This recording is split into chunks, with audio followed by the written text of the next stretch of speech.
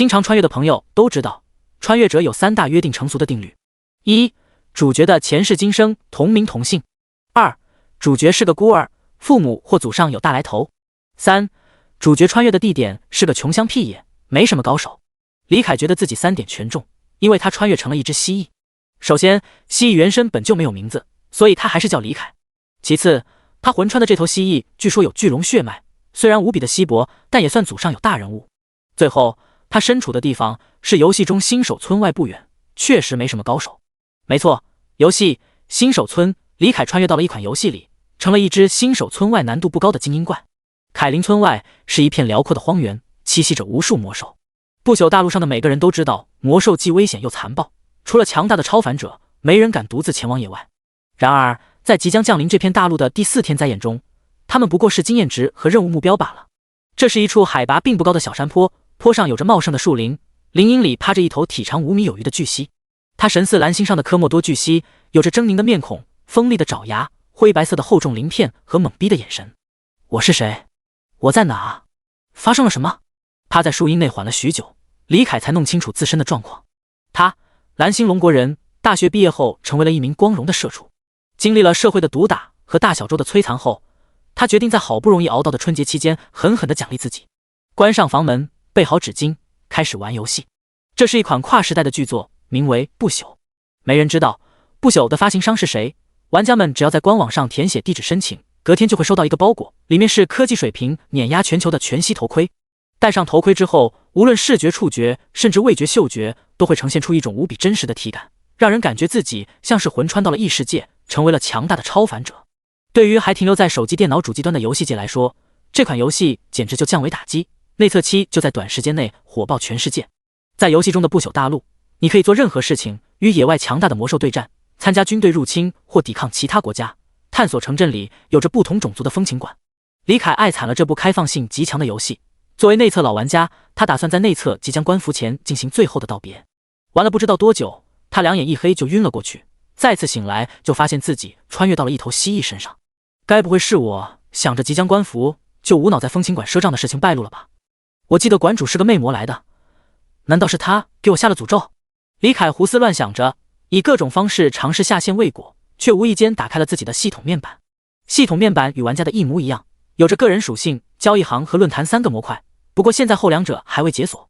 姓名李凯，种族荒原龙蜥，精英，等级 LV10，经验值43964500，属性力量15，物理攻击力、肉体负重能力等相关，精神9，魔法伤害、魔力值、魔力恢复速度等相关，体质21，生命值、恢复速度、体力与恢复速度等相关，敏捷9，攻击速度、移动速度、神经反应速度等相关，物理抗性17，可以减免同数值的物理伤害，魔法抗性9，可以减免同数值的魔法伤害，生命值2100，体质乘100，恢复速度每秒 0.21 点，魔力值450，精神乘50，恢复速度每秒 0.09 点，体力值420，体质乘20，每次普通攻击消耗20点体力，全速奔跑时每秒消耗1点，体力值清空时无法动弹，原地不动休息时体力每秒恢复42，体质乘2点。天赋1，龙种，地级，你拥有微不足道的龙族血统，能威慑敌人，使其敏捷和力量减少 10%， 最低一点，对于比自身弱小的敌人有着一定程度的威慑力。天赋2，毒牙，一级，你的唾液中含有毒素，当你咬伤敌人时，敌人会受到每秒15点的特殊伤害，持续30秒。简介：一只羸弱的蜥蜴，死皮赖脸地说自己是龙种罢了。除此之外，还有4个技能的面板，他没有仔细看，但他了然于胸。因为荒原龙蜥就是他玩游戏时所在的新手村外最容易打的精英怪之一。看属性面板就知道，力量和敏捷都很低，最高的是体质和双抗，这不就是纯纯的沙包吗？李凯隐隐约约记得，他晕过去前已经临近关服了。不朽和蓝星世界的时间流速是相同的，这意味着还有3天时间就要正式开服了。不对，他晕过去的时候是晚上，现在已经是早晨了，所以他只剩2天半的时间了。届时将有数不清的玩家涌入这个世界，对野外的魔兽们经验包，举起他们的屠刀。一想到这点，李凯就愁苦交加。届时他一头难度极低的精英怪岂不是要被玩家轮着杀？关键是他不知道自己死亡后还会不会在野外随机刷新出来，毕竟自己这种情况怎么看都像是个 bug。怎么办？往远离新手村的地方逃？问题是那里是更强大的魔兽的地盘，自己贸然闯入也是一个死。马德就不能给自己2年半时间做准备吗？就在李凯一筹莫展之际，他发现自己的属性面板上有一行标红的字体，设计点550，每升1级可获得等级乘10的设计点。这是什么玩意？李凯用意念点击面板上的设计点3个字，顿时一个简陋朴素的面板跳了出来。他死死盯着新出现的面板，良久后仰天长啸，发出一阵令人毛骨悚然的嘶嘶声。是外挂！我开了外挂。这些设计点的作用只有一个，那就是更改自身模组数据。无论是添加变态技能，还是更改自身天赋都可以。除了添加已有的技能天赋外，它还能 DIY 技能天赋，当然这样需要更多的设计点。只要设计点够多，他甚至可以直接把自己的词条更改成神明。缓了许久，李凯才平复下激动的内心，开始浏览面板，看看现在这550设计点能干什么。可惜不能直接加到6维属性上，要不然6维各加90点，这不得薄杀那些8、9级就想着来刷自己的新手玩家。要知道 LV9 的玩家，哪怕是速度最快的斥候和刺客，敏捷最多也就达到20点。思考了许久，李凯最终做出了决定，消耗设计点500点，添加 S 级天赋报时。李凯觉得自己的嘴巴、咽喉和内脏仿佛在燃烧，炽热感直冲脑门，让他不禁嘶哈嘶哈地叫了起来。片刻后，他那粗针状的牙齿纷纷脱落，取而代之的是内外2排利齿，外面一排呈匕首状，里面一排较为粗糙，但都泛着森森寒光。除此之外，他还能将嘴巴160度张开，吞下原本吞不下的食物。S 级天赋报时，永不满足的饥饿使你能够吞下世间的一切。特性1，你拥有超强的消化能力，可以吞噬稀有级资源，永久提升自身属性。特性2，你可以通过吞噬你所击杀的生命，获得 25% 的额外经验值，并恢复自身 1% 至20% 的最大生命值，视所吞噬的单位强弱而波动。什么样的 BOSS 最难打？那莫过于能又肉又硬，还能边打边回血的了。这也是老头环中拥有吸血能力的女武神成为很多人噩梦的原因。你技术再猛再强，你能保证不被 BOSS 蹭到？拥有了暴食天赋，李凯不但可以大量吞噬资源提升属性，还可以在被玩家打残时跑到一边去吃只魔兽回血，或者在被玩家组队围殴时硬扛着伤害把脆皮秒掉回血，并且这个特性还能获取额外经验，简直就是发育神技。要知道，获取设计点的唯一途径就是升级。想到这里，李凯没有着急动用剩下的50设计点，一个翻身滚下巨岩，他按照原身的记忆摇摇晃晃地往最近的水源跑去。原身作为一头愚蠢的蜥蜴，那可怜的脑容量只允许他记住哪里有水，哪里有食物，哪里有危险不能去。临近凯林村的河流只有一条，名为奔流溪，游戏地图名为奔流溪畔。这是一条蜿蜒曲折的小溪，没人知道它的源头在哪，也没人知道它会流往哪去。清澈见底的溪水潺潺流动着，溪边长着茂盛的青草，引来了无数食草的野兽和魔兽。来到奔流溪畔，李凯马上发现了他的目标——荒野兔。荒原兔是 LV1、LV3 这一档次的普通魔兽，它的外表看起来与蓝星上的野兔无异，唯一的不同就是其头顶长着一只看起来并不锋利的角，体型也有成年柯基犬大小。种族：荒野兔，位格：普通，等级 LV1。评价：兔兔那么可爱，怎么能不一口闷？由于没有玩家自带的洞察术，李凯无法观察到荒野兔的准确面板。不过没关系，设计点给我加，消耗设计点10点，添加特殊技能洞察术，可以查看等级不超过自身15级的目标的属性面板。霎时间，李凯的眼睛无比酸痛，泪水抑制不住地奔涌而出。等他再次睁开双眼时，淡金色的树丛内一道玄奥的符文一闪而逝。获得了洞察术后，李凯立即开始查看荒原兔的属性。属性：力量3，体质3，精神1，敏捷3。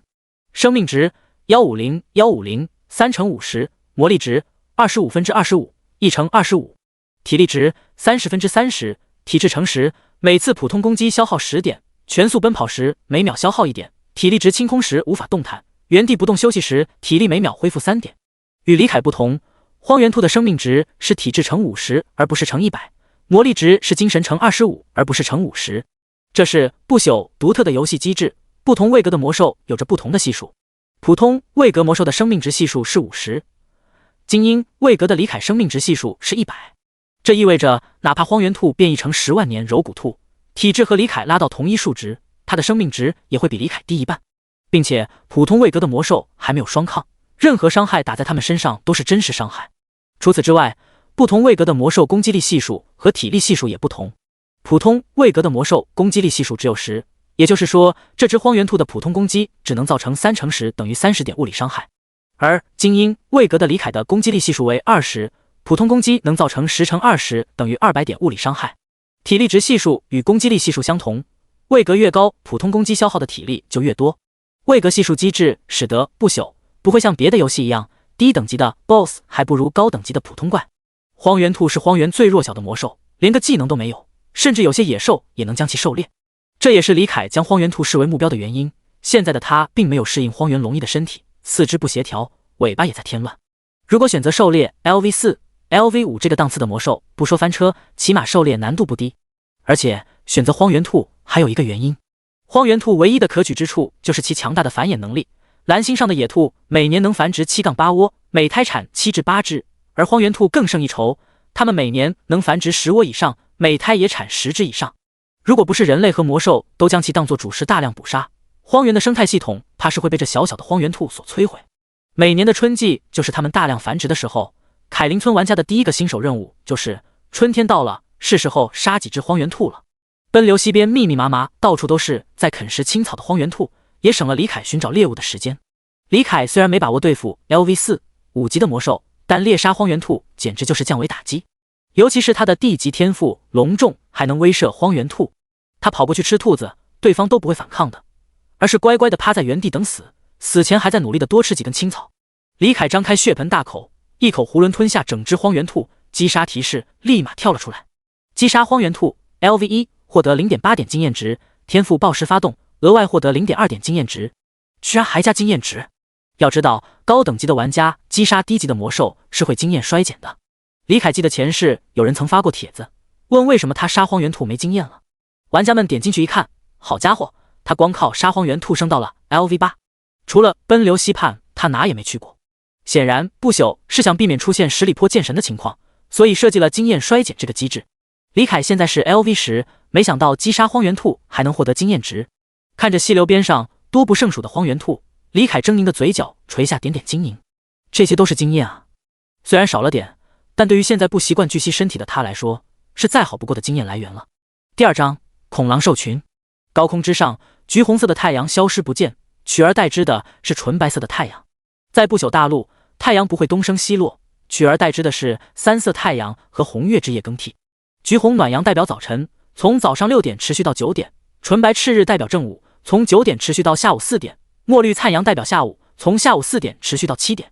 奔流溪畔，李凯全神贯注，浑身紧绷，气沉丹田，核心发力，用尽全身力气拉了一坨大的阿舒坦。往前走2步，回头看了眼地上那坨漆黑的不明物体，李凯面露嫌弃，好臭。S 级天赋暴食给予了他极强的消化能力，荒原兔几乎是刚吞下去就已经消化完毕。但不知道是不朽这个游戏做的实在太好，还是这里就是异世界，身为精英怪李凯居然还有排泄功能。远离臭气源头，李凯再次囫囵吞下一只荒野兔，凑够了数量。击杀荒原兔 LV3 获得 1.2 点经验值，天赋暴食发动，额外获得 0.3 点经验值，经验值 4500.74500，等级 LV10、LV11， 经验值 0.75 千。虽然没有玩家升级时的一阵白光闪烁，但李凯觉得自己似乎变大了一圈。再打开面板查看属性，力量、体质各加了1点，智力、敏捷没有变化，物理抗性提升到了20点，魔法抗性提升到了11点。除此之外，还得到了110设计点，如此一来，他的设计点达到了150点。100设计点能添加一个新的 B 级天赋，但他看不上这种低级天赋，虽然他种族自带天赋才D级。在玩家来临前，暴食已经够用了，他想攒500设计点，再整个 S 级天赋。李凯边思考边吞了只蹲在他身旁发呆的荒原兔。击杀荒原兔 LV3， 等级差距过大，不再提供经验值。居然不加经验值了，李凯刚想眉头一皱，忽然发现他并没有眉毛。看来点猎杀高级点的魔物了，正好自己也已经熟悉了龙系的身体。奔流溪边遍地魔物，不一会儿他便找到了合适的目标。种族背甲兽，位格普通，等级 LV6， 力量8体质11精神3敏捷4物理抗性50，生命值550，魔力值75，体力值110，天赋天生甲胄，1级，被甲兽背上的甲胄拥有物理抗性，当甲胄被彻底破坏时，物理抗性失效。技能冲撞1级，消耗50魔力值和100点体力值，对直线上的敌人进行持续5秒的冲撞。冲撞时敏捷加5，造成400点物理伤害。冲撞的伤害与力量、敏捷、自身体重和身体最坚硬的组织相关。冷却时间60秒。评价：背起甲胄，我就无法拥抱你；放下甲胄，我也无法拥抱你。背甲兽是荒原最常见的魔兽之一，是 LV4、LV6 这一级别中最适合新手的怪。这一点可以从它的属性中看出，力量不算高，敏捷低的可怜，唯一的技能也很笨。一旦躲开它的冲锋和一发平 A， 它就会进入疲惫状态，纯粹的沙包怪。唯一值得一提的是，它是不朽大陆的魔兽中为数不多在普通位格就拥有抗性的种族。它的外表看起来像是怪物猎人中的河狸兽，体型有蓝星上的成年灰熊大小，浑身遍布棕黄色的长毛，背上长着金属质地的块状甲胄，鼻子上有类似犀牛的巨角，前爪较为粗钝，这是因为它们擅长挖掘地面下的植物根系。背甲兽还会以地下的金属矿物为食，这也是它们的背上能长出甲胄的原因。一个不错的试验技能对象，李凯大摇大摆地爬了过去。背甲兽知道自己跑不掉，于是缩成一个球背对敌人。李凯审视了一番自己的技能，最终选择发动技能撕咬。技能撕咬1级，消耗50点魔力值和50点体力值，撕咬正前方的敌人，造成16乘50等于800点物理伤害。冷却时间30秒。只见李凯嘴边白光凝聚，化作4根交错的犬齿，一口咬向被甲兽的甲胄上，摧枯拉朽地破开甲胄，留下一道深可见骨的伤口。负750，击杀背甲兽 LV5，获得45点经验值。秒杀！李凯咕咚一声咽了口唾沫。他前世当玩家的时候，只觉得荒原龙息的撕咬前摇大速度慢范围小，没想到伤害这么高。也是，魔兽哪懂得什么走位，什么身法，什么拉扯，被甲兽尝试硬抗他的撕咬，只能试试就试试。就在他低下头正要享用战利品时，一阵狼嚎忽然在他耳畔响起。李凯抬起头，发现自己被10几只头颅和脖颈处覆盖着鳞片，背脊上突出根根骨刺，利齿夸张的自嘴中突出，全长2米出头的狼形生物包围了。这些是魔兽，名为恐狼兽，是 LV7、LV9 档次的普通魔兽。它们的力量、智力、体质都偏弱，但敏捷十分出色，通常能达到11、12点。恐狼兽最出名的是它们的天赋和专属技能。天赋：狼群羁绊1级，当3只以上的恐狼兽协同作战时，敏捷加1，力量加1。技能：狼嚎1级，恐狼兽消耗50魔力值和50点体力值，仰天长啸，降低敌人1点敏捷，并有极低几率对敌人造成威慑，使其进入恐惧状态。冷却时间60秒。当狼群羁绊生效时，每多一只恐狼兽发出狼嚎，威慑几率上升1%。评价：那是一个月黑风高的夜晚，恐龙扛起了狼，从此恐狼兽诞生了。比起背甲兽，恐狼兽对于新手的威胁性要高得多，因为他们向来是协同作战，哪怕新人玩家组队遇到数量多的恐狼兽群都难以招架。因为恐狼兽的智商很高，会绕过硬茬子，针对队伍中的脆皮发动攻击，并且恐狼兽还有一个机制，当恐狼兽群数量达到10只时，兽群中大概率会诞生一头精英怪；当恐狼兽群数量达到100只时，兽群中必定会诞生一头红鸣精英怪。红鸣精英怪也被玩家称作小 boss 或伪 boss。李凯环顾四周，果然在恐狼兽群中发现了一只明显大了一圈且全身覆盖鳞甲的恐狼兽。种族：大恐狼兽，位格：精英，等级 LV10，力量15左圆括号12+3右圆括号体质12精神8敏捷23左圆括号20+3右圆括号生命值1200魔力值400-400体力值240。物理抗性10，魔法抗性5。天赋：狼群之主地级，当大恐狼兽身旁有3只以上的恐狼兽协同作战时，敏捷加3，力量加3。技能1：狼嚎地级，大恐狼兽消耗100点魔力值和50点体力值，仰天长啸，降低敌人2点敏捷和1点力量，并有较低几率对敌人造成威慑，使其进入恐惧的状态。冷却时间60秒。当狼群羁绊生效时，每多一只恐狼兽发出狼嚎，威慑几率上升1%。技能2：撕咬1级，消耗50点魔力值和50点体力值，对敌人发动撕咬，造成750等于15乘50点物理伤害。冷却时间30秒。技能3：爪击1级，消耗50点魔力值和50点体力值，对敌人发动爪击，造成750等于15乘50点物理伤害。冷却时间30秒。评价：大恐狼兽比起恐狼兽更凶更大，它是精英而后者只是普通，这说明凶大就是王道。第3章晋升。红鸣精英怪。李凯神情严肃，朝大恐狼兽嘶吼示威。虽然他高了对方一级，但在狼群的加持下，自己连大恐狼兽都不一定打得过。同时他也在思考着，内测时恐狼兽群主要在狼嚎草原一带活动，奔流溪畔一般只有3、4只规模的狼群出没，这群10多只的恐狼兽怎么会出现在这里？忽然间，李凯想起凯林村的新手玩家遇到的第一个硬茬子任务就是狼群来袭，拯救商队。任务地点是奔流溪畔，任务起因是有只商队贪婪地绑走了小恐狼兽，引来了恐狼兽群的追杀，该不会自己是替玩家遭罪了吧？嗷呜！大恐狼兽丝毫没有退缩的意思，随着他一声狼嚎，周围蠢蠢欲动的恐狼兽们瞬间暴起，从四面八方冲向李凯。而大恐狼兽本身则是不紧不慢地走上前，等待李凯被他的小弟们围殴，露出破绽。李凯见状不妙，立即发动他唯一的 AOE 控制技能咆哮，D 级，消耗100点魔力值和50点体力值，发出持续2秒的咆哮，对周身10米的敌人造成50至200点物理伤害，视距离与敌人的体质波动，并对周身5米内耳部没有防护措施的敌人施加持续3秒的眩晕负面状态，冷却时间60秒。李凯猛吸一口气，双颊高高鼓起，随后张开血盆大口，吐出一道淡白色的半透明涟漪，那是可视化的声波。冲到他身边的恐狼兽们顿时遭中，鲜血自狼耳溢出，陷入了眩晕状态。李凯趁机发动他打击范围最大的技能甩尾。技能甩尾，1级，消耗50点魔力值和50点体力值，甩动尾巴对敌人造成15乘50等于750点物理伤害，冷却时间60秒。一道白光在他的尾巴上浮现，随着他核心发力扭动身躯，尾巴犹如长鞭，势如破竹的扫出，被击中的3只恐狼兽顿时口吐鲜血倒飞而出，当场暴毙。击杀恐狼兽 LV8， 获得 94.4 点经验值。击杀恐狼兽 LV8， 获得 94.4 点经验值。击杀恐狼兽 LV9， 获得 118.4 点经验值。等级相差不大的情况下，普通位格的魔兽硬吃精英魔兽一记技能，只有秒杀1个下场。就是现在，一直在边缘 OB 的大恐狼兽抓住李凯的技能后摇，迅速突进到他面前，嘴边白光凝聚，化作4根交错的犬齿，一口咬向他的脖颈。见状，李凯连忙后仰头颅，用胸膛迎上这一记撕咬，在不朽中，像双眼、喉咙、荔枝等弱点受到伤害是会提升到 1.5 倍的。负730，鳞甲碎裂，鲜血四溅。吃痛的李凯从技能后摇中恢复，张开血盆大口朝大恐狼兽咬去，却被对方轻易闪开。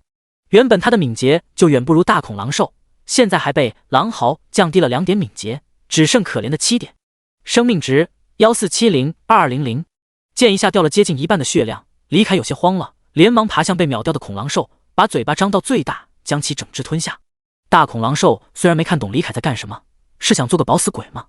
但还是趁机在他屁股上来了一发爪击。负730，其他恐狼兽见老大这么勇，也纷纷躲在李凯的视野盲区发动攻击。他们在狼群羁绊的加持下，也只有7、8点力量，普通攻击减去李凯的物理抗性，造成的伤害并不高。50，负50，负60。虽然是刮痧，但积少成多，伤害还是很可观的。就在大恐狼兽认为胜券在握时，成功吞下整头恐狼兽的李凯身上闪过一道绿光。加220 S 级天赋暴噬发动，快速消化了恐狼兽后，给李凯回复了 10% 的最大生命值。还不够，李凯一巴掌扇开身前刮嗨了忘记走位的恐狼兽，爬向另一具恐狼兽的尸体，开始大快朵颐。大恐狼兽看傻了，他从来没见过能回血的荒原龙蜥，直到李凯吞下第2头恐狼兽才反应过来。嗷呜！听到首领的命令，2只恐狼兽立即脱离了刮痧小队，跑去将最后一具尸体拖走。李凯见状不慌不忙，突然转身一口咬住猝不及防的恐狼兽，再一爪将其送走，开始吞吃。嗷呜！大恐狼兽再次下令，让刮得没回得快的小弟们散开。李凯心中大定，恐狼兽光是围观不参与战斗，是无法触发狼群羁绊的，因为这样不算协同作战。没有狼群之主的加持，大恐狼兽单挑是绝对打不过他的。就在他以为恐狼兽群只能灰溜溜的逃跑时，没想到拉开距离的大恐狼兽突然开始仰天长啸，其他恐狼兽纷纷附和，一时间狼嚎响彻奔流溪边。这是干什么？想碰运气，看自己会不会恐惧。正当他百思不得其解，却忽然听到不远处有狼嚎声回应。这是……李凯高高抬起脖子，朝狼嚎声传来的方向望去，只见灰尘滚滚，10余头恐狼兽正狂奔而来。不好！李凯忽然想起前世论坛里流传极广的一个帖子，有个超级倒霉蛋在做狼群来袭，拯救商队任务时遇到了极为罕见的双狼群。要知道，恐狼兽群是各有各的地盘划分的，除了红明精英怪、三眼恐狼王能统帅狼群外，不同的大恐狼兽之间不会合作。有大佬在逐帧分析死亡回放后，得出了后来的大恐狼兽和一开始的大恐狼兽有血缘关系的结论，勉强解释了两群恐狼兽合作的疑团。怎么自己这么倒霉啊？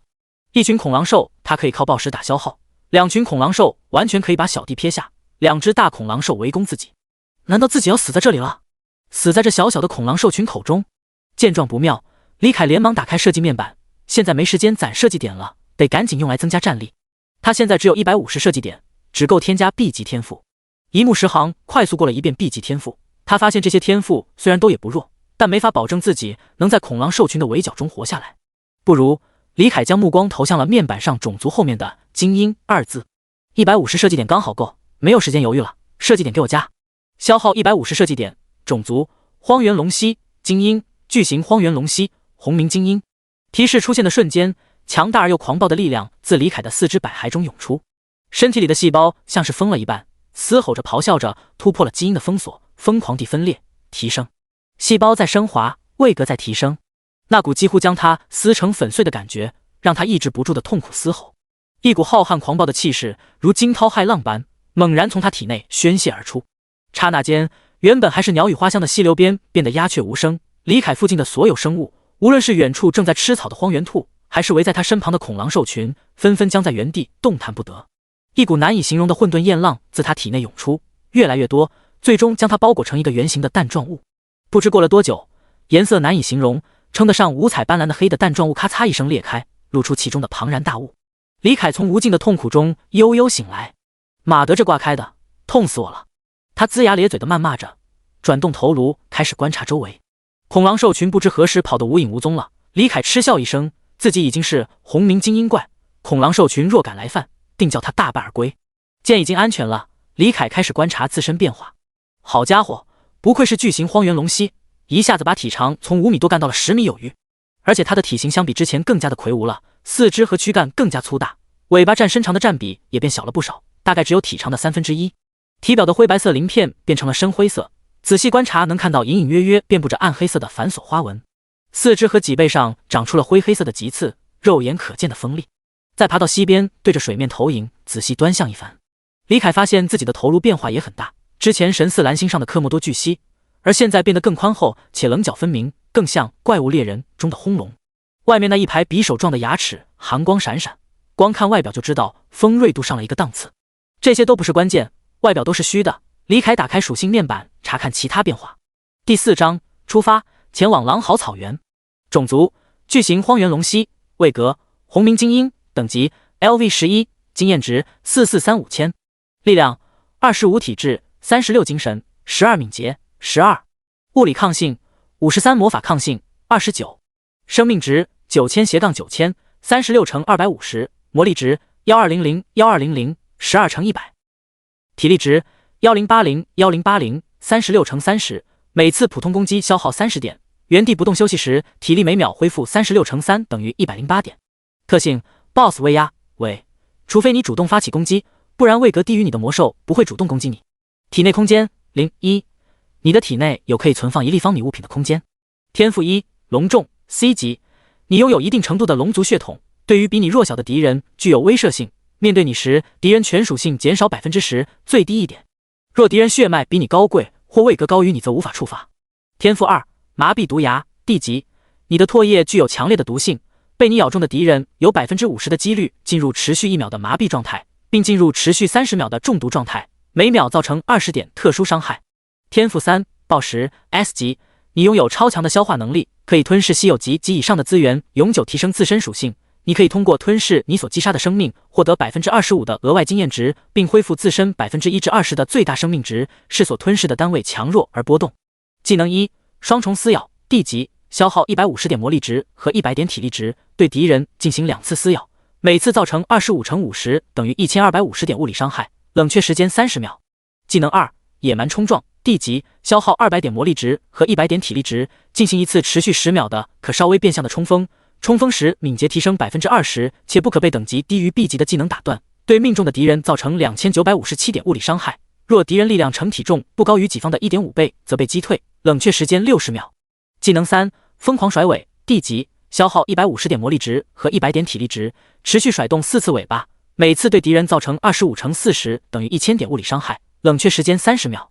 技能4：咆哮，地级，消耗150点魔力值和50点体力值，发出持续2秒的咆哮，对周身10米的敌人造成50至300点物理伤害，视距离与敌人的体质波动，并对周身5米内耳部没有防护措施的敌人施加眩晕的负面状态，冷却时间60秒。评价 ：LV11的红鸣精英怪，史上最弱的伪 BOSS 出现了。泥煤的什么评价这是？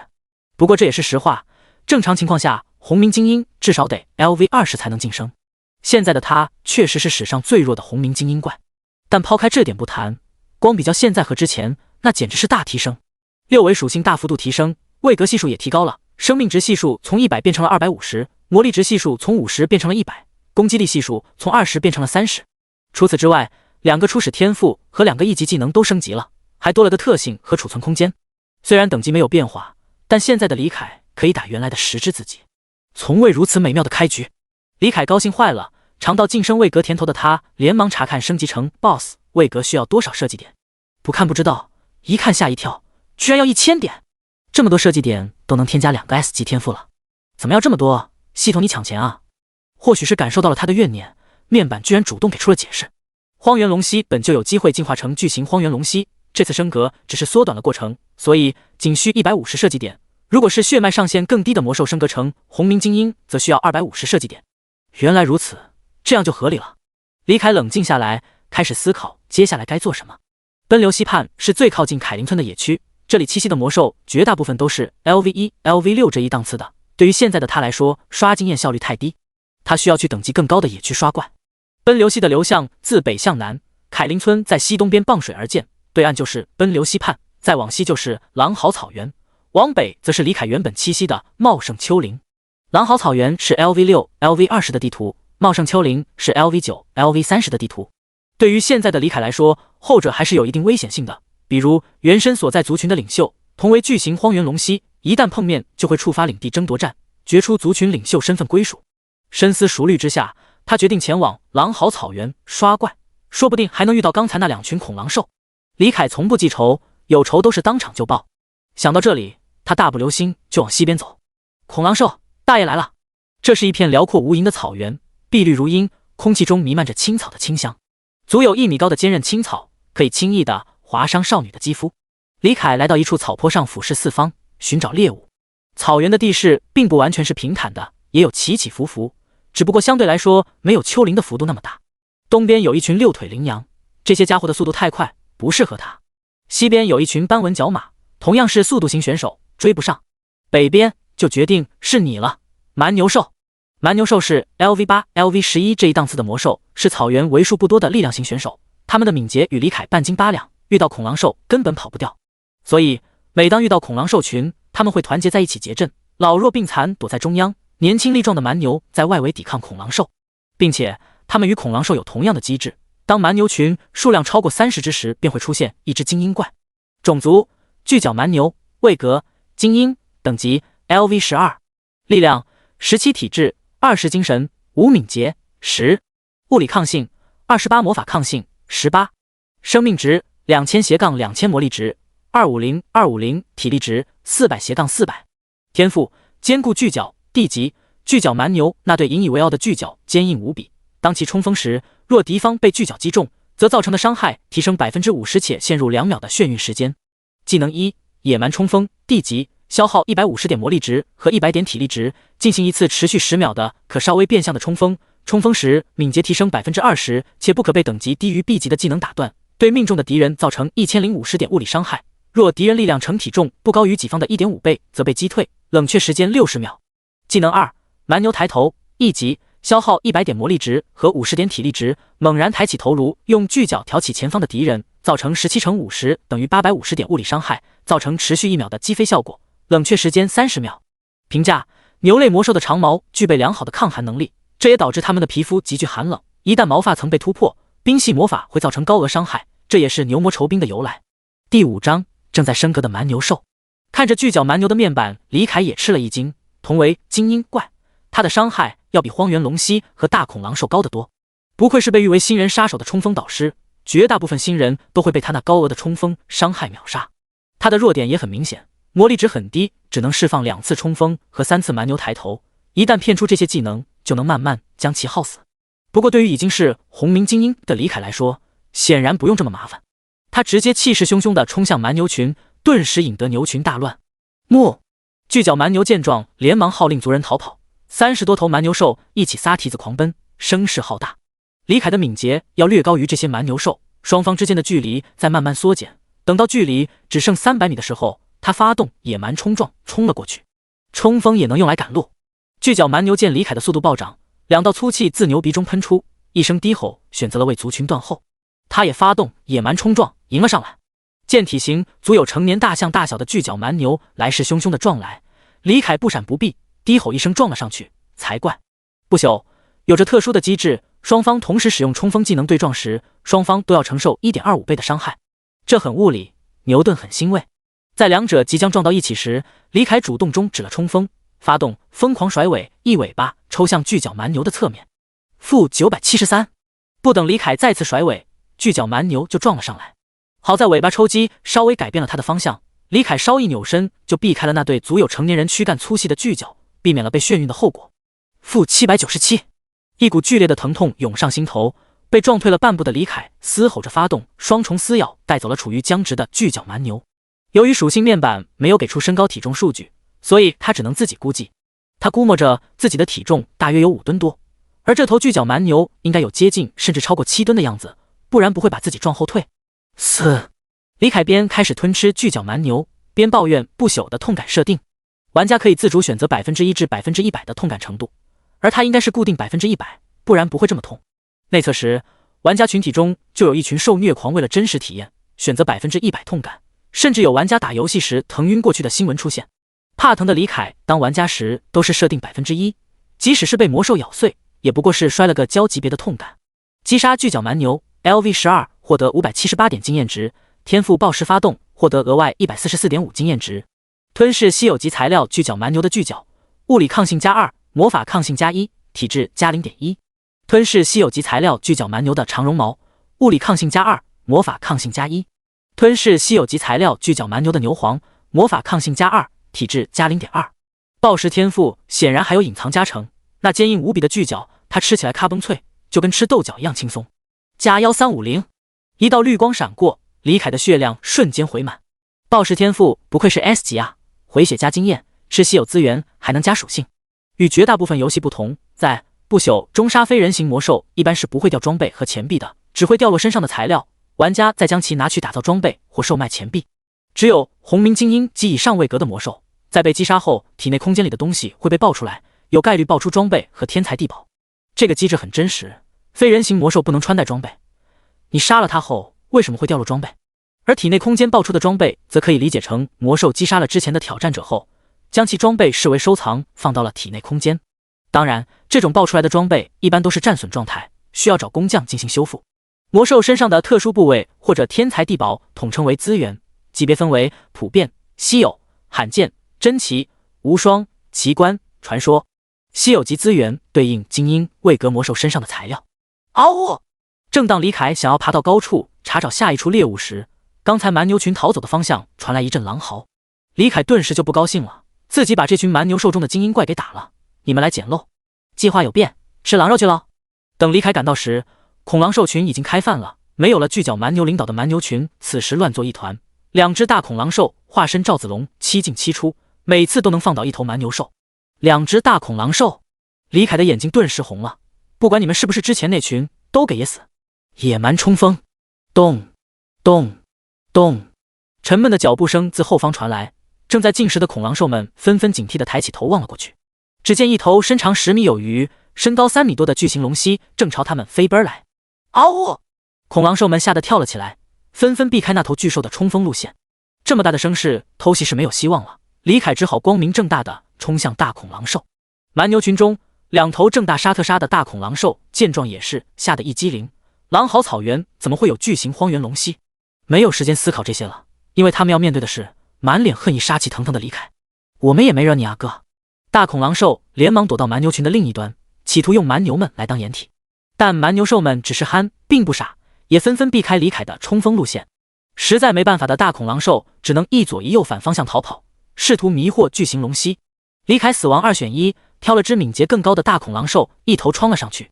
负2938，击杀大恐狼兽 LV12，获得经验值588点，又是秒杀，并且大恐狼兽那点体重和力量，让李凯的冲锋僵直很短，缓了不到1秒，便又气势汹汹地杀向另一头大恐狼兽。不过他的敏捷实在太低，只能眼睁睁看着大恐狼兽越跑越远。就在他要放弃的时候，一头牛角比同族要略大一点的蛮牛兽突然杀出，将注意力全在李凯身上的大恐狼兽撞倒在地，并且陷入了眩晕状态。李凯顿时好奇了起来，一个洞察术甩了过去。种族蛮牛兽，位格普通，正在升格，等级 LV10。原来如此，因为这群蛮牛兽中的精英怪被我杀了，所以会有新的蛮牛兽升格成精英吗？追上来的李凯一记双重撕咬送大恐狼兽归西，目送正在升格的蛮牛兽带领牛群离去。杀普通怪的经验太少，还是等他升格成了精英怪再来杀吧。第6章，恐怖的狼嚎。击杀大恐狼兽 LV11，获得经验值520点，天赋暴食发动，获得额外经验值130点。吞噬稀有材料大恐狼兽的脊骨，物理抗性+1，体质+0.1。吞噬稀有材料大恐狼兽的上犬齿，物理抗性+1。吞噬稀有材料大恐狼兽的完整皮毛，物理抗性+1，魔法抗性+1。吞吃完大恐狼兽的遗骸，李凯走向另一具狼尸。狼嚎草原可真是个好地方啊！时光飞逝，猩红之月高悬于空，猩红的月光洒在碧绿的草原上，宛如一幅浓墨重彩的画卷。草原的夜晚是如此寂静，呼啸的风声成了唯一的旋律。狼嚎草原靠近中央的某个角落，一阵毛骨悚然的咀嚼声打破了静谧。吞噬稀有级材料长鬃角马的马宝，魔法抗性+1，体质+0.2。吞噬稀有级材料长鬃角马的长鬃，物理抗性+1，魔法抗性+1。吞噬稀有级材料长鬃角马的强韧心脏，体质+0.1，力量+0.1。李凯将身前这头精英位格的长鬃角马身上有价值的地方吞吃干净，就停了下来。因为这头角马并非他击杀的，整体吃掉也无法增加额外经验值。这不是大自然的馈赠，而是强盗的战利品。狼嚎草原一望无际，李凯寻找合适的猎物要花费大量时间，于是他改变了策略。哪里有狼嚎去哪里，谁叫恐狼兽群的捕猎策略就是先围住狼嚎，制造恐慌呢？能干掉大恐狼兽最好，不行的话也能借助狼群的包围圈击杀那些他原本追不上的食草魔兽。这头长鬃角马比较特殊，因为距离太远，李凯赶到时他已经挂了。李凯只能含泪帮他报仇，偷袭干掉了一只沉迷干饭的大恐狼兽。长鬃角马对此表示非常感动，极力邀请恩人吃席。李凯推辞不过，只好就范。不愧是高等级的地图，一个下午加大半个晚上的时间，李凯足足猎杀了7头大恐狼兽，2头巨角蛮牛，1头长鬃角马，1头8腿瞪羚。他们身上的材料加起来，一共提升了他8点物理抗性，4点魔法抗性，1.3点体质，0.3点力量和0.1点敏捷。提升敏捷的材料是8腿瞪羚的肌腱精华。在知道这种材料能弥补自己的弱点后，李凯眼都红了。可惜这种怪的敏捷实在太快，除了第一次运气好遇到了一只被恐狼兽咬伤腿部的，后来李凯尝试了多次都未能得手。除此之外，他还发现了6株稀有级的灵药，分别是3株双色解毒花、1株翠绿药草、1株凝心香叶和1株狼血草。可惜这些灵药只有狼血草有用，吞噬后提升了0.1的敏捷。双色解毒花是低级解毒药剂的主要材料，吞噬后毛属性都没加。翠绿药草是中级生命药水的主要材料，凝心香叶是低级凝神药剂的主要材料。李凯猜测这俩大概率和双色解毒花一样不会加属性，于是收到了体内空间里。现在他距离 LV12 只差一点点经验值了，再杀一只普通怪都能。击杀草尾鼠 LV6，获得36点经验值，经验值5006反斜杠5000，等级 LV11 LV12，经验值6反斜杠6000。李凯抬起前爪，看着掌心那坨血肉模糊的不明物体，陷入了沉思。这是大自然的馈赠。种族巨型荒原龙蜥，位格红鸣精英，等级 LV12，经验值67500。力量 26.3 左元括号 25.3 加1右元括号体质 39.1 左元括号 37.1 加2右元括号精神13左元括号12加1右元括号敏捷 12.2。物理抗性69左元括号61加8右元括号魔法抗性37左元括号33加4右元括号体内空间 0.31。生命值9775 9775，魔力值1300 1300，体力值1173 1173。看着升级后除了敏捷全部有提升的6维属性，李凯陷入了沉思。敏捷这个属性十分重要，但自己的种族弱点就是速度，升级给的那点属性太少了，而增加敏捷的材料不好搞，想要克服这个弱点，只有一个办法。李凯看着设计面板上的某个词条，露出了嗤笑，继续攒经验升级。就在他准备再接再厉刷个通宵的时候，一阵狼嚎声自远方传来，让他不禁打了个寒战。这是……他立即严肃了起来，轻手轻脚地朝远离狼嚎声的方向爬去。这种狼嚎他从未听过，这绝对不是三眼恐狼王的狼嚎，因为前世他为了做一件装备刷过很多次三眼恐狼王，并且同为红名精英，三眼恐狼王的狼嚎不可能让他感到心悸。不对啊，狼嚎草原没 BOSS 呀？难道这是公测新添加的 BOSS？ 在内测服中，凯林村附近一共只有3只 BOSS， 分别是茂盛丘陵中最高的小荒山山顶的四手霸猿，巨木之森中央巨木之下的槐树姥姥，乱岩窟最深处魔蛛巢穴的地穴魔蛛王。奔流溪畔和狼嚎之森都没有 BOSS， 前者甚至连红名精英怪都没有。思考了半天也没想出个所以然，李凯最终决定战术性撤离狼嚎草原。这绝不是那只未知的狼打不起，而是茂盛丘陵中的魔兽更有性价比。彻夜赶路，李凯总算在橘红暖阳出现前赶到了茂盛丘陵。沿着熟悉的路赶到荒原龙蜥主要栖息的巨蜥森林，困得不行的李凯随便找了个树荫，把身子绕成一圈，最致命的弱点脖梗和头颅埋在腹部下，开始睡觉。第7章巨蜥森林。这是一个昏暗的房间，李凯赤条条地躺在柔软的床榻上，望着房门处。不对，我为什么要傻傻地看着那脸？下一刻，一道曲线姣好的身影走了进来，解答了他的疑问。光线太过昏暗，李凯看不清他的脸，但光是那柔顺如瀑布的黑色长发，被撑得高高隆起的白色短背心，牛仔短裤下圆润修长的大腿，就让他认出了来人是谁。耶路撒冷。哦，不对，是地法。只见地法一步一晃地走进李凯，在他感到口干舌燥时俯下身。死！好痛！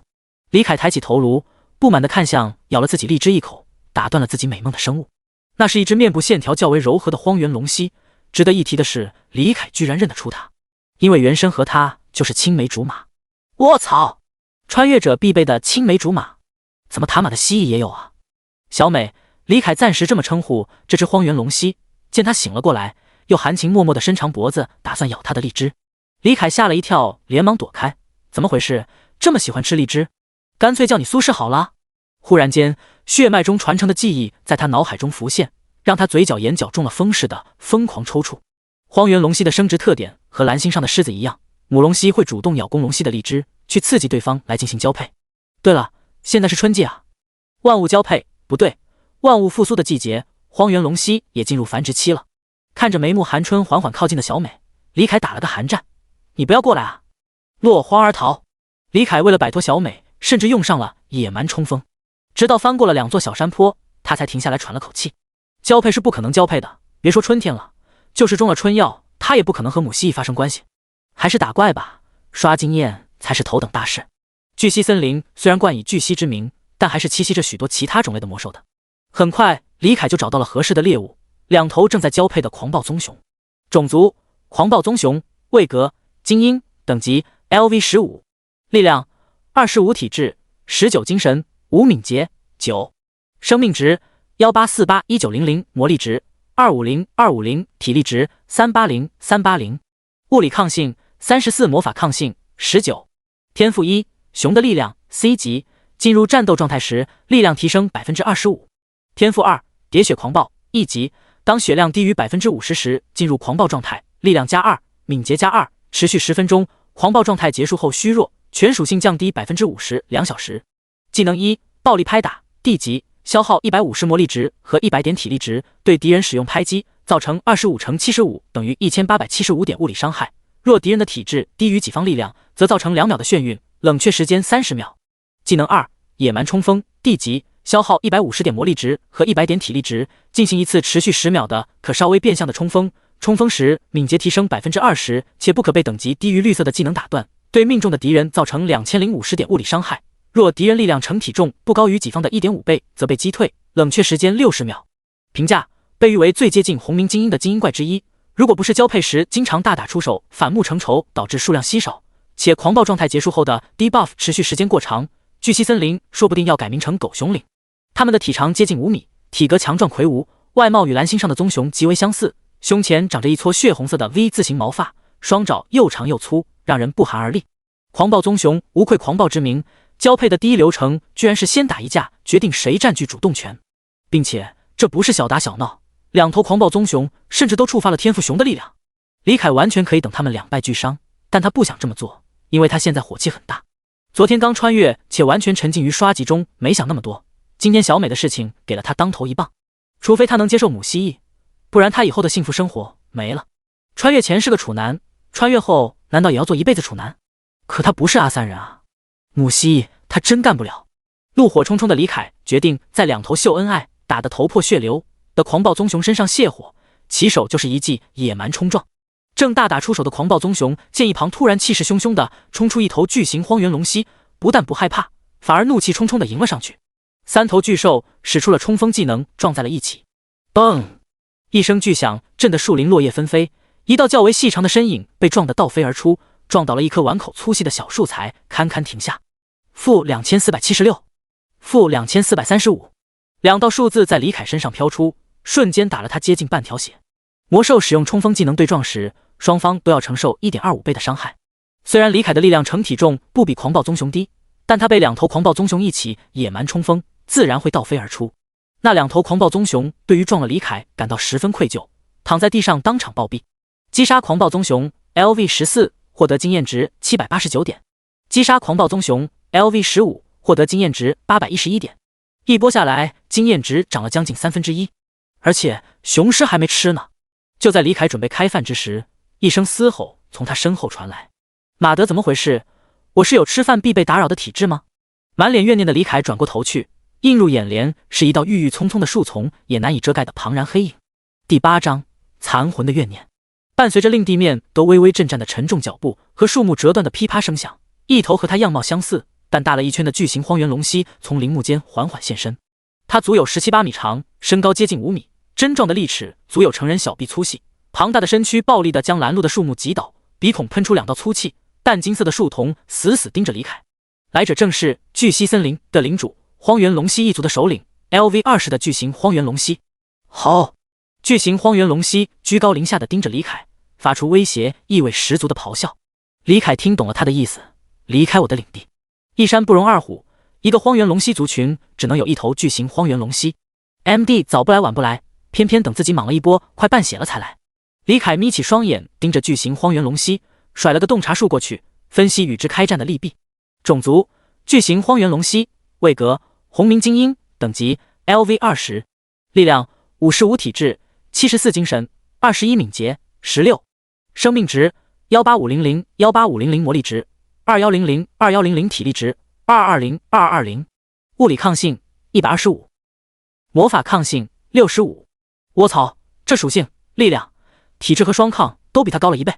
他现在的身体过于庞大，且敏捷属性太低，很难通过微操弥补与对方属性和血量差距。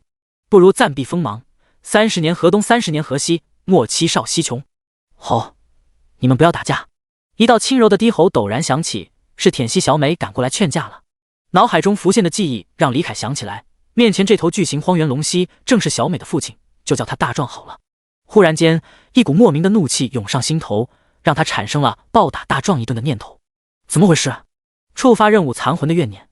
任务缘由：原身的残魂对于阻止他跟小美在一起的大壮充满怨念。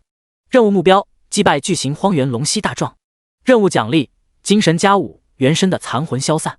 李凯皱了皱并不存在的眉毛，这下不得不打了。虽然奖励的精神属性对于现阶段的他来说挺鸡肋的，但原身的残魂无论如何都要去掉。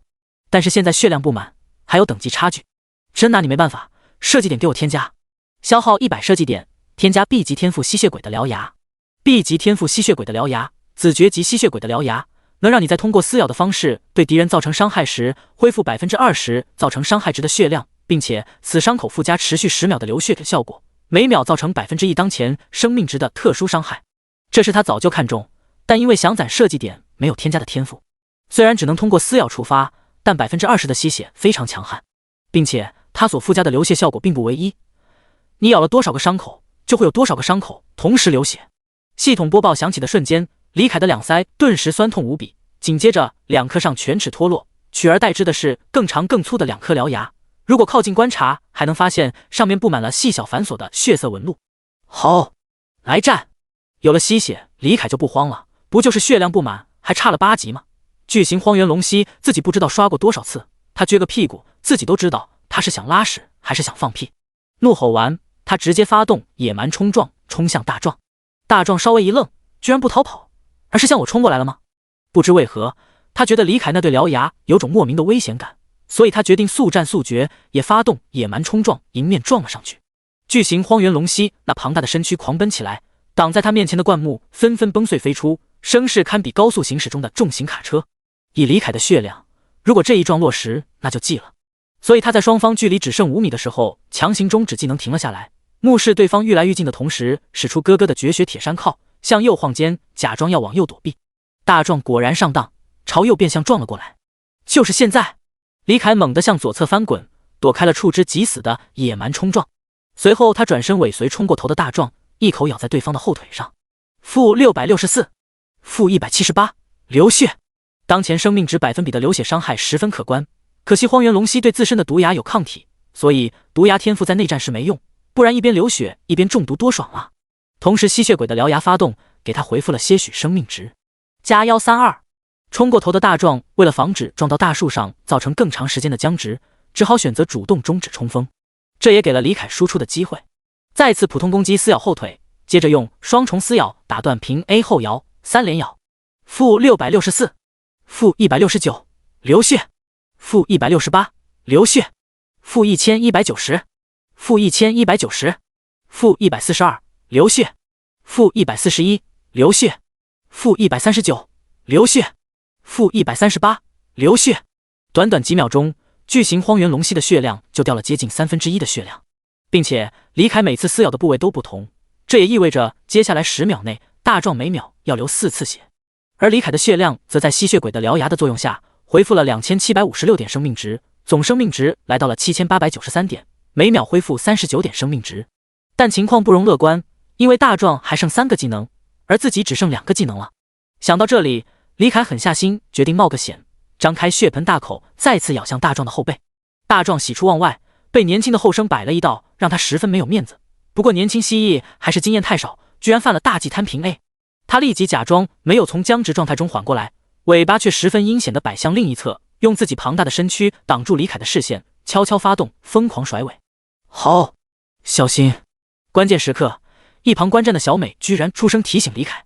为了铁男神，连老爹都出卖，大孝女实锤了。不过压根不需要小美提醒，曾经刷巨型荒原龙蜥刷到吐的李凯怎么会犯摊平 A 这种大忌呢？就在那根粗壮的尾巴呼啸着打向李凯的瞬间，他就地连续2个侧翻滚，从大壮的后肢附近来到了他身前，起身一口咬向他的眼睛。再次上当的大壮连忙终止技能，同时侧头躲避李凯的撕咬。僵直状态下无法发动攻击，但挪动脖颈进行闪避还是做得到的。似乎是闪避有效，李凯没能咬中大壮的眼睛，而是咬中了他脸颊侧方的角质层。负664，负121，流血。负120，流血。负118，流血。负117，流血。负116，流血。吸血鬼的獠牙的流血效果十分强悍，伤害积少成多，远比李凯的普通攻击有效。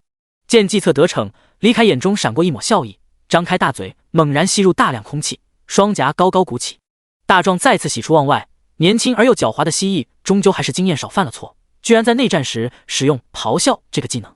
咆哮虽然是地级技能，但伤害并不高，唯一可取之处就是那2秒眩晕的控制效果。这个技能可以给没有耳塞的玩家们好好上一课，但对于体质强悍且听觉器官被厚重的鳞甲层层保护的荒原龙蜥来说，根本不可能触发眩晕效果。要知道，玩家的控制道具音爆弹对于荒原龙蜥来说可是无效的。被那对诡异的獠牙咬得十分难受的大壮决定速战速决，发动双重撕咬，试图终结对战。他的力量高达55点，一旦双重撕咬命中，能瞬间将李凯打成丝血。可惜李凯怎么可能犯这种低级错误呢？音爆弹确实对巨型荒原龙蜥无效，但有玩家发现，只要破坏他们头颅侧方的角质层，就能使音爆弹生效。既然音爆弹能生效，咆哮肯定也能。只见一道无形的蛋白色涟漪自李凯嘴中吐出，击中正张嘴欲咬的大壮。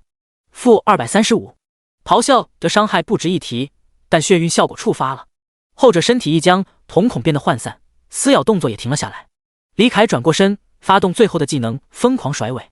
负927乘4，负99，流血，负89，流血，负79，流血，负69，流血，负68，流血。天可怜见，李凯操作拉满，总算是把大壮的血量打得比自己还低了。第9章战利品与领袖义务。此时技能全部进入 CD 的李凯只能依靠普通攻击打伤害，不过大壮的技能除了咆哮也全部进入冷却了，只能互 A 的情况下，有吸血鬼獠牙的他立于不败之地。李凯心中莫名涌现出一股暴虐与兴奋，他知道这是原身的残魂在作祟，这股情绪多多少少影响到了李凯的判断。面对大壮呼啸而至的利爪拍击，他不闪不避，一口咬向他的脖颈。负1581，大壮的力量属性值实在太高，光这一下就打了李凯1/6的血量。负664，负61，流血。这一巴掌直接把李凯打醒了，双方的伤害差距实在太高，不是20%的吸血可以弥补的。Plan B 启动，李凯强行压下内心的躁动，不再正面对抗，开始走位拉扯。如果是战斗刚开始时，想要拉扯是很困难的，因为大壮的敏捷比他更高。好在李凯有着良好的打怪习惯，他之前每一次撕咬都咬的是大壮的后腿。不朽的特殊机制之一，攻击魔兽用于移动的肢体能削减他的敏捷值，削减的程度是伤势而定。如果是四肢行走的魔兽的四肢都被打断或砍断的话，则能削减90%的敏捷值。现在大壮的敏捷已经掉到了14点，只比他高了不到2点，这给了他打拉扯的机会。李凯观察着大壮的一举一动，双爪用力抓地，头颅后缩嘴巴微张，这是撕咬的前摇。下一刻，果然如他所料，大壮脖子前伸张嘴欲咬，早有准备的李凯侧身躲开咬击，趁其攻击后摇将只给了他一巴掌。左爪用力抓地，右爪微微抬起，核心收紧头颅几倍下压，是右爪击的前摇。唰，寒光一闪，巨型荒原龙息锋利的爪子抓了个空。李凯没有趁机反击，而是往后退了一步拉开距离，因为爪击这种普通攻击的后摇较短，并且可以衔接许多方式。为了避免翻车，他宁愿放弃这次机会。熟知巨型荒野龙息攻击动作前摇的李凯灵活地闪避着大壮的攻击，即便对方露出些许破绽，也不主动上前攻击，直到有100%的把握才会伺机上去咬一口。时间1分1秒的流逝，大壮的血量愈来愈少，内心深处隐隐开始感到恐惧。焦急之下，他愈发想要找机会翻盘，却因此犯了更多失误。反观李凯，宁愿什么都不做，也不犯错，反正那10几道伤口还在不断的流血呢。直到把大壮的血量压到2000以下，而他的血量回到了7000加，他才壮起胆子莽了上去。两头巨蜥嘶吼着厮杀在一起，战斗回归最原始的状态。嘶吼与咆哮响彻林间，尘土飞扬，鲜血四溅，鳞甲横飞。没过多久，双方体力值耗尽拉开，大壮气喘吁吁地盯着年轻的后背，心生恐惧之意。面前这头年轻的巨蜥似乎有着比他更强的种族天赋和更丰富的战斗经验，再这样打下去，他会死的。好，你赢了。巨型荒原龙息大壮一记铁山靠撞开杀疯了的李凯，转过身一瘸一拐灰溜溜的试图逃走。陷入狂热中的李凯这才反应过来，战斗结束，胜负已分，他赢了。第4天灾的智慧加上一点点微不足道的外挂的帮助，让他成功在半血的情况下顶着8级的等级差距击败巨型荒原龙息大壮。光是击败可不够，看着重伤的巨蜥荒原龙息，李凯双眼放光追上去拦住了对方。LV20的红鸣精英怪，这该给多少经验啊！然而一道提示打消了他的念头，任务残魂的怨念完成，智力加5，原身残魂将于10小时后彻底消散，若击杀巨型荒原龙息大壮则无法消散。算了，青梅竹马的老爹，这要是杀了小美不得恨死他，那原身这条舔狗估计也得怨恨上自己。不过杀虽然不能杀，但他不可能打了一架啥收获也没有啊。好，交出你体内空间里的宝贝。结，红鸣精英怪，这么大一片巨蜥森林的领主，体内空间里该有多少好东西啊！大壮见对方不肯放过他，怒火中烧，蜥可死不可辱。他刚张嘴试图发出怒吼，就看到李凯舔了舔那对立下天宫的吸血鬼獠牙，顿时就冷静下来了。那对獠牙过于诡异，不如暂避锋芒。30年河东30年河西，莫欺老西穷。哦，大壮吐出10多颗足有成年人拳头大小的红灿灿的果子，转身欲走。好，就这么点，你打发谁呢？大壮的脚步一僵，沮丧地转过头，吐出了一颗要远比其他果子更大的红果，然后满脸肉疼地离去。李凯愣了一下，他只是随便炸一下大壮，没想到这老登还真敢偷藏啊！不过现在应该是一干二净了，李凯凑上前，有些嫌弃地打量着沾满大壮口水的果子。龙血果，稀有级。传闻中，当巨龙的血液浸润大地后，在其上长出的龙血树长出的果子，对于拥有巨龙血脉的生物，有着轻微的提纯血脉的功效，可用于调配提升体质的药剂。龙血果是巨溪森林的特产，他当玩家时做过相关的采集任务，足13颗龙血果，这可是一笔大收获。而那颗大了一圈的龙血果，他则完全没有印象。百年龙血果，罕见级。龙血树孕育百年的精华，对于拥有巨龙血脉的生物，有着大幅度提纯血脉的效果。发财了，居然是罕见级资源，难怪在游戏中他在巨溪森林遇到的巨型荒原龙蜥是 LV25级的，想必是消化了这些灵药之后获得了提升。看着落荒而逃的巨型荒原龙蜥大壮，李凯兴奋的仰天长啸，收起龙血果，跑回去吃狂暴棕熊的尸体。这可不能浪费啊！不久后，沉迷干饭的李凯忽然胯下一凉，男人的第六感让他及时躲开了偷袭，避免了荔枝被日弹300颗的惨案发生。怎么回事？李凯抬起头，却发现自己被数十头虎视眈眈的母荒原龙蜥给包围了。他这才想起来，他击败了大壮，相当于成为了族群首领，所以他得履行首领的职责，传宗接代。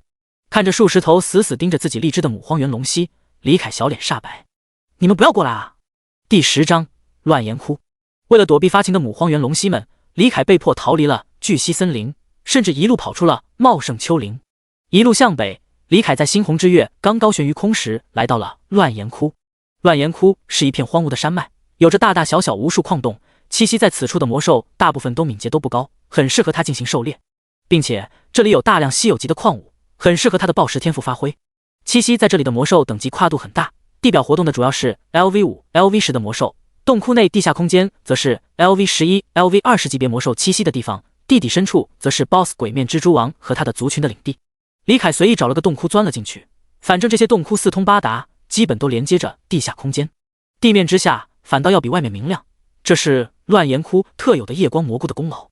夜光蘑菇与夜明珠不同，后者是光亮薄弱，所以只能在黑暗中看到其发出的光，而前者则是在白昼时不发光，只有夜晚会发出淡淡的荧光。这独特的生态系统也造成了这片区域的魔兽昼伏夜出的习性，并且玩家和 NPC 也都会在夜晚的时候来探索这片区域，毕竟无论是火把还是魔能灯都有在战斗中损坏的可能性。它们是乱岩窟地下生物的主要食物来源，所以李凯很快就在夜光蘑菇密集的地方找到了合适的猎物。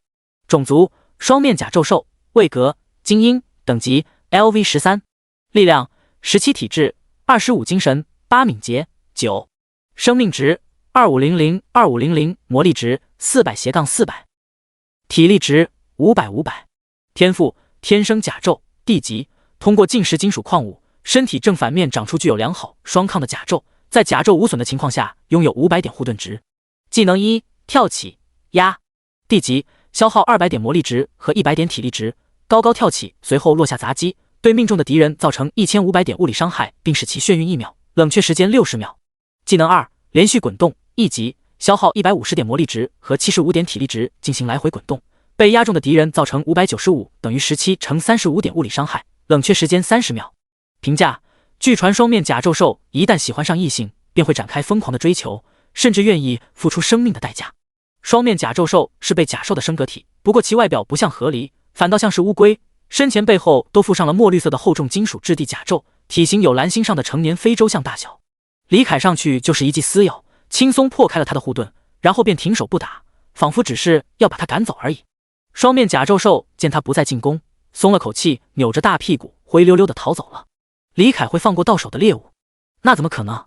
他之所以停手，是为了跟着双面甲胄兽去他的巢穴罢了。等对方离开这片地下空间，李凯蹑手蹑脚的沿着地上流血效果造成的血迹跟了上去，像个痴汉似的尾随在他身后。奔袭大半天，他已经很累了，懒惰如他也不想花费心思去找洞穴或挖洞穴，干脆随便找只精英怪，届时鸠占鹊巢。但他没想到，那双面甲胄兽居然是只吃货，被袭击后不躲回巢穴，反倒是换了个地方开始吃蘑菇。气得李凯冲上去一记双重撕咬，将其秒杀吃掉。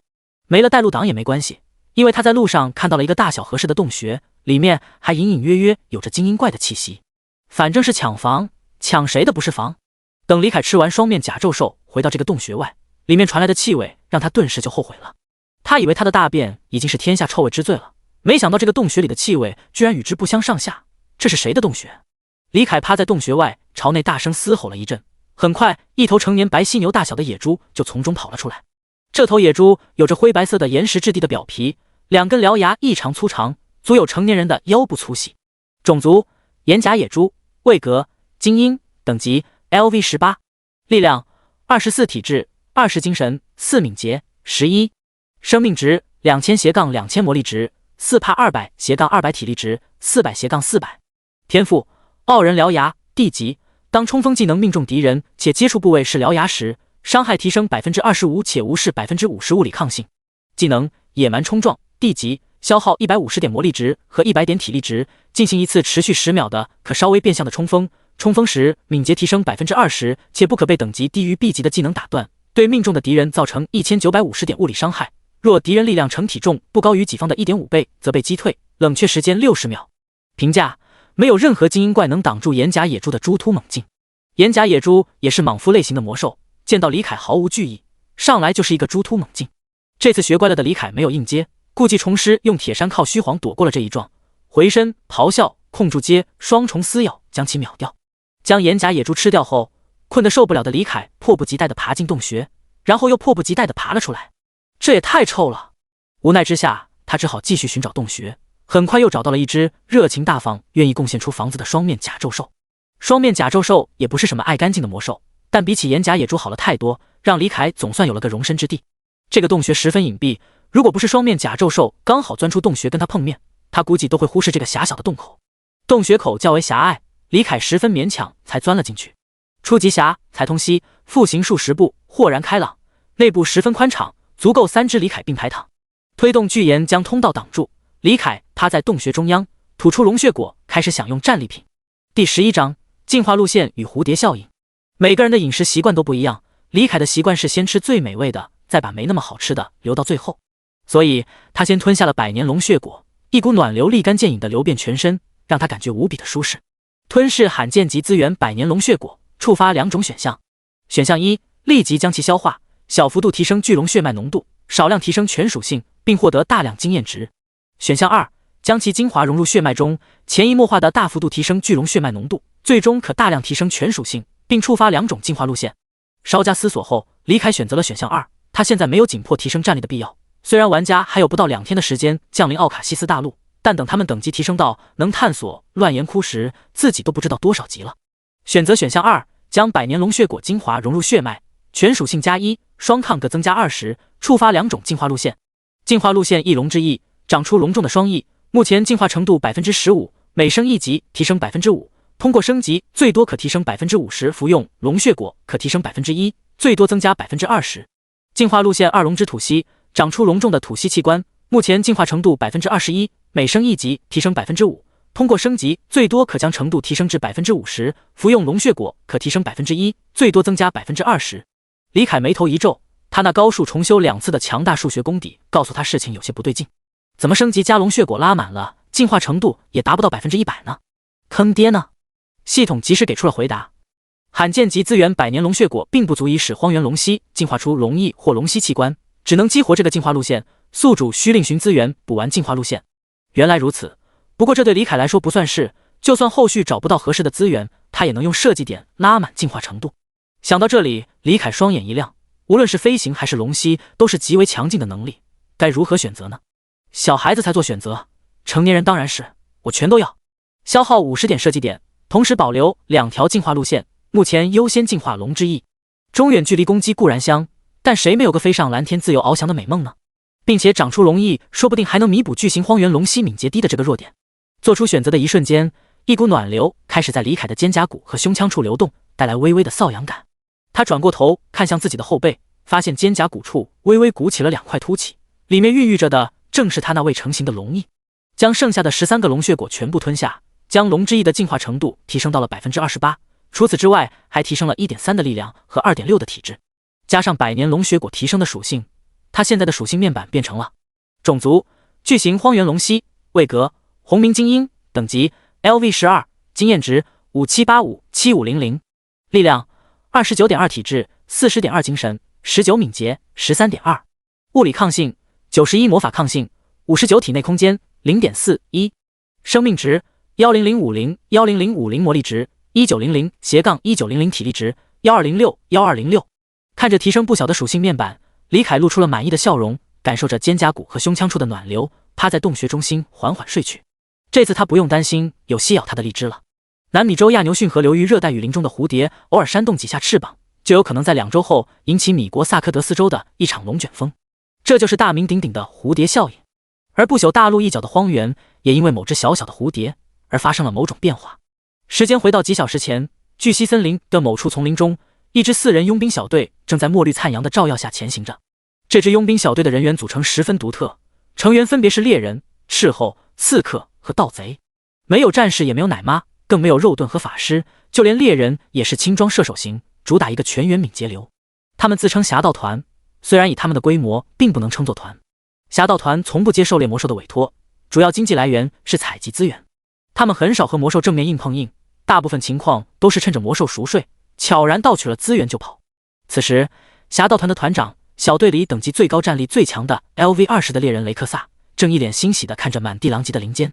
这附近的灌木像是被魔能火车碾过一般支离破碎，足有成人腰部粗细的大树被拦腰折断倒塌在地，地上斑驳的血迹与被暴力刮开沟壑的草皮都在诉说，这里曾发生过一场巨兽之间的大战。雷克萨俯下身，捡起2块颜色略有不同的破碎鳞甲，仔细端详了一番。多年狩猎的丰富经验让他很快弄清楚了这是哪种魔兽的鳞片。在这里战斗的是2只巨型荒原龙蜥。接着他细细地检视了一番周围的环境，最终得出了结论：战斗发生在2-3个小时之前，等级更高、体型更大的巨型荒原龙蜥落败了，他身受重伤，往这边逃走了。刺客看着团长指出的方向，兴奋道：在领主争夺战中落败的家伙，只能被迫离开族群，这意味着他身边不会有荒原龙蜥护卫。盗贼双眼放光补充道：一只身受重伤的落单的巨型荒原龙蜥。红鸣精英魔兽对于低级佣兵来说，狩猎难度很高，除了因为他们自身强大外，还因为他们周围总会有族群相伴守卫。但是现在，狩猎难度已经降到了最低点。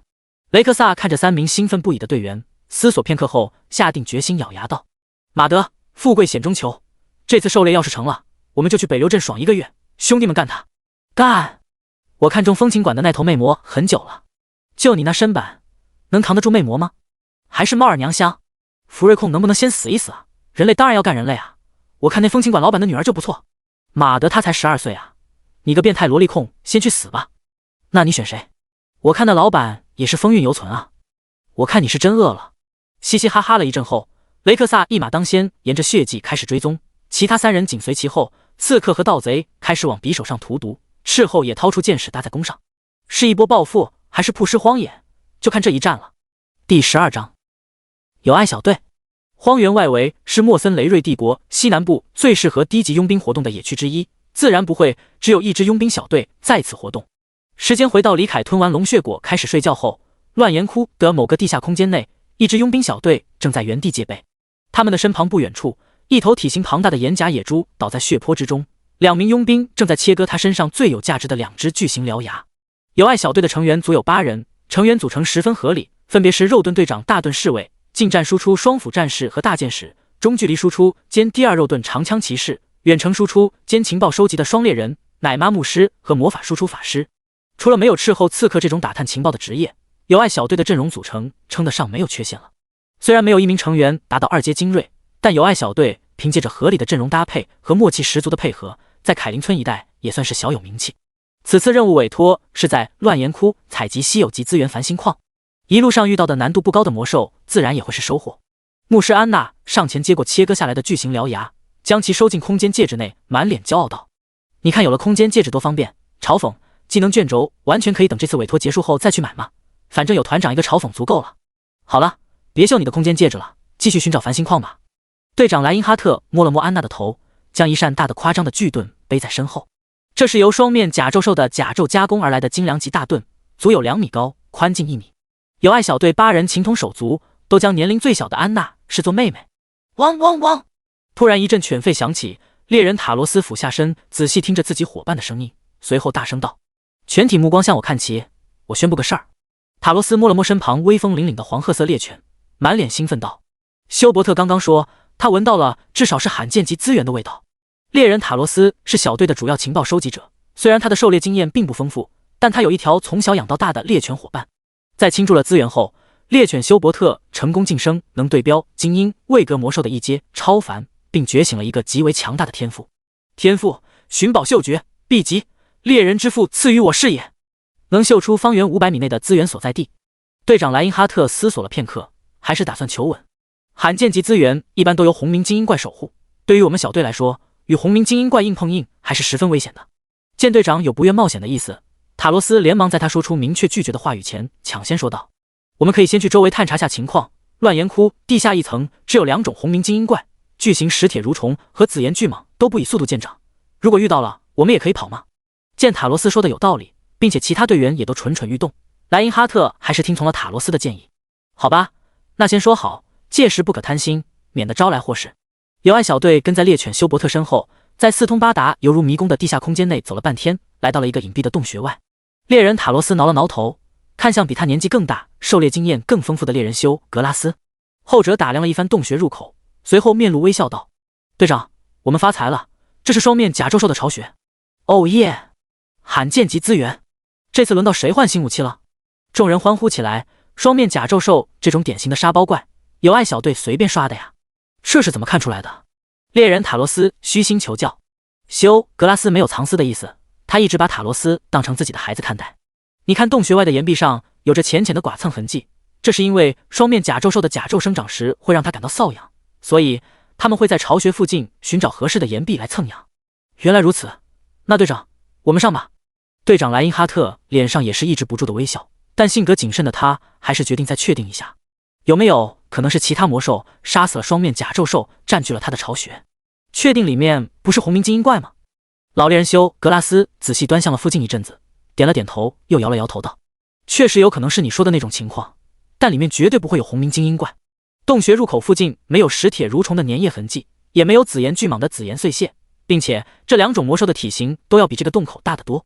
闻言，莱因哈特就放心了，开始下达指令。哈利波，给全员上个疾风术。安娜，准备好过量治疗。法师哈利波皱了皱眉道：我的魔力值不多了，打个双面甲胄兽就不用上疾风术了吧？牧师安娜也附和道：在野外没条件冥想，还是省一瓶魔力药水吧。莱因哈特思索了片刻，叹了口气道：那就省点吧，注意队形。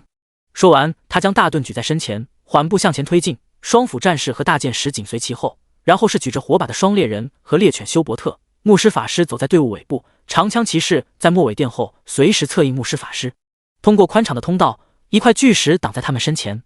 无需多言，只是一个眼神，双斧战士和大剑士就默契地上前，将巨岩挪开一条足以容纳成人进出的缝隙，随后握住武器待命。昏暗的洞穴内，一对足有成人头颅大小的眼眸缓缓睁开，淡金色的树丛内满是怒气。第13章杀心。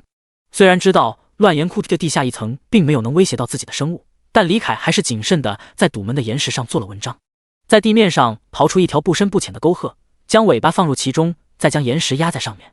一旦岩石被移动，就会挤压尾巴，从而唤醒睡梦中的李凯。再次从美梦中被吵醒的李凯怒火冲天，好不容易能和小泽老师在梦中相会，就这么被打扰了。那可是小泽老师啊，关键早不来晚不来，偏偏在老师把头发扎起来的瞬间来。李凯很生气，后果很严重。在看到举盾进入洞穴的友爱小队的一瞬间，他就发动了野蛮冲撞。不好，乱岩窟怎么会有巨型荒原龙蜥？友爱小队众人惊骇万分，唯有成熟稳重的队长莱因哈特第一时间反应过来，开始指挥：给我盾，全员疾风术，直接撤退。有条不紊地发出3条命令后，莱因哈特发动迟钝格挡，全身肌肉绷紧，踩着马步，准备面对来势汹汹的冲锋。迟钝格挡 D 级，消耗150魔力值和100点体力值，举起盾牌格挡前方的攻击，减少15%伤害，并临时获得500点护盾值。盾来了！牧师安娜第一时间给出了早已准备好的过量治疗，随后开始吟唱闪光术，同时法师哈利波也开始吟唱群体疾风术。过量治疗 D 级，吟唱3秒，可提前准备，消耗150魔力值，恢复目标443点生命值，溢出部分将有75%转化为护盾。2个 D 级技能相加之下，莱因哈特身上浮现出2层光芒，足足有832点护盾值。如此高的护盾值加上20%的减伤，友爱小队众人总算放下心来。他们相信一直以来屹立在小队身前，为小队挡下无数魔兽的盾一定能够再次守护这个家。只有莱因哈特心知，这是友爱小队创建以来最危险的时刻。那头巨蜥不对劲，这种犹如高速冲锋的魔能工程车的压迫感，绝对不是一般的巨型荒原龙蜥该有的。身上的百段金铁重甲，手中的双面甲胄兽大盾，身上的双重护盾都不能给他丝毫的安全感。但他不能躲，洞穴过于狭隘，他是可以躲开，但后面的队员呢？莱因哈特的直觉是对的，经过升级和爆石加了许多属性的李凯，现在的野蛮冲锋伤害值已经达到了3663点。咚！一声爆鸣响彻洞穴，友爱小队众人惊恐地看着他们引以为傲的队长被那头巨兽撞得倒飞而出，鲜血自面甲缝隙中喷涌而出，四肢如同破布条般不正常的扭曲抽搐。一个大大的数字从他身上飘出：-832，护盾值2282，并且倒飞而出的莱因哈特还撞到洞穴口的巨石上，造成了2次伤害。-100，队长！凄厉的哀鸣在洞穴内回荡，双斧战士和大剑使红了眼，无视队长的撤退指令，冲向巨型荒原龙蜥，开始搏命。羸弱的人类在体质上远不如魔兽。LV18的大盾侍卫莱因哈特的体质在一阶超凡者中已经能傲视群雄了，但算上装备也只有25点体质。莱因哈特的生命值只剩下可怜的118点，直接进入重伤状态，剩余生命值低于 5%， 昏迷不醒。并且 NPC 受到重伤后还会受伤出血，持续掉生命值。可以说现在莱因哈特已经岌岌可危了。李凯扫视了一眼这群 NPC 的状况，毫不犹豫地选择继续强杀残血的肉盾，无视砍向自己的双斧和大剑，他大步流星地奔向重伤倒地的莱因哈特。伤其十指，不如断其一臂。啊！住手啊！友爱小队众人双眼通红，几个近战纷纷扑向李凯，试图阻止他，甚至不顾危险拦在他身前，却只能被撞飞，眼睁睁地看着他离队长越来越近。牧师安娜高举法杖释放闪光术，试图致盲李凯。闪光术1级，吟唱 1.5 秒，消耗200点魔力值，发出一道强烈的光芒，致盲直视光芒的敌人3秒。然而内测时期经常被踩比牧师，对于闪到的李凯可不会吃这招，算好时机，闭眼 0.5 秒再睁开，完美规避掉了闪光。见闪光术没有剑术，牧师安娜以此生最快的速度吟唱治疗术，法师哈利波释放完群体疾风术，毫不犹豫地掏出背包里最贵的法力药水，一饮而尽。猎人们搭弓射箭，祈祷自己平日里的苦练能派上用场，期望那支穿甲剑能命中巨型荒原龙蜥的眼睛。可惜一切都是无用功。李凯冲到莱因哈特身前，在众人绝望的注视下，在凄厉的哀嚎中咬住他，杀死他。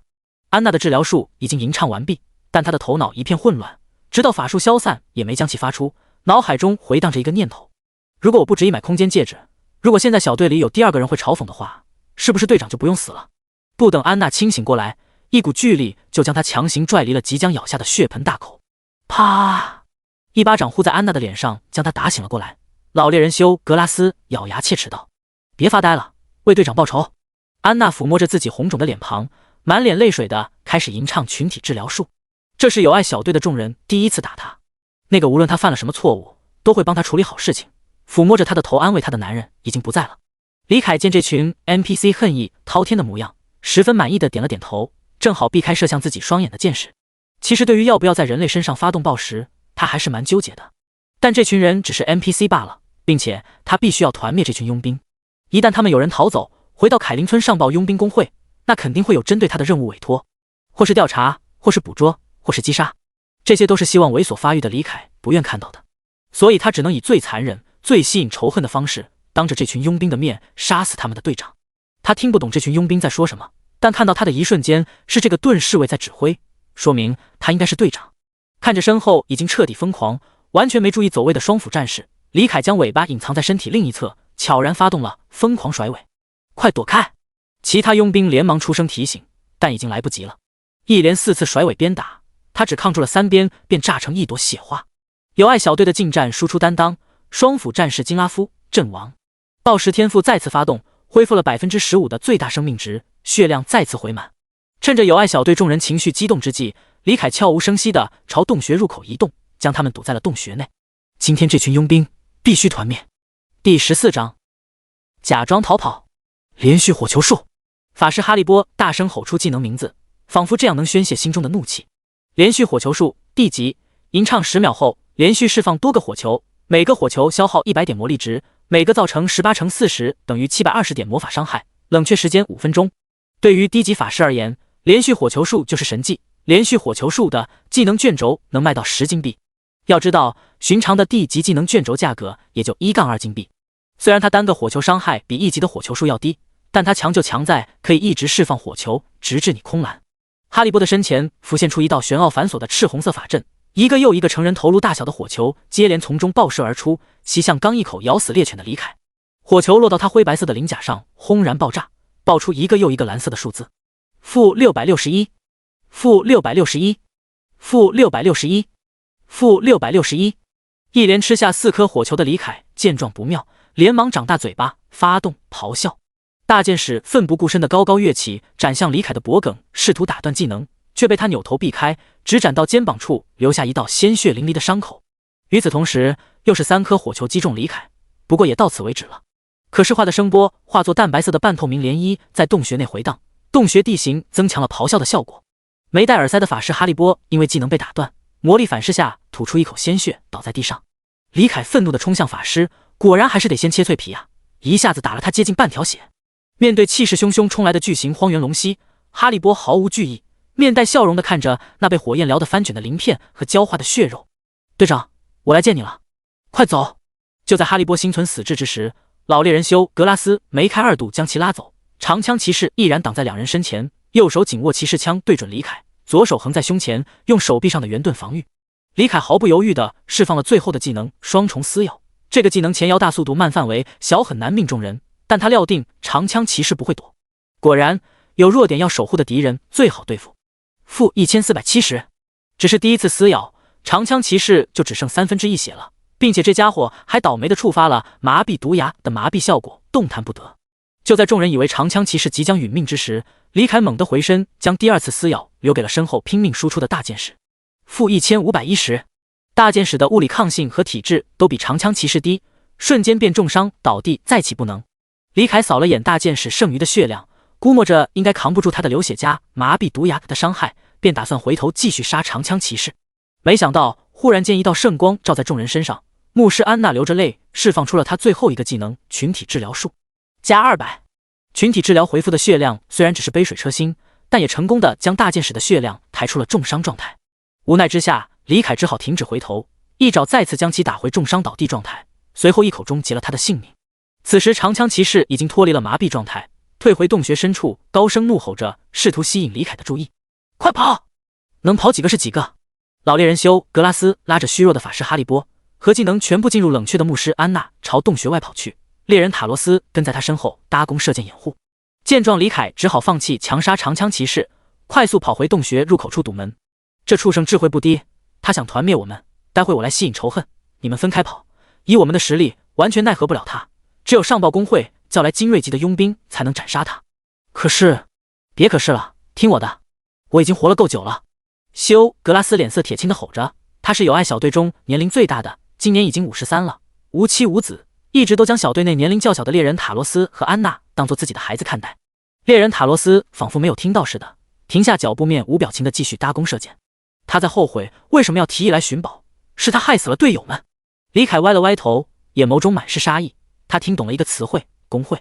不朽，这款游戏真实到很多人都怀疑这是异世界，原因之一便是其无比真实的语言体系。不朽大陆上有4大帝国和许多王国，基本上每个帝国都有自己的官方语言，更别提所有智慧种族都有自己独特的语言了。内测玩家在与 NPC 交流时，都是系统直接在脑海中转译成玩家指定的语言，而他们说出的蓝星话在 NPC 听来也是正宗的不朽大陆语。也有对语言感兴趣的玩家研究过，发现不朽内的所有语言都与蓝星上已知的任何一种语言都不相似。李凯能认出工会这个词汇，是因为在游戏中许多任务都是工会发布的，有时玩家们与 NPC 组队就会听到 NPC 骂工会。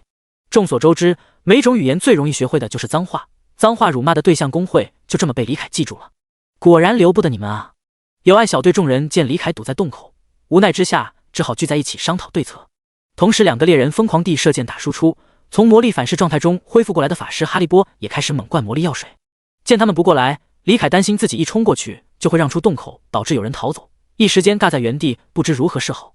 在承受了法师哈利波的火球术后，李凯眼珠一转，心生一计，在又吃了猎人几箭后，怒吼一声，转过身，一瘸一拐地离开了洞穴。NPC 不像玩家自带洞察术，无法准确直观地看到魔兽的生命值和属性，所以此时他假装重伤逃跑，以此来麻痹佣兵们。他模仿的活灵活现，毕竟他刷巨型荒原龙息时，这种画面见太多了，一时间竟将经验丰富的老猎人修格拉斯都骗到了。见击退了魔兽，众人纷纷瘫坐在地，开始痛哭起来。第15章团灭。乱岩窟地下空间的某处洞穴内，除了老猎人坚守在洞口处放哨，其余友爱小队残存的队员们瘫坐在地上，痛哭的痛哭，捶地的捶地。两眼通红的牧师安娜站起身，将众人的遗物2把染血的斧头和斩得有些钝了的大剑收进空间戒指。为了腾空间，将之前收获的稀有材料都丢了，可惜还是装不下队长的大盾。众人休整了许久，将状态拉满，上好 buff， 商讨了一阵对策，才结成长枪骑士在前，双猎人守护左右，法师牧师站中间的阵型缓缓向外走去。来到狭隘的洞穴口，老猎人修格拉斯突然发现了不对劲，外面太安静了。众人纷纷对视了一眼，他们都心知肚明，这或许将是他们最后的对视了。紧接着，他们按照在洞穴内商讨好的计划行事。片刻后，长枪骑士身上挂着护盾术和疾风术，横盾立在胸前，谨慎地朝外走去。刚刚走出洞口，一道震耳欲聋的怒吼在他耳畔炸响，距离太近，他直接进入了眩晕状态。紧接着，一张血盆大口朝他咬来，双重撕咬将长枪骑士直接秒掉的同时，李凯发现友爱小队其他人没有紧随长枪骑士，而是隔开了5米的距离，这意味着其他人没有进入眩晕状态。快跑！除了法师外，剩余的佣兵一起冲了过来。老猎人修格拉斯一马当先朝一侧跑去，他要用生命为队友求得一线生机。挂着疾风术的老猎人速度太快，李凯只好发动范围最广的疯狂甩尾来拦截他。足有水桶粗的尾巴如同鞭子般呼啸而至，将老猎人修格拉斯抽成一团血沫。去死吧！毅然后退回到洞穴深处的法师哈利波释放出了他伤害最高的技能连续火球术，他在逼迫李凯进洞穴，打断他的技能。同时，牧师安娜和猎人塔罗斯趁着李凯处于技能后摇跑出洞穴口，朝2个不同的方向跑去。李凯没有管洞穴深处的法师，以他的生命值和魔抗，吃满连续火球术也不会怎么样，而空蓝的法师会进入虚弱状态，届时给他跑都跑不掉。他还有野蛮冲锋没有使用，就是为了追杀漏网之鱼，但现在鱼有2条，他该如何抉择呢？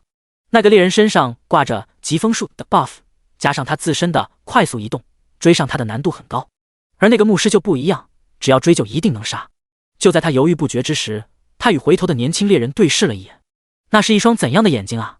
眼白中密密麻麻布满了血丝，充满恨意与悔意。刹那间，他便做出了选择，发动野蛮冲锋，追上了牧师。安娜见巨型荒原龙息追了上来，露出了释怀的微笑。这样的话，塔罗斯就能活下来了。但令他没想到的是，巨型荒原龙息在跑到他身旁时，竟主动中指冲锋技能停了下来。他瞪大双眼，想不明白为什么。下一刻，李凯解答了他的疑惑。啊！女孩痛苦的惨叫声响彻地下空间。已经跑远了的猎人塔罗斯听了脚步一顿，低下头死死咬紧牙关，并不长的指甲因为握拳过于用力刺破了掌心。不！啊！一声声哀嚎仿佛重锤砸在猎人塔罗斯的脑海。那个明媚可爱的女孩，那个小队里的团宠，那个即使受伤也会红着眼说自己不疼的牧师，现在在遭受怎样的痛苦啊！这一切都是他害的。女孩的痛呼击溃了塔罗斯的理智，他转过身朝洞穴的方向跑了回去，拉满弓弦，射出自己的怒火与恨意，向那头正在进行酷刑的巨蜥发起了攻击。被箭矢射中的一瞬间，李凯心中狂喜，他赌对了。他停止撕咬奄奄一息的牧师，低下头防止箭矢命中眼睛，一动不动承受着猎人的伤害。塔罗斯的体力很快就消耗一空，只能停下来休息喘息，剑壶内的穿甲剑也损耗殆尽，只剩几十支普通的箭矢。站桩输出的猎人输出能力还是很爆炸的，短短1分钟不到，硬吃了连续火球术的李凯被连环箭射的只剩40%的生命值了。为了以防万一，他吞下了体内空间中的翠绿药草。果然如他所料，这种消耗品药水的主要材料不加属性，而是给他回复了2000点生命值。野蛮冲锋60秒的 CD 很快就赚完了，李凯一口结束了牧师的生命，朝着身上 buff 全部结束的猎人发起了冲锋。面对狂奔而来的巨型荒原龙蜥，塔罗斯没有选择逃避。队长、修叔叔、酒鬼、疯子、铁疙瘩、安娜，我来陪你们了。这一切都是我的错，就用我的性命来赎罪吧。最后，李凯回到洞穴深处，解决了空蓝且对法力药水产生了短暂抗性的法师，总算团灭了这支一旦有人逃走就会给他带来性命之危的佣兵小队。第16章大丰收。新回到洞穴中央的李凯开始翻看系统记录，统计他这一战的收获：击杀8个普遍在 LV15 级以上的 NPC 佣兵，加上相当于精英怪的狗子，再加上报时 25% 的经验加成，一共给了他11756点经验值。海量的经验值让他连升2级，来到了 LV14。除此之外，吞噬佣兵身上的装备和洞穴中佣兵仪器的资源也加了不少属性。在不朽中，装备的等级划分为普通、精良、经典、璀璨、英雄、史诗、传说、神话。精良级装备对标稀有级资源，也能触发报时的效果。不过，即使有爱小队也算有钱，也没法做到全员全身精良装备，每人基本都只有2-3件精良装备。那些普通级装备，李凯食之无味，弃之可惜，收进体内空间又太占位置，干脆埋在了洞穴里。在战斗中，他吞掉了大盾侍卫、大剑士、长枪骑士身上的精良装备，加上那些仪器的资源，一共给他加了 0.9 点体质、0.3 点敏捷、13点物理抗性和8点魔法抗性。让他感到可惜的是，吞噬装备的性价比很低。比如大盾侍卫身上的百段金铁重甲，吞噬获得的属性和一个稀有级资源差不多，但百段金铁重甲在商店中售价100银币，而稀有级资源在商店中的售价普遍在50银币左右，实在太亏了。如果他能去城镇中把装备卖掉，能买多少稀有级资源啊？这也让他留了个心眼，在后续的战斗中没有直接吞噬掉佣兵身上的装备和武器，而是都收进了体内空间。战靴除外，因为吞噬精良级战靴普遍都能让他加 0.1 点敏捷，所以他将8双鞋子全吞了。还有那扇双面甲胄兽大盾和金段白钢大剑，这2件武器实在太占空间了，他只能直接吃掉，获得了 0.4 点力量、3点物理抗性和1点魔法抗性。还剩下的精良装备有牧师的微光法杖和纯白祭服，法师的爆裂法杖和宁静法袍，双斧战士的屠夫双斧和百段金铁软甲，老猎人的鹰眼头巾和破风弓，小猎人的精致兽皮甲和白银长弓，长枪骑士的金刚骑士长枪。虽然李凯作为魔兽肯定是不能去人类城镇卖装备的，但留下来万一有什么用呢？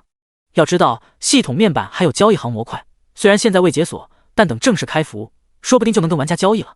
除此之外，那个年轻的猎人手上的那枚空间戒指也给了他一个惊喜，吞噬后竟加了3立方米的体内空间，里面还有5瓶终极恢复药水、3瓶终极法力药水、8瓶初级解毒药水、3瓶终极解毒药水和187银币、573铜币。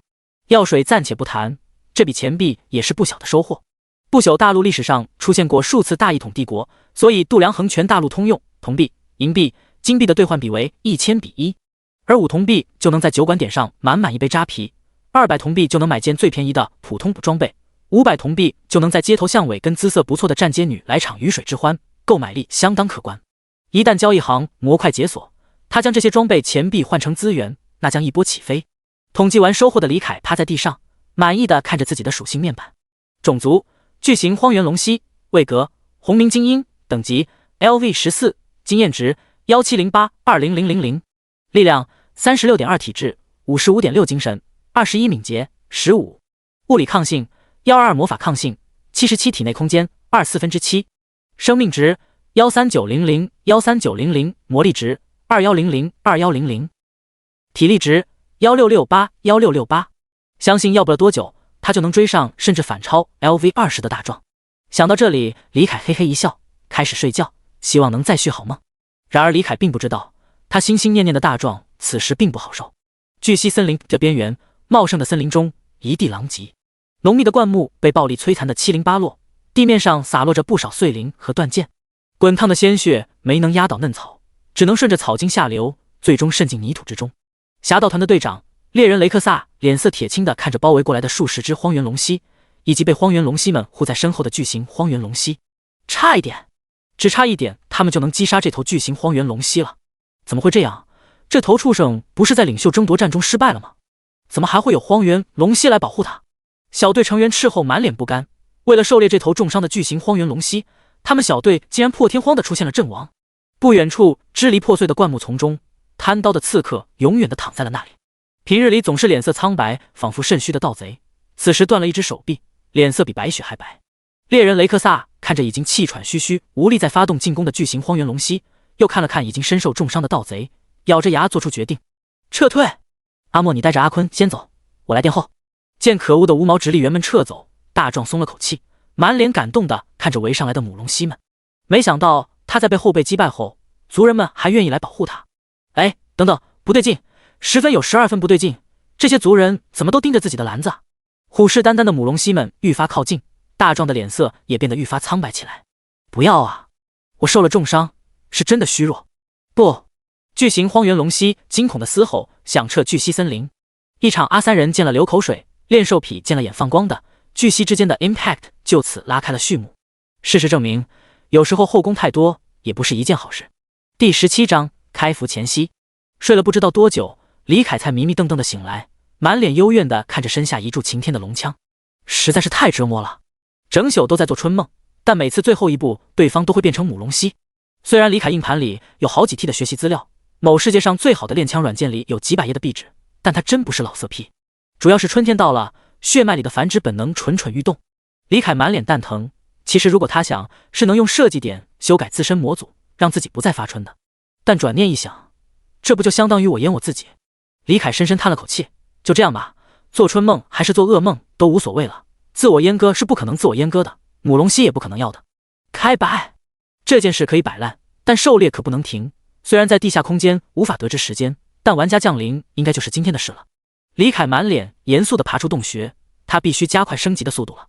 要知道，那可是第4天灾。与此同时，蓝星也不平静，无数人正翘首以待不朽的正式开服。华国阳城某片风景秀丽的海岸边，坐落着一片豪华的别墅区。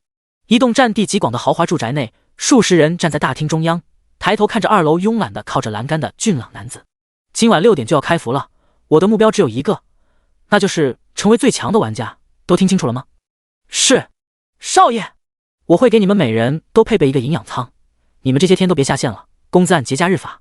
是，少爷。不朽，官方只会送玩家免费的全息头盔，没有营养舱、生物舱之类的器具出售。这位富少口中的营养舱，其实是马斯克公司推出的高科技产品，最初研发目标是帮助星际远航的宇航员冻结年龄。可惜最终研发失败，其人体内循环系统虽然能做到让用户无需吃喝拉撒和睡眠，但距离冻结年龄还是有不小的科技壁垒。也不是不能冻住，只是解冻后醒不过来罢了。虽然这样也很厉害了，但谁会闲得蛋疼没事干，放弃美食美酒，躺在冰冷的铁盒子里呢？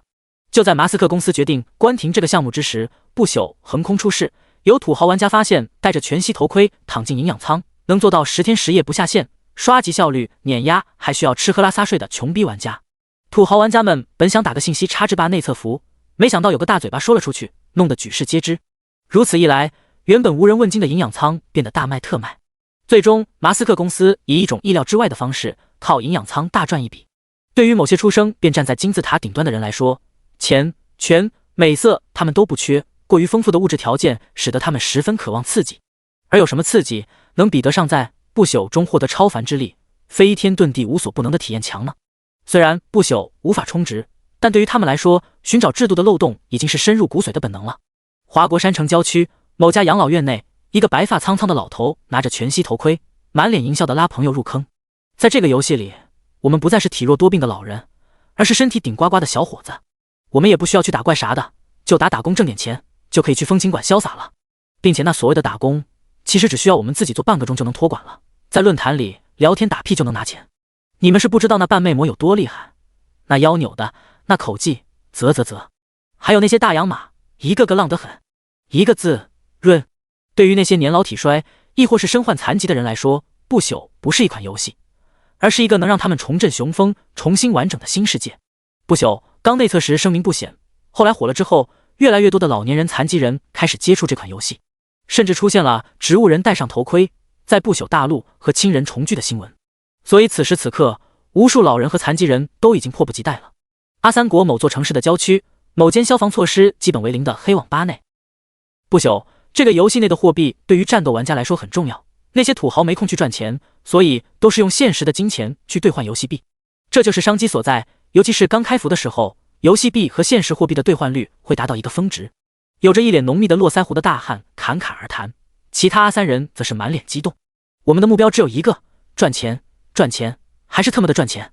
米国洛城一栋有100层高的写字楼内，一群年轻人正聚在一起听领导训话。我们 C8 俱乐部的管理层已经商讨出结果了，我们对于不朽这款游戏的市场前景十分看好。你们都是特招进俱乐部的内测玩家，我对你们只有一个要求，在不朽大陆把 C8 的名头打出来。上次 CSGO Major 决赛我们输给了华国的天路，这次我们虽然在时差上有劣势，但我们会给你们配备营养舱，希望你们能把天路踩在脚下，能不能做到？能。全球各地大大小小无数工会俱乐部工作室都在准备进军不朽，只要是明眼人都能看出这款游戏是大势所趋。不朽大陆虽然名为大陆，实则也是一颗星球，不过太阳不会东升西落，所以没有时区之分。让无数欧丑玩家不爽的是，不朽大陆的时间基本与华国东八区吻合，对于西时区的他们来说则是昼夜颠倒。这也让无数人怀疑不朽的服务器其实在华国，可惜没人能将其找到。还是华国某座不知名的山脉下方地下数百米的秘密基地内。前置条件校准完毕，第487次实验开始。随着穿白大褂的研究人员一声令下，几间由高强度合金打造的屋子的合金大门被同时关上。第一间屋子内的摄像头正常运行，第二间的摄像头关闭1纳秒，第三间的红外线摄像头正常运行，第四间的红外线摄像头关闭1纳秒，第五间屋子开启声纳系统。又是这样。片刻后，研究员瘫坐在椅子上，满脸颓废地看着屏幕。那些关闭了一瞬间监控设施的屋子内，凭空出现了全息头盔。上报吧，关于不朽派送全息头盔的途径研究无果。早在几个月前，不朽那神秘的官方超前科技的全息头盔就引起了各国政府的注意。这个秘密基地研究了3个月，结果毫无建树。与此同时，研究全息头盔的项目小组也给出了结果，结果就是没有结果。无论他们如何拆卸头盔，都无法在其中发现任何文字、纹路、符号等文明痕迹。除了得出了全息头盔的材质并非蓝星上已知的任何一种材质这个结论外，研究小组颗粒无收。得到研究结果汇报的政府高层立即召开了会议，没有人知道这场会议的内容。会议结束后，数千名被挑选出来的军人和政府工作人员开始培训不朽的游戏内容，并全部配备华国自研的营养舱，准备在开服后立即进入游戏抢占先机。时间一分一秒的在消逝，不知不觉间，正式开服的时间到了。第18章第4天灾降临。李凯爬出地下空间的抬头望天，只见纯白赤日旁繁星浮现，无数星辰坠落大地。这也是 NPC 们将玩家称为群星之子的原因。顷刻间，全球数亿名玩家涌入了不朽大陆，第4天灾降临了。我是第一，芜湖叫我手速之王。火鸡喂锅巴，窝槽！有人知道休斯山脉是哪吗？我怎么没有降临到新手村啊？2条弹幕自李凯眼前浮现，让他欣喜若狂。他留着装备不吞，就是为了这一刻。随着系统播报声响起，交易所和论坛2个板块解锁了。全服弹幕没有再出现，因为只有全服前100玩家会赠送全服喇叭。与其用全服喇叭刷个屏，不如将其卖给那些有需求的大公会和俱乐部，小挣一笔不香吗？背包功能解锁，检测到您已具备体内空间，两者自动叠加，您的体内空间增加3立方米。不朽的玩家背包与其他游戏不同，同种物品不能无限叠加，背包空间总共只有3立方米，想要扩展背包，必须得收集空间时，并在 NPC 处花费游戏币才能增加容量。检测到您是尊贵的内测玩家，请您选择保留你内测时的天赋均衡之体 B 级，或抽取新天赋。不朽是删档内测，内测玩家在正式开服后最大的优势就是可以保留内测时期的天赋。李凯毫不犹豫地选择了保留天赋 B 级，天赋已经算不错的了，抽取新天赋，鬼知道会不会是臭鱼烂虾。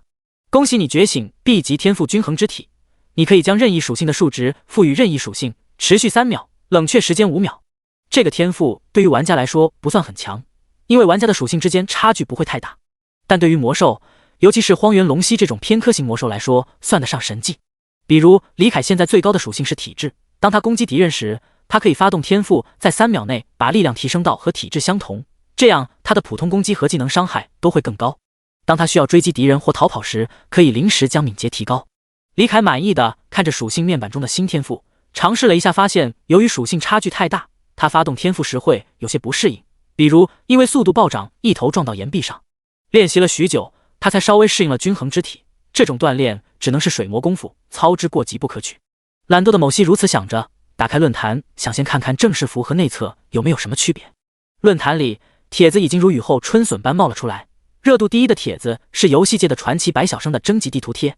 没有人知道白晓生到底是谁，玩家们只知道他大概率是一个组织而非个体，因为他的足迹遍布几乎所有游戏，收集并无偿公布游戏内的信息。这个征集地图贴就是让玩家们将自身的地图坐标分享出来，由他制作成大地图。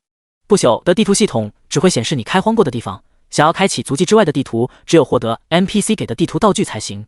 所有至今没有大陆地图出现，内测玩家只有不到10万人，只开荒了不朽大陆微不足道的一角。而现在，白晓生依靠他强大的号召力，呼吁玩家们分享地图坐标，以此制作成大陆地图，不对，应该说是莫森雷瑞帝国地图。不朽，所有玩家都是降临在不朽大陆上，是蓝星的国度地理位置降临在不同的位置，论坛交易所则是蓝星所在国度隔开。华国境内玩家都会降临到位于不朽大陆西南部的莫森雷瑞帝国境内。从帖子统计的数据来看，短短几分钟，华国就有近1名玩家注册，其中生活类玩家占据40%，他们会降临到繁华的城镇之中，无需与魔兽作战。剩下5000多万战斗类玩家平均分配到邻近野区的新手村中。好在不朽大陆浩瀚无垠，光是莫森雷瑞帝国的疆域就有蓝星世界所有大陆加起来大小。目前统计得出，国服有10万多个新手村，每个新手村分配几百名玩家，不会出现过于拥挤找不到魔兽刷的情况。李凯感慨了一番，不朽的火爆程度就关闭了帖子，继续浏览论坛。热度第2的帖子是个内测时期就小有名气的学术型玩家学无止境发的，回答了火鸡卫锅巴的问题。学无止境，我将玩家不降临在新手村的情况称为奇遇，这种情况极其罕见，内测早期在等级榜上长期霸榜的奥魔大帝应该就是触发了奇遇。火锅兄可以在降临地点附近找一下，大概率有好东西。帖子回复中置顶加金的就是火鸡卫锅巴的回复。火鸡卫锅巴，首先我叫火鸡卫锅巴，其次感谢大佬，我附近确实有好东西，至于是什么，我只能说从未如此美妙的开局，请为我欢呼。李凯眼前一亮，如此一来他的装备也好解释了。他立刻将精良级武器屠夫双斧丢上交易所，定价150硬币，比 NPC 商店中卖的要贵了50硬币，但他不怕卖不出去，因为现阶段的玩家是无法在商店中购买精良级装备的。武器屠夫双斧，精良，属性攻击力系数+5，物理穿透+50，力量+1，负重+3。评价用金铁与月牙石打造而成的锋利双斧，斧面敌血槽能防止血液流到斧柄上，适合近战职业使用。果不其然，交易所内的精良级武器顿时引起了轩然大波，玩家们联想起火鸡卫锅巴的遭遇，纷纷开始发帖唾骂，转身离开这个狗托。转身离开是李凯惯用的 ID， 无论游戏还是俄信都用这个昵称。屠夫双斧没有被秒杀，因为富少们收铜币需要不少时间。不朽，没有新手大礼包这一说，所有玩家都只有1000铜币，也就是1银币的启动资金。NPC 商店内最便宜也是最垃圾的武器是普通品质的长剑，售价200铜币，也被誉为新手剑。武器长剑，普通，属性攻击力系数+1，物理穿透+5，负重+1。评价铁匠铺学徒的练手之作，勉强能用于劈砍低级魔兽。长剑和布甲、草鞋这2件最便宜的装备一起被称作新手3件套，总共售价600铜币，剩下的钱刚好能买2瓶初级生命值药水、1瓶初级体力药水和5包速食干粮。在不朽中，玩家处于饥饿或口渴状态会导致体力值下降速度变快，体力值上限也会减少，过于饥渴甚至会昏迷强制下线，所以干粮还是有必要买的。至于饮用水，野区遍地都是。第19章，我对钱不感兴趣。NPC 商店中也有比较好的普通装备，比如金铁长剑。武器金铁长剑，普通，属性攻击力系数+2，物理穿透+10，负重+1.3。评价铁匠铺学徒精心打造的长剑，完全适用于与低级魔兽的战斗。但金铁长剑售价1000铜币，除了对自己的操作有自信的内测高玩，大部分新人玩家都只能望而却步，或者做几个任务攒够钱了再来买。这个大部分当然不包括阳城黄少，对他来说，只要能用钱解决的事情都不叫事情。他属下的钱不就是他的吗？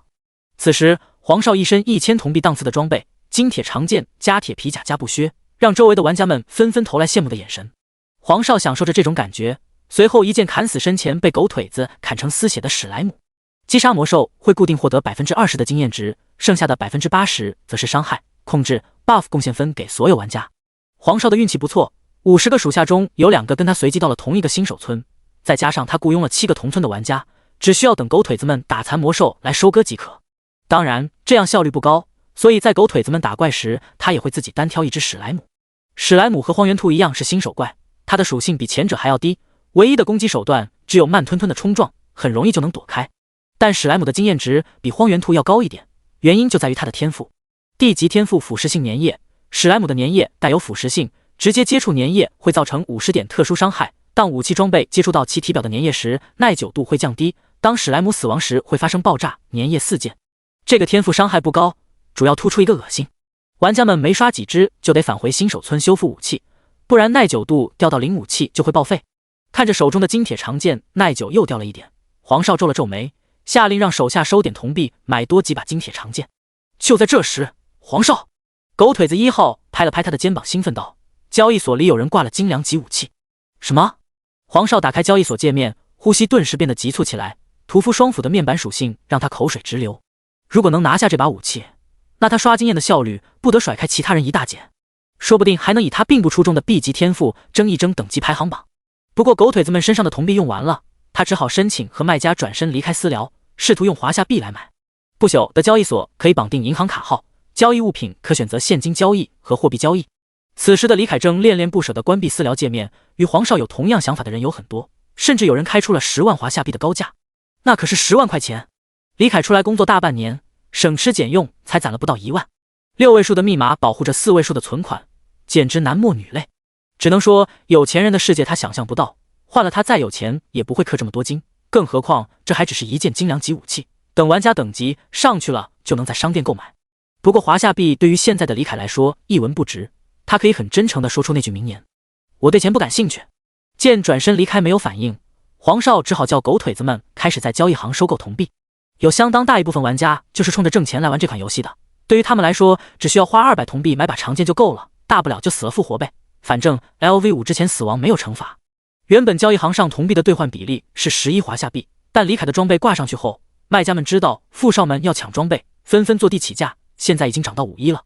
不过黄少不在乎，这点钱小意思，就是每次只能收700-800铜币，导致效率很慢。等他好不容易攒到150银币，却眼睁睁地看着屠夫双斧从交易行界面消失了，被人抢先买走了。操！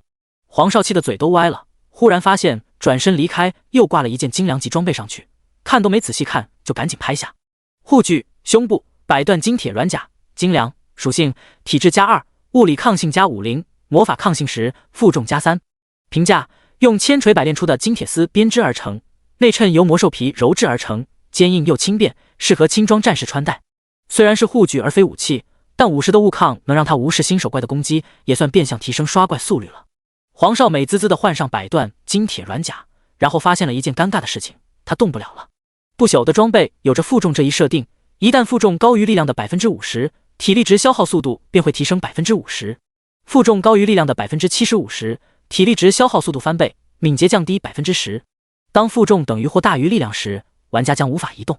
玩家们的初始属性值全部是3，除非有加属性的天赋才会有变化。黄少就算把金铁长剑和布靴都下了，也没办法穿百段金铁软甲。操！我好不容易抢到装备，你却让我输得这么彻底。黄少满脸蛋疼的将百段金铁软甲收进背包，换回铁丝甲，脸色铁青的往野驱赶。那个黄少，我们还要继续收铜币吗？那家伙又挂精良级装备了，这次是武器。狗腿子2号见主子脸色不对，小心翼翼地问道。闻言黄少差点气晕过去，打开交易所界面，眼睁睁地看着新挂上去的金刚骑士长枪被人拍下。收，给我继续收。看着交易记录上金刚骑士长枪那不输屠夫双斧的属性面板，黄少恨不得给自己一巴掌，怎么就不看清楚了再买呢？此时连续不断的挂精良级装备的转身离开引起了整个国服的轰动，玩家们纷纷讨论着这家伙到底是走了多大的狗屎运，有这么多精良级装备可以卖。难道说这家伙降临点附近有支被团灭的佣兵小队？而且为什么不卖华夏币，只卖游戏货币啊？又是个富少吗？与此同时，某个新手村内 ID 名为会当凌绝顶的玩家看着那个熟悉的 ID， 喃喃自语道：会是你吗？第20章斩断前缘。某个新手村外，数名内测高玩组成小队跑出新手区，开始寻找合适的猎物。经过10几分钟的寻找，他们终于发现并围住了一只 LV10的土棱龟。土棱龟是他们新手村附近难度最低的精英怪，它的敏捷和力量都不高，只有体质和物抗高的吓人，唯二的攻击手段就是前摇又长又明显的土刺和撕咬。高手玩家们凭借丰富的战斗经验和细如牛毛的微操，成功将其拉扯得团团转，围着土棱龟疯狂刮痧。他们人手金铁长剑，每次普通攻击能造成3×12等于36点物理伤害，减去土棱龟高达29点的物理抗性，每次刮痧能造成7点伤害。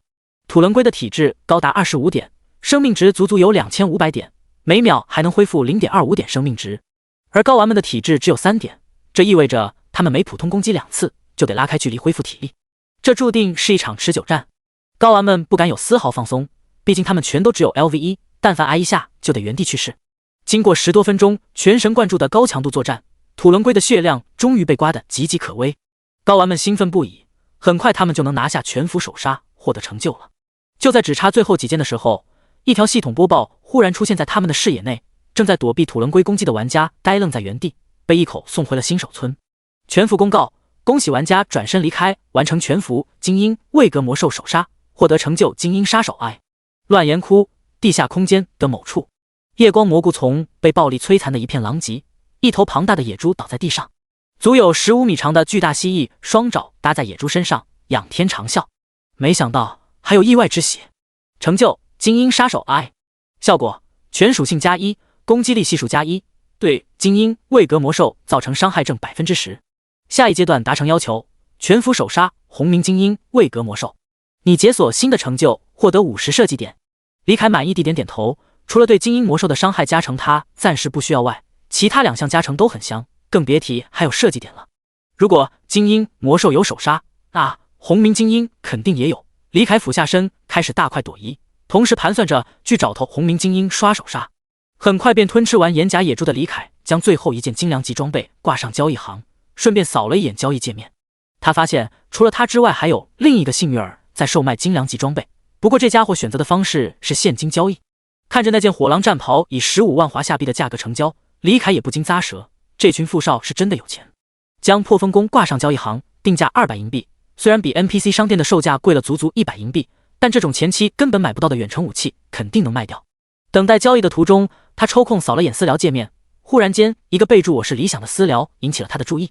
对方的 ID 叫会当凌绝顶，这种奋斗鸡汤指数拉满的昵称瞬间让他明白对方并不是虚报身份。李凯点开这条私聊申请，对方第一句话便是：会当凌绝顶，是你吗？弟弟。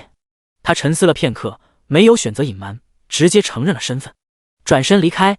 没错，李想是李凯父母收养的孩子，大他7岁，从小就是父母的骄傲。传说中别人家的孩子无论是校考联考还是市考，次考试都拿第一，最后甚至拿下了省状元、光宗耀祖。高考暑假期间通过炒股实现经济自由，大一就让李凯父母退休享受生活，现如今成立了自己的信托投资公司，身家过亿。相比之下，只考上2本且大学生涯一次奖学金没拿过的李凯就跟废物一样。李凯不是没想过抱这个毫无血缘关系的哥哥大腿，但李想那在外人面前兄友弟恭，私底下各种鄙夷嫌弃的做派，让他知道这条粗腿与他无缘。会当凌绝顶，能卖我件精良级武器吗？我可以用现金支付，一件20万怎么样？李凯思索片刻，直接将白银长弓赠予了对方，留下一句话后便关闭了私聊界面，转身离开。这把武器就当还你大学4年的生活费了。大学期间，李想每个月都会给他打1万块生活费，虽然心知他只是为了不留下一个苛刻兄弟的污点做个样子，但一码归一码，这些钱该还就得还。除此之外，那对眼里只有争气的养子，对平庸的亲生骨肉毫不重视的父母也交给他照顾了。这把弓斩断前缘，从此刻起他只会是不朽大陆的李凯，而非蓝星世界的李凯。李想还想继续说话，但系统显示对方已经关闭私聊，只好作罢。他查看了一番白银长弓的属性面板，毫不犹豫赠予给了身旁的女玩家。哇塞，精良级的武器，还是远程的弓箭，太好了，这下就不用去跟魔兽肉搏了。你是怎么搞到的呀，李想？王思思惊喜地摩挲着手中银白如皎月的长弓，绝美的脸庞上满是笑容。不朽可以选择自己捏脸，也能直接使用原本的相貌体态，而王思思就是后者，天生丽质的她毫不犹豫地用了自己的原貌。李想露出一副恰到好处的温柔微笑道：这你就不用管了，你放心，我会给你一场美好的游戏体验的。谢谢你。王思思看着李想英俊的面容，一抹红霞爬上洁白的脸庞，羞涩地低下了头。等一下，我下线处理下工作，3分钟内回来。好的，那我等你哦，待会见。蓝星世界魔都某栋豪华公寓内，李想从营养舱内爬起身，面无表情地给手下打了个电话，查一下我那个没用的弟弟的住址，让我爸妈去找他打感情牌，让他把奇遇都给我吐出来。在外人眼中光芒万丈的他，直到接触到了上流社会后，才知道跨越阶级有多么困难。读书天才，金融奇才，在那些出生就站在金字塔顶端的人面前不值一提。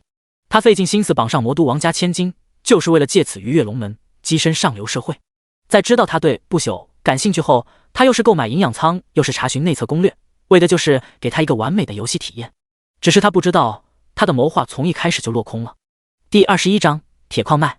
开始寻找下一头猎物的李凯，犹豫着要不要将牧师和法师的装备丢上交易行。在 LV5转职之前，玩家是没有职业的，除非天赋自带技能，玩家基本都没有法术类技能，只能在商店中买跳劈之类的无门槛物理攻击技能卷轴学习。现在卖的话，可能卖不了那么高的价格。但思索了片刻后，他还是决定直接卖掉。玩家们基本都是根据天赋来选择职业，所以即使现在用不到法杖，天赋合适的玩家也会提前购买。他之所以收银币，就是为了等过段时间玩家的等级上去了，可以在 NPC 商店中购买稀有级资源的时候委托玩家购买。很快，除了送给理想的白银长弓外，剩下的装备也全部卖出，良心交易所不收取中介费，所以他一口气挣了2250银币，加上战利品里的钱币，他现在的总资产共有2金437银573铜，可以买至少40件稀有级资源。嘶哈嘶哈，令人毛骨悚然的笑声在地下空间回响。不远处，一条受到惊吓的巨大紫黑色蠕虫自地下钻出，孤勇着朝远处逃去。往哪跑？吃我野蛮冲撞！这条紫黑色蠕虫有着比李凯还要巨大的体型，体长20多米，身躯最粗的地方直径接近4米，头部没有眼睛鼻子，只有一张密密麻麻布满尖锐利齿，形状如同绞肉机的恐怖口气。种族：石铁蠕虫，位格：精英，等级 LV19， 力量15 16-1，体质30 31-1，精神9 10-1，敏捷9 10-1，物理抗性158，魔法抗性139，生命值3000-3000，魔力值450 450，体力值388 400。天赋1，强酸胃液，地级，具有强烈腐蚀性的胃液，可以消化罕见级及以下的矿石，增加双抗和体型。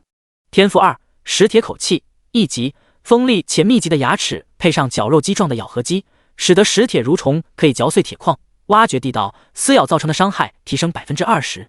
技能：冲撞撕咬，地级，消耗200点魔力值和100点体力值，进行一次可稍微变相的冲锋。冲锋的同时撕咬前方敌人，对命中的敌人造成1895点物理伤害，若咬住敌人则造成1秒的禁锢效果，冷却时间60秒。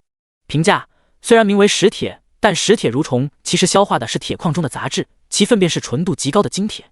石铁蠕虫的敏捷要比李凯低得多，很快便被他追上，一头撞了上去。负 3976.9。吧唧一声，石铁蠕虫被当场撞爆，紫黑色的血肉与粘液在地下空间内炸开，溅得一地都是。经过友爱小队一战属性再度提升的李凯，野蛮冲锋的伤害来到了恐怖的3759点，再加上精英杀手的伤害加成，哪怕石铁蠕虫的物理抗性高的堪比红名精英怪，也被当场撞死。李凯看着满地狼藉的血肉挠了挠头，还好暴食的判定还是很宽松的，只需要吞吃大部分躯体就能触发经验加成，不然这次还真不好吃干净。之前他吞吃其他魔兽遗骸都是不吃屁股大肠这种烟杂部位，花了10多分钟他才将肉眼可见的残骸吞噬完毕。吞噬稀有级资源石铁蠕虫的体壁，物理抗性加4，魔法抗性加3。吞噬稀有级资源石铁蠕虫的口气，力量加 0.2， 物理抗性加1。吞噬稀有级资源石铁蠕虫的肠胃，体质加 0.3。李凯回到石铁蠕虫破土而出的地方，低头望去，里面黑黝黝的，不知道什么情况。他自持地下一层没有生物能威胁他，并且手里还攒着340设计点以备不时之需，所以直接钻了进去。片刻后，李凯又爬了出来，骂骂咧咧的跑去咬了一堆夜光蘑菇，重新钻进去。这条隧道不算陡峭，基本上是以45度向下通去，李凯走了几百米就到头了。通道的尽头是一个密闭的地下空间，里面有着石铁蠕虫钻出来的四通八达的隧道。李凯含着夜光蘑菇微微张开，借助薄弱的光亮探查了一番，发现这里竟是一处铁矿脉。光是通道岩壁裸露在外的部分铁矿，目测就有几百立方，大约能有1000吨重。而1吨品质一般的铁矿石市场价大约是10银币，这意味着这里至少有价值10金币的铁矿。李凯的呼吸顿时变得沉重起来，但很快他就冷静下来了。不是他的心态已经成熟到能无视10金币，而是他压根没有挖掘的手段和时间。家里有矿也不一定是好事。李凯叹了口气，准备转身离开。忽然，通道角落一坨黝黑的固态物引起了他的注意。这是普通级资源石铁蠕虫的粪便，相当于10分精纯的金铁矿石，1立方市场价64-70银币。李凯双目圆睁，紧紧盯着这坨翔，光这一坨就接近半立方了，也就是30银币。他赶紧将通道找了一遍，一共找到8坨翔，加起来有差不多4立方米。他将这8坨粪便挂到交易所，定价200银币。无论生活玩家还是战斗玩家，一定都会很乐意买下这些答辩，转手卖给 NPC 小赚一笔。之所以卖这么便宜，是因为如果交易时间到了还没人买，寄售的资源就会自动返还到玩家背包。李凯没有背包，所以大概率会返还到体内空间，届时如果他要取出来就得吐出来，这跟吃屎有什么区别？李凯原路返回，离开铁矿脉，找了块石头将洞口堵起来。这些铁矿他拿不到，其他人也别想要。石铁蠕虫的粪便没有被秒，毕竟富少们收铜币也不容易，就等着其余玩家挂精良级装备呢。浪费时间赚这点中介费，万一错过了装备怎么办？李凯继续漫无目的的在四通八达的地下空间内游荡着，他想找头红名精英怪刷手杀，但乱岩窟他不熟，压根就找不到。第22章哥布林。地下空间内，无聊的李凯一心二用，边寻找猎物边浏览论坛。作为一个新时代标准网瘾青年，这几天没手机玩不能上网的日子实在太令他难受了。现在光是逛逛论坛，看看玩家们整活，他都觉得精彩。然而事实证明他高估了自己，在第 N 次因为看帖子入迷而导致猎物逃跑后，李凯关掉论坛，决定专心寻找猎物。关闭系统界面前，他扫了一眼私聊界面，一条私聊申请引起了他的注意。玩家菜就多练向你发起了私聊申请，备注：凯哥是你吗？我是策子。策子？难道是徐策？李凯通过了这条私聊申请，开门见山承认了自己的身份。菜就多练，哇，真的是你啊，凯哥！速把石铁蠕虫粪便的交易撤回，我在攒钱了。这种跑腿挣钱的好事可不能便宜外人啊！闻言，李凯毫不犹豫地撤回了交易。徐策是他最好的哥们，对他来说，除了徐策，其他人都和外人没区别，包括他的亲生父母。在李凯6年级的时候，一群初中辍学的混混莫名其妙地开始针对他，天天放学在校门口堵他。那对怕麻烦的父母祭出了经典的一个巴掌拍不响。他们为什么不欺负别人，而是欺负你？仔细想想，你就没有错吗？理论无视了他的求助。就在这时，他的同桌徐策站了出来，和他一起在小巷里以二敌十，准确来说是10个混混一起暴揍他俩。最后是徐策的父母向校方反映了这件事，并且徐策他哥也喊人来了个以暴制暴。在他一家人的帮助下，李凯才摆脱了这个噩梦。直到前段时间，李凯才知道当年那群混混为什么针对他。那个混混头子现在是理想公司的保安队长。现在徐策说话，别说撤回交易了，就是直接把大便白送他，李凯也心甘情愿。菜就多练，凯哥我刚刚去问过了，我这边石铁蠕虫的粪便回收价是57银币1立方，你那4立方卖我223银币吧，我挣5银币跑腿费就行，不过你得等会，我暂时没那么多钱。看着私聊界面，李凯露出了狰狞而又恐怖的微笑，直接将石铁蠕虫的粪便赠予徐策，并私聊道：转身离开，你不用攒钱了，直接拿去卖吧，到时候给我200银币就行，总不能给其他人就占便宜，对兄弟就抠抠搜搜吧。菜就多练，多谢凯哥。对了，你那边有石铁蠕虫，那会不会有铁矿啊？我这边有个大生意。闻言，李凯来了兴趣，询问是什么大生意。徐策码了一大串字，才跟他讲明白是什么情况。生活类玩家和战斗玩家不同，战斗玩家在 NPC 看来是自群星而来的人，有着不可思议的复活机制，而生活玩家降临后会随即取代城镇里的 NPC 身份，即使用的是自己的外貌，其他 NPC 都会觉得他就是原本那个人。这也被玩家们戏称为第二次投胎。有的生活玩家运气好，直接穿越成魔能研究所的研究员，虽然存款会被清空，但等月底工资一发，立马就衣食无忧。而有的玩家则穿越成路边的乞丐，除了1000铜币的启动资金外，一无所有，还得自己去找工作。徐策降临的身份不算太好，也不算坏，他身份的父亲是一名商人的管家，所以他现在一直跟着商人打杂。在打杂的这段时间，他通过商人了解到他所在的双土城附近的铁矿脉快被挖空了，所以双土城一带的铁矿价格直线飙升。商人想着从外地进一批铁矿石来售卖，却苦于没有门路。如果他能搞到一批铁矿，能挣多少先不谈，信誉等级不得直线飙升啊！对于生活玩家而言，提升信誉等级就是战斗玩家的升级，信誉等级高了才能买高级资源。看到这里，李凯也来了兴趣。如果徐策能提升信誉等级，帮自己购买稀有级资源的话，就不用等战斗玩家刷到 LV10了。但他虽然知道哪有铁矿脉，却没有开采的手段，直接暴力打碎铁矿，掉落的碎屑是不被系统承认的，无法作为资源去和其他玩家交易，必须得用铁镐来开采，才能掉落资源铁矿。想到这里，李凯就一脸不爽，比没钱更令人痛苦的，就是有钱掉在你面前，你却没法捡。忽然，一抹墨绿引起了他的注意。李凯定睛一看，发现不远处的夜光蘑菇丛中有一只墨绿色的手臂正缓缓缩回蘑菇丛中，假装没发现端倪路过，等距离够了一个洞察术甩过去。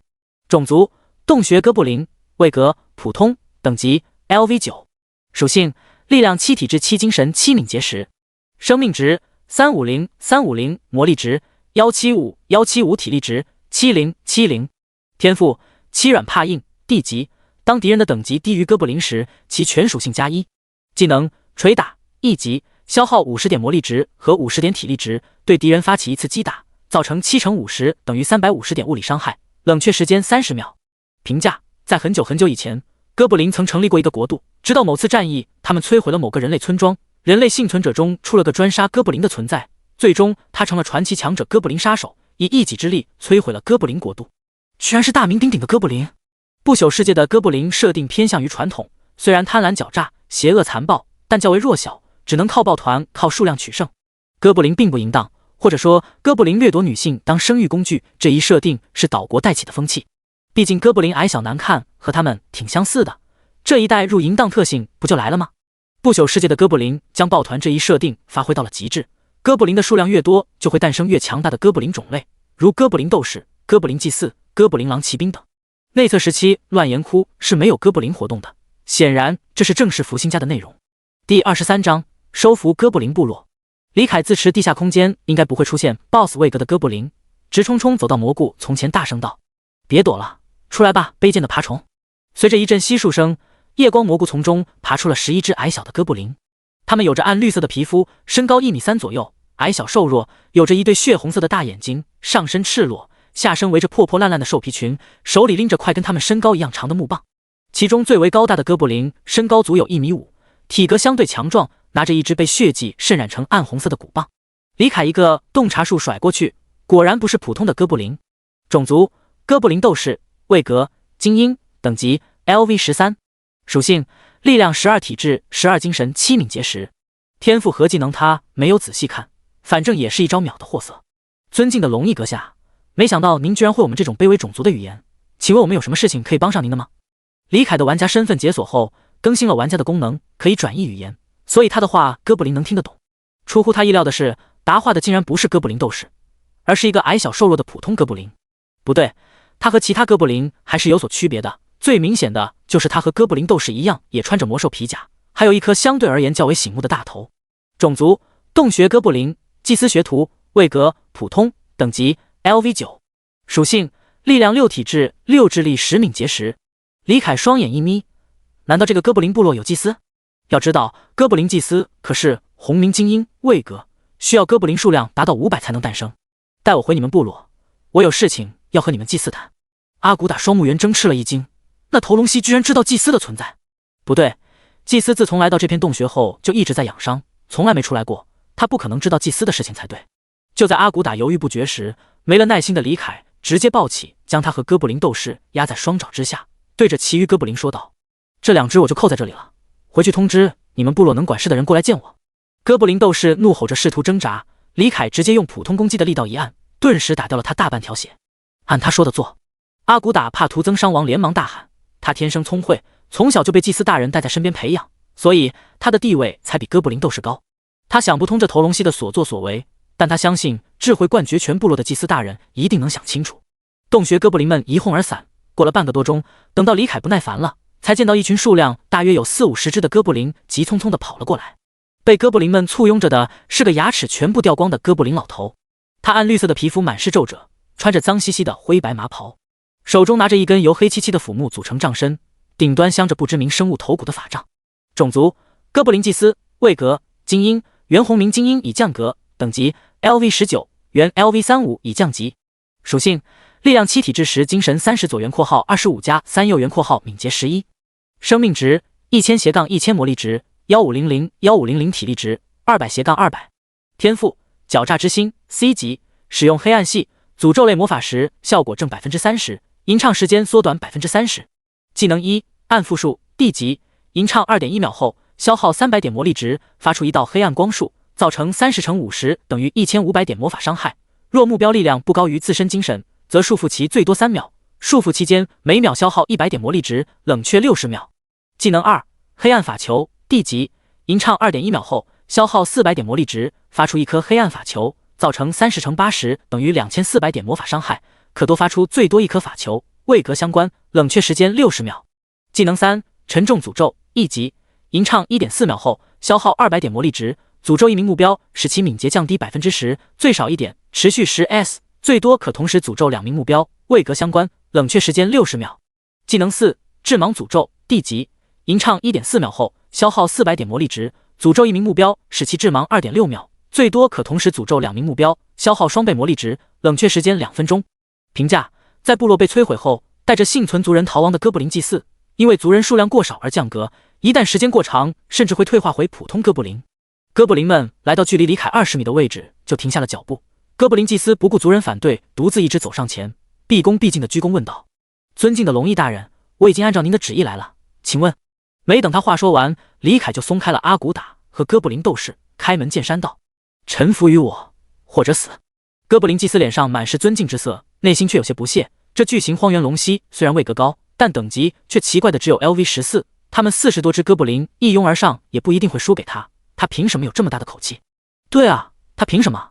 想到这里，老祭司静下心来仔细观察，发现这头龙蜥的体型与等级明显不匹配，匕首状的利齿和背上奇怪的隆起都在诉说它不是一般的巨型荒原龙蜥。就在老祭司还犹豫不决时，李凯继续开口道：“臣服于我，我将庇护你们，并为你们提供足够的肉食。还有这种好事？要知道，龙翼大都把附庸当作工具使用，哪有给工具提供食物的？代价是你们必须听我指挥。当然，我也不会让你们去做什么危险的事情，毕竟你们太弱了。你们需要做的事情只有2件：一部分机敏的去寻找精英位格的魔兽，一旦发现，就带我过去将它干掉。第2件事就是帮我开采一个铁矿，每天只要开采足够的分量就能休息，不需要一直工作。没错，楚国地图展开，李凯的目的是征服这群哥布林，让他们去挖矿。第24章，等级排行榜。传说哥布林是地精变异而来，无论这个传闻是否真实，哥布林擅长在地下挖掘是真的。这老祭司动摇了，臣服于强大的生物，对于魔物来说是再正常不过的事情了。事实上，他们原先的部落就是一只强大的地龙的附庸。前段时间，那头地龙被人类讨伐了，他们部落作为护卫几乎被屠杀殆尽，只剩他带着幸存者逃到了乱岩窟中苟延残喘。他们部落如今只剩47只哥布林，连大哥布林都无法诞生。幸存者中没有老哥布林，减去孕弱病残，只有38只哥布林有战斗力。精英位格的战力除了他，只有2个哥布林斗士和1个哥布林头毛手。他要镇守部落，所以哥布林们只能由3个精英单位带队，11个为一组分开狩猎。地下空间内合适的猎物不多，精英哥布林的战斗力也远比同位格魔兽要低，导致狩猎伤亡率很高。要知道，一开始他们可是有54只哥布林的。想到这里，老祭司下定决心，放下法杖，缓步走到李凯身前，单膝跪地亲吻他的前爪。老祭司在哥布林部落里显然是一言九鼎的存在，见他跪下，其余哥布林也都齐刷刷单膝跪地。强大而又尊贵的龙翼，请您收下卑贱的碎骨部落的效忠，以哥布林始祖的名义，我们将对您献出我们的一切，从今往后誓死遵从。李凯强忍尬意，听完老祭司的效忠词，随后学着电影里的情节前爪轻点了3下老祭司的背部。他不知道这个行为在老祭司的心中掀起了怎样的波澜。老祭司曾经了解过人类的礼仪，但这头明显不可能与人类有交集的龙蜥怎么也懂这些？难道主上觉醒了龙族的传承？给你们半个钟时间，把你们聚集地里能用的东西拆了运过来，我带你们去铁矿脉那里，你们将在那里重建家园。李凯发话打断了老祭司的脑补，后者连忙听令，让哥布林们回去拆家。谨遵您的旨意。同时，李凯叫徐策去买30把铁镐交易过来，并告知了他自己之后将大量提供铁矿。没过多久，哥布林们就扛着一堆兽皮、木板和锅碗瓢盆赶了回来。李凯将他们带到铁矿脉那边，老祭司对铁矿脉的隐蔽和入口处易守难攻的特性感到非常满意，招呼着众哥布林开始重建家园，同时让3大精英单位各自带着2名敏捷最高的哥布林组成小队，开始在地下空间内寻找精英魔兽。就在哥布林们热火朝天重建家园之时，凌晨12点到了，排行榜开始结算。全服公告：不朽首日已完美结束，现发布全服等级排行榜。本排行榜非实时更新，下次更新时间为1周后。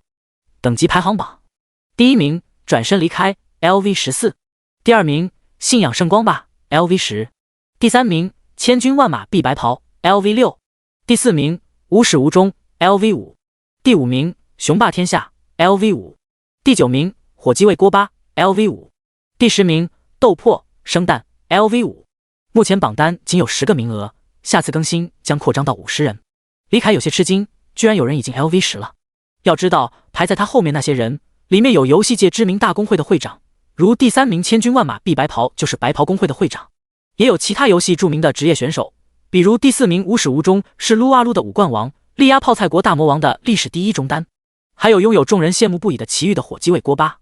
和人气很高的技术型大主播，比如第10名斗破、生蛋，以及因为不朽是体感游戏，所以蓝星世界的格斗高手上手更加轻松，比如第5名雄霸天下是世界综合格斗轻量级冠军。他们肯定至少是金铁长剑加铁丝加布靴3件套，火鸡卫锅巴大概率有精良级的武器装备，千军万马必白袍就是金刚骑士长枪的购买者。但他们都只有 LV5 最高 LV6， 这个信仰圣光吧是什么来路？竟然都 LV10了！遇事不决上贴吧，不对，论坛。李凯打开论坛，发现玩家们都炸锅了，全在讨论第一、第二是怎么升级升那么快的。热度第一的帖子是信仰圣光吧发的，他公布了自己升到 LV10的原因。信仰圣光吧，我也是遇到了奇遇。我降临的地点有一个重伤垂死的红衣主教，他让我将一封信送到最近的教堂。我跑了半天，送完信后，他的灵体突然蹦出来说我是个守信的人，并且圣光也愿意亲近我。我的天赋与光明有关，最后给我来了波圣光传承。现在我已经是西南行省的候补圣子了。李凯看得啧啧咂舌，果然欧皇哪里都有啊。至于那些发帖吵着要他公布自己奇遇的，李凯理都不理，直接无视。恭喜你在等级排行榜上获得第1名，你获得自由属性点乘10，金币乘10，获得成就新人冠军。成就新人冠军，效果获得 15% 的额外经验值，你解锁新的成就获得50点设计点。李凯喜出望外，这波实在是太爽了。至于自由属性点该如何用，他考虑了许久，最终还是全部加到了敏捷上。毕竟均衡肢体的效果只能持续3秒，还有5秒的冷却，所以应该尽量弥补弱点，免得遇到天赋冷却敏捷不够的情况。除了自由属性点外，新人冠军这个成就效果也很牛掰，能直接提升刷经验的效率，加上报时能增加 40% 的额外经验值。相比之下，设计点和金币都只能算天头了。报告大人，破皮小队找到了一头剧毒变色龙。就在这时，一个哥布林凑上前来汇报情况。破皮是碎骨部落里唯一一只哥布林头毛手的名字。无力吐槽这狗屁名字的李凯摆摆手，让他带路出发前去狩猎。没走2步路，李凯就嫌弃他速度太慢，将他直接叼在了嘴里。背他去？那不是倒反天罡吗？哪有奴隶？哦不，附庸骑在主人身上的。不远处，指挥族人搭建帐篷的老祭司眯起双眼，怎么才过一会，主人的速度就快了一大截？还有刚刚主人吐出30把明显是出自人类工匠之手的铁镐，也彰显出了这头龙蜥的不凡与神秘。看来这个主子跟对了。想到这里，老祭司喜笑颜开，喝令采矿的哥布林们加快进度，务必让主人满意。第25章白小生的私聊。当李凯赶到剧毒变色龙所在地时，哥布林头毛手已经等候多时了。据他所说，这只剧毒变色龙偷袭了他的队伍，杀死并吞吃了一只洞穴哥布林后，就进入了前行。如果不是哥布林头毛手有鹰眼技能可以锁定对方，怕不是让他跑掉了。李凯大步流星跑到头毛手所说的地点，一处茂盛的夜光蘑菇丛。他完全没有发现剧毒变色龙的踪迹，如果不是地上有一具只剩骨骼的洞穴哥布林尸骸，他只会觉得这里什么都没有。前行了锁定不了，没关系，直接 AOE 震出来就好了。一发咆哮灌下去，一只足有蓝星上成年水牛大的变色龙就显出了身形。李凯一记双重撕咬将其秒掉，顺手甩了个洞察术上去。种族剧毒变色龙，位格精英，等级 LV16， 属性力量10，体质18，精神13，敏捷13。天赋1，千幻表皮，地级剧毒变色龙的皮肤颜色能随着周围的环境而变化，当其脱离战斗状态3秒后进入前行状态。天赋2，剧毒之舌，地级剧毒变色龙的舌头伸缩自如，最长可伸长至10米，被舔到的敌人陷入持续30秒的中毒状态，每秒受到30点特殊伤害。技能1，舌枪，一级消耗50点魔力值和50点体力值，将舌头化作长枪射出，造成10×50等于500点物理伤害，冷却时间30秒。技能2，麻痹蛇腹，地级消耗100点魔力值和100点体力值，将舌头化作鞭索射出，造成10×100等于1000点物理伤害，并使敌人陷入持续3秒的麻痹和束缚状态，持续时间60秒。评价：剧毒变色龙是地下空间最为卑鄙阴险的猎手，它只会狩猎体型远低于自身的猎物，比如哥布林。一套连招下去，剧毒变色龙当场暴毙。感谢伟大的主人为我们报仇。哥布林头毛手感动得五体投地。这只剧毒变色龙不是第一次袭击洞穴哥布林了，所以他在寻找猎物时就来到这一带，试图找到对方，借助李凯之手将他除去，为族人报仇。他的血肉有毒，我就不分给你们了。说完，李凯开始大快朵颐。他答应了要分魔兽肉给哥布林们，如果不是有毒，他只会吃掉精华部分。刚回到铁矿脉营地，屁股还没坐热，就又有一只哥布林回来报信说找到了猎物。李凯不禁觉得自己收服洞穴哥布林的行为太明智了，他之前寻找猎物的效率远没有这么高。这次的猎物是头眼假野猪，李凯将材料部分吞噬加了属性后，剩下的肉就分给了哥布林们。25%的额外经验值虽然香，但比起提升狩猎效率和有人手挖矿，还是可以放弃的。徐策应该是下线了，暂时联络不上。李凯再次狩猎了一只精英怪后，就找了个僻静的角落开始睡觉。与此同时，吃到了野猪肉的洞穴哥布林们继续奋力挖矿，试图向主人体现他们的价值。次日清晨，李凯被私聊信息吵醒，发现是看到他留言的徐策上线了。李凯来到哥布林挖矿的地点，发现这里已经摆放了一堆方方正正的赤铁矿，这些赤铁矿都是铁镐开采而来，系统判定属于普通级资源，可以放进交易行拍卖。赤铁矿石，普通级资源，100千克品位50的赤铁矿石，每吨市场价220-300铜币。这里总共有30多吨赤铁矿石，李凯直接全部赠与徐策，让他去售卖，尽快提升信誉等级。至于利润分成，李凯本来想着5-5开的，毕竟贩卖赤铁矿石和售卖石铁蠕虫的粪便不一样，后者随便找家 NPC 商店就能卖掉，所以只用分点跑腿费。而大量的赤铁矿石可没那么容易卖掉，必须得找门路，和其他商人谈判，这些事情琐碎又耗费精力，不分多点说不过去。最重要的是，徐策是他兄弟，但徐策坚持82分，李凯8，两人讨价还价半天，最终定下73分成。有了探子，原本就是宅男的李凯也懒得出去了，直接让哥布林们外出寻找猎物，自己则继续逛论坛看玩家们整活。就在这时，李凯发现大名鼎鼎的白晓生居然给他发了私聊申请。点开一看，原来是白晓生想要知道李凯的成就效果是什么，并且给出了一个成就1金币的高价，原因是他想要做个成就图鉴。李凯犹豫了片刻，答应了他的交易，毕竟这些成就也不算是什么底牌，公布了就公布了。白晓生很爽快地赠予了2金币过来，接着开始询问他的职业和天赋。李凯没有选择告诉他，毕竟他压根就没有职业，随便编一个骗白晓生也不太好，毕竟白晓生可是最大的情报收集者，说不定以后还有麻烦他的地方。白晓生赠予了他1金币，作为冒犯的道歉。李凯不禁咂舌，这家伙是真的客气且阔气。要知道，现在虽然铜币贬值了，但也有着50:1的汇率，1金币相当于2W华国币了。不过很快，李凯就知道了白晓生为什么这么客气。白晓生，有一件事我想问你，你不回答也没关系，我只是单纯的好奇。转身离开。你说。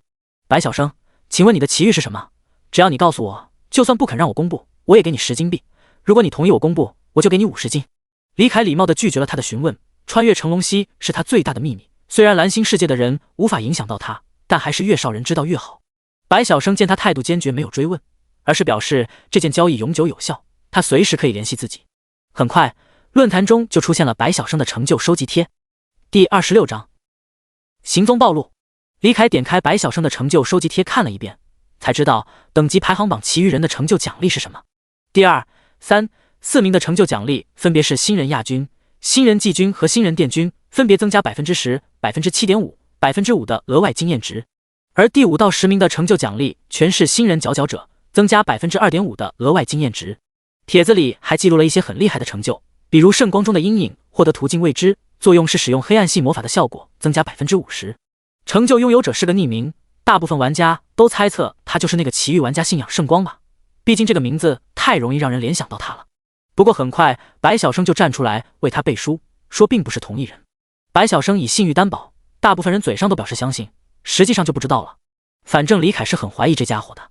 除此之外，还有一些奇奇怪怪的成就，比如第1死，成就拥有者是千军万马碧白袍，获得途径是成为玩家中第一个死亡的人，效果很厉害，是对杀死他的生物造成的伤害翻倍，也难怪千军万马碧白袍能升级这么快。开局裸装去硬抗新手怪的伤害，等死了复活后再出来刷怪，效率翻倍，再加上李凯卖给他的金刚骑士长枪升到 LV6 也不奇怪了。千军万马碧白袍很坦诚地公布了这项成就的获得方式，是从一个内测老玩家手里买的，花了10W 华夏币。李凯看了直摇头，这些大公会真的是把游戏玩明白了，一般人哪里想得到找内测玩家买成就获得途径啊？仔细想想，他知道哪些不为人知的成就获得途径？好像没有，因为他内测时期一个成就都没得到过。那没事了。看完帖子，刚好哥布林发现了精英怪，李凯立即出发前去刷怪，他距离 LV15 也不远了。时光飞逝，时间很快便来到了开服第2天的中午。某个新手村外，李想看着王思思身上冒起的白光，微笑着祝贺道：“恭喜你，思思，你升到 LV5 可以转职了。玩家在 LV5 之前都是无职业的 ，LV5 转职后就能成为见习者，升到 LV10通过升格考验才能晋升一阶超凡者。李哥，谢谢你的功，没有他我不可能升级这么快。升级很快吗？已经 LV7 的理想微不可见的摇了摇头，明明有营养舱无需睡眠，却还要浪费时间在现实世界睡觉，这个女人实在是太蠢了。李想转头看向不远处地上血淋淋的尸体，旁边被鲜血染红的青草随风摇曳，再抬头望向每一朵都不一样的云彩，终于下定了决心。思思，我和其他几个朋友决定组队了，以后我们就不能一起玩了。哎，王思思惊讶地瞪大了眼睛，作为富家千金，她自然不可能是什么傻白甜，对于面前男人的心思她心知肚明，现在她居然说出这种话，舔狗失主了。李想没有多做解释，转身朝着更深的野区走去。不朽，世界真实的令人发指，原本不玩游戏的他一开始并没有意识到这个游戏蕴含着多大的商机，但现在他意识到了，如果能在游戏世界闯荡出一片天地，届时辐射到现实世界，跨越阶级还难吗？靠女人上位本就非他所愿，如今有了别的途径，他肯定要试一下。况且李想看向自己属性面板的天赋 S 级天赋多重施法，可以同时释放2位格相关种法术，魔力值消耗减少 10%， 位格相关，每种法术效果为 80%， 位格相关。如此强大的天赋，定能助我登顶不朽。李想怀揣着对未来的憧憬，一步步走向野区深处。只是他并不知道，他最大的依仗 S 级天赋，对于李凯来说仅需500射击点罢了。乱岩窟地下空间，一个狗狗碎碎的人影正在夜光蘑菇丛中穿梭。每当有魔兽靠近，他便停下脚步，蹲在蘑菇丛中。他的身影很快就融入蘑菇丛中，没有引起魔兽的注意。但有时魔兽靠近的太快，他来不及前行，或者魔兽的嗅觉太好发现了他，便会展开一场生死时速竞赛。好在乱岩窟地带的魔兽敏捷普遍不高，所以虽然他险象环生，但还是坚强地挺进了地下空间内。玩家 Timo 队长在升到 LV5 后转职成了一名斥候，不是普通的斥候，而是 C 级职业自然斥候，这得益于他的天赋自然前行。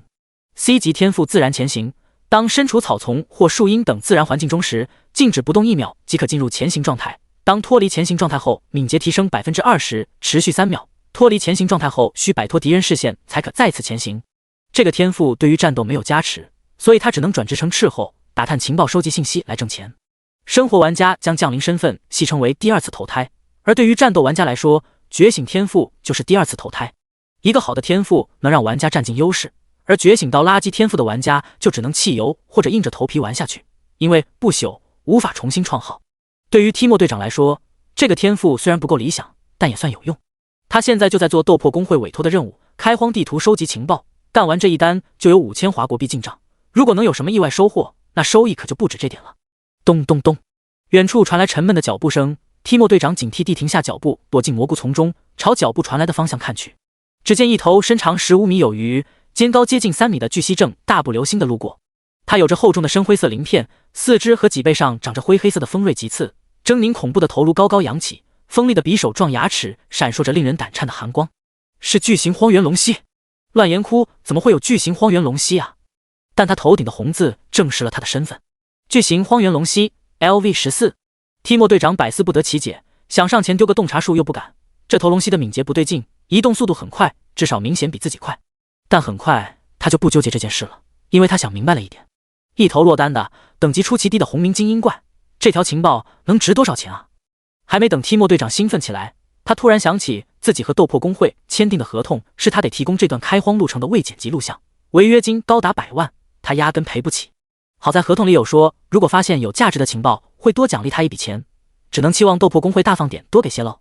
等巨型荒原龙蜥离开这处地下空间， Timo 队长赶紧转身返回凯林村。光是落单的低级红名精英怪这条情报就够了，不需要再去探查什么了。Timo 队长走得急，所以没有看到被李凯甩了半条街的扛着双面甲胄兽尸体的哥布林们。第27章大主播生蛋。狼嚎草原某处小山坡上，一个穿着铁丝甲和布靴，手中提着一把西洋剑形状武器的女人正对着空气自言自语着：家人们好啊，我是斗破公会的生蛋，生蛋静莫丑的生蛋，欢迎各位家人来我直播间，没点关注的点点关注，免费的小礼物刷起来啊。这女人长得极美，面如天上皎月，眉似湖中轻舟，唇比雪中傲眉，美得有些不真实。她眉心的印记也表明了一件事，这是玩家捏的脸。然而对于直播间的老色批们来说，脸其实并不重要。那前凸后翘连铁丝甲都遮盖不住的傲人身材，那盈盈一握的小蛮腰，那修长圆润的雪白长腿才是重中之重。直播间的弹幕疯狂滚动着，人气之高令人咂舌。元神怎么你了？坤哥你太变态了，整个不朽应该就你一个男的创建女性角色吧。五星上将麦克阿瑟，不许说我家哥哥，等下生的蛋不给你吃。刚正不阿铁直男，男娘是男娘，我吸溜吸溜吸溜吸溜，我真的在拉扯了。主播，我屁股缝里有点咖喱，要不给你加餐？生蛋是某平台游戏区的一线大主播，前段时间刚和游戏界的顶级大公会斗破公会签了合同，这波强联手也让他摸到了超一流大主播的门槛，而他觉醒的 S 级天赋也让他成功的迈过了这道坎，并非是因为他的天赋有多强，而是他的天赋强行让他的角色变成了女性，还是大美女。要知道不朽中的玩家性别基本都是和蓝星匹配的，男创女号目前仅有他一例。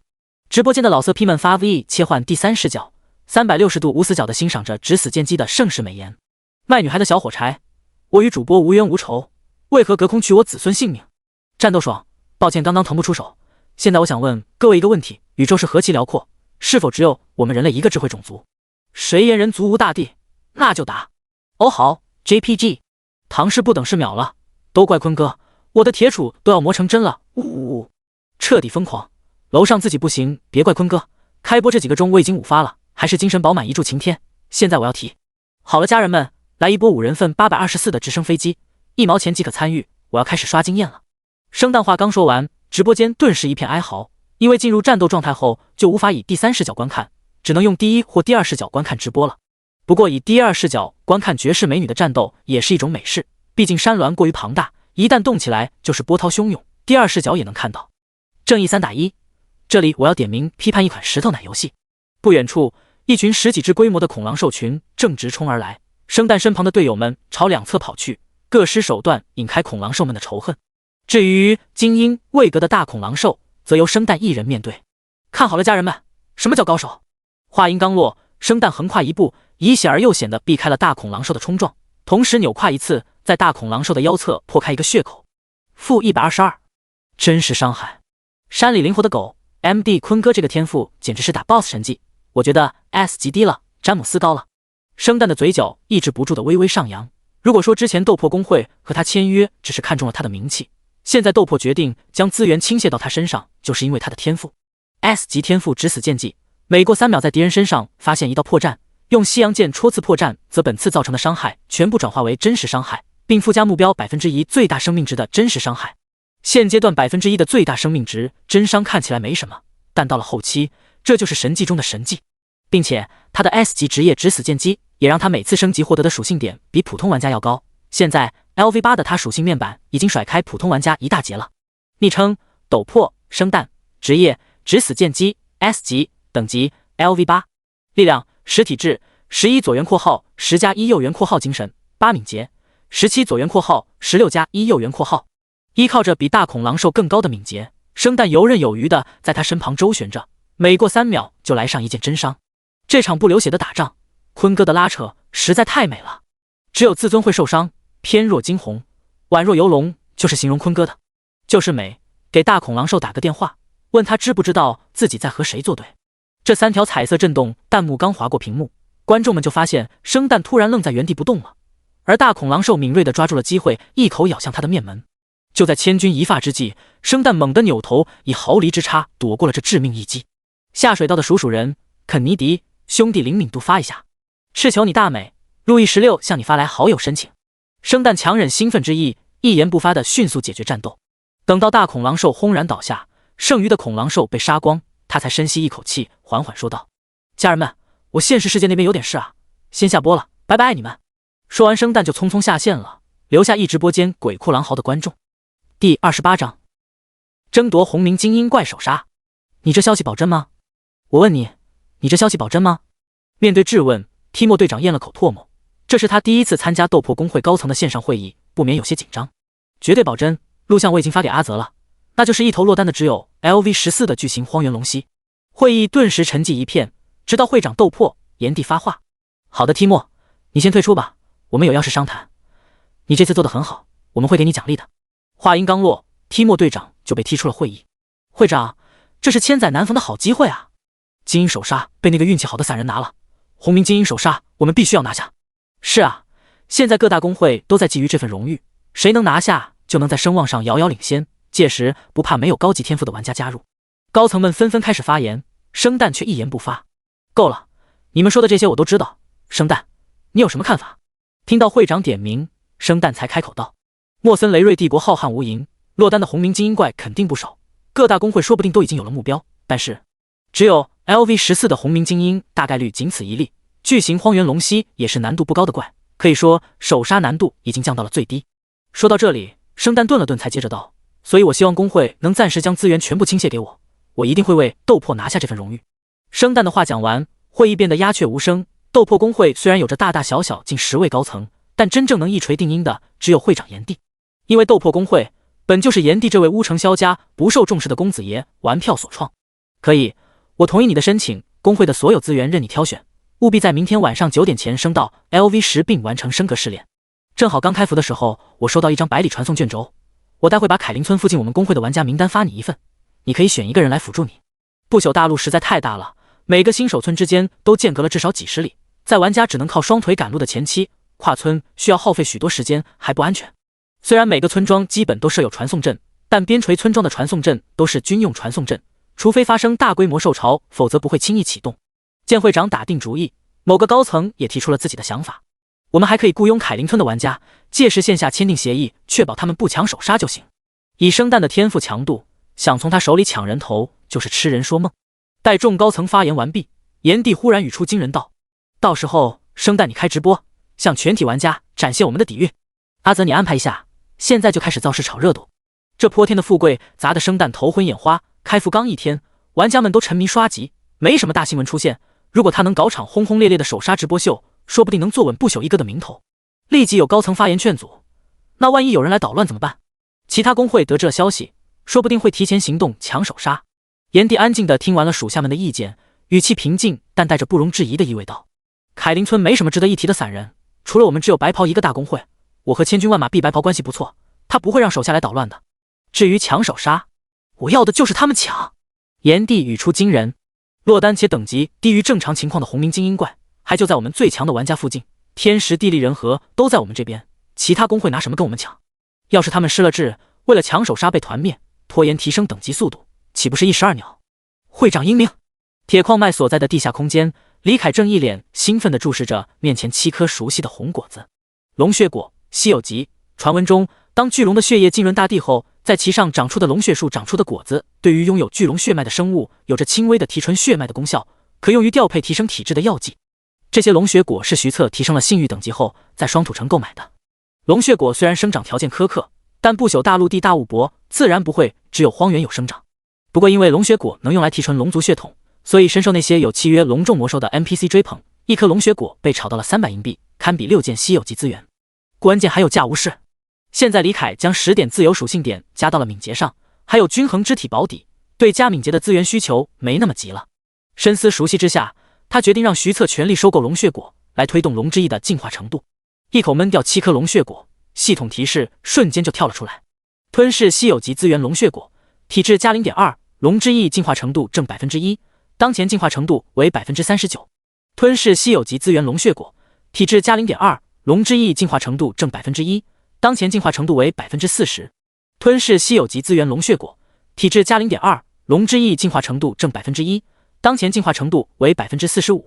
李凯转过头看着脊背上那2坨越来越明显的龙起，满意的点了点头。叮嘱徐策继续收购龙血果后，李凯继续浏览起了论坛，热度第一的帖子顿时引起了他的注意。斗破公会将于明天晚上9点由斗破生蛋直播夺取红明精英怪的首杀，博人眼球。这是李凯的第一想法。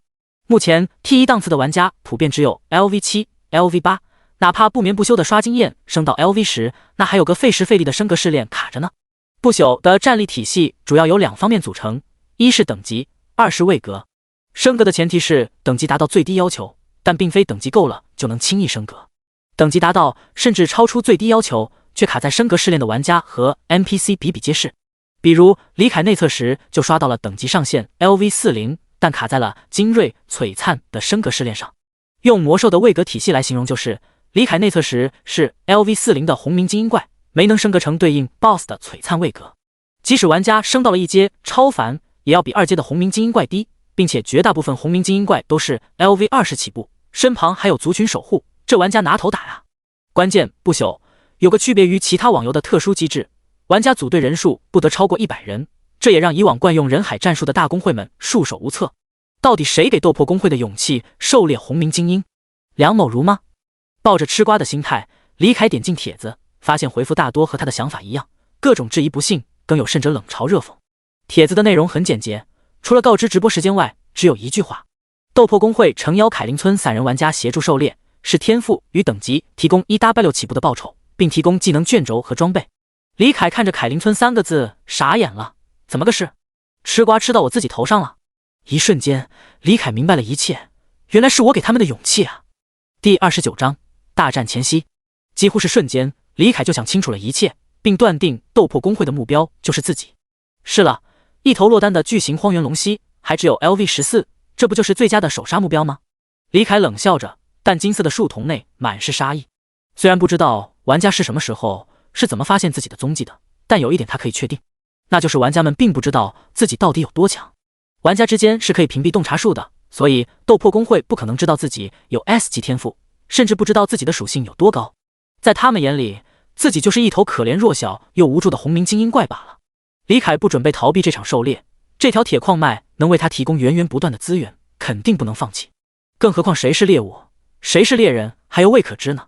不过现阶段的玩家们虽然等级位格都远比自己低，但那些奇奇怪怪的强力天赋确实需要提防一下。李凯点进一条曝光斗破生蛋天赋的帖子，眯起双眼看着 1% 的最大生命值和真实伤害几个字眼。这个天赋确实很强力，对他有一定程度的威胁，但其他村庄的玩家赶不过来，凯林村又能有多少高级天赋的玩家呢？经过这段时间不断的发动爆石，如今他的双抗已经高达135和82，那些较弱的玩家打自己估计连防都破不了，而高达26的敏捷和均衡之体肯定能给玩家们一个大大的惊喜。虽然有自信给玩家们来点小小的震撼，但斗破公会派出的人手肯定不弱，李凯还需要多做准备。首当其冲的就是提升等级，等级 LV14， 经验值14582200000，只需要再狩猎5头高等级的精英怪，他就能升级了。其次是把钱全部用来购买资源来，将其吞噬提升属性，现在没时间慢慢收集龙血果了。李凯将所有钱，一共16金513银都转给徐策，叫他购买稀有级资源，其中增加敏捷的优先。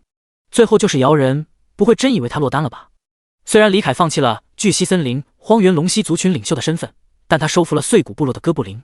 那几个精英单位的实力虽然比精英魔兽弱，但也能在接下来与玩家的战斗中帮到他，更别提从红鸣精英调阁下来的老祭司了。就一天时间，想要提升精英哥布林们的等级基本没希望。不过世界是平衡的，类人魔物的属性虽然普遍要弱于魔兽，但他们也有强大的地方，那就是他们能穿戴人类的装备和饮用药剂。碎骨部落的哥布林们装备实在太差了，除了3个精英单位能穿件破破烂烂的皮甲，老祭司有根法杖和一件法袍，其他哥布林都只为了张魔兽皮在胯上。想到这里，李凯忽然想起来之前从友爱小队身上缴获的普通装备，当时他觉得食之无味，弃之可惜，于是就埋在了洞穴中，如今是时候取出来了。说干就干，李凯大步流星离开矿脉，朝着当初埋装备的洞穴跑去。不久之后，回到矿脉的李凯召集了碎骨部落所有的精英单位 ，LV19 的哥布林祭司， LV15 的哥布林头毛手， LV13 和 LV12 的哥布林斗士。李凯开门见山，直接将有敌人即将来袭的事情告知了他们。精英哥布林们面面相觑，最终都看向了老祭司。老祭司愁得脸上的皱褶都要能夹死苍蝇了，沉默许久才咬牙问道：尊敬的主人，请问那些敌人的实力如何？无论如何，我们碎骨部落愿意守护在主人的左右，但如果能留点血脉就再好不过了。李凯满意的点了点头，才一天时间，这群哥布林们要说有多忠心肯定是假的，但有这个态度就不错了。他们的数量应该不会超过50，大部分都是普通的人类职业者，最多不会超过10个超凡职业者。老祭司眼睛一亮，这种实力虽然可以轻易摧毁碎骨部落，但对面前这头龙蜥来说并非不可战胜的。碎骨部落将跟随伟大的主人，一同将来敌全部歼灭。见老祭司答应出战，李凯大口一张，吐出一堆普通装备。精英哥布林们见到这些锻造工艺甩他们一大截的普通装备，开心坏了。3个精英哥布林为了抢装备险些打起来，李凯眉头一皱，干脆叫徐策买一些普通装备过来，给3个精英哥布林凑齐了全身普通套装。至于老祭司就没办法了，普通装备里很少有适合法师的，他那根法杖和那身法袍看起来应该是精良级，就不浪费钱在他身上了。接着李凯塞给他们一些生命值药水和法力值药水，让他们在战斗时使用。最后让哥布林们暂停挖矿，除运弱病残外，全部出动去寻找精英怪。时间在双方忙碌的备战中飞快流逝，一天很快就过去了。次日晚上9点，凯林村外人山人海，2000多名吃瓜玩家堵在村口，围观斗破公会的出征团队。开服已经3天，不朽玩家数量越来越多，如今光是华服就有接近2亿玩家。各个新手村的玩家数量随之上涨，平均每个村庄有接近3000名战斗玩家。兄弟们，今天就是我们扬名立万的日子。生蛋站在人群的中央，意气风发。检查一下有没有阴道的味道。检查完毕，确认队伍没有玩家迟到后，生蛋一声令下，出发！50名玩家气势汹汹地朝村外跑去。玩家组队人数上限是100，但生蛋不打算带这么多人。不朽的组队机制是数量为10人或以下时没有任何变化，玩家数量超过10人且小于等于50时，每多1人，魔兽的最大生命值提升 1%。玩家数量超过50人时，每多1人，魔兽的全属性提升 1%。这就意味着100人满编队伍，遇到的魔兽都会有着额外 40% 的最大生命值和额外 50% 的全属性加成。内测时期也有玩家尝试过卡 bug，2支100人团队分别出发，最后同时攻击一头 BOSS。结果在第2支团队加入战斗的瞬间，所有玩家全属性降低 50%， 并且魔兽全属性提升 300%。最后2支队伍付出了惨痛的代价，成功击杀了 BOSS， 却发现没有任何收益。并且这个组队机制不仅适用于玩家，还适用于 NPC。这也是明明各大帝国的军队明明有着碾压低级魔兽的实力，却没有试图开垦野区扩大疆域的原因。对于生蛋来说，魔兽的最大生命值提升无所谓，但如果把敏捷提升到高于它的数值，就危险了。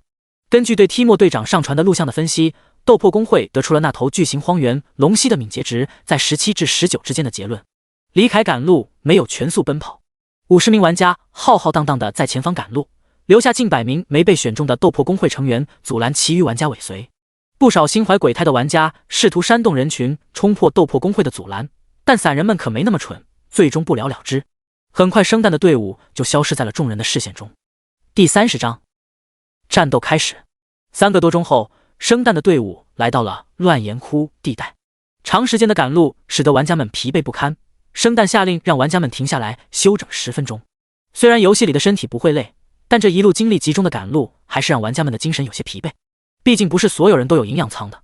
斗破炎帝，不用着急，等休整到最佳状态再进入乱岩窟。我刚收到消息，天命的人围剿红名精英怪失败了，天命所归那家伙还把精良级武器给爆了，哈哈。看到会长发来私聊消息，生蛋按捺住内心的激动，将休整时间延长到半个钟。玩家等级低于 LV50， 死亡不会有任何惩罚。LV5、LV9 的玩家死亡则会掉 25% 的经验条和身上的一件装备或背包里一件物品，比如刚好升到 LV5 的玩家死亡就会掉回 LV4， 经验条只剩 75%。LV10 级以上死亡后会掉 50% 的经验条，且随机报身上的一件装备、背包里的一件物品和金钱总量的 10%。待到休整完毕，玩家们排好队形进入地下空间，来到当初提莫队长目击巨型荒原龙蜥的地方。10名斥候分散开来，开始寻找对方的踪迹。剩余40名玩家原地待命。生蛋的队伍分别由10名斥候、5名盾卫、15名游侠或猎人、10名法师或术士和10名战士组成。其中达到1阶超凡的玩家有7人，分别是1名圆盾侍卫、1名火法师、1名黑暗术士、1名长弓猎人、1名双刀游侠、1名重装战士和生蛋本人。盾卫这个职业在不朽中很尴尬，面对高位格的魔兽基本扛不住伤害，输出手段匮乏，必须组队。最重要的是，不朽最低设置 1% 的痛感。虽然 1% 的痛感不高，但谁玩游戏愿意受罪呢？所以盾卫很少有人玩，散人除非是天赋适合，不然不会选择。只有工会俱乐部等组织会专门培养一批盾卫。不过对于生蛋队伍来说，这5名盾卫都是杀手锏，因为他们都学了重金买来的嘲讽技能，每个盾卫都意味着一次容错。地下空间的某处，李凯关掉凯林村的吃瓜群众发的帖子，上面统计了生蛋队伍的玩家数量和职业组成。和他料想的一样，50名玩家，7个1阶超凡，天赋未知。哒哒哒，不远处的通道传来轻微的脚步声，李凯转头看去，发现一名一脸喜色的斥候。李凯毫不犹豫地发动野蛮冲撞，跑到他身前，发动咆哮，试图将其控住秒掉。谁知那斥候居然没被晕住，幸好李凯的敏捷更高一筹，最终还是将其追上杀掉。李凯俯下身扒拉着斥候的尸体，发现他居然戴着耳塞，果然斗破公会是有备而来。与此同时，在新手村复活的斥候将巨型荒原龙息的定位发给生蛋，随后笑嘻嘻的去找斗破公会的人领赏。他的任务完成了，生蛋立即召回斥候们，一同气势汹汹地赶往坐标处。刚踏入这片地下空间，生蛋就感到有些不妙，这里的地形太狭隘了，不适合围杀拉扯。但他还是毅然打开了直播，富贵险中求。坤哥的小黑子，我是第一。芜湖，乌龟的黑头，那么沙发我就收下了。火鸡卫的锅巴，前排强势围观，楼上的兄弟 ID 不错。不远处，一头身长16米有余的巨型荒原龙蜥从身前岩甲野猪的尸体上抬起头看向玩家们，张开血盆大口，发出一声骇人的嘶鸣。一股来自血脉深处的压迫感袭来，所有玩家无一幸免全属性下降 10%。 C 级天赋龙重，你拥有一定程度的龙族血统，对于比你弱小的敌人具有威慑性，面对你时敌人全属性减少 10%， 最低一点。别慌，按照计划行事。生蛋一边下令一边甩了个洞察术过去，结果让他大吃一惊，除了等级外他居然无法看到任何信息，这是从来没有出现过的情况。李凯再次嘶吼一声，接着发动野蛮冲撞，朝玩家们撞了过去。他如今的数值，如果玩家们能看到，估计会被吓得落荒而逃。种族：巨型荒原龙蜥，位格：红鸣精英，等级 LV15， 经验值 157-30000，力量 44.5 体质 70.3 精神 22.5 敏捷 29.8， 物理抗性176，魔法抗性121，生命值17575，17575魔力值2050，2250体力值2009，2109。特性 BOSS 威压为，除非你主动发起攻击，不然位格低于你的魔兽不会主动攻击你。体内空间1/7，你的体内有可以存放7立方米物品的空间。天赋1，龙重 C 级，你拥有一定程度的龙族血统，对于比你弱小的敌人具有威慑性，面对你时敌人全属性减少 10%， 最低一点。若敌人血脉比你高贵或位格高于你，则无法触发。天赋2，麻痹毒牙 D 级，你的唾液具有强烈的毒性，被你咬中的敌人有 50% 的几率进入持续1秒的麻痹状态，并进入持续30秒的中毒状态，每秒造成25点特殊伤害。天赋3，暴食 S 级，你拥有超强的消化能力，可以吞噬稀有级及以上的资源，永久提升自身属性。你可以通过吞噬你所击杀的生命，获得 25% 的额外经验值，并恢复自身 1%至20% 的最大生命值，视所吞噬的单位强弱而波动。天赋4，吸血鬼獠牙 B 级，子爵级吸血鬼的獠牙能让你在通过撕咬的方式对敌人造成伤害时，恢复 20% 造成伤害值的血量，并且此伤口附加持续10秒的流血效果，每秒造成 1% 当前生命值的特殊伤害。天赋4，均衡之体 B 级，你可以将最高的属性赋予任意属性持续3秒，冷却时间5秒，效果结束后开始计算。技能1，双重撕咬 D 级，消耗150点魔力值和100点体力值，对敌人进行2次撕咬，每次造成 44.5 乘50等于2225点物理伤害，冷却时间30秒。技能2，野蛮冲撞 D 级，消耗200点魔力值和100点体力值，进行一次持续10秒的可稍微变相的冲锋，不可被等级低于 B 级的技能打断，对命中的敌人造成5012点物理伤害，冷却时间60秒。技能3，疯狂甩尾 D 级，消耗150点魔力值和100点体力值，持续甩动4次尾巴，每次对敌人造成 44.5 乘40等于1780点物理伤害，冷却时间30秒。技能4，咆哮 D 级，消耗150点魔力值和50点体力值，发出持续2秒的咆哮，对周身10米的敌人造成75至400点物理伤害，视距离与敌人的体质波动，并对周身5米内耳部没有防护措施的敌人施加眩晕的负面状态，冷却时间60秒。暴食天赋的恐怖之处终于显现出来了。徐策动用16金币513银币购买了足足150件稀有级资源，给李凯带来的属性值提升远比升级更高。这还是双土城大部分商店的稀有级资源都被买空了，从别处调货还需要时间，不然这笔钱能买300多件稀有级资源。第31章大战1。面对如重型卡车般呼啸冲来的巨型荒原龙蜥，玩家们没有惊慌，而是按照事先演练好的应对计划铺开队形，盾位分布在阵型的各处，确保关键时刻可以用嘲讽来扭转战况。同时远程输出单位第一时间开始攻击，9名斥候和14名猎人或游侠，23名远程物理输出单位无需吟唱，率先出手。长弓射出的箭矢，吹箭筒发出的毒箭，碎发枪射出的铅弹，密密麻麻的飞行物落到李凯的鳞甲上。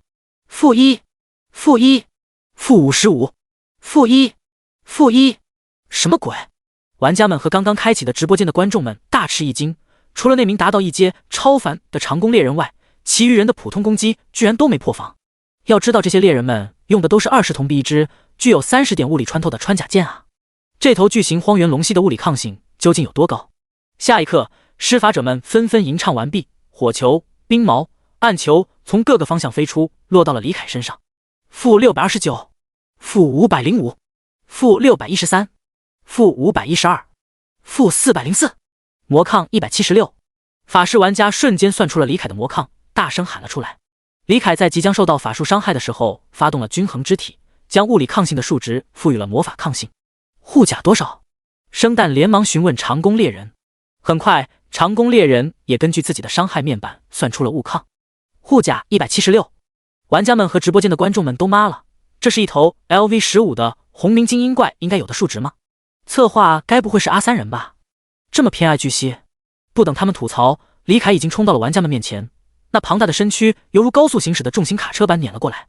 就在这时，一把泛着紫光的短刀自人群中飞出，落到了李凯身上。下一瞬，短刀轰然炸裂，顿时洞穴内紫光闪烁。-200，真实伤害200，魔力值。这点伤害不痛不痒，关键是李凯的野蛮冲撞被打断了，同时还陷入了沉默状态，无法释放技能。幸好天赋效果和特殊技能不受限制，李凯连忙往投掷出紫色短刀的玩家身上丢了个洞察术。他的洞察术是用设计点捏的，与玩家自带的洞察术有本质上的区别，无法被屏蔽。昵称斗破 KO 职业破法者 A 级，等级 LV10位格超凡，力量12体质15智力9敏捷10，生命值1500，1500魔力值337450，体力值300-300，物理抗性100，魔法抗性20。天赋破法先锋 A 级，每次对目标造成伤害时，都会使其损失等同于伤害值的魔力值，并有几率打断正在释放的技能，几率是双方位格与等级差距而改变。天赋技能破法之刃 A 级，消耗25%最大魔力值，投掷一把破法之刃，被命中的敌人将强制沉默10秒。等级若命中时目标正在释放技能，则造成等同于此技能消耗的魔力值的真实伤害，冷却时间2分钟。技能1乱舞斩 D 级，消耗100魔力值和100点体力值，在2秒内对周身不同方向进行5次，敏捷10%，斩击，每次造成12乘100等于1200点物理伤害，冷却时间30秒。释放技能时自身移动速度减半。技能2横扫 E 级，消耗50魔力值和50点体力值对正前方斩击，造成12乘100等于1200点物理伤害，被命中者的体重不高于12乘100等于1200 kg 将会被击退，冷却时间15秒。技能3跳斩 E 级，消耗50魔力值和50点体力值，高高跃起对前方的敌人进行劈砍，造成12乘50等于600点物理伤害，冷却时间15秒。武器百段双手剑精良，属性攻击力系数+5，物理穿透+40，力量+1，负重+2.5。评价出自凯林村第一铁匠莫林大叔之手，能劈开较为坚硬的魔兽鳞甲，具有一定重量，只能双手使用的武器。装备头部轻便型军用头盔精良，属性体质+1，物理抗性+40，魔法抗性5，负重+2。评价连凯林村这种偏僻小村都有7成新的军用头盔流通，足以说明。装备胸部百段金铁软甲精良，属性体质+2，物理抗性+50，魔法抗性10，负重+3。评价用千锤百炼出的金铁丝编织而成，内衬由魔兽皮鞣制而成，坚硬又轻便，适合轻装战士穿戴。装备腿部轻便皮裤普通，属性物理抗性+10，魔法抗性5，负重+0.5。评价除了轻便没什么值得一提的裤子。装备足部流式草鞋精良，属性敏捷+2，负重+0.1。评价这双草鞋来自遥远的中銮岭，由据说上古时期出过大贵族的刘氏家族出品，其草鞋编织技巧登峰造极，被誉为穿上刘氏草鞋纵享非一般的感觉。斗破 KO 正是生蛋深思熟虑后从隔壁村借调过来的玩家，他原本是斗破公会瓦罗契约分部的主播 KO 绝活哥，每次直播都会 cos 成机器人。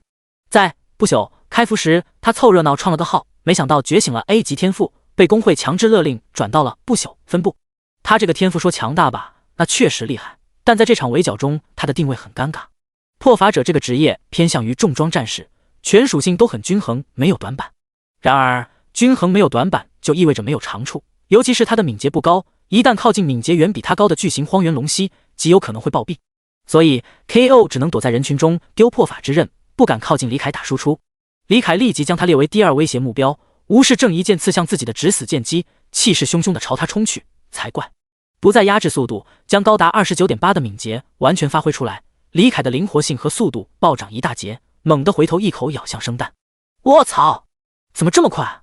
血盆大口转眼间便近在咫尺，浓厚的血腥味扑面而来，生死存亡之际，生蛋狠下心发动位移技能，纤细的腰肢凝成麻花，以违背人体结构的扭曲姿势转身刺向了队友。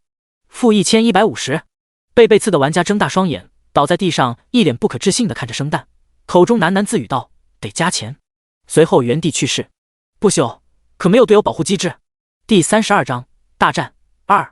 此时盾卫才刚反应过来，嘲讽技能姗姗来迟。职业技能嘲讽，盾卫的专属职业技能，技能优先级随位格提升而提升，目前优先级为 C 级。技能效果：对5米内的敌人施展嘲讽，强迫其停止正在进行的动作，并对施展者进行普通攻击，持续 2.5 秒，冷却时间60秒。李凯不得不放弃生蛋，狂奔向那名敏捷不高的盾卫，同时甩了个洞察术给生蛋。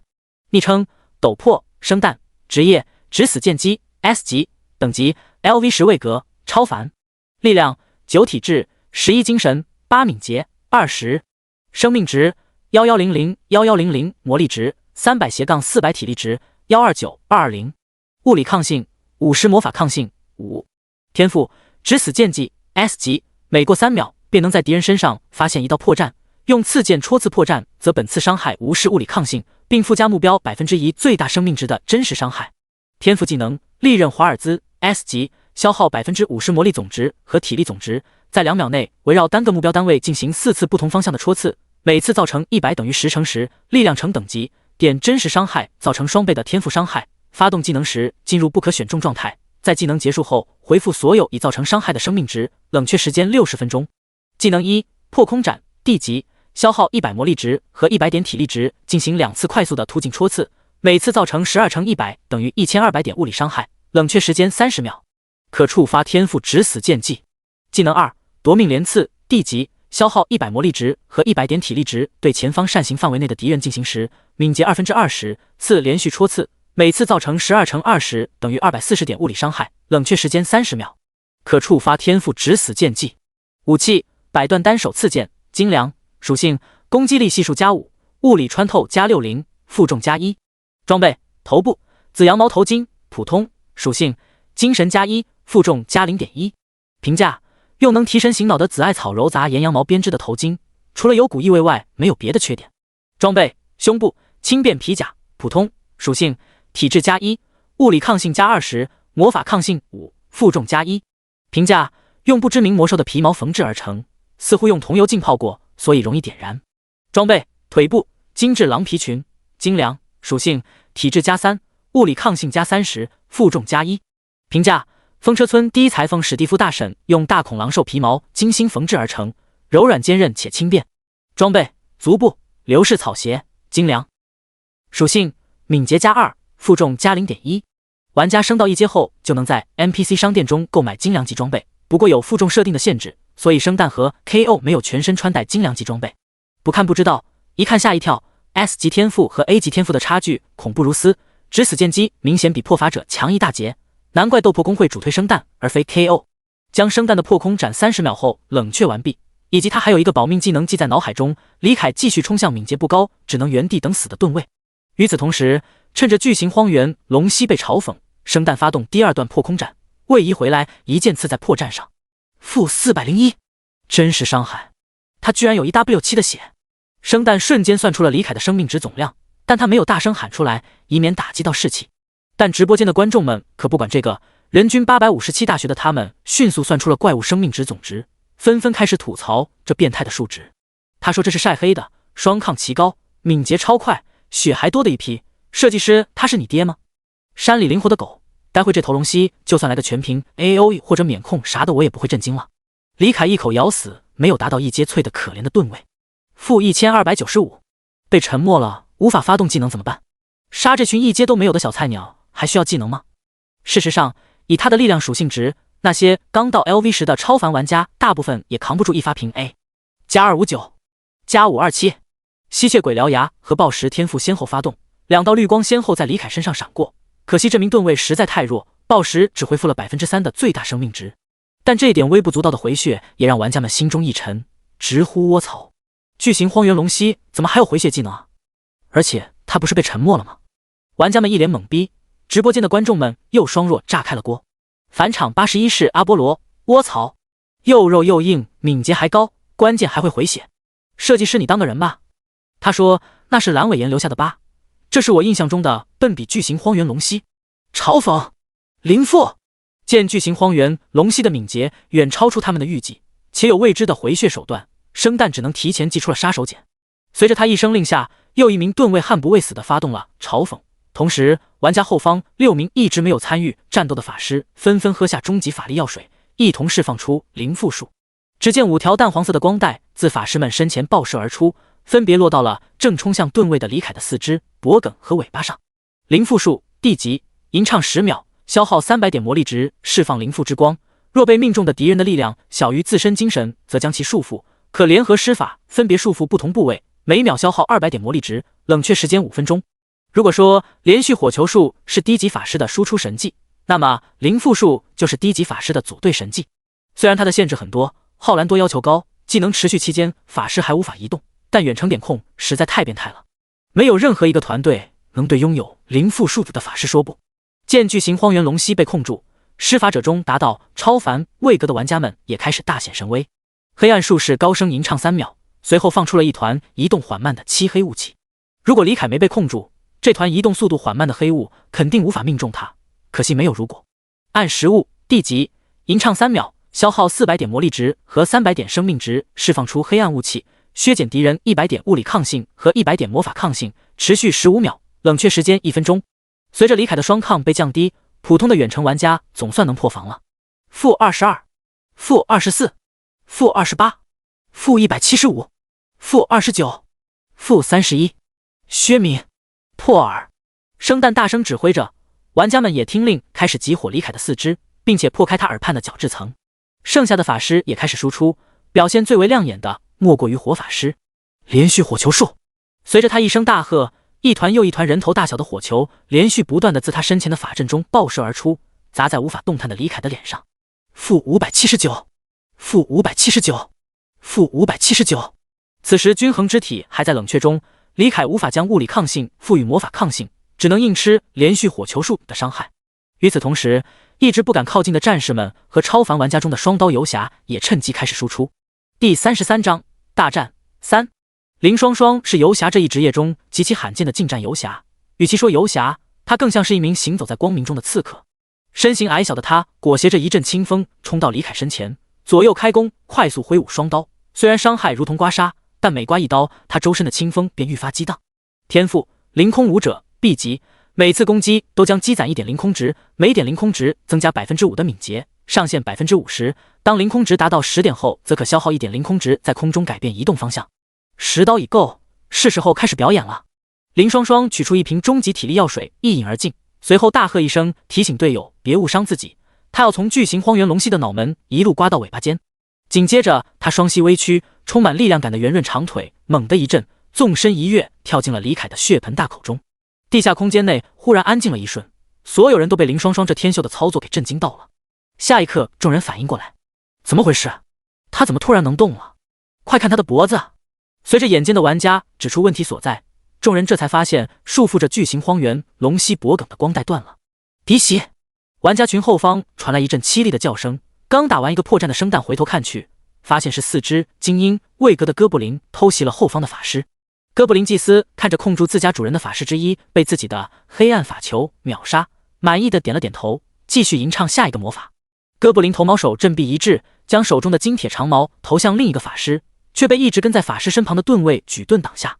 为了伟大的主人，2名哥布林斗士怒吼着，一手持金铁长剑，一手举着橡木盾牌冲向玩家们。该死，哥布林怎么会和巨型荒原龙息混在一起？ KO， 你带着所有斥候去拦住他们，不惜代价。生蛋临危不乱，冷静地指挥玩家们奋兵作战。KO 点了点头，面对巨型荒原龙息，他唯唯诺诺，但打哥布林，他可要重拳出击了。战场中央的李凯此时的状态并不好，玩家们联手在短时间内打出了极高的输出，光是火法师的连续火球术就打了他 30% 的血。虽然他还有 65% 的血量，感谢双刀游侠送来的 9% 最大生命值，但众所周知血没满就是大残。哥布林们干掉后方的法师还需要不少时间，不能再这样下去了。李凯暗中做出了决定，趁后方的哥布林被拦下，生旦抓紧时间打输出，跑到巨型荒原龙息侧后方发动夺命连刺。虽然破绽还没刷新，但这个技能的输出也不容小觑。恍惚之间，生旦仿佛看到巨型荒原龙息那条被光带死死束缚住的粗壮尾巴动了一下。错觉吗？不是错觉。下一瞬，一条足有水桶粗细、覆盖着灰黑色鳞片的尾巴如同鞭子般抽打袭来。李凯发动了疯狂甩尾，电光石火间，生旦发动保命技能利刃华尔兹打断夺命连刺，化作一道残影吸尾逃生。直播间的观众们又双若灼炸锅了，纷纷指责游戏出 bug 了。那明晃晃的光带还绑着巨型荒原龙息呢，怎么又能动弹了？坤哥的死忠粉 bug 出 bug 了，不朽有没有官方啊？管一下啊！小黑子你好自为之，不朽内测至今没出过 bug 呀？难道这只怪就这么设定的？设计师他是你爹吗？数值高的一批就算了还免控。林肯你坏事做尽，前面那个预言家抓出来刀了，任由他们想破脑袋也想不到，所谓的设计师就是李凯自己。消耗500设计点，添加 S 级天赋无法无天。S 级天赋无法无天，免疫一切 SSS 级以下技能的控制效果。剑生但处于不可选定状态，李凯转身将疯狂甩尾的剩下3鞭送给了身旁来不及逃走的战士们。这些战士们大都是轻装战士，敏捷在同阶里算高的，但在李凯高达 29.8 的敏捷面前都慢如蜗牛，躲避不及之下被鞭尾当场抽爆。疯狂甩尾持续2秒，利刃华尔兹也持续2秒，也就是说率先发动技能的李凯拥有一次抓起身的机会。李凯回想着利刃华尔兹的技能介绍，看到生旦前3下戳刺分别刺向了自己身体后方2侧和左肩方位，那么下一次也是落地的一次必然是在右肩方位。双重撕咬，白光自李凯两腮处浮现，化作4根半虚半实的獠牙，随着他撕咬的动作一同咬向刚脱离不可选定状态的生旦。系统播报了新的击杀提示，李凯抬头吞咽，淡金色的树丛内满是愉悦。胜负已分。不对，余光中满脸惊恐的美女剑姬正向后逃去。那死的是谁？李凯连忙查看击杀提示，发现竟然是那个达到了超凡位格的圆盾侍卫。B 级天赋以我之血护主周全，瞬间位移至30米内的队友面前为其抵御攻击，期间获得 30% 的伤害减免，冷却时间1分钟。李凯嘴角一抽，虽然他等级、位格、数值、天赋全方位碾压，但玩家们层出不穷的天赋效果实在太烦了。不过到此为止了，均衡之体已经冷却完毕。第34章大战结束。B 掌心大小的音爆符咒在他耳畔轰然炸裂，尖锐的爆鸣声混杂着超声波瞬间涌入李凯的耳中。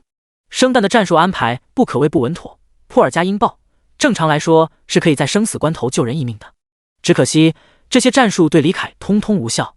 依靠无法无天规避掉音爆的李凯狰狞一笑，发动均衡之体，将高达 70.3 的体质值赋予敏捷。巨型荒原龙息化作一道灰白残影消失在原地，留下被暴力踩踏导致皲裂的地面。生旦眼前一黑，皮肤传来狂风吹过的触感，接着便是一阵轻微的痛感，两种触感刚一前一后传达到脑海，系统提示便在眼前浮现：你已经死亡，扣除 50% 经验值，精致狼皮裙掉落，终极治疗药水掉落，2银币421铜币掉落。生旦犹如行尸走肉般从凯林村的复活点中缓步走出，眼中高光不在，他的不朽一个梦碎了。很快，一批玩家成群结队的从复活点中走出，均衡之体虽然只持续3秒，但已经足够李凯秒杀全场的超凡玩家了。剩下的普通玩家也跑不掉，纷纷被追上，化作了经验值。至此，斗破公会的围剿红名精英怪争夺首杀作战彻底失败。发生战斗的地下空间内尸横遍野，玩家们过于弱小，李凯甚至不想发动爆石。玩家死亡后，尸体会在原地存在1小时，但新的身体会立即在复活点内重生。也就是说，如果你死的频率够快，死亡的地点离复活点够近，你甚至能看到10多具相貌相同的尸体整齐排列在一起。玩家们抱的装备物品无论档次如何，李凯都全部收起来。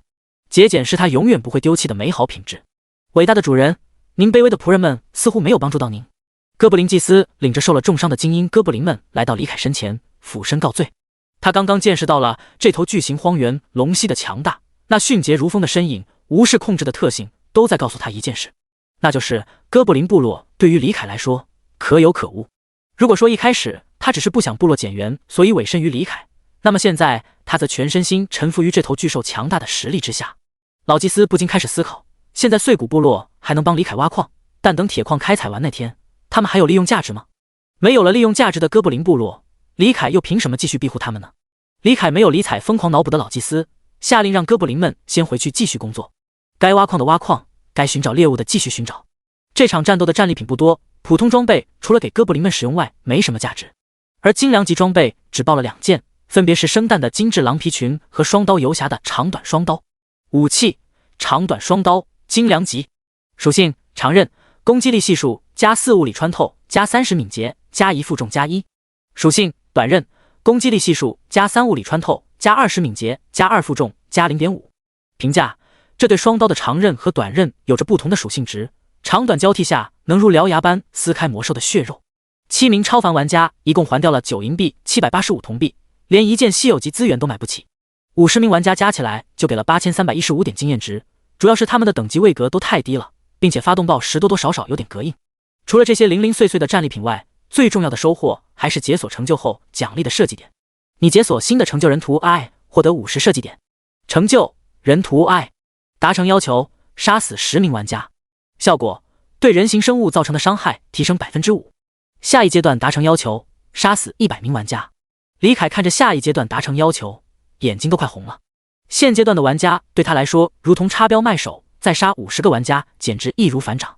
但最终李凯还是放弃了去找玩家麻烦，因为魔兽被狩猎反杀玩家天经地义，如果魔兽主动离开领地去袭击玩家，玩家上报工会后，工会就会发布悬赏解决这个不稳定因素。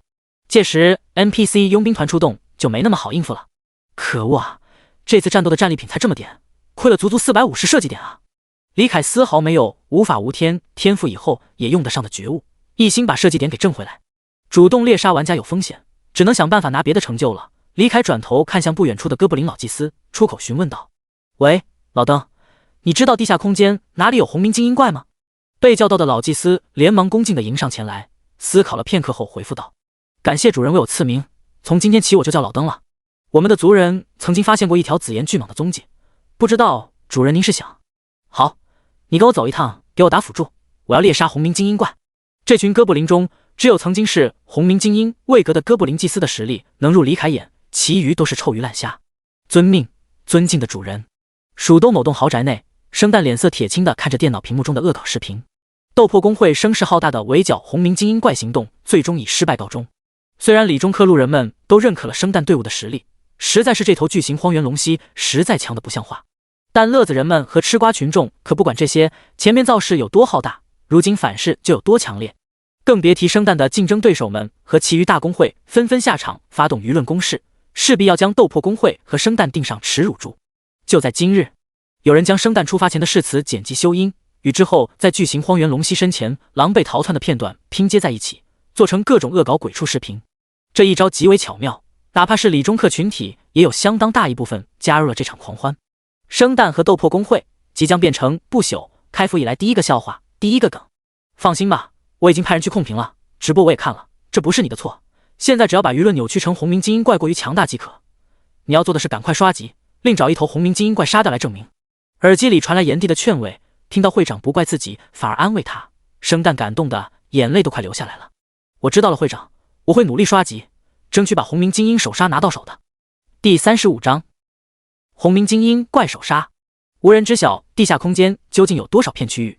哥布林老祭司看起来垂垂老矣，但腿脚依旧碾压蓝星上那些年轻力壮的大学生们。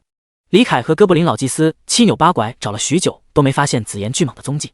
就在李凯耐心即将消磨殆尽的时候，老祭司在地上发现了些许淡紫色的碎屑和被大体重压出的沟壑。尊敬的主人，是紫炎巨蟒的碎屑。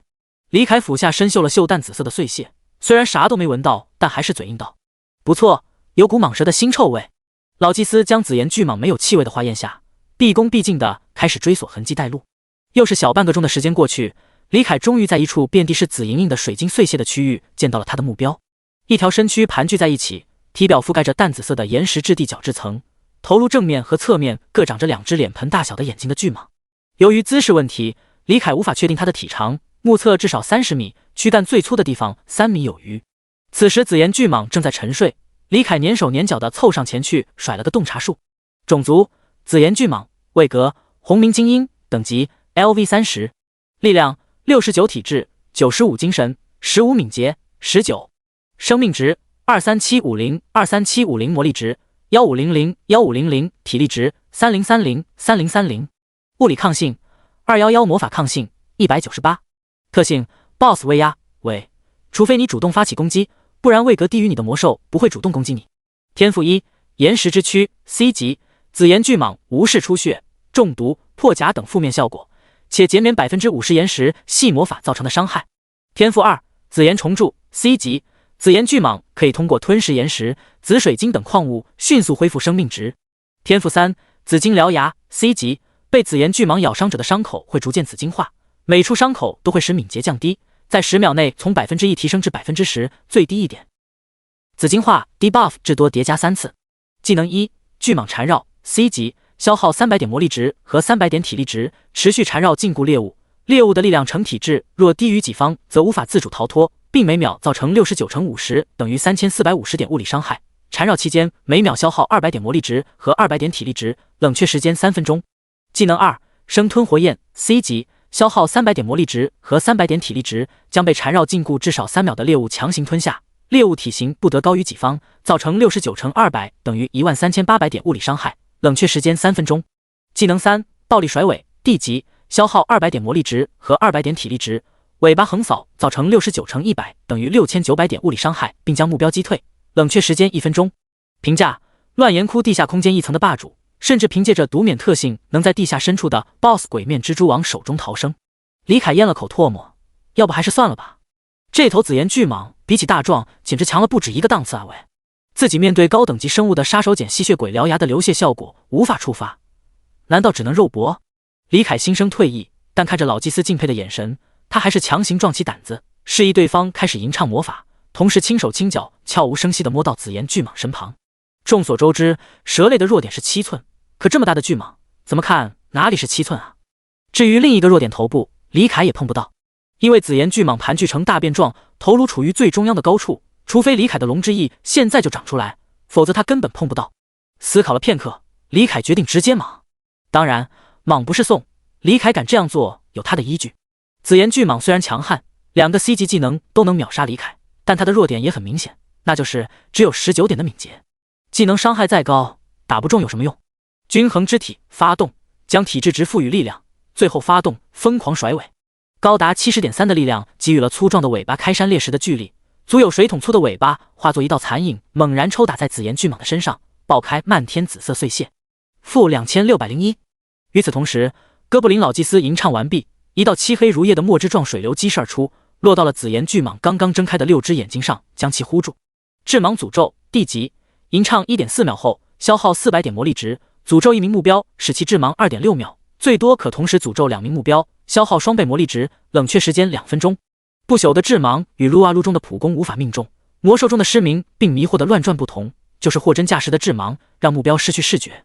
牧师的闪光术效果也是致盲，只不过原理是强光闪烁导致目标暂时失去视力，而黑魔法中的致盲则是用黑暗能量遮住对方的眼睛。死！受到袭击醒过来的紫岩巨蟒发出一声令人毛骨悚然的嘶吼，刚想反击却被致盲，只能发动暴力甩尾朝袭击者的方向扫去。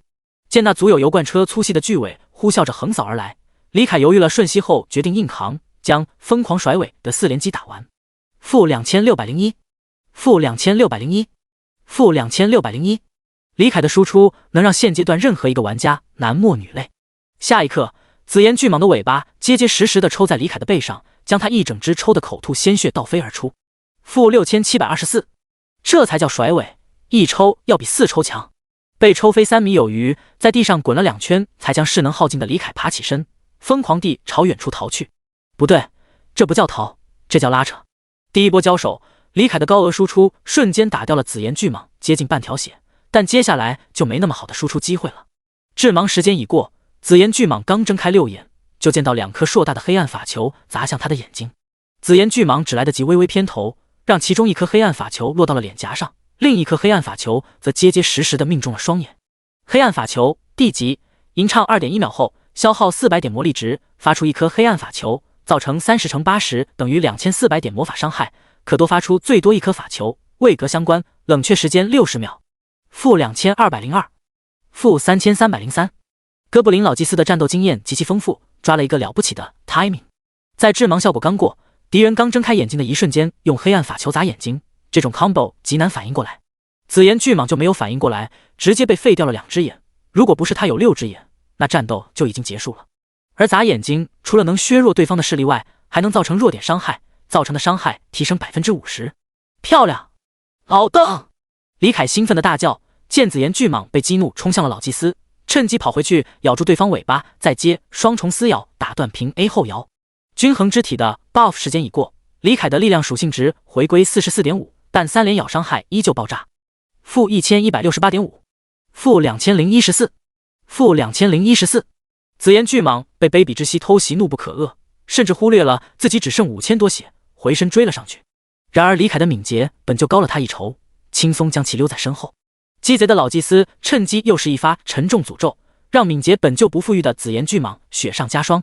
沉重诅咒1级，吟唱 1.4 秒后，消耗200点魔力值，诅咒一名目标，使其敏捷降低 10%， 最少1点，持续10s， 最多可同时诅咒2名目标，位格相关，冷却时间60秒。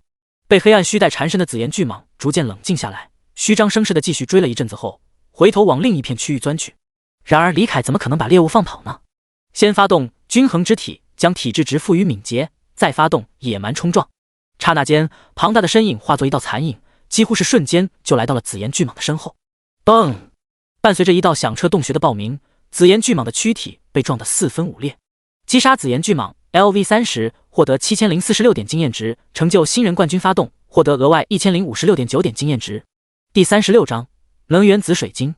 地下空间内4分5裂的紫炎巨蟒尸体旁，看着系统播报击杀提示，李凯满意的点了点头。待会在发动爆时将紫炎巨蟒的残骸吞噬，这一只怪收获的经验就堪比整个玩家队伍了。老邓，你干得很不错，来我身边冥想恢复吧，我要开始进食了。哥布林老祭司连忙俯身行礼道，能为伟大的主人做贡献是我的荣幸。与此同时，全服公告姗姗来迟。全服公告，恭喜玩家转身离开，完成全服红冥精英位格魔兽首杀，获得成就精英杀手2。一条全服公告让不朽整个华服数亿名玩家沉默了片刻，随后论坛便炸开了锅。要知道，除了斗破公会外，天命公会、白袍公会、第9艺术公会这些游戏界首屈一指的大公会都尝试过围杀红冥精英怪，但无一例外，他们都失败了。众所周知，转身离开只是个散人，虽然凭借奇遇在前期占了很大的优势，但他何德何能拿下红冥精英首杀啊？要知道，2天前的等级排行榜上，这家伙也就 LV14 而已啊！论坛里的帖子如雨后春笋般浮现，有道德绑架李凯催促他交代自己是如何做到的，有发帖分析李凯如今有多强的，又是如何做到的，就连徐策都忍不住私聊询问他。李凯除了徐策全部无视，敷衍了徐策一句运气好哥就关闭了私聊界面，边吞噬紫炎巨蟒的残躯边查看新的成就效果。成就精英杀手2，效果全属性+2，攻击力系数+2，对精英位格魔兽造成的伤害提升 20%， 对红冥精英位格魔兽造成伤害提升 10%。 你解锁新的成就，获得50设计点。吞噬稀有级材料紫炎巨蟒的舌骨，体质+0.1，力量+0.1，物理抗性+1，魔法抗性+1。吞噬稀有级材料紫炎巨蟒的蛇胆，体质+0.3，力量+0.3。稀有级材料之间亦有差距，紫炎巨蟒的蛇胆能顶3个精英怪掉落的材料了。然而让李凯惊喜的还在后面，吞噬罕见级材料紫炎巨蟒的獠牙，力量+1，体质+1，物理抗性+3，魔法抗性+2。居然爆了罕见级材料，要知道红冥精英怪掉落罕见级材料的概率只有不到1/10啊！不过同为罕见级资源，紫炎巨蟒的獠牙效果远远不如之前的百年龙血果好。李凯思索了片刻才想明白，龙血果的主要作用是提纯魔兽体内的龙族血统，所以身为龙系的他吞噬起来效果奇佳。换作没有龙族血统的魔兽吞食，也就只能加些许属性罢了。想明白后，李凯兴奋之余继续在地上寻找紫炎巨蟒的残骸。这块区域遍地是淡紫色的晶体，紫炎巨蟒的残骸洒落其中，还蛮难发现的。吞噬稀有级资源天然紫水晶，魔力值+100。什么东西？李凯看着地面上因为某些认错被啃食的只剩一小块的紫色晶体，双眼猛地放光，居然是大名鼎鼎的能源紫水晶。内测时期，李凯很少来乱岩窟地带做任务，所以他并不知道紫岩巨蟒的领地居然产出这种稀罕物。也是，但凡知晓这点的玩家都会藏着掖着，毕竟不朽里的矿物可不会再生，挖光了就没了。天然紫水晶，稀有级资源，每立方天然紫水晶蕴含1西格玛单位的能量，足以驱动小型魔像运动1小时，市场价350-410银币每立方。我操，发财了！李凯看着这片遍地天然紫水晶的区域，唾液自狰狞的嘴角流下。现阶段，或者说大部分魔兽都不缺蓝，所以他压根没考虑过将这些紫水晶吃掉。老邓，休息好没有？休息好了，去叫哥布林们只留1/3，不，除了老弱病残，全部过来挖水晶。被叫到的老祭司连滚带爬的跑过来，面露难色道：“可是这样留在铁矿脉的族人，哦不是主人您的铁矿脉，万一被其他魔兽盯上了怎么办？”李凯白了老祭司一眼，心中明白他的小心思，灵光一动，吐出一件普通品质的法袍出来，转身在上面拉了一泡。那，你把这坨东西拿回去，放在铁矿脉的入口处，临走前再搬块石头把洞口堵住，不就得了？老祭司嘴角一抽，强颜欢笑的抱起国史部称赞道：“伟大的主人，您的智慧令我动容。行了行了，快去！”李凯稍微挖开裸露在地表的紫水晶，发现地面下并没有紫水晶矿脉，看来这种矿产只会在地表出现。如此一来，将这里的天然紫水晶挖光不需要太多时间，哥布林们日夜操劳废寝忘食的话，应该只用3天。此时的李凯完全忘记了他的承诺，哥布林们每日只需开采一定量的矿石即可休息。李凯完全没有意识到自己的想法足以被调上路灯，他联系上徐策，让其准备好开采紫水晶专用的特制插镐和钢钎，并开始联系能吞下这批紫水晶的卖家。由于担心有人或兽闯进来影响到自己的紫水晶矿脉，李凯只好暂停外出狩猎的活动，龟缩在此处开始刷论坛。此时的论坛除了嘲笑斗破工会和讨论转身离开的帖子外，热度最高的便是白小生新开的帖子。第37章天坑职业避雷贴。白小生的新帖子名为天坑职业避雷贴。白小生，如今第一梯队的玩家纷纷达到了 LV10，大部分玩家都已经完成了转职，但还有不少新玩家处于转职前夕，此贴便是专门为了给新玩家避雷而开。在转职时，系统会给出3种职业以供选择，此时有几率出现稀有的隐藏职业选项。在玩家的印象里，越是稀有的隐藏职业强度越高，这种观点宏观上讲倒是没错，但也有一些隐藏职业简直天坑。现在就由小生为诸位盘点一番，以供避雷。1. 数字并非排名，仅按收集到情报先后排序。驾驶员，本体很脆的重装战士，此驾驶员非比驾驶员，开的是机甲而非机车。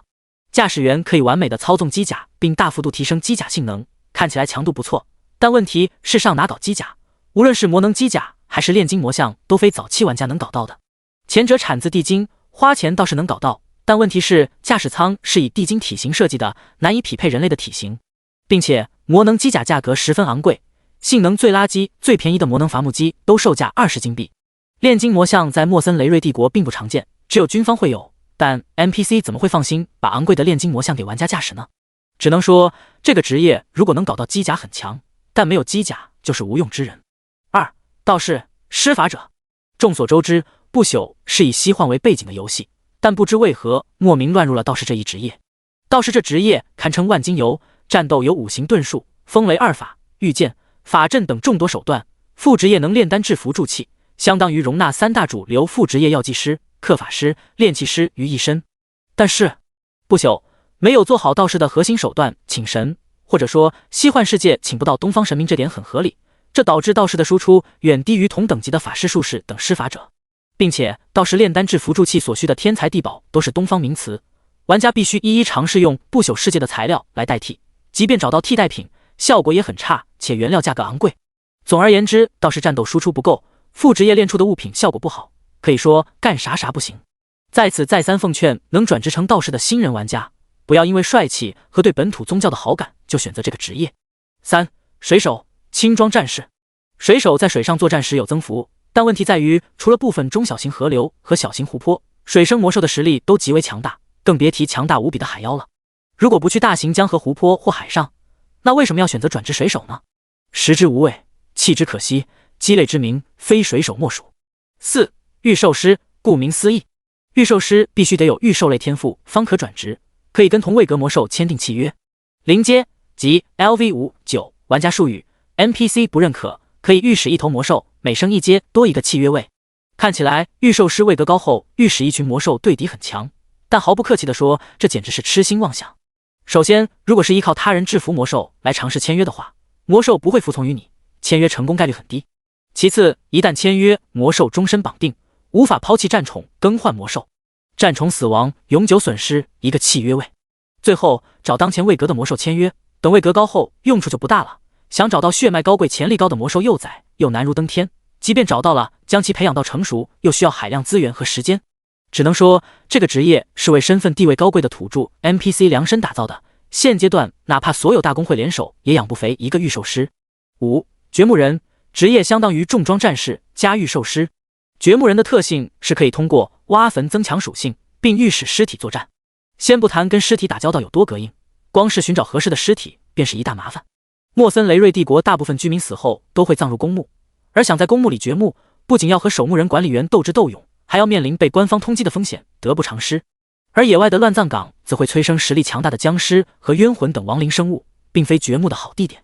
暂且只罗列5个天坑职业，此帖接下来长期更新，如有转职天坑职业者，可私聊小生，定然给予足够的报酬。这帖子李凯看得津津有味，一想到这些情报都是那些已经转职成天坑职业的玩家提供的，他就想笑。事实上，他确实笑了。令人毛骨悚然的嘶鸣在洞穴内回荡，而有些人的心情就不像李凯这么好了。什么？还找不到人？魔都某栋豪宅内，李想脸色铁青地打着电话。前段时间，他让父母去找那个没用的弟弟打感情牌，软硬兼施，务必让李凯把奇遇都吐出来。没想到这李凯就跟人间蒸发了一样，压根找不到人在哪。他的手下也想过用一些违法手段，但李凯的手机身份证就在那间狭隘的出租房内放着，让人完全无法追踪他的去处。随着李凯拿下红明精英的首杀，李想对那份奇遇的觊觎之心愈发强烈。李想不止一次想到，如果他能抢走那份奇遇，他如今能走到哪一步？不惜一切代价找关系调出周遭的摄像头录像，实在找不到就报警说失踪了。个人的力量或许有限，但国家的力量是无穷的。在天网恢恢的繁华大都市，官方想找出一个人的行踪，简直轻而易举。第38章北境之王。就在李凯边逛论坛边嘎嘎笑的时候，一场远比玩家围剿更大的危机正在悄然酝酿。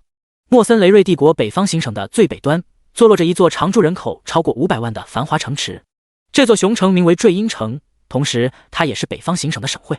它与兽人帝国的兵戈之间只隔着休斯山脉这一道屏障。整个不朽大陆只有坠阴城这个省会，或者说治所建立在最危险的地方。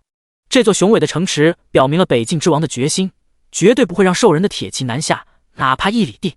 北方行省的地势与华国某江省类似，同为3山加2盆。一旦最北方的休斯山脉被突破，北部便是无险可守的大平原。在北境守护者兽人无法逾越的叹息壁垒，拉弓射鹰的传奇崛起前，莫森雷瑞帝国的北方边境就如同丈夫外出的荡妇家一般，兽人大军想进就进。历来的北境管理者秉承一种策略，一旦休斯山脉被突破，就收拢兵力撤退到北方行省中部地带，依靠安迪斯山脉来抵御兽人的铁骑。这是个极为明智的策略，兽人胃口小时，劫掠完北方行省北部地区就会撤退，兽人胃口大时，也需要奋兵运送劫掠的物资返回，并且拉长战线，还能增加兽人的后勤压力。至于那些被劫掠、被屠杀、被抓去当奴隶的北部贱民的感受，拜托，谁会在意那些蝼蚁啊？这一切直到200年前才被改变。在那场规模宏大的战役中，北境之王异军突起，成功歼灭了所有南下休斯山脉的兽人，在坠阴城一带拉弓射箭，射杀了兽人族的传说强者雄鹰王。在将兽人大军尽数驱逐后，他力排众议，将北方行省的省会迁到了北部，距离休斯山脉仅有15里远。他还勒令所有北境贵族都必须迁往坠阴城居住，否则以叛国罪论。以这种破釜沉舟的决策，强行逼迫所有北境贵族与他一同面对兽人。200年来，兽人大军的铁蹄再也没有突破过休斯山脉一次。莫森雷瑞帝国位于不朽大陆的西南方向，所以即便是最北端的坠阴城也没有寒冷到常年冰天雪地，至少处于春季的当下，只需要穿件亚麻长衫即可。坠阴城的最北处坐落着北境之王一族居住的叹息堡，第一次踏入此处的人都会感到惊讶。这里实在不像是一个统治万里疆域的亲王的城堡，更像是一座充满铁血气息的战争壁垒。叹息堡某座会客厅内，2个男人一坐一站，尴尬对视着。注意看，这个男人叫小帅，此时他即将面临一场能决定他游戏生涯，甚至是蓝星生涯的会面。有点小帅下意识地抬起手，用袖子擦了擦鬓角沁出的薄汗，随后意识到这太粗鲁了，连忙对身前站得笔挺的男仆讪笑道：“壁炉里的火太大了，有点热哈哈。”男仆没有搭理他，这让他感到十分尴尬，脚趾头都快扣出4室1厅了。你就是安？听说你有符合要求的魔兽的消息。就在有点小帅不知所措时，一道苍老却又不失洪亮的声音从他身后传来。他回头望去，只见一个穿着黑色合身燕尾服、满头白发、一丝不苟的梳成大背头的老人缓步走了进来。是的，没错，只有 LV15的红名精英怪，战斗力十分强悍，且能无视控制，肯定能满足那位殿下的要求。取代的 NPC 身份名为安， ID 为有点小帅的生活玩家急忙站起身来，对老者讪讪笑着。安今年25岁，原籍卡斯岭，7年前跟随金盏花商队来到坠鹰城，投奔亲戚沃伦，在沃伦杂货铺打杂3年，后因赌博欠钱偷窃50银币，如果不是沃伦不追究，你至少要坐10年牢。燕尾服老者走到他身前，凭借着身高居高临下缓声道：“这7年来你基本没有接触过职业者的世界，我想不明白你是怎么会有魔兽的消息的。”强大的气势扑面而来，让有点小帅汗流浃背。他张了张嘴，最后没有解释，而是从怀中掏出一颗魔法水晶球递了过去。老人没有接的意思，此前一直没有动作的男仆上前接过水晶球，检查了一番才递给老人。看着老人将魔法水晶球贴在额前，有点小帅紧张的咽了口唾沫，是从此畅享荣华富贵，还是这个号因为还不上买水晶球的高利贷被抓去当奴隶而废掉，成败在此一举了。有点小帅的运气很差，第2次投胎的身份是个有盗窃经历的赌徒，虽然没有欠款，但因为名声不好，所以很难找到合适的工作。今天早上他在赌场做杂役时，听说了北境王族苏德古迪家的千金小姐在寻找魔兽做战宠，要求魔兽至少是红名精英位格，等级不能高于 LV35， 至少要有 BOSS 位格的潜力。这让他联想到了斗破公会那场声势浩大但又无功而返的狩猎，那头巨型荒原龙蜥正好符合要求。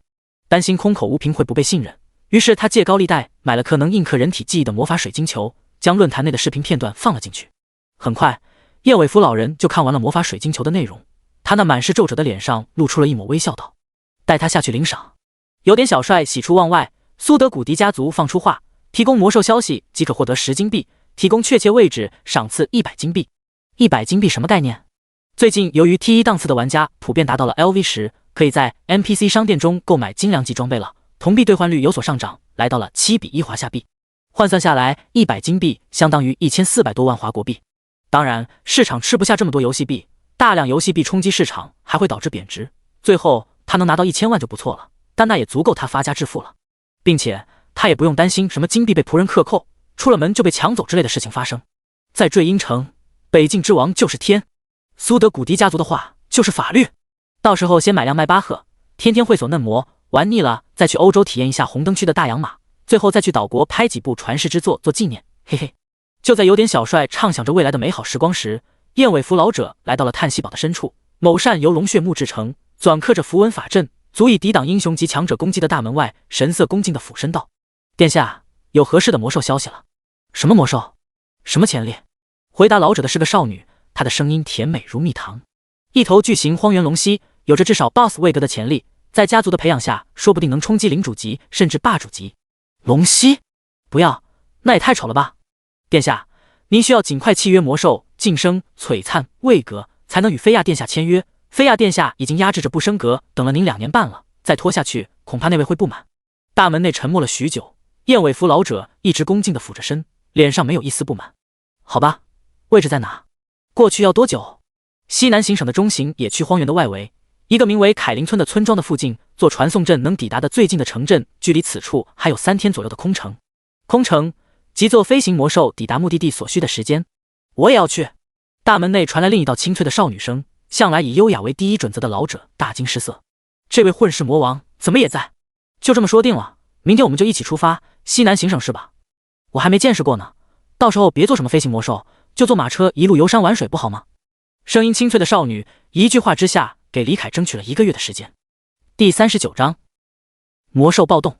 李凯并不知道遥远的北境有一支实力能碾压他的 NPC 队伍正朝他赶来，此刻的他还沉浸在即将发财的喜悦之中。他将哥布林们分成3班倒置，轮流挖矿吃饭休息，下了死命令，必须要在3天内将这片紫水晶矿脉挖光。与此同时，凯林村附近的荒原一带也有大事即将发生。南美洲亚牛逊河流域热带雨林中的蝴蝶偶尔扇动几下翅膀，就有可能在2周后引起米国萨科德斯州的一场龙卷风。这就是大名鼎鼎的蝴蝶效应。而某只蝴蝶扇动翅膀带起的微弱气流，终于是在时间的冲刷下发酵出了让人意想不到的结果。小荒山是茂盛丘陵最高的山峰，虽然绝对高度不超过500米，但它还是被冠以山之名。从远处看去，小荒山就像是一根笔直竖立着的发霉法棍，上面长满了绿色的霉斑。这里栖息着茂盛丘陵唯一的 BOSS 和他的族群饮血猿一族。饮血猿极其残暴好斗且实力强大，所以小荒山除了他们外，只有些许素食魔兽存在。不像荒原巨蜥一族，还得和狂霸棕熊共享巨蜥森林。就在玩家论坛因为白晓生的避雷天议论纷纷之时，一道震耳欲聋的怒吼声自小荒山巅传出。霎时间，四周一片寂静。面对茂盛丘陵霸主的怒火，没有任何生物敢发出声音。片刻后，小荒山变得喧闹起来。视角拉近后可以看到，茂盛的树丛中，2道狼狈不堪的人影正上蹿下跳的狂奔着，他们的身后跟着一群4米多高、体型魁梧、肌肉虬结、浑身毛发猩红如血的猿猴。他们正是不久前试图猎杀重伤的巨型荒原龙蜥大壮的佣兵小队侠盗团。原本满员4人的侠盗团，在围猎大壮时阵亡1人，重伤1人。为了躲避荒原龙蜥群的追杀，他们慌不择路地钻进了小荒山。重伤的盗贼惨死于饮血猿之手。剩下猎人雷克萨和斥候阿莫在躲避追击的饮血猿时，误入小荒山深处，发现了一株被红鸣精英怪嗜血巨猿看护着的珍奇级资源山丘之针。山丘之针放在珍奇级资源里也是高端的存在，价格极为昂贵。损失惨重的侠盗团为了挽回损失，恶向胆边生，决定偷取这株灵药。于是在精心谋划了3天后，他们终于是得手了，不，应该是他终于得手了。侠盗团仅剩的独苗猎人雷克萨趴在茂盛的灌木丛中瑟瑟发抖，看着发了疯似的四处搜寻的银血猿们逐渐远去。他的怀里抱着一个包裹，里面是价值100金的珍奇级资源山丘之针。阿莫，你放心去吧，汝妻儿无养之。银血猿对于血腥味极其敏感，所以刚刚在被追得走投无路的时候，他一刀捅伤了队友阿莫的背，再将其推下悬崖，用以吸引注意。这群畜生还算有点脑子，懂得重点搜寻凯林村的方向。不过嘛，结，我可不会走这个方向。在灌木丛内趴了许久，见四周没有了饮血猿的声响，猎人雷克萨悄无声息地从灌木丛中站起身，抬头通过树冠的浓密稀疏辨别出方向，朝着北方跑去。他决定向北前往乱岩窟地带，再向东赶到剧毒沼泽，最后再向南返回凯林村。绕这么一个大圈，他就不信还能被饮血猿逮住。就在雷克萨费尽9牛2虎之力跑出小荒山范围之时，身后山巅再次传来一道震耳欲聋的怒吼声。雷克萨被吓得浑身一颤，下定决心等返回凯林村卖掉山丘之针后，就金盆洗手不干了，从此做一个富家翁。怀揣着对未来的美好幻想，他步伐坚定地朝北方跑去。就在第一道怒吼声响起的时候，凯林村一带的玩家们纷纷收到了一条系统提示：茂盛丘陵地区发生魔兽暴动，所有魔兽对人类的敌视度提升至 max， 击杀茂盛丘陵地区的魔兽可获得额外 10% 经验值。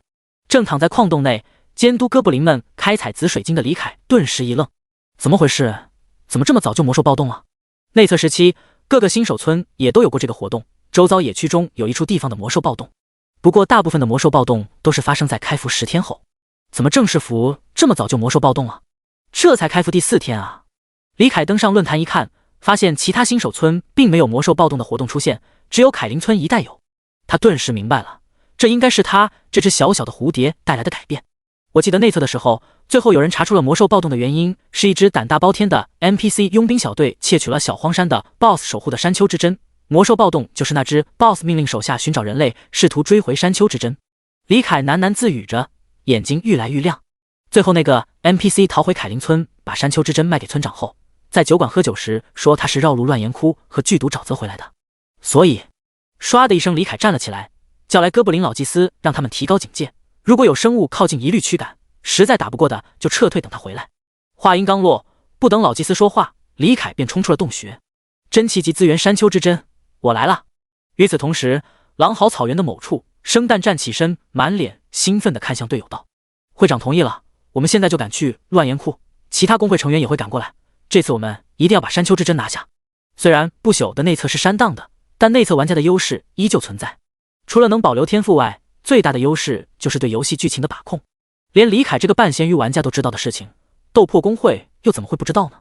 狼嚎草原的南部是一片名为巨木之森的野区。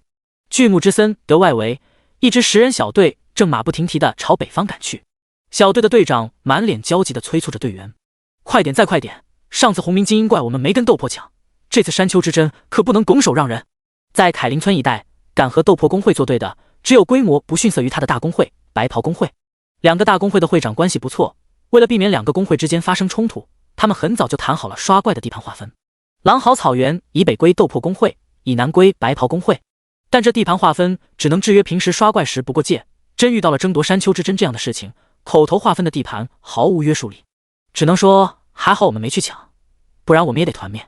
小队中的盾卫跑得汗流浃背，不满地嘟囔道：“哈哈，所以说这就是天意，斗破的人被团灭过一次，现在等级普遍比我们低 ，S 级职业又如何？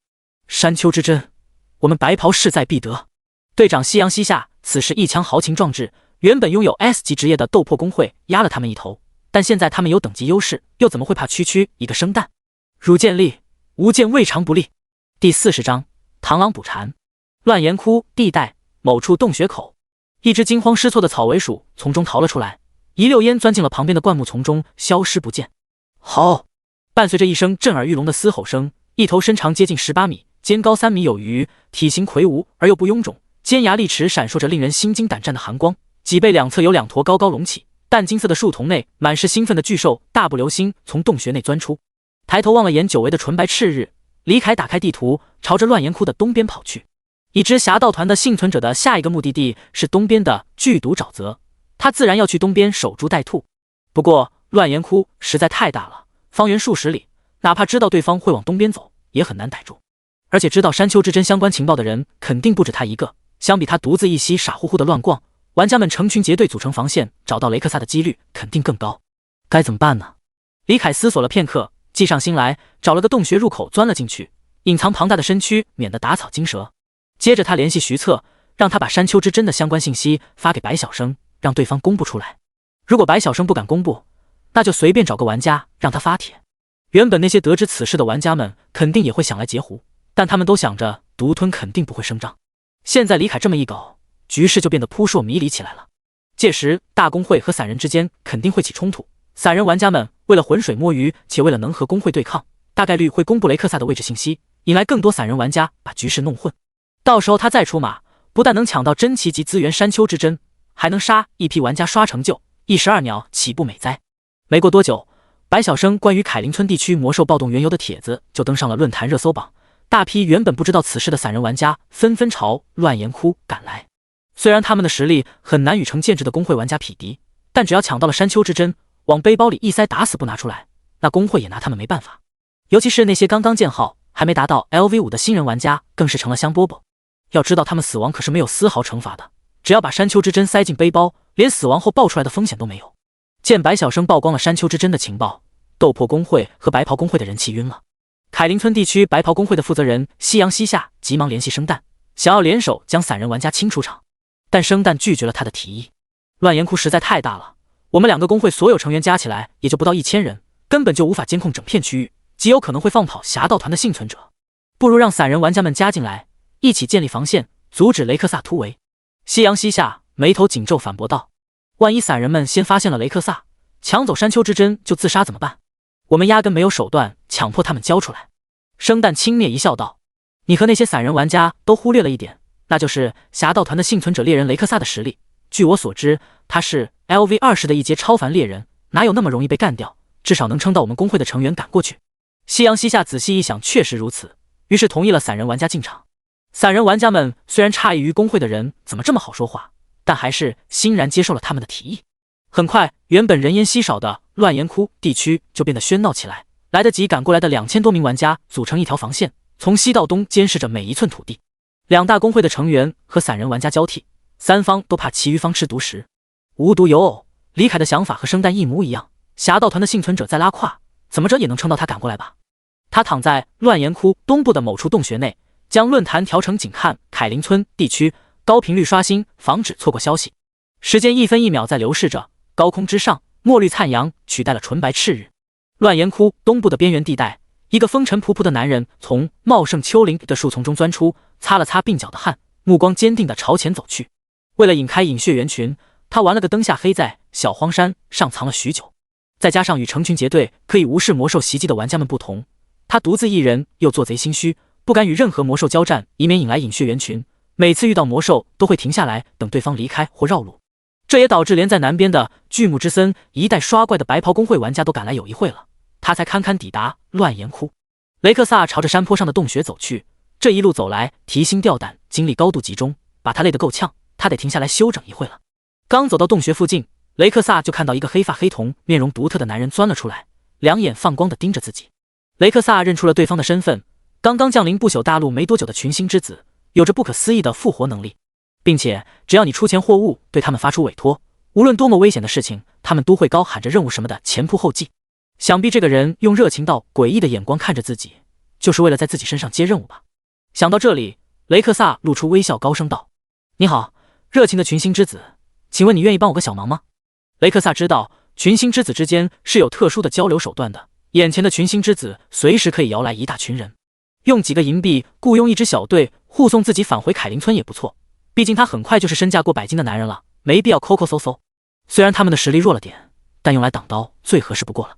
雷克萨并没有意识到一个不合理的地方，那就是明明群星之子降临时他还在野区内，他从未和他们有过接触，他是怎么知道这么多消息的？你叫什么名字？面前的群星之子没有第一时间答应，反倒询问自己的名字，这让雷克萨有些奇怪。但他自持身份没问题，山丘之针的事情也不可能有人知道，于是放心地说出了名字：“我叫雷克萨，是一星佣兵小队侠盗小队的队长。”话音刚落，雷克萨就见到面前的群星之子露出了欣喜若狂的表情。群星之子都这么热情的吗？雷克萨忽然感觉对方的目光有些不对劲，仿佛饿狼看到了小绵羊，垂涎欲滴。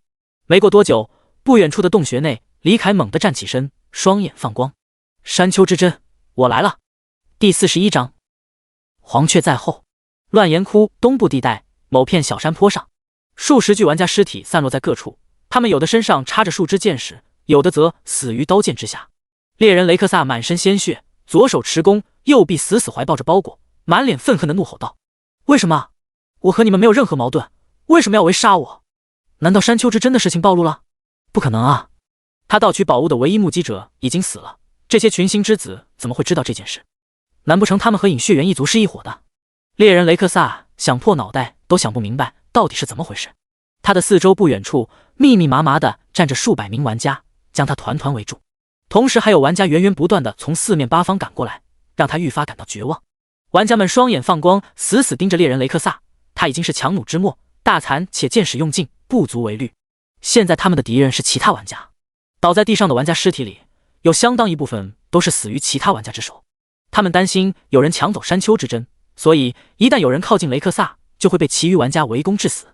生蛋和夕阳西下来了，不知是谁喊了这么一句话，玩家们纷纷看向不远处，两波玩家正浩浩荡荡地冲过来，为首的分别是美艳绝伦的只死剑姬生蛋和虎背狼腰的大汉夕阳西下。等他们到了，我们就没机会了。有心怀鬼胎的玩家混在人群中大喊着，被怂恿了的散人们纷纷开始冲向雷克萨。工会玩家们连忙出手阻止散人，包围圈顿时乱成一锅粥。好机会！猎人雷克萨满脸心疼地看了一眼怀中的山丘之针，一咬牙下定决心将包裹打开，露出那形状奇特且清脆欲滴的果子。玩家们立即使出洞察术，珍奇及资源山丘之针，被 BOSS 占据为领地的山岳才能孕育而出的宝物，可以大幅度提升体质并提供大量经验值。一时间，玩家们的呼吸都变得沉重了。如果能将山丘之针抢到手，无论是自己吃掉还是拿去卖钱，都将一波起飞。雷克萨将山丘之针随手丢到地上，收起长弓，拔出短刀，朝着人最少的方向开始突围。虽然他想不明白山丘之针的消息是如何泄露出去的，但他知道宝物再好也没有命重要，毕竟他可不是群星之子，命只有一条，死了就真的什么都没了。山丘之针的吸引力果然很大，大部分玩家都无视突围的雷克萨，朝着宝物的方向跑去。但还是有小部分玩家有自知之明，现在这个状况想抢到山丘之针难度太高了，不如击杀 LV20的雷克萨赚点经验值，也算是不虚此行。很快，雷克萨便满脸绝望地被玩家们围住。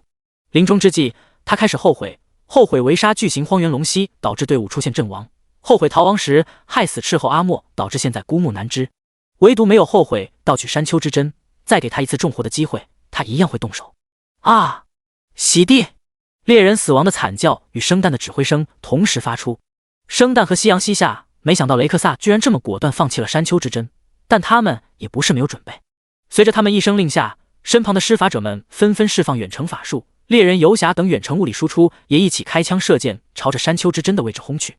轰隆，嘣嘣，滋啦，火球、冰枪、雷电箭、箭矢、铅弹、毒箭等飞行物密密麻麻地飞驰而去，将靠近山丘之针的玩家们全部击杀。接着远程物理输出继续点杀靠近山丘之针的玩家，施法者们或是暴力输出，或是上 debuff 减速，或是给己方加速，很快就把山丘之针附近清空。这一切都印在了一双淡金色的树瞳之中。匆匆赶到的李凯观察了一下局势，发现山丘之针还没有被任何一名玩家收入囊中，顿时松了一口气。好，来不及多想，他一声嘶吼，发动天赋隆重削减全部玩家的全属性，接着发动均衡之体，将体质属性值赋予敏捷，最后发动野蛮冲撞，朝着山丘之针冲去。该死，这只变态怎么会在这里？生旦大惊失色，光是听声音他就认出了这头让他噩梦连连的巨型荒原龙蜥。均衡之体加野蛮冲撞加玩家数量过多提升魔兽属性的 buff， 三重加速使得李凯的敏捷达到了一个骇人听闻的地步。庞大的身躯以肉眼难以捕捉的速度奔驰着，挡在路上的玩家们还没反应过来就被撞成漫天血雾。不要啊！雅灭蝶，住手啊！在玩家们绝望的注视下，李凯冲到山丘之针的位置，将这颗引起腥风血雨的珍奇级资源一口吞下。马德该死的畜生，给我吐出来！白袍公会全员听令，给我杀了这头牲口！夕阳西下气急败坏，拎着单手剑冲向巨型荒原龙蜥。其余白袍公会的玩家也纷纷响应命令，远程输出的输出，给队友 buff 的给 buff， 近战职业纷纷冲上去送。斗破公会全员听令，全部撤退。生旦脸色铁青的看了一眼这头屡次破坏自己好事的巨型荒原龙蜥，随后转身头也不回的跑了。开玩笑，他们本来就因为围剿巨型荒原龙蜥失败而等级落后了其他玩家一截，再围剿一次估计他都要从 T1 档次掉下来。生旦你个怂逼，创个女号把你现实的勾巴都创没了是吧？没中的家伙！夕阳西下见生旦逃跑，破口大骂着：大哥，不然算了吧，你看。白袍公会的成员扯了扯夕阳西下的衣袖，指着大杀四方的巨型荒原龙蜥说道。夕阳西下转头看去，只见李凯在四散而逃的玩家群中杀得不亦乐乎，一找一个小朋友，一甩尾就是一大片，简直就是割草无双。原本达到 LV16 的李凯就已经能在数值上碾压这些普遍才 LV8、LV9 的玩家了，更何况现在还有玩家人数过多的 buff 加成，也就是玩家群体中除了白袍公会的主力队伍头铁对他发起攻击，进入了对战状态，其他玩家都从新的撤了，没有反击，没有触发人数超过100的机制，否则他全属性加成 300%， 把这群玩家杀光也不是难事。白袍公会的主力队伍是100人满编队，给予了他 50% 全属性加成和 40% 的额外生命值加成，使得现在他的面板达到了一个恐怖的数值。种族巨型荒原龙蜥，位格红名精英，等级 LV16， 经验值 152740000， 力量 70.9 47.3， 体质 112.6 75.1， 精神 36.7 24.5， 敏捷 52.9 35.3， 物理抗性 195， 魔法抗性 129， 攻击力系数 32， 生命值 35298 39410， 魔力值 3215 3670， 体力值 3058 3378。夕阳西下作为白袍公会在凯林村地区的负责人，也不是没脑子的莽夫，思索片刻后还是选择了下令撤退。但他想撤退，李凯可不同意。之前是因为玩家们等级低没经验，且分散开来效率低，所以懒得去刷人图这个成就。现在这么多玩家聚在一起，他刷起来爽的一批。第42章名声大噪。高空之上，墨绿灿阳消失不见，取而代之的是猩红残月。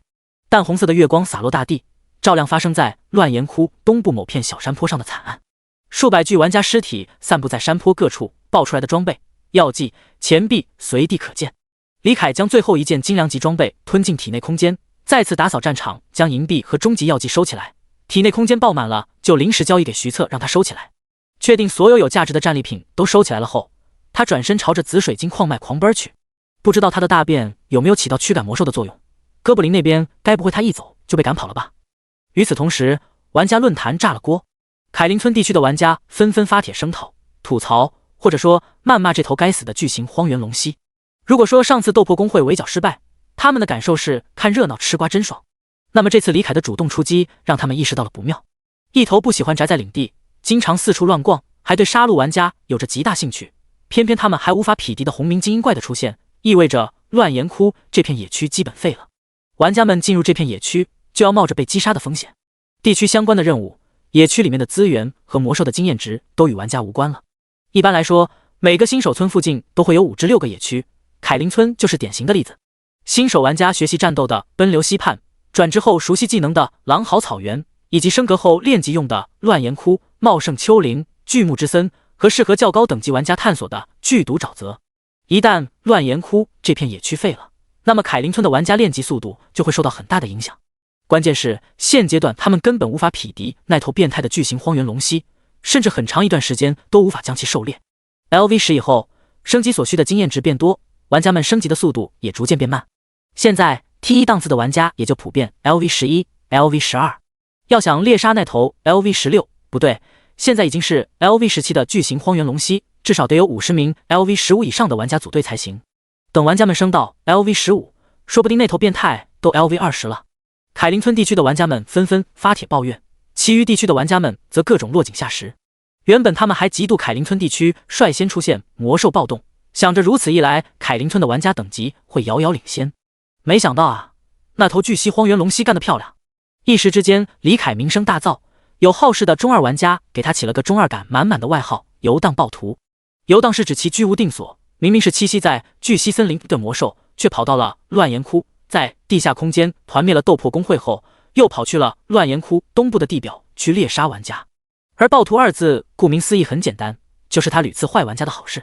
当然也有厌恶他的人不愿意这样称呼他，主要是凯林村地区的玩家，他们更愿意叫他粪怪，玩家对于极其难打的怪物的称呼。不少喜欢追根溯源的玩家开始探讨游荡暴徒为什么会出现在乱岩窟东部地表，以及他为什么会那么强。学无止境，我个人的猜测是，游荡暴徒机缘巧合下吞噬了真奇级甚至更高级的资源，所以才能以 LV15的等级破格进化成红鸣精英怪，并且还拥有免疫控制和超高的数值。至于他为什么会出现在那里吗？应该是上次斗破公会的围剿使其对玩家群体产生了仇恨值，上千名玩家聚集在一起把他吸引过来了。玩家们议论纷纷，最终都觉得学无止境的猜测是最合理的。一时间，凯林村地区的玩家们纷纷将矛头转向了斗破公会，开始声讨，甚至要求赔偿。当然这一切都与李凯无关。狂奔许久赶回紫水晶矿脉的他，看到哥布林们还在有条不紊地开采紫水晶，松了一口气的同时开始统计这一战的收获。首先是成就人图2，成就人图2，达成要求，杀死100名玩家，效果对人形生物造成的伤害提升 10%。 下一阶段达成要求，杀死1000名玩家。这次行动他击杀了300多名玩家，成功将成就升级，并获得了50设计点。同时击杀这些普遍在 LV8、LV9 的玩家，给他提供了65887点经验值。海量的经验值让刚刚升到 LV16的他再升一级，来到了 LV17， 并且经验条也过半，距离 LV18 不远了。这些玩家一共爆出了12件精良级装备，各类初级、中级药水共计85瓶，以及257银币。这些精良级装备他留下几件给精英哥布林使用，其余装备和大部分药水都交易给徐策，让他拿去 NPC 商店售卖，想来还能卖个近1000银币。除此之外，便是此次行动最大的战利品——真奇级资源山丘之针。由于担心出现上次吞噬百年龙血果的情况，李凯没有当场吃掉，而是选择收进了体内空间。现在是他吞服的时候了。吞噬真奇级资源山丘之针，你的体质增加10点，获得5万点经验值。经验值7741455000，等级 LV17、LV18，经验值22414700000。太爽了，一下午连升2级。李凯抑制不住地笑了起来，令人毛骨悚然的嘶鸣声在地下空间内回响。一旁正在开采紫水晶的哥布林们顿时冷汗直流，手上的动作愈发快了起来。李凯打开属性面板，看着自己愈发豪华，已经超过了他心心念念的大壮的数据，满意的点了点头。种族巨型荒原龙蜥，位格红鸣精英，等级 LV18，经验值22414700000，力量 49.3， 体质 87.1， 精神 25.5， 敏捷 35.8， 物理抗性206，魔法抗性137，攻击力系数32，生命值21775，魔力值2550，体力值2613。与此同时，凯林村内，生蛋和夕阳西下坐在酒馆的包厢内，神色严肃。第43章，2星佣兵小队群狼。开服第4天的晚上，皎洁的猩红月光洒落大地。凯林村内最好也是唯一的酒馆内，一场别开生面的会谈正在展开。生旦将一大杯冰镇扎啤一饮而尽，放下酒杯，豪迈地抹了抹嘴角，开门见山道：“我的提议你考虑的怎么样了？”夕阳西下，深吸一口不朽大陆特有的冰雷烟，缓缓吐出浓郁的烟雾，点头道：“我同意雇佣，但我们不可能出一半，最多出30%。”生旦也点燃了一根冰雷烟，抽了一口，点头道：“30%就30%。”话音刚落，他转身离开了包厢，留下面面相觑的白袍工会成员。夕阳西下愣了一下，道：“我该不会给多了吧？”很快，论坛上传出了一条惊人的消息：凯林村地区的玩家们由斗破、白袍2大工会牵头，决定雇佣 NPC 佣兵小队去猎杀那头巨型荒原龙蜥。其他地区的玩家们纷纷开始嘲笑抨击他们的行为，他们还嫌自己周边的野怪不够刷，怕 NPC 来抢怪呢。凯林村的人还出钱叫人来抢自己的怪。当然，也有理中客指出，那头巨型荒原龙蜥不是当前阶段的玩家可以对抗的，如果放任其不管，那么缺少一片野区的凯林村地区玩家的等级提升速度就会被其他地区拉下。不管其他地区的人怎么说，凯林村地区的散人玩家还是挺希望那头粪怪被干掉的，直到他们听到工会的人说他们也得出钱。什么鬼？斗破工会拉的仇恨，凭什么要我们出钱？就是，大不了我不去乱岩窟刷怪做任务呗，想叫我出钱？毛都没有！你有毛吗？面对义愤填膺的散人和小工会玩家，生旦盈盈一笑道：“这次雇佣所需的费用，白袍工会出30%，斗破工会出30%，想要缴纳剩下40%的玩家可以到我这里报名了。目前我们放出的名额是1000，先到先得呀。”散人和小工会玩家大吃一惊，不应该是你们求我们给钱吗？还报名？还先到先得？紧接着他们就听到生旦继续讲道：“没有报名的玩家在猎杀活动结束后不得进入乱岩窟地带，违者将面临我们2大工会和缴纳过钱的玩家的制裁。”玩家们这才反应过来，原来2大工会的醉翁之意不在酒，而是乱岩窟地带的野区进入权。像这种大工会控制地图不让散人和小工会进入的情况，在其他游戏中也出现过。这种行为往往会遭人口舌，目前不朽内还没出现过这种情况，谁也不想背上一个欺负散人的名头。但凯林村不一样，有着雇佣 NPC 猎杀那头巨型荒原龙蜥的正当理由，他们可以名正言顺地控制这片野区。毕竟钱是大伙出的，你没出钱凭什么进去？斗破和白袍2大工会的聪明之处就在于还拉了1000名玩家进场，一来分担费用，二来摆脱了大工会仗势欺人的嫌疑。有不少玩家试图联合起来反对，但大部分玩家都同意了。乱岩窟不仅是一片适合低敏玩家练级的野区，它的矿产资源极其丰富，地区任务也多，是不可或缺的野区。没过多久，1000个名额便被抢占一空。次日清晨，生旦来到了凯林村的佣兵工会大堂，找到看板娘、接待员，开始颁布任务。狩猎任务：猎杀 LV17的巨型荒原龙蜥。任务难度：任务地点：乱岩窟地下空间。任务报酬：10金币。任务时限：5天。任务描述：乱入乱岩窟地带的巨型荒原龙蜥，对于人类有着极强的攻击性，具有远超出等级的属性值和免疫控制的特性，并且有着诡异的回复手段。具体情况可观看记忆水晶球的内容。由于玩家们做任务赚取了越来越多的钱币，现在的游戏币交易市场愈发衰退，现在的铜币华夏币交易比已经来到了73:1。即便如此，换算下来，玩家们也付出了差不多13万华夏币来颁布这个狩猎任务。其实一般来说，狩猎红鸣精英怪的任务只需要5金币左右的报酬，但佣兵工会的工作人员在查看了记忆水晶球后，认为其免疫控制和吸血的特性过于危险，要求提高报酬。玩家们无可奈何，只能同意。但重金之下必有勇夫，很快就有人接了这个任务。接任务者是凯林村一带最强的2星佣兵小队群狼。所谓2星佣兵小队，是指队伍内至少有3名达到2阶精锐位格，且拥有击杀红鸣精英怪经历的队伍。而群狼小队作为2星佣兵小队中的佼佼者，全员达到了2阶，队长更是达到了 LV32。虽然群狼小队的队长没能通过升格试炼，还是精锐位格，但这支小队的实力，狩猎凯林村附近的红鸣精英怪简直手到擒来。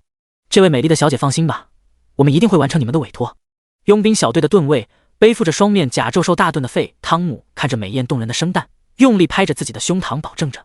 生旦嘴角一抽，但还是强忍着恶心，挤出一个魅惑人心的笑容，夹着声音柔声道：“我当然相信你们小队的实力了，但麻烦您能不能快一点，我着急去乱岩窟做任务呢。”娇嫩的声线让费汤姆耳朵都酥了，他咽了一口唾沫，双眼放光道：“放心，最多3天，不，2天时间，我就会把那头怪物的头颅提来见你。就是不知道到时候美丽的小姐愿不愿意和我共饮一杯呢？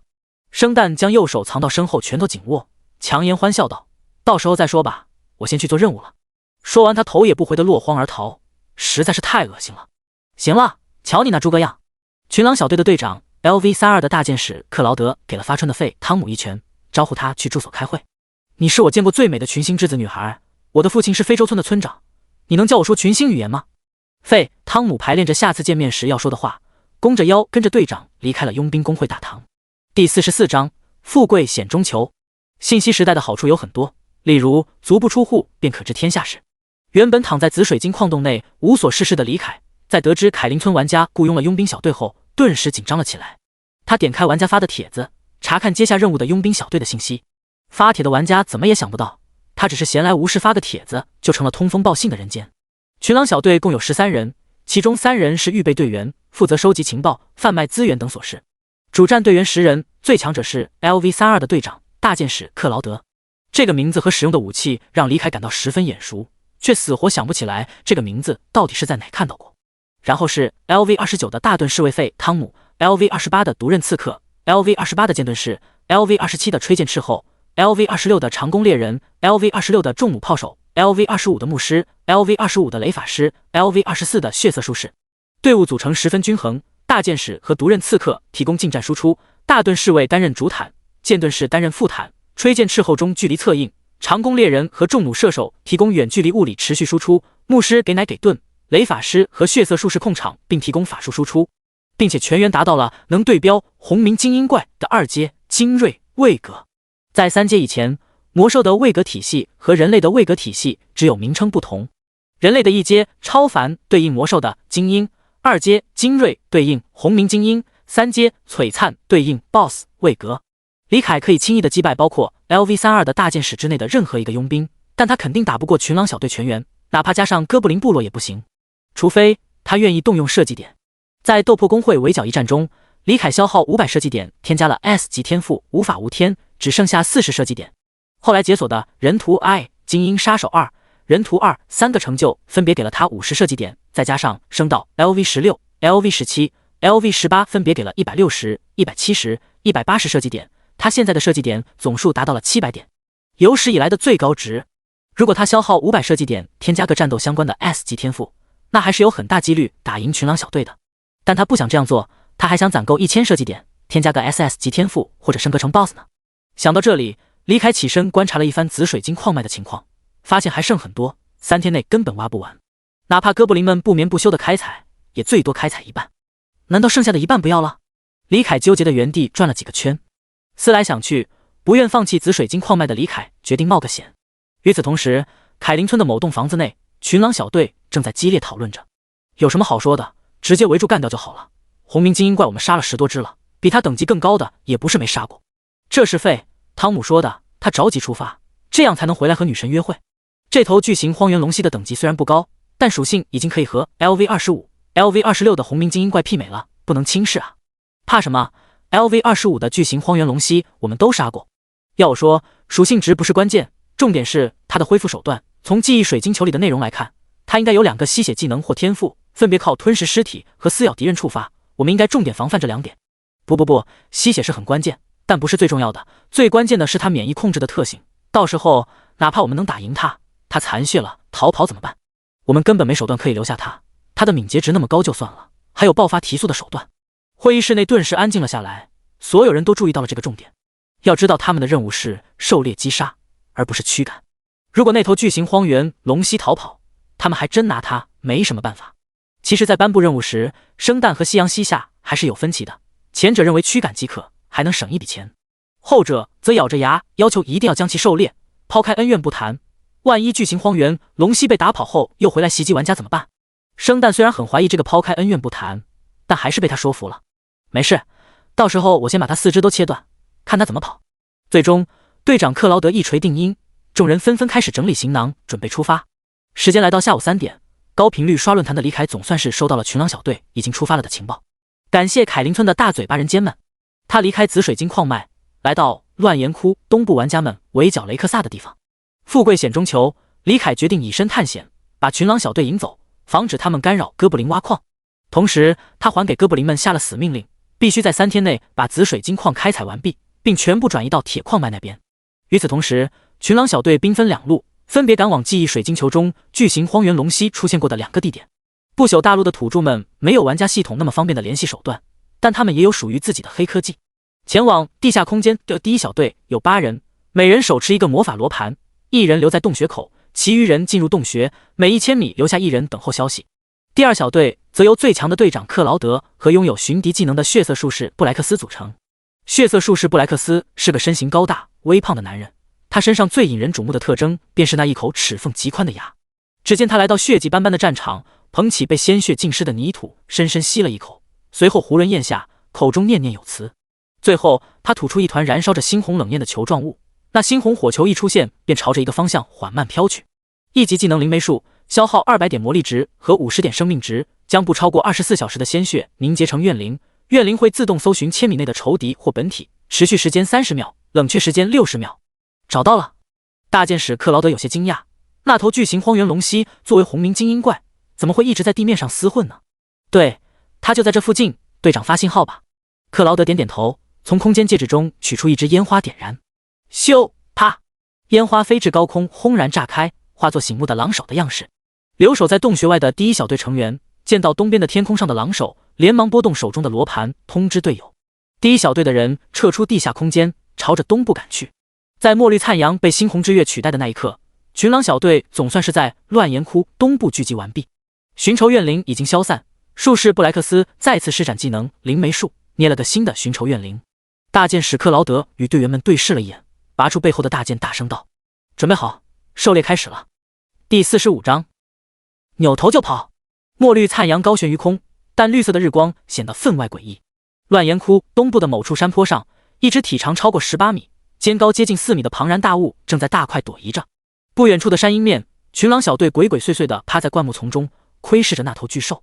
背上有奇异的隆起，牙齿接近匕首状，看来是目标没错了。怎么几个小时的时间就比记忆水晶球里的模样大了一圈？斥候发动前行，摸到近处，使出鹰眼术查看巨型荒原龙息的属性，随后回到灌木丛中。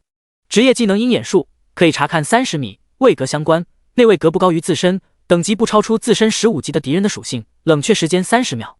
作为玩家，李凯可以屏蔽其余玩家们自带的洞察术，但无法屏蔽这种侦察技能。好在鹰眼术无法查看天赋和技能，这属性说他有 LV30都有人信。回到灌木丛的斥候将侦察到了属性说了出来，群狼小队众人听了纷纷收起了轻视的念头。收集完情报，群狼小队的队长大剑使克劳德开始制定战术。你们3个绕到东边，你们2个去西边埋伏，汤姆你留在这里掩护贝尔他们，等你们落位后我先上去挑衅。片刻后，克劳德收到队友已经落位的信息，他拔出大剑，径直走出灌木丛，朝巨型荒原龙息走去。他的身上萦绕着清风和微光，那分别是法师和牧师给他上的 buff。 很快李凯就注意到了这名大摇大摆朝自己走来的高大男子，立即丢了个洞察术过去。姓名克劳德·史克威尔，职业大剑使 C 级，等级 LV32位格，精锐，力量38体质37精神15敏捷 18.5， 生命值9250魔力值1500体力值1110，物理抗性135，魔法抗性20。天赋大剑精通 C 级，使用大剑时造成的伤害提升 20%。 技能1拔刀斩 D 级，消耗100点魔力值和100点体力值进行拔刀斩击，造成38乘120等于4560点物理伤害，冷却时间60秒。技能2暴力横扫 D 级，消耗100点魔力值和100点体力值，挥动大剑对前方扇形范围内的敌人进行斩击，造成38乘100等于3800点物理伤害，并击退体重低于19吨的敌人，冷却时间60秒。技能3横剑格挡 D 级，消耗100点魔力值和100点体力值，将大剑横于身前格挡伤害，临时获得38乘75等于2850点护盾值，冷却时间60秒。技能4跳劈斩 E 级，消耗50点魔力值和50点体力值，高高跳起劈砍敌人，造成38乘50等于1900点物理伤害，冷却时间30秒。武器繁星大剑，经典，属性攻击力系数加10，力量加3，物理穿透加100，负重加5。特性当对敌人造成超过 10% 最大生命值的伤害后，会对敌人施加破甲效果，使其物理抗性降低100点，持续30秒。评价以繁星钢为主体，混杂多种珍贵矿物制成的大剑，在无光的黑暗环境下会有繁星闪烁。装备：头部百段金刚头盔，精良，属性体质+1，物理抗性+25，魔法抗性5，负重+2。评价：用百段金刚铸造，内衬由魔兽皮鞣制而成的头盔，可以将普通人的颈椎骨压折。护具：胸部百段金铁软甲，精良，属性体质+2，物理抗性+50，魔法抗性10，负重+3。装备：腿部百段金刚裙甲，精良，属性体质+2，物理抗性+50，魔法抗性10，负重+2。装备：足部大恐狼皮靴，精良，属性敏捷+1.5，物理抗性+10，魔法抗性+5，负重+0.5。评价：用大恐狼兽脖颈上的皮毛制成的皮靴，对于魔法有着轻微的抵抗效果。力量值高到可以无视负重的限制后，唯一能限制职业者佩戴装备的就只有贫穷了。克劳德作为群狼小队的队长，也只有一把经典级武器，防具全套都是精良级。羸弱的人类在属性上远不如魔兽。LV32 的克劳德在数值上远不如李凯之前干掉的 LV29 的红明精英怪紫炎巨蟒，但如果李凯能选的话，他宁愿打10条紫炎巨蟒，也不愿意跟群狼小队交手。人类职业者真正恐怖的地方，在于精良的战术配合和合理的阵容搭配。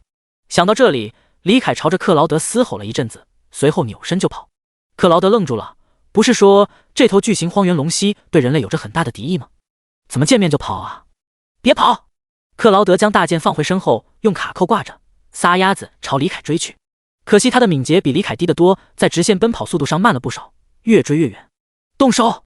见队长被溜，群狼小队的队员们看不下去了，从包围点跳出来，各施手段。西边的长弓猎人箭矢连发，瞄准巨型荒原龙蜥的四肢射去。射眼睛是更好的选择，但即便他射术娴熟，也没法射中高速移动下的魔兽眼睛，哪怕那双眼睛足有磨盘大小。他只好退而求其次射四肢，尽量削减李凯的敏捷值。-443，-443，-875，爆炸！-443，-875，爆炸！等确保箭矢的弹道落在魔兽身上后，他才开始掺杂高爆箭矢，确保昂贵的高爆箭矢不会落空。与此同时，东边的山坡上，重弩射手耶楼终将手中的经典级武器烈鹫弩炮放置在地面上固定住，半跪着开始瞄准。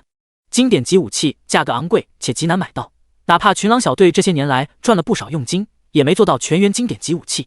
耶楼终是第3个拥有经典级武器的，仅次于队长和刺客。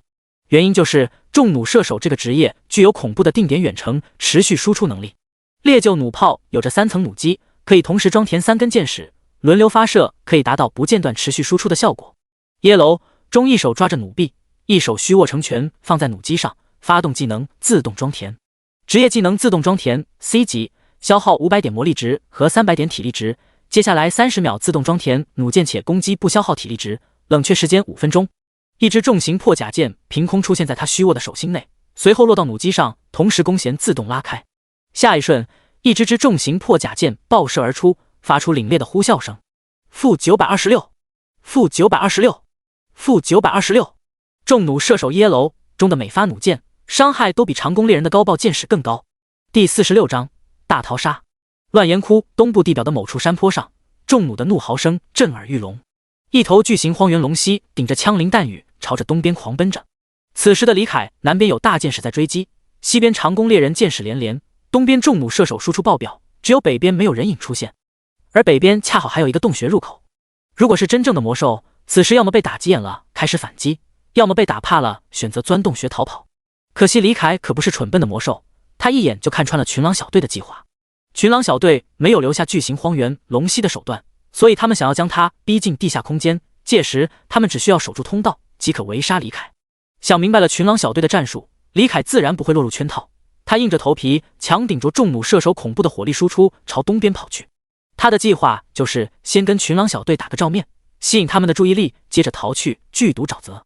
剧毒沼泽是 LV15、LV40 的地图，对于人类来说危机重重，甚至那独特的毒瘴地形使得大多数魔兽都无法在此生存。一旦他逃到那里，群狼小队就有可能会放弃狩猎，哪怕他们头铁硬要追杀，李凯也能祸水东引，拉其他魔兽下水。尤其是这里也有一只荒原龙蜥族群栖息，面对人类入侵者，这只龙蜥族群的领袖大概率会选择先杀一族，再和他决斗。该死的畜生，这算是聪明还是头铁啊？看到巨型荒原龙蜥不管不顾往东边狂奔，大剑使克劳德无奈地叹了口气，只能期待后手能起到作用了。游荡于高空之上，狂暴而又迅捷的雷元素啊，请响应我的号召，降下雷霆吧！众弩射手耶楼钟身后，一道身穿法师袍的身影站了出来，慷慨激昂地吟唱招法咒。雷击术，一道足有磨盘粗的刺眼蓝色雷霆凭空降下，瞬间命中了正在狂奔的巨型荒原龙蜥。轰隆隆，负6063 C 级技能雷击术，吟唱30秒，消耗800点魔力值，降下雷霆。于室内施展时会使头顶阻碍的强度降低伤害，对敌人造成31乘200等于6200点魔法伤害，并使其陷入麻痹状态2秒，冷却时间2分钟。李凯脚步一顿，吐出一大口鲜血，随后继续狂奔，同时嘴巴蠕动，从体内空间取出生命药水服下。幸好他有无法无天天赋可以免疫控制，不然进入麻痹状态就麻烦了。不愧是凯林村地区最强的2星佣兵小队，都没有短兵相接呢，光是远程输出就这么暴力，短短10几秒就打了他半条血，这要是被围住了，怕是跑都跑不掉。李凯没有发动均衡之体将物理抗性赋予魔法抗性，而是硬抗这记雷击，因为接下来才是闯关的关键。2道魁梧的身影挡在他的路径上，左边是满脸络腮胡、肌肉虬结的彪形大汉，右边是3米多高通体猩红，身躯呈花岗岩质地的高大雕塑，两者持盾而立，仿佛一堵不可逾越的城墙。他们是 LV29 的大盾侍卫费汤姆和术士布莱克斯召唤出来的猩红守卫。无法无天天赋虽然能免疫控制，但无法违背物理定律。像墙壁这种地形类的物理性阻挡，他是不能无视的，他只能撞破墙壁，但如此一来，他的速度也会掉下来。这并非控制效果减速，而是物理意义上的势能转化为动能被消耗掉。一旦被二者拦下缠住，届时群狼小队肯定不会给他机会再把速度提起来，说不定就跑不掉了。想到这里，李凯先是给二者分别来了个洞察术，随后发动均衡之体将体质属性值赋予力量，最后发动野蛮冲撞，使出他单体伤害最高的一招，冲向猩红守卫。柿子要挑软的捏，比起 LV29 的大盾侍卫，猩红守卫更容易对付。C 级技能召唤猩红守卫，吟唱30秒，消耗800点魔力值和500点体力值，召唤一尊持续300秒的猩红守卫，冷却时间10分钟。名称：猩红守卫，种族：召唤物，等级 LV24，与召唤者相同。生命值5800 29乘200，体力值870敏捷29，召唤者的精神值。物理抗性350，魔法抗性175。特性：守卫无法攻击，持盾格挡时免疫20%伤害，召唤者所受到的伤害将转移50%到其身上。这就是猩红守卫，一个强大而又纯粹的肉盾。外人并不知道，群狼小队的副坦并非剑盾士，而是血色术士布莱克斯的这头召唤物。接近6000的生命值，破百的双抗，还有免疫20%伤害的特性，对于任何一个2阶超凡者来说都是无法短时间解决的存在。但对于李凯来说，易如反掌。嘣！伴随着一道强烈的闷响，猩红守卫看似坚如磐石的身躯被狂奔而来的巨型荒原龙蜥当场撞爆，猩红色的粉末漫天飘洒，石质碎屑爆裂四溅。负6810，猩红守卫还欠李凯1000血。随着李凯的等级和属性值提升，如今他的野蛮冲撞伤害已经达到了5981点，发动均衡之体将体质值赋予力量后，更是达到了7160点。虽然瞬秒猩红守卫挺威风的，但李凯其实也不好受。强大的冲击力让他感到头晕眼花、胸闷气短，但他还是晃了晃脑袋，强撑着继续向前狂奔。要逃掉了！毒刃刺客和剑盾士满脸失望地从北边的洞穴内钻出，他们的任务是在巨蜥荒原龙蜥逃入洞穴后将其缠住，但没想到这头蜥蜴这么聪明。白亏1金币。大剑使最开始藏身的灌木丛中，边缘 OB 的牧师气得直捶地，他是群狼小队里负责管账的，此时后悔的肠子都打结了。等回去他一定要狠狠地惩罚该死的汤姆，用他44码的大脚用力猛踹汤姆的大屁股。看到委托人是美女就不管不顾地接任务，也不考虑小队能不能完成。佣兵小队在佣兵工会接取任务后，要缴纳1/10任务报酬的保证金，一旦超时或未能完成任务，就会扣除保证金。毕竟一支佣兵小队接下任务后，其他小队就不能接任务了。如果接取任务没有风险的话，所有小队都随便接超出自身能力范围的任务，那委托人不得等到死啊？那可不一定。姗姗赶来的长弓猎人听到牧师的话，神秘一笑。布莱克斯，打标记。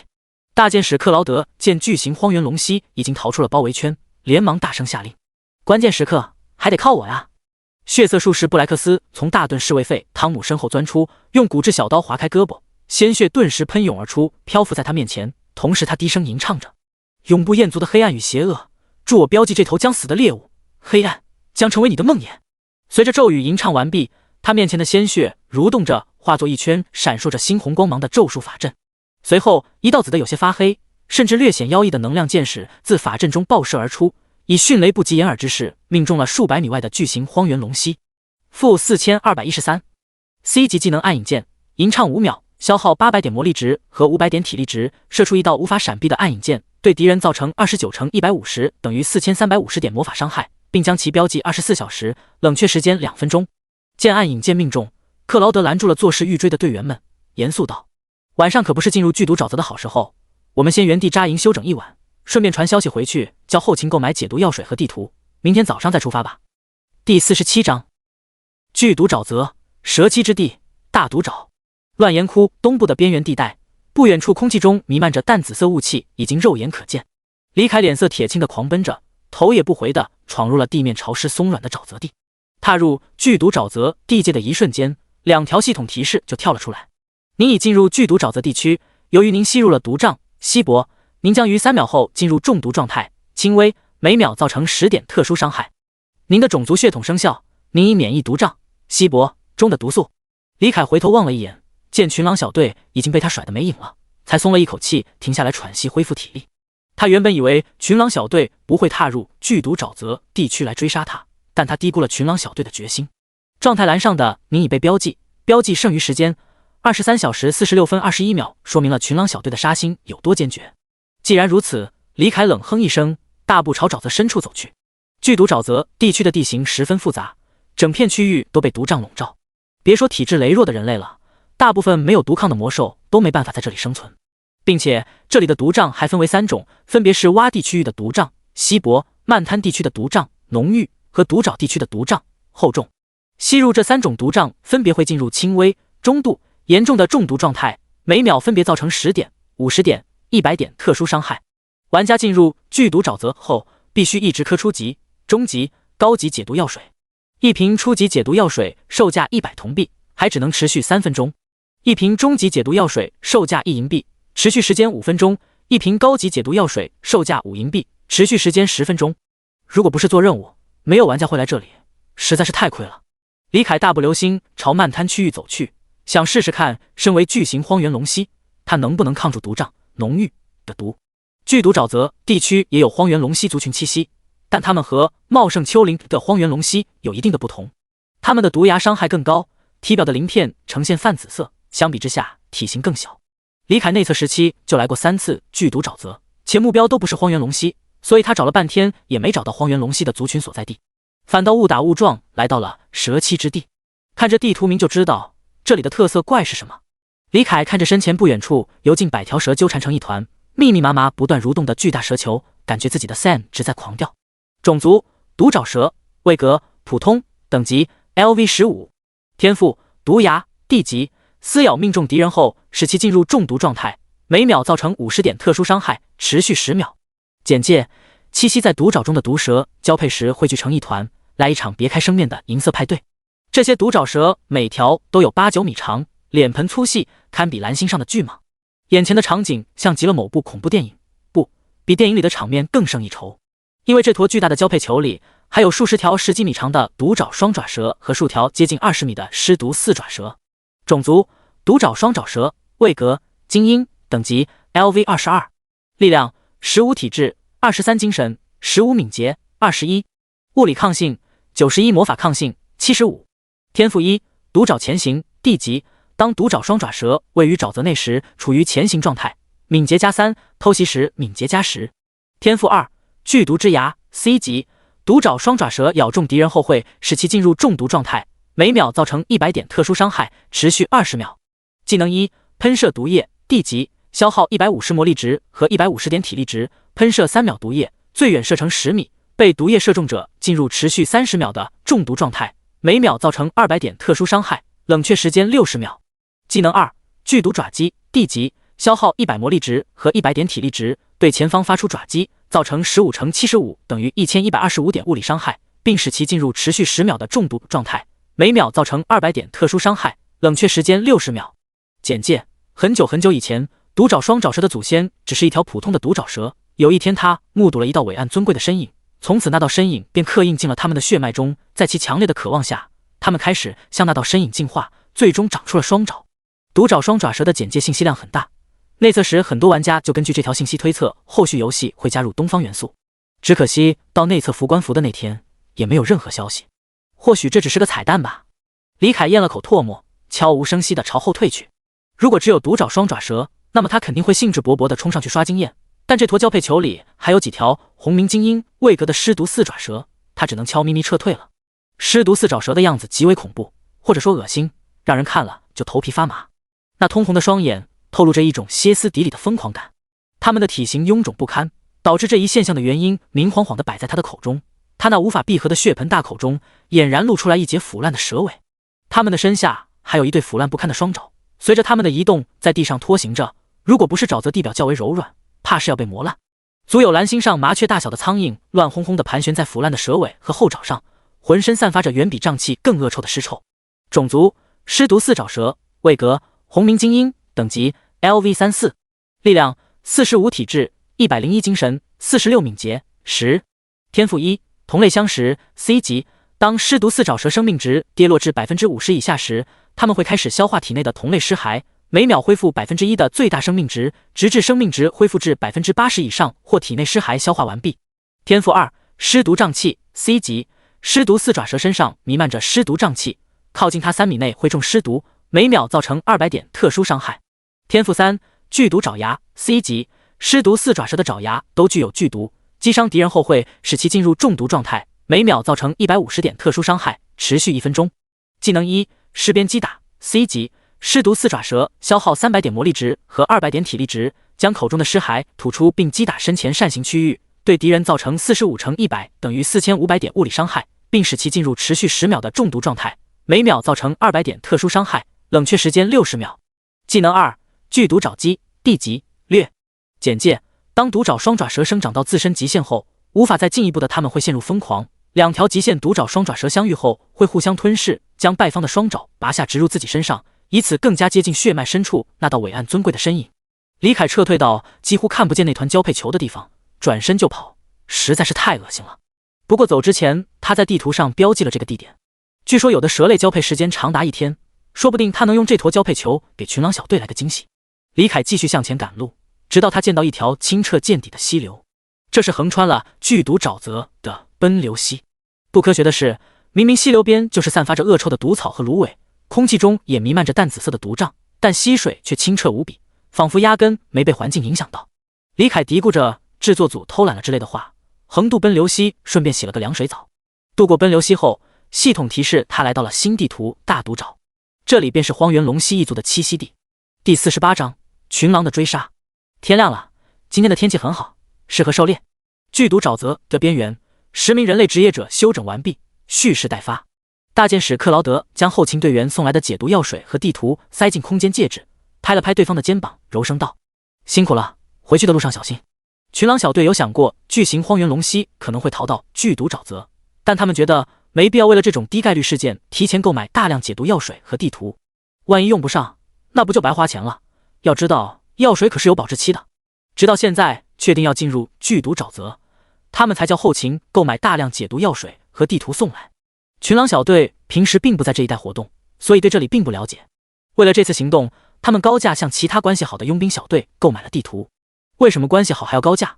那是因为野区地图是每个佣兵小队的立身之本，卖出这份地图就意味着在这片野区多了一个竞争者。送走后勤人员，队长克劳德环顾四周队员们的脸，见没人有明显的反对意见后，大声道：“剧毒沼泽危机四伏，大家要注意戒备，这单任务实在完不成就放弃。”是。大盾侍卫费汤姆有些自责，是他色迷心窍接了这单高难度任务，导致队员们需要冒险进入危险地区。他暗自下定决心，一定要守护好队员们，哪怕付出生命的代价。出发！群狼小队的佣兵们纷纷服下初级解毒药水，踏进了弥漫着淡紫色毒瘴的剧毒沼泽内。他在这个方向大概5000米的位置正在匀速运动。血色术士布莱克斯闭上眼睛，感应了一下标记的方向，接着爆点道：“斥候打开剧毒沼泽地区的地图，根据布莱克斯的爆点画了下位置。”接着道：“他正在靠近荒原龙蜥的地盘，应该是想要和同族会合。奇怪，他看起来明明像是茂盛丘陵那一族的呀。”不朽大陆的土著们没有玩家的系统地图，只能用纸质或魔法道具的地图，没有那么方便，且无法实时更新。不管这么多，所有人保持队形匀速前进，尽量不要招惹其他魔兽。随着队长克劳德一声令下，群狼小队展开阵型，开始赶路。剑盾是一手持剑，一手举盾，走在最前方开路。吹剑斥候和毒刃刺客一左一右跟在他身后。大剑使克劳德站在最中央，方便随时支援各处。牧师、血色术士、雷法师、重弩射手呈四边形围着大剑使，后面是搭弓戒备的长弓猎人，大盾侍卫跟在队伍最后面。他们尽量避开漫滩和毒爪，走在洼地上，能省一点是一点。敌袭！没过多久，群狼小队就遇到了魔兽的袭击。一群紫毒蜈蚣自漫滩的芦苇当中爬出，尖锐的触角上浸润着深紫色的毒液，坚固的甲壳黝黑发亮。你们先走，我来处理。大剑使克劳德喝下一瓶高级解毒药水，拔出大剑，一夫当关，挡在蜈蚣群前。就在群狼小队遇到魔兽袭击的时候，李凯也遇到了麻烦。嘶吼，帅哥你很眼生啊，要来一场酣畅淋漓的对决吗？眼前的母荒原龙蜥体态妖娆，李凯居然能从那双狰狞的树瞳中看出含情脉脉的感觉。好，丑倔！李凯嘴角疯狂抽搐着，扭头避开处于发情期的母龙蜥。吼吼，别怕，趁老大他不在这附近，我们来一发嘛，很刺激的。母龙蜥不依不饶，追在李凯的屁股后面，伸长脖子试图咬荔枝。李凯义正言辞地拒绝了，他纯爱战神来的，怎么可能搞 NT2 剧情？他虽然继承了魏武遗志，身具曹贼之魂，但也是有底线的。有夫之妇，他绝对不会碰。不过，如果是寂寞难耐、性感美艳的美女少妇来勾搭他，那他就只好适当降低一下底线了。但巨蜥什么的，绝对不可以。李凯狂奔许久，终于甩开了规模越来越大的母龙蜥群，总算是找到了一头公荒原龙蜥。这头公荒原龙蜥刚刚勾搭母龙蜥失败，被扇了一爪，脸上的抓痕还没消失，就叫他小丑好了。好，你们老大在哪？李凯开门见山询问道。他要祸水东引，把群狼小队带到巨型荒原龙蜥那边。不料小丑很有骨气，昂起头怒吼道：好，我不可能告诉你任何事情。啪！李凯一巴掌把他扇得翻了个跟斗。小丑这才看清现实，唯唯诺诺道：好，他在这个方向，需要我带路吗？片刻后，李凯跟随着西间小丑七扭八拐来到一处黑杨树丛附近，借助10几米高的紫黑色黑杨树掩盖身形，看向不远处的洼地。洼地上正在进行一场规模宏大的银色派对，惊得李凯嘶的一声倒吸一口凉气。只见一头神情疲惫的巨型荒原龙蜥正在进行原始的生命运动。几分钟后，战斗结束，一头母龙蜥神清气爽地从战斗处爬开。还不等巨蜥荒原龙蜥休息片刻，另一头母龙蜥就及时补位上前。后方的母龙蜥爬上去，咬了一口荔枝，催促他抓紧时间。令任何一名男性都触目惊心的是，他的身后数十只母龙蜥正翘首以待地排着队。李凯咕咚一声咽了一口唾沫，幸好他打败大壮后就跑到了乱岩窟，这要是留在巨蜥森林，不得被炸成蜥蜴干啊！他身旁的荒原龙蜥小丑看着这一幕，眼神中流露出羡慕嫉妒恨。让你不肯分我一只，现在我领着新老大来干你了。想到这里，小丑张开嘴巴，正欲怒吼示威，就被反应过来的李凯一口咬住了脖梗，叫声被堵了回去，戛然而止。深呼吸，头晕是正常的。在小丑4分不解、3分疑惑、2分恐惧、1分祈求的眼神中，李凯咔嚓一声咬断了他的脖梗。击杀荒原龙蜥 LV19，获得687点经验值，成就新人冠军发动，获得额外103点经验值。他是要让群狼小队来找巨型荒原龙蜥的麻烦，而不是要来触发领地争夺的。让你出生引来敌意了怎么办？动不动就大呼小叫，打搅人家开 impact， 死得不冤。李凯将小丑的尸体埋在树下，细心地用枯枝落叶将其掩盖住。接着他闭上眼，不去看那辣眼睛的限制级场景，开始逛论坛看看有没有什么新消息。论坛内风平浪静，没什么大新闻，就是个别玩家之间发帖互喷，这个说你抢我怪，那个说你抢我资源。凯林村雇佣 NPC 事件虽然还有不少人喋喋不休地喷着，但关注的人并不多。没有玩家觉得佣兵小队会解决不了游荡暴徒。第49章，大战开始。他就在前面大概2000米的位置，已经待在原地大半个钟没有动过了。血色术士闭上眼睛感应了许久，确定了标记的位置，爆点道：斥候掏出地图对比了片刻，皱起眉头道：这个位置已经是荒原龙蜥族群栖息地的中心了。这份地图上没有记载荒原龙蜥族群的实力如何。大剑使克劳德闻言也眉头轻皱，他可不想同时面对2只巨型荒原龙蜥和一群荒原龙蜥，并且他们也不知道这群荒原龙蜥里会有几只红名精英怪。虽然一个族群只能有一只领袖，但如果是有血缘关系的红名精英怪之间发生了领地争夺战，败方是不会被赶出族群的。但解毒药水和地图都买了，现在如果连战斗都不尝试一下的话，又觉得不敢想。克劳德把他的疑虑说了出来，让队员们举手表决是否放弃这次任务。我觉得我们应该放弃任务，这次任务的所有损失由我承担。大盾侍卫费汤姆第一个举起手来发表意见。出乎他意料的是，其他队员都选择了继续任务。牧师杰瑞敲了敲他的头，满脸严肃道：我可不想做事都不敢试的懦夫。可是费汤姆感觉眼睛有些发酸，喉咙也变得沙哑起来。没有可是，原地休整5分钟。队长克劳德打断了他的话，解下大剑，掏出底石，开始磨剑。在不朽中，经典级及以上的利器类武器具有锋利度这一机制，比如他的繁星大剑，如果劈砍多了，剑刃磨损了，其攻击力系数加成和护甲穿透就会变低。用底石磨剑可以临时将锋利度回满，想要永久修复，还得去铁匠铺让专业的来。经典级以下的武器连临时回满锋利度的机会都没有，耐久度一掉就只能去铁匠铺修复。群狼小队全员各自休整，5分钟后，休整完毕的众人纷纷喝下一瓶新的解毒药水，开始继续向前赶路。他们的前方不远处，躲在黑杨树后的李凯小声嘀咕着：第43个了，大哥太牛了，就叫你清水剑吧，我愿称你为最强。李凯逛了回论坛，发现无事发生后，实在无聊的他干脆开始观摩起了不远处的银色派对。他眼睁睁地看着清水剑大哥在50多分钟的时间里，以一息之力车轮战了43只母龙蜥，并且这还是李凯来之后统计的数量。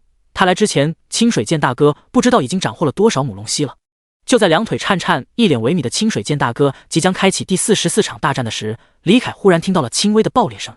下一瞬，足有水桶粗的紫色雷霆从天而降，在被头顶的树冠分去些许威力后，重重地劈在李凯的身上。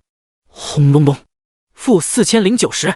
李凯唰的一声跳起来，冲向被吓得一个哆嗦结束了的清水剑大哥，开始忽悠道：吼吼吼吼，大哥不好啦，恐怖直立猿要灭绝我们荒原龙蜥一族，茂盛丘陵的族群已经被杀光了。清水剑先是一脸懵逼，随后恼羞成怒，从满脸哀怨的母龙蜥的身旁爬开，大声怒吼道：吼吼，该死的无毛直立猿，居然敢对我们荒原龙蜥一族出手，受死吧！清水剑一息当先，朝着被雷劈成焦炭的黑杨树冲去，随后被迎面射来的箭矢和弩箭射得惨叫连连。李凯满脸疑惑， LV30 的清水剑怎么被打出这样？随后一个洞察术甩过去，发现他的状态栏里挂着一个明晃晃的重度疲惫，不但体力值只剩 20%， 且体力恢复速度还减半了，基本上走几步就要喘气。这就是纵欲过度的下场吗？李凯一边在心里吐槽着，一边煽动母龙蜥们一起上。得到满足的母龙蜥们都离开了银色派对，在场只剩20几头母龙蜥，犹豫片刻后都选择跟随领袖一起冲锋。数十头巨兽一拥而上，恐怖的声势令人动容。我来对付这头等级高的，你们去解决任务目标。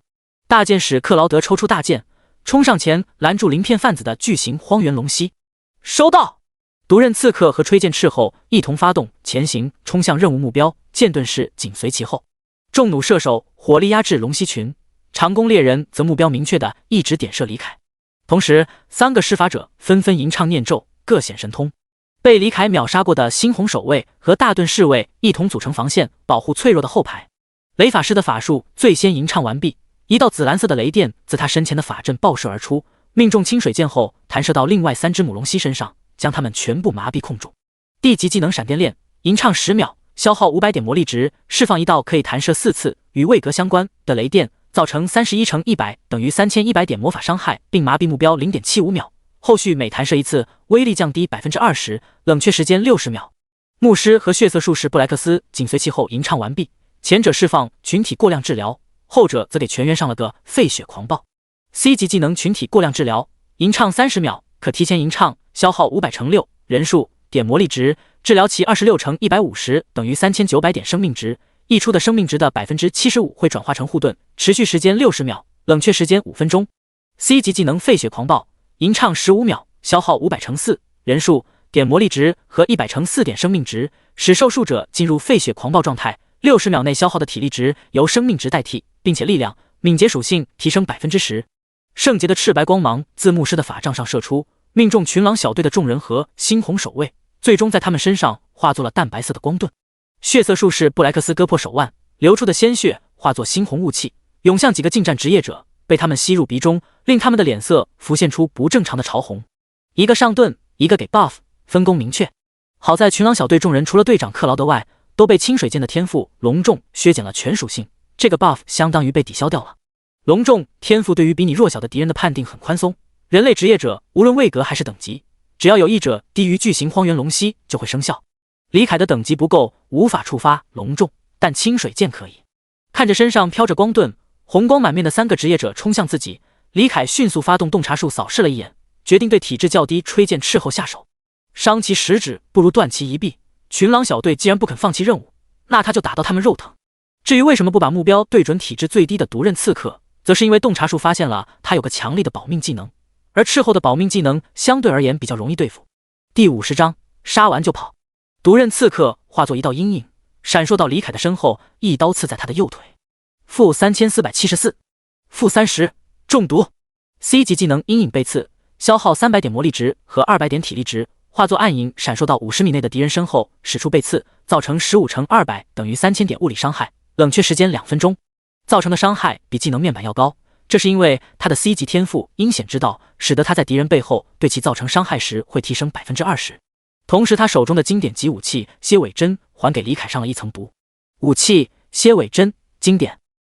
属性攻击力系数+8，力量+1，敏捷+2，物理穿透+80，负重+1。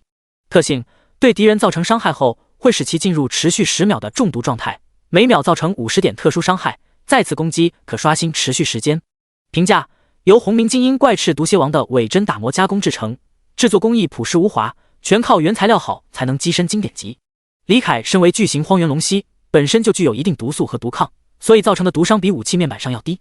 没等李凯对身后的毒刃刺客出手，剑盾士便怒吼着冲了过来，同时斥候没有盲目近身，而是拉开一段距离，开始用吹剑攻击。李凯粗略计算了一下他的爆发伤害，发现并不能秒掉体质较高的剑盾士，并且后方的牧师一直虎视眈眈，随时给奶。于是他坚定了自己一开始的想法，无视剑盾士和刺客的伤害，径直冲向斥候。吹剑斥候的敏捷在群狼小队中傲视群雄，足有36点，比有暴食天赋的李凯还高。但他的敏捷再高，也没有发动均衡之体的李凯高。随着体质值被赋予敏捷，李凯的庞大的身形以迅雷不及掩耳之势爆射而出，化作一道模糊的黑影，转眼就冲到了吹剑斥候的身前。后方的牧师高举法杖，全神贯注地盯着这处战场，随时准备给奶。那吹剑斥候似乎是知道自己跑不掉，竟傻傻地站在原地，还在攻击。只不过那吹剑落到李凯身上，伤害不知为何大打折扣。李凯嘴角一扬，如果他没有洞察术，说不定还真给骗了。他张大嘴巴，猛吸一口空气，两颊高高鼓起，发动咆哮技能。群狼小队为了针对巨型荒原龙息唯一的控制技能，全员都戴了耳塞，这使得他们下意识忽略了这个技能。然而职业者和魔兽之间的战斗是最为严酷的生死搏杀，一点粗心大意都有可能带来死亡的后果。随着震耳欲聋的嘶吼声响彻洼地，一道淡白色的涟漪扫过四方，一道身影被可视化的声波击中，被强行打出了隐身状态。这就是吹剑斥候的保命技能，替我死吧。这技能名字很直接，顾名思义就能得知它的效果。C 级技能替我死吧，消耗500点魔力值和200点体力值，释放一个会重复之前动作的虚影留在原地，虚影造成的伤害只有原身的 10%， 虚影持续5秒，在此期间本体处于隐身状态，一旦受到攻击则会被迫脱离，且敏捷提升 30%， 冷却时间5分钟。见吹剑斥候显露身形，李凯狞笑着发动野蛮冲撞，如疾驰的重型卡车般碾了过去。不，剑盾事件斥候被打出隐身状态，大惊失色下竟忘了李凯免疫控制，发动嘲讽试图救他一命。可惜有无法无天天赋在，这只是徒劳罢了。同时后方观战的牧师第一时间发现了不对劲，一道圣光护盾如及时雨般落在斥候身上。地级技能圣光护盾，吟唱10秒，可提前吟唱，消耗300点魔力值，释放一道圣光，化作护盾守护目标。护盾拥有26乘100等于2600点护盾值，护盾持续5秒，冷却时间60秒。随后他立即开始吟唱治疗术，试图从死神手里抢人。可惜一切都只是垂死挣扎罢了。由于距离有点远，咆哮技能造成的伤害不高，只有区150点，还都打在了之前过量治疗的盾上。此刻吹剑斥候身上过量治疗和圣光护盾2个护盾叠加，足有5375点护盾值。并且虽然斥候普遍体质羸弱，但他毕竟也有 LV27， 加上装备加成体质值也有23点，有5750点生命值。如此厚的护盾加上自身的血量，足以抗下大部分红名精英怪的技能了。可惜他面对的是李凯。发动均衡之体，将体质值赋予敏捷时，野蛮冲撞的伤害没有将体质值赋予力量的高，但也有6857点，并且成就人图2还会让他对人形生物造成的伤害提升10%。嘣！负5375，护盾值负2072。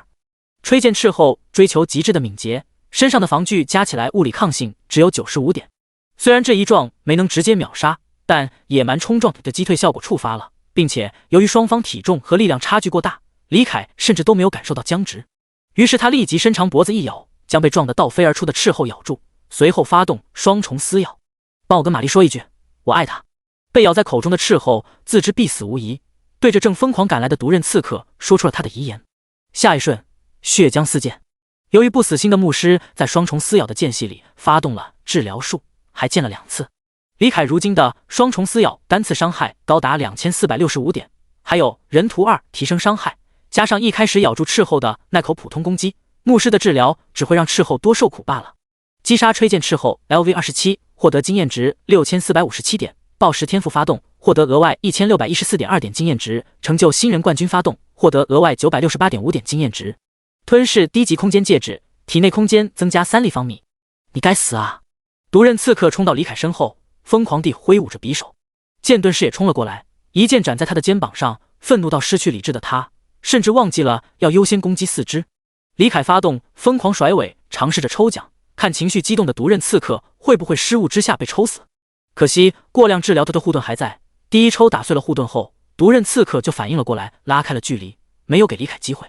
技能全部进入冷却的李凯剑没有希望再杀一个，干脆转身直接开溜。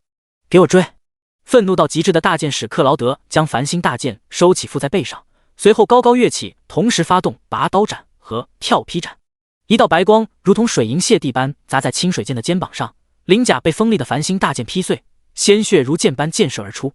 负5431，克劳德一剑斩出了5000多点高额伤害，瞬间将恼羞成怒的清水剑劈清醒了。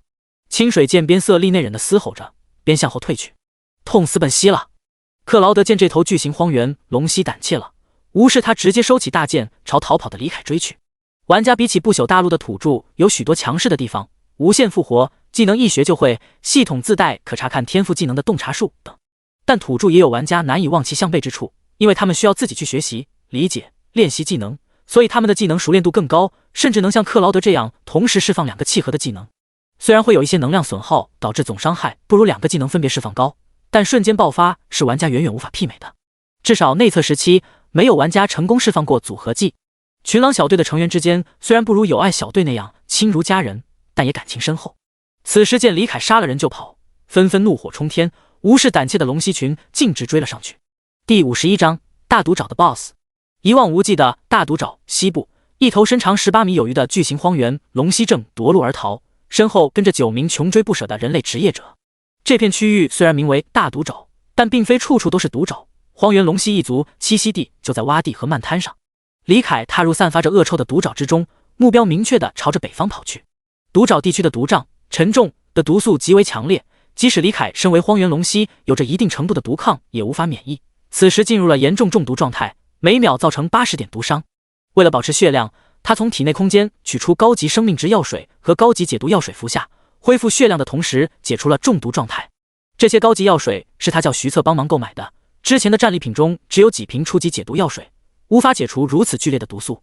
见身后的群狼小队众人穷追不舍，李凯猜测他们应该没有这里的地图，或者说他们的地图并不完善。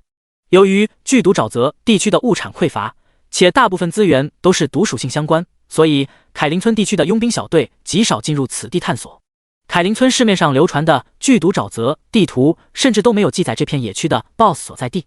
直到内测时期进入尾声，玩家仗着复活机制才将剧毒沼泽探索完毕，得知这里居然栖息着2头强大的 BOSS， 分别位于蛇气之地和大毒沼内。也就是群狼小队没有告知委托人他们要进入剧毒沼泽，不然斗破工会肯定能提供比他们买的地图更详细的资料。不过也是，谁能想到群星之子其实已经降临过一次他们的世界呢？虽然李凯现在的地图没有继承内测时期的信息，但他大致记得那2头 BOSS 的所在地，并且他还叫徐策下线去网上搜了一下当初玩家公布的资料，尤其是他现在的目标，一头纯血巨龙独爪3头龙。不朽的龙族设定，按照属性划分为元素巨龙，如火龙、冰霜巨龙、森林巨龙等，也有部分巨龙并不依赖元素，而是依靠强大的肉体称霸。其中多头龙一族是巨龙一族中的另类，他们的每个头颅都有着不同的属性，肉体强大且暴虐邪恶。不过大多数多头龙都没有翅膀无法飞行，并且只有极少数多头龙会龙与魔法。相传在巨龙一族内部，有相当一部分巨龙不承认多头龙也算巨龙，认为他们只是比较强大的地龙罢了。一支箭矢自身后袭来，精准地射中了他的后腿。李凯连忙将有些跑远了的心思收回来，放到眼前的逃亡之路上。徐策在网上搜索的资料只给出了独爪三头龙的活动范围，足有方圆10几里大，他只好抱着碰运气的念头，带着群狼小队溜一圈。没想到他的运气不错，才深入大毒爪10几分钟就遇到了目标。此时李凯脚下的毒爪已经有3-4米深，庞大的体重使得他大半个身子都陷入沼泽之中，每一步都会溅起大坨的淤泥和腐烂的植物根茎，导致他的速度骤降。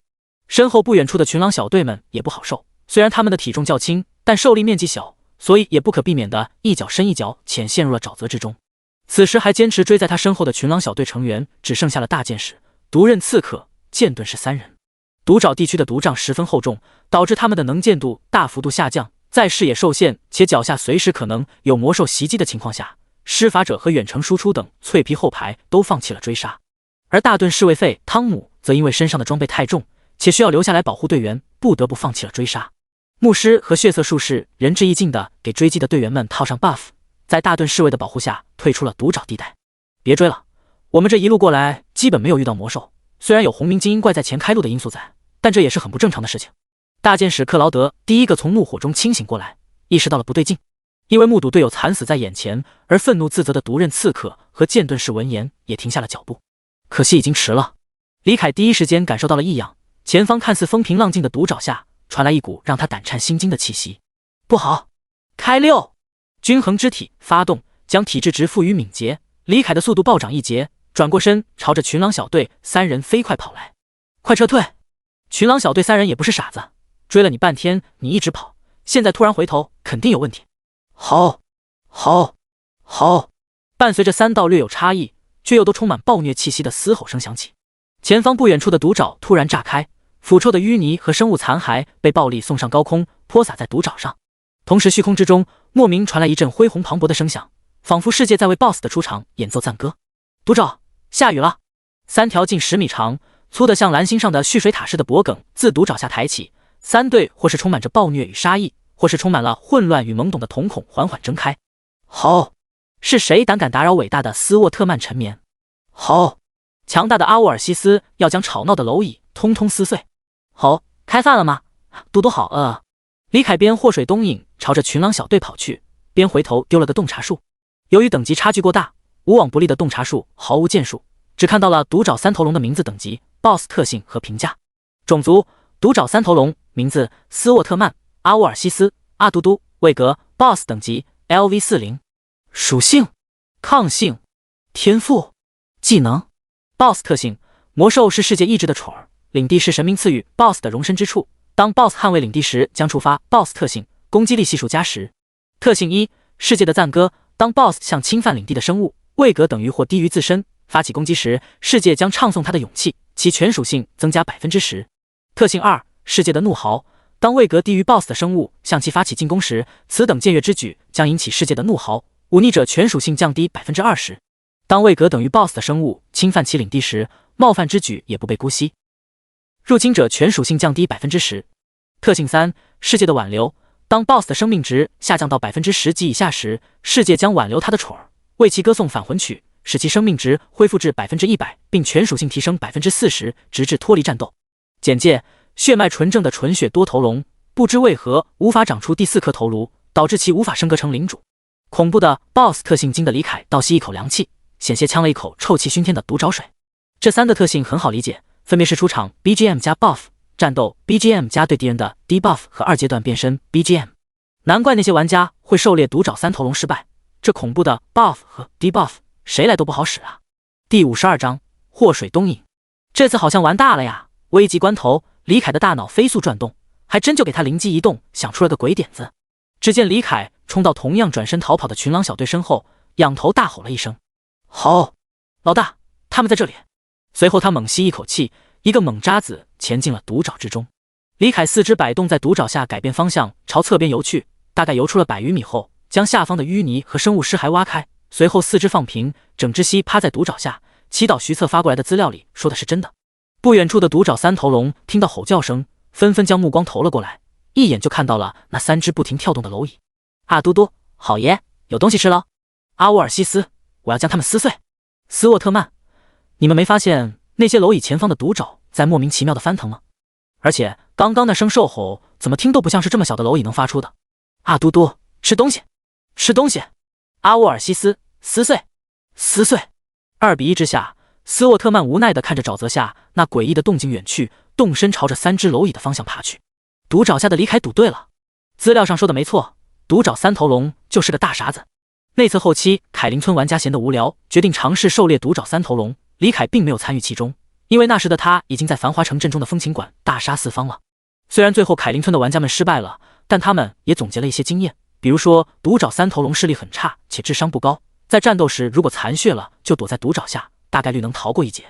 事实证明，3个脑袋不一定聪明，但毒爪3头龙在有这么致命的弱点的情况下，还能让内测后期的玩家们无功而返，更加体现出了他的实力强悍。对于李凯来说，庞大的体型使得他在毒爪内赶路很困难，淤泥和植物根茎层层阻碍，加上没有着力点，令他速度根本提不起来。但这一切对于毒爪的霸主来说根本就不是事儿。阻碍，用不可阻挡的暴力破开；着力点，他的4肢能直接踩到毒爪的底部。随着毒爪3头龙站起身，如房屋般硕大的体型自毒爪下显露，他嘶吼着开始移动，粘稠烦人的沼泽在他面前顺滑的如同清水一般。虽然毒爪3头龙体型庞大，但敏捷却不低，在沼泽环境中更是如鱼得水，速度丝毫没有受到影响，很快就赶上了群狼小队3人。声势惊人的动作顿时引起了群狼小队3人的注意，他们回头一看，魂都快掉出来了。再这样下去肯定会被追上的，我们分头跑。克劳德没有逞强说独自留下来断后之类的话，这跟说我先去死了待会地狱见没什么区别。从3阶开始，魔兽就要比同位格的人类强出很多，压根就不是一个档次的。1阶、2阶中的佼佼者能单挑同位格魔兽的例子比比皆是，但3阶璀璨单挑 BOSS 的案例几乎闻所未闻。这种情况要持续到史诗甚至传说位格才有所改观，但那种级别离他们实在太远了。队长，保重！毒刃刺客张开嘴不知道该说什么，最终留下一句祝福，朝着左前方跑去。等等，这个你拿着，交给老烟鬼，让他来分配。克劳德喊停毒刃刺客，将手上的空间戒指脱下丢了过去。老烟鬼是牧师的外号，他正是因为严重的烟瘾被教堂除名，才不得不来做佣兵的。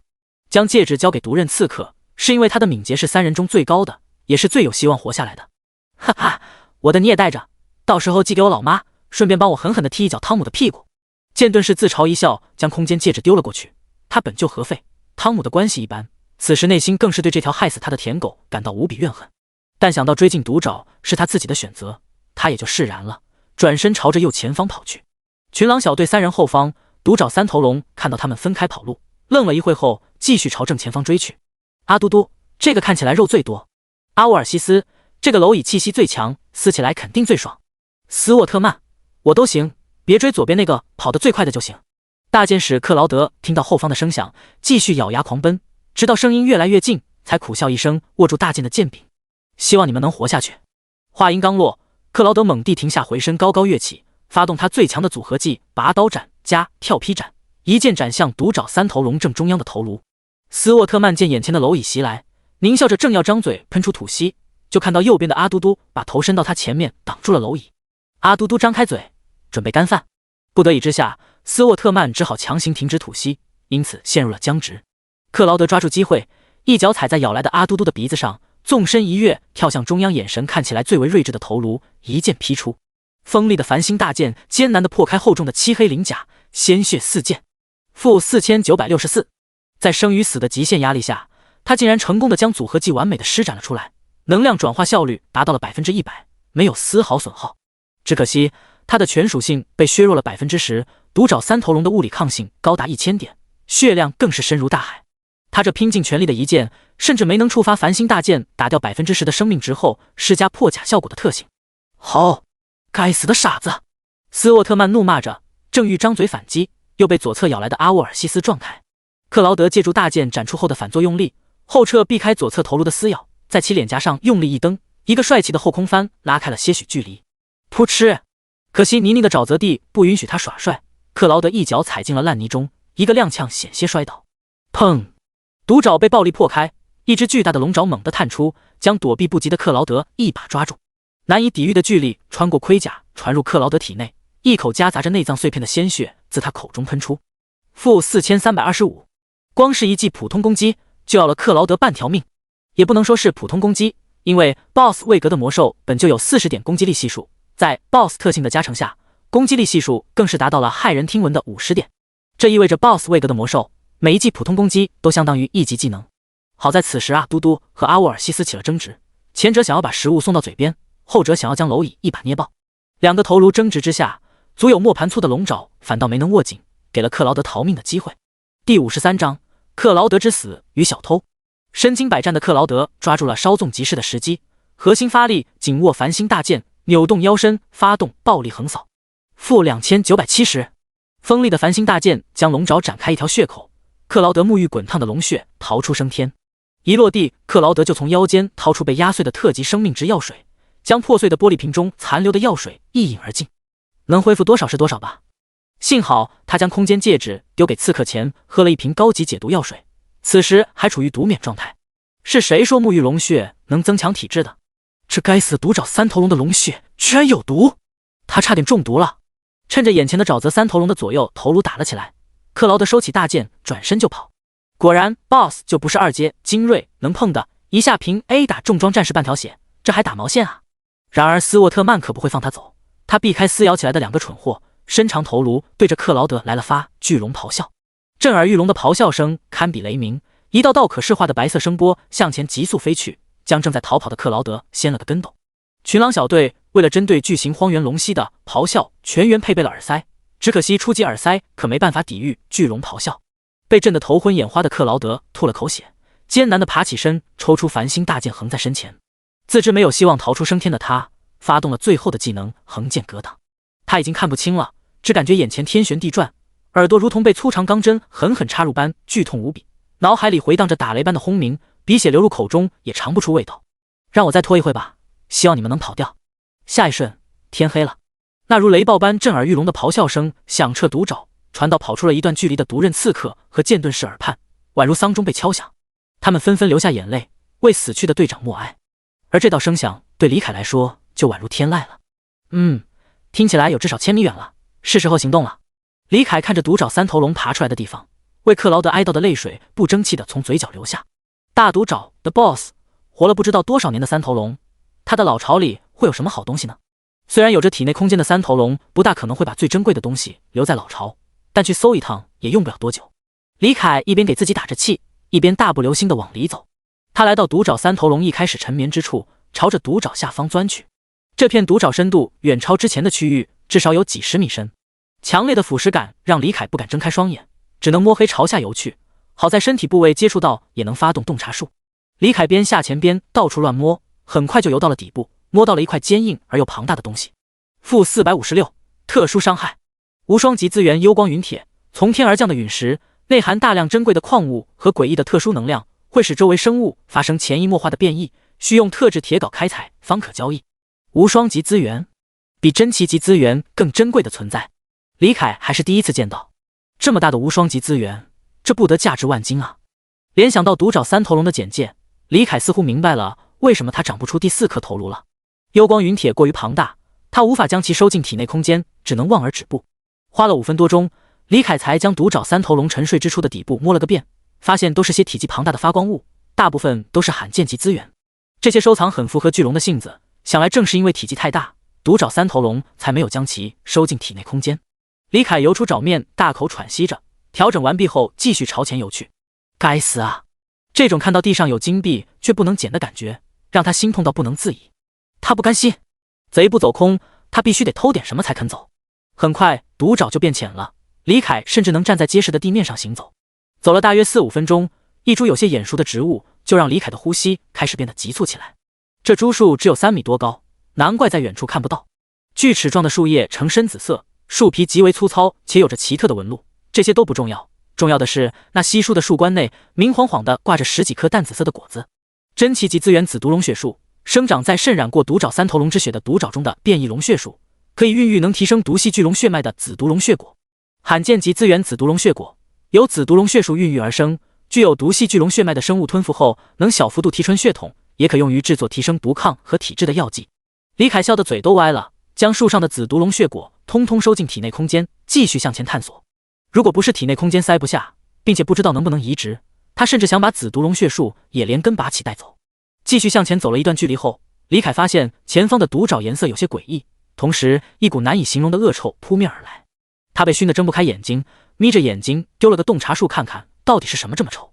罕见级资源毒爪三头龙的粪便，纯血巨龙的粪便有着许多用处，如野外露营时驱赶魔兽、制作肥料、培育草药灵药、制作药剂和香水等。每公斤的毒爪三头龙粪便市场价100至150硬币。看着面前这滩足有小池塘规模的大便，李凯深刻地意识到了为什么说巨龙一身都是宝，连尼玛龙粪都这么值钱啊！如果不是收取东西进体内空间必须要用嘴，他都想做一次掏粪男孩了。凭着气绕开这滩大便池，映入眼帘的是密密麻麻堆积成山的白骨尸骸。李凯强忍咽唾沫的冲动，继续向前走去。反正洞察术不要蓝也没 CD， 无脑乱甩就完事了。可惜这些魔兽尸骸都风化了很长时间了，那些骨质材料全都失去了精华，无法作为资源来吞噬。不过这埋骨之地也不是没有好东西，罕见级资源骨灵结晶，大量堆积的尸骸才能孕育出的灵魂结晶，可以用于调制提升精神的药剂，市场售价5至7金币。李凯将眼前散发着皑皑白光的结晶收进体内空间，开始地毯式搜索，看看有没有更多骨灵结晶。很快他就在堆积成山的尸骸中央发现了7枚亮晶晶的骨灵结晶。李凯喜出望外，连忙上前准备全部收起来。只可惜有人不对，有鬼不乐意了。给你拿一个是给你面子，你还想全要？一道半透明的虚影自白骨堆中钻出，挡在李凯身前。他的身上盖着一张满是窟窿的破旧白布，透过那些窟窿可以看见白布下是熊熊燃烧的惨白火焰。李凯一时间愣住了，这是鬼？遇事不决洞察术，看着眼前那奇特的面板，李凯倒吸一口凉气味，全球变暖，做出一份贡献。第54章百兽怨魂。种族百兽怨魂，位格红冥精英，等级 LV30， 力量0体质20精神70敏捷25，生命值5000-5000魔力值69997000体力值0，幽灵生物移动消耗魔力值而非体力值。物理抗性魔法抗性0，天赋1，幽灵之躯 B 级，免疫物理攻击，光明系雷系魔法造成的伤害翻倍，火系魔法造成的伤害提升 50%， 被太阳光直射时全属性降低 30%。 天赋2，骸骨之子 C 级，由百兽骸骨孕育而出的百兽怨魂，在百兽骸骨附近会每秒恢复500点生命值。天赋3，魔力过剩 C 级，当百兽怨魂的魔力值超出总值时，可以消耗多余的魔力值，缩减技能冷却时间，每100点魔力值缩短1秒。技能1，怨魂附体 C 级，消耗3000点魔力值，附身到敌人身上持续30秒，每秒吸取350点魔力值和70点体力值，当魔力值或体力值耗尽时，转而扣除生命值，若敌人陷入恐惧状态则扣除的生命值翻倍，冷却时间3分钟。技能2，怨魂荒原龙息 D 级，消耗500点魔力值，制造出荒原龙息的怨魂作战，持续时间60秒，冷却时间3分钟。技能3，怨魂独爪双爪蛇 D 级，消耗500点魔力值，制造出独爪双爪蛇的怨魂作战，持续时间60秒，冷却时间3分钟。技能4，怨魂半人马 D 级，同上略。简介：毒爪三头龙吃剩的百兽尸骸堆积成山，加上剧毒沼泽上空毒瘴弥漫，常年不见天日，最终孕育出了罕见的怨魂幽灵，能制造怨魂一同作战。李凯眉头微皱，他目前完全没有魔法输出手段啊，拿这只幽灵完全没办法。并且百兽怨魂最恐怖的一点是，一旦被附身后吸干了体力值，想跑都跑不了。还没等他想好是走是留，百兽怨魂身上的破布猛然一抖，3团惨白色的浓郁雾气从中飘出，落在一旁，幻化成3只通体惨白、散发着浓郁雾气的幽灵。李凯扫了眼3只幽灵，视线在他没见过的半人马身上停留了片刻，同时通通甩了个洞察术。洞察术显示他们都有幽灵之躯天赋，这意味着李凯拿他们完全没办法。不过让他紧张的心态稍稍放松的是，这3只幽灵的攻击手段和百兽怨魂一样匮乏，只有附身西兰西体力这一个手段，并且指数值更低，还只持续10秒钟。而李凯凭借他那高数重修2次的强大数学功底，粗略算了一下，只要他不恐惧，3只幽灵和百兽怨魂本体加起来吸干他的生命值、魔力值和体力值也需要50多秒。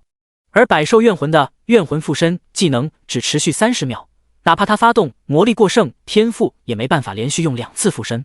这也就意味着李凯可以硬抗他一波攻势，然后在他技能 CD 的时候恢复体力逃跑。想明白其中关键后，李凯就不把百兽怨魂放在眼里了，大摇大摆地无视他，继续向前，准备收取古灵结晶，同时开始思考2个深奥的问题：半人马是怎么排泄的呢？母半人马怀孕时是人参的肚子变大，还是马参的肚子变大？百兽怨魂本就残暴嗜杀，对生物充满了怨气，若不是身体里那部分荒原龙息怨魂极力阻拦，早就冲上来附身了。此时见李凯不但不逃跑，还目中无鬼地向前，试图抢走对他而言十分重要的古灵结晶，顿时怒不可遏，尖叫着扑了上去。李凯不闪不避，正好他也想试试看被怨魂附身的感觉。百兽怨魂化作一道浓厚的惨白雾气，将李凯的头颅围住，随后渐渐渗透进他体内。李凯顿时感觉浑身冰凉发麻，身体像是破了个洞，体内原本充沛的魔力和体力快速流逝，身体变得虚弱、疲惫，呼吸困难，给他一种死亡正逐渐逼近的感觉。哪怕他一遍遍自我安慰伤害肯定不够，生死之间的大恐怖依旧让他不禁心生恐惧。不过好在他有无法无天天赋，哪怕已经有了恐惧的念头，也无法触发怨魂附身的双倍伤害。同时半人马和独爪双爪蛇的幽灵纷纷冲了过来，化作一道浓雾窜进了李凯的身体里，只剩荒原龙息的怨魂坚守在原地，不肯对同类出手。这俩幽灵加入战场，不能说毫无影响，只能说作用不大。为了防止阴沟里翻船，李凯从体内空间取出终极生命值药水、法力药水和体力药水一起喝下，同时私聊徐策叫他去买一批高级药水。他现在有钱了，没必要还喝玩家爆出的终极药水战利品。终极药水什么廉价玩意，他都适合一瓶倒一瓶的。无视努力吸取他生命值的怨魂，李凯将古灵结晶全部收进体内空间，径直朝北方走去。算算时间，独爪三头龙应该回来了，他不能再耽搁了。他计划朝北赶路，进入恐怖森林，再往西南返回乱岩窟地带。群狼小队这次狩猎至少死掉2个队员，应该不会再继续下去了。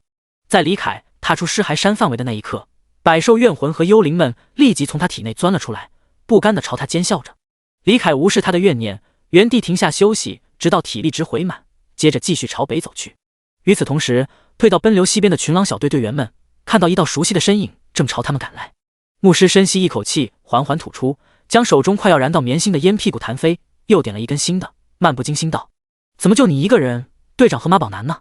独刃刺客默不作声，气喘吁吁地走到他面前，将2枚空间戒指递了过去。牧师口中的烟掉了，落在湿润的洼地上，滋啦一声熄灭。他们怎么了？他们怎么了？你说啊！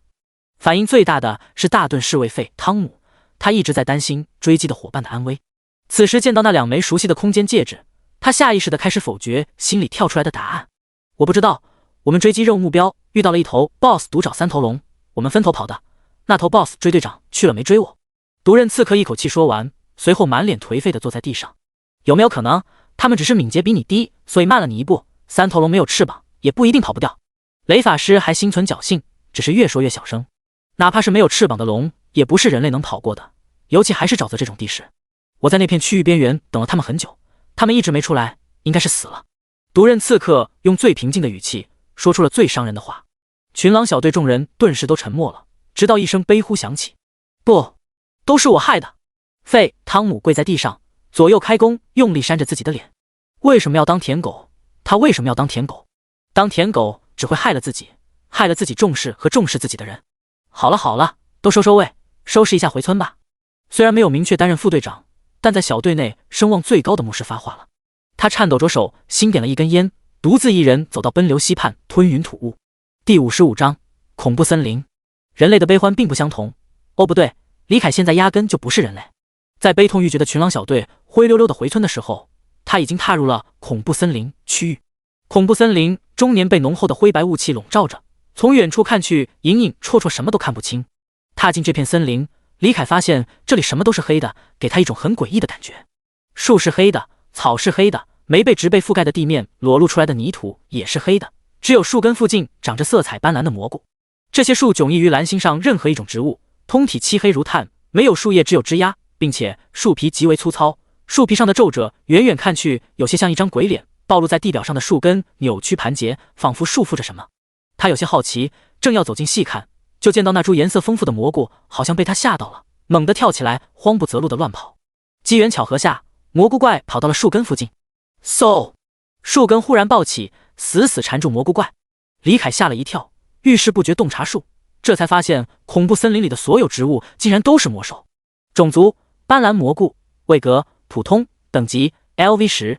简介：剧毒沼泽内罕见的无毒植物，长成五彩斑斓的模样，假装自身具有剧毒。种族：鬼面树，位格：精英，等级 LV19。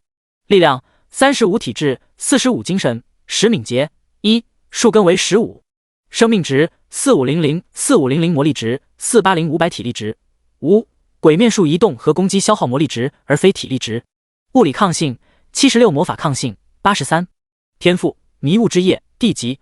鬼面树成年后，叶子会化作浓雾，笼罩周围30米，使吸入者不容易注意到自身的异样。当鬼面树遭到攻击时，浓雾会变成黑色，遮蔽敌人视野，并使身处其中的敌人进入中毒状态，每秒受到50点特殊伤害。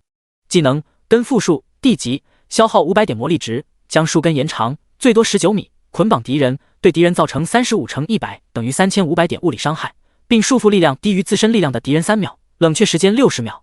简介：用体型大小来判断鬼面树的强弱是错误的行为，正确的识别方法是观察其鬼面轮廓，越生动形象，等级越高。李凯先是一愣，这才明白自己为什么觉得不对劲。以他的性格，遇到这种奇特的树，应该直接甩洞察术才对，原来是受到了迷雾之夜的影响。没想到这个天赋居然没有被无法无天天赋免疫，看来这个不容易注意，在系统看来并非控制效果呀。不过李凯看着这附近密密麻麻，一眼望去成千上万的鬼面树，如果这些全都是精英怪的话，那用来刷经验岂不是起飞了？也就是迷雾之夜天赋过于 bug， 不然玩家们知道这里有这么多精英怪，那不得疯了呀。李凯径直冲向鬼面树，一爪扫出破开坚韧的树皮，木屑四溅，漆黑的树枝顿时喷出。-1817，刷！周遭的灰白雾气转瞬间变得漆黑如墨，遮蔽了他的视线的同时，对他造成毒伤。同时，鬼面树猛烈地抖动着，如蟒蛇般粗的树根破土而出，拖着庞大的树身朝远处缓慢移动。只可惜这速度慢如龟爬，在他面前根本跑不掉。李凯又是两爪拍出，将鬼面树拦腰拍断，高耸的树身轰然倒地，周围的黑雾顿时消散一空。以他高达 49.3 的力量属性，加上精英杀手2对精英位格魔兽 20% 的伤害加成，击杀一株鬼面树仅需3下平 A。 击杀鬼面树 LV19， 获得经验值695点，成就新人冠军发动，获得额外 104.7 点经验值。等他发动爆时吃光树干，单株收益就差不多1000经验值，算下来再砍40株鬼面树就能晋升 LV19 了。说干就干，李凯化身勤劳的伐木工，砍一株吃一株。砍一株鬼面树仅需10秒不到，吃掉却要花费4-5分钟，性价比属实有些低了。但李凯节俭的个性不允许他无视这些能加属性的材料，反正不赶时间，边杀边吃吧。出乎他意料的是，鬼面树的滋味还算不错，尝起来像是100%纯黑巧，虽然略苦，但带着浓厚的香醇。树干口感像是威化饼干，酥脆不噎口；树枝树根口感则像烤面筋，外层酥脆，内里柔韧。配着不断响起的系统播报，李凯吃得不亦乐乎。吞噬稀有级材料鬼面树的鬼脸树皮，体质加 0.1， 物理抗性加1，魔法抗性加1。吞噬稀有级材料鬼面树的树心，体质加 0.2， 精神加 0.1。可惜化作迷雾的树叶他没办法吃，总不能像吸尘器一样把周围地表吸一遍吧。周围的鬼面树像是知道有魔兽在大肆砍树，纷纷拔出树根朝远处逃去。只是这速度慢到李凯觉得自己先睡一觉，他们都逃不远。短短10几分钟，李凯就击杀吞吃了10株鬼面树，获得了接近1万的经验值。不过就像光头伐木工会引来狗熊一样，大肆破坏环境的李凯很快就引来了这片森林的守护者。哒哒哒哒，四面八方传来阵阵马蹄声。李凯警惕地从威化饼干中抬起头，看向四周的浓雾。邪恶的蜥蜴居然敢破坏森林，自然的怒火将把你吞噬。伴随着冷艳的质问声，马蹄声的主人自迷雾中显露出了身形。好大，不对，好多半人马。密密麻麻数十头半人马包围了李凯，全部拉弓搭箭，仿佛一言不合就要射箭。这些半人马不着寸缕，下身马躯还有浓密的毛发遮掩，上身就有些难以过审了。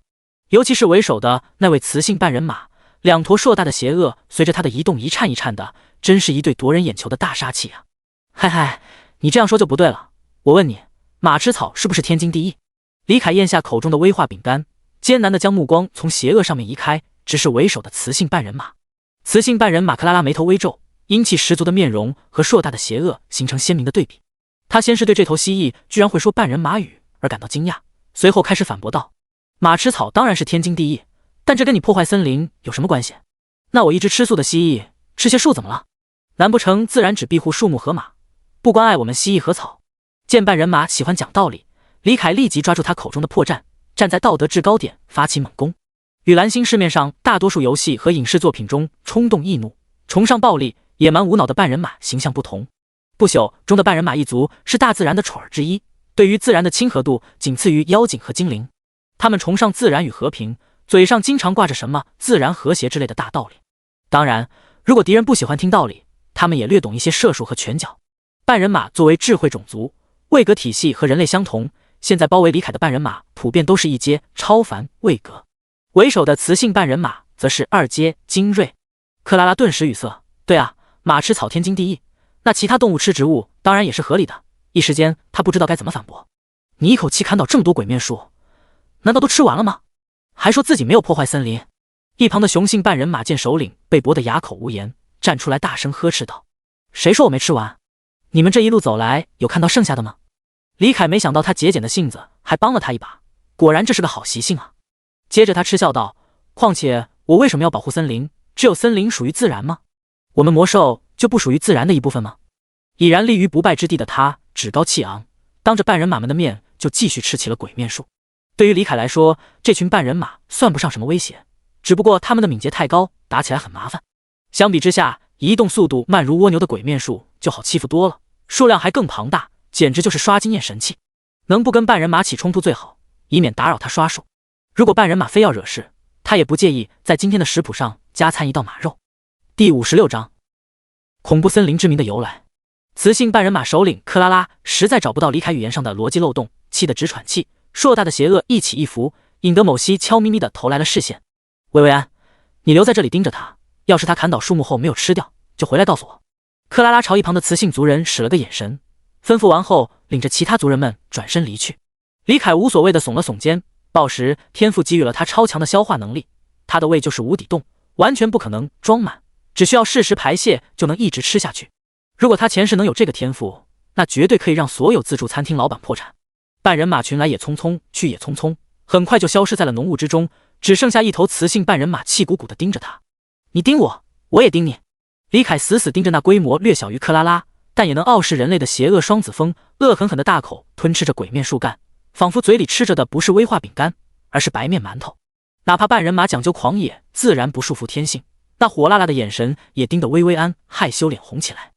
你看什么看？薇薇安满脸娇羞，双手环抱住自己，试图遮挡视线，却不知这样反倒勒出了更加引人眼球的沟壑，半遮半掩间更加让人浑身燥热。李凯的龙枪都快把地面戳出了个洞了。半人马是天生的射手，视力极为敏锐，可以看清100米外树叶上爬行的毛毛虫。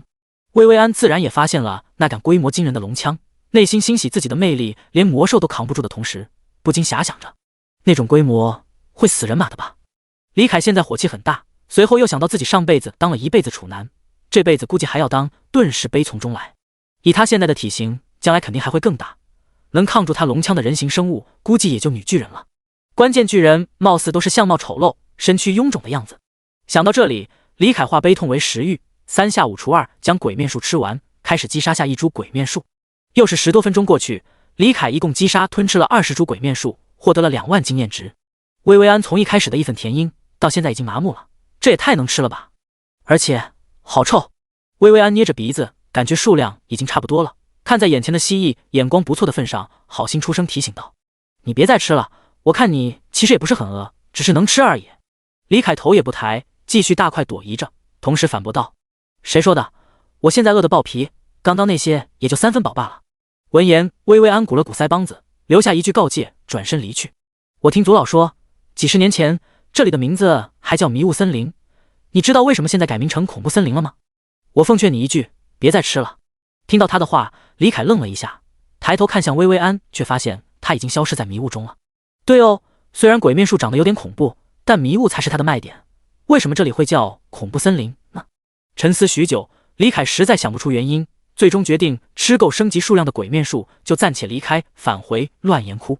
又是大半个钟过去，已经吃到麻木的李凯耳畔总算响起了系统的播报声：击杀鬼面术 LV15， 获得561点经验值，成就新人冠军发动，获得额外84.1点经验值，天赋报时发动，额外获得140点经验值。经验值70015 70000，等级 LV18 LV19， 经验值15 85000。纯黑巧味道在香醇，威化饼干口感再酥脆，也顶不住一直吃啊。因为鬼面术里也有 LV14 15的，李凯的计算出了差错，足足吃了53株鬼面术才凑够经验升级。好在结果是好的，升级比什么都重要。由于四周黑雾弥漫无法辨路，李凯打开地图确认了下方向，然后朝着西南走去，是时候回乱岩窟了。不对，李凯忽然发现不对劲的地方，击杀鬼面术后迷雾之夜天赋失效，雾气应该会消散才对啊，怎么现在四周黑雾还愈加浓厚，达到了伸手不见五指的程度呢？再联想到雌性半人马的警告，李凯顿时警戒起来，朝着四周的黑雾丢了个洞察术。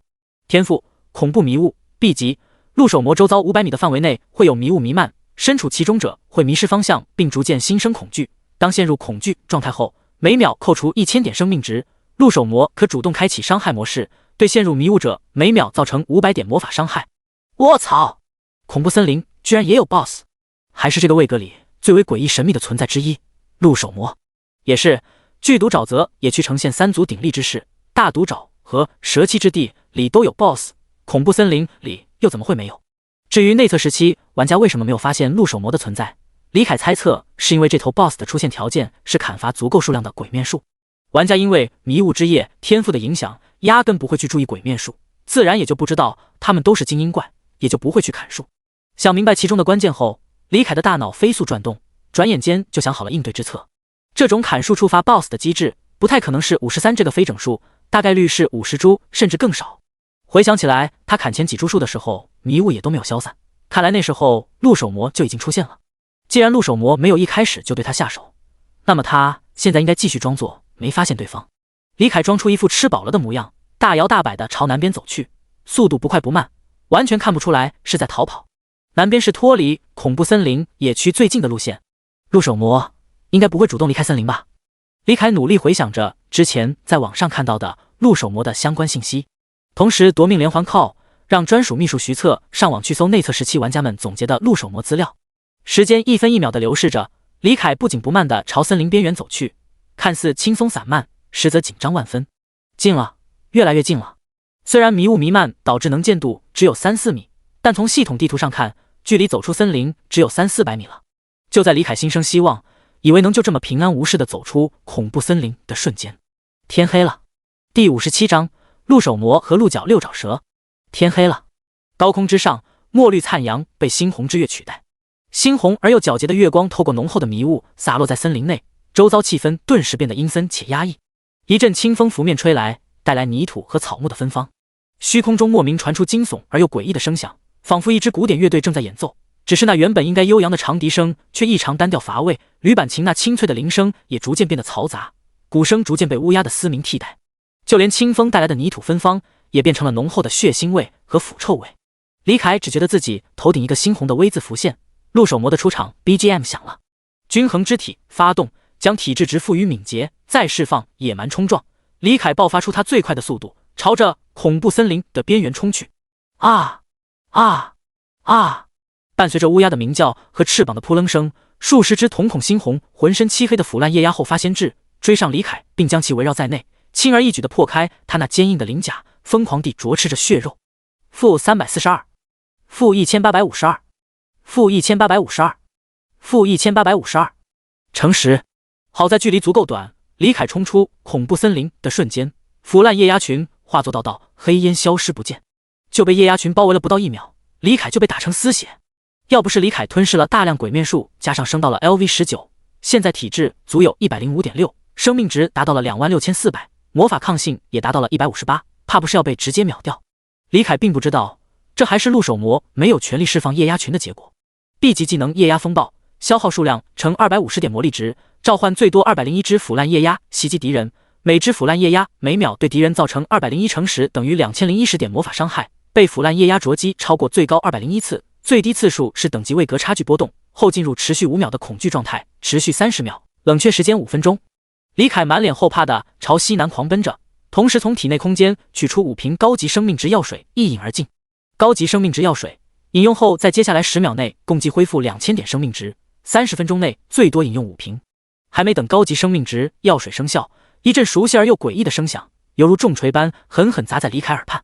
这声响有些类似兰心华国的古风传统歌曲，他甚至能听出古筝、琵琶、编钟等传统乐器的声音，但歌曲的主调是唢呐和二胡所奏，给人一种凄凉惊悚的死寂感。又是一头 BOSS， 不对，是2头。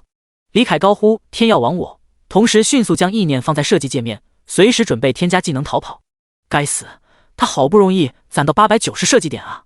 下一刻，出乎他意料的事情发生了。只见那2条新的 BGM 的拥有者看也不看他一眼，径直朝恐怖森林内冲去。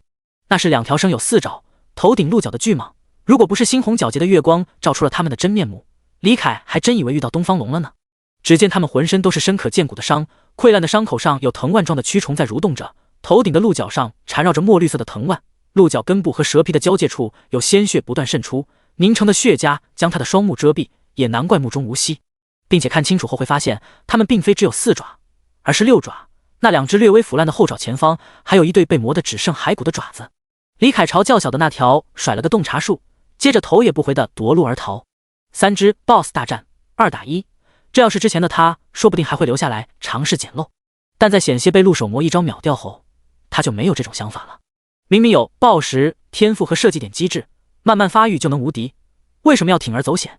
种族鹿角6爪蛇，位格 BOSS 等级 LV33， 力量101，体质238，精神159，敏捷86，生命值119000 119000，生命值系数500，魔力值31800 31800，魔力值系数200，体力值9520 9520，体力值系数40，物理抗性578，魔法抗性569，毒素抗性300，韧性豁免控制程度10%。天赋1，自然之角 B 级，鹿角6爪蛇的精神提升20%，免疫40%的自然系魔法伤害。当其身处植被等自然环境中时，精神再提升20%，魔力值恢复速度提升400%，施法速度提升40%。天赋2，尸腐包胀 B 级，鹿角6爪蛇周身弥漫着尸腐孢子瘴气，吸入或皮肤接触到瘴气后将进入中毒的状态，每秒造成400点特殊伤害，中毒超过5秒后浑身会开始长出孢子，每株孢子造成1%最大生命值的魔法伤害。技能1，自然幻想 A 级，吟唱并原地起舞10秒，消耗10000点魔力值和5000点体力值，凝聚周围的自然能量并进入持续5分钟的幻想姿态，全属性上升25%，获得飞行能力。 B 级技能呼风 B 级技能幻语，冷却时间1天。技能2，藤蔓缠绕 C 级，消耗藤蔓数乘500点魔力值，召唤最多4条藤蔓束缚敌人，每条可造成159乘200等于31800点魔法伤害，并束缚力量低于159的敌人3秒。若多条藤蔓同时束缚一个敌人，则束缚时间叠加，且后续藤蔓伤害降低50%，冷却时间3分钟。技能3，落叶之刃 C 级，消耗1000点魔力值，召唤一阵飞叶进行大范围攻击，每片飞叶造成159乘50等于7950点魔法伤害，冷却时间3分钟。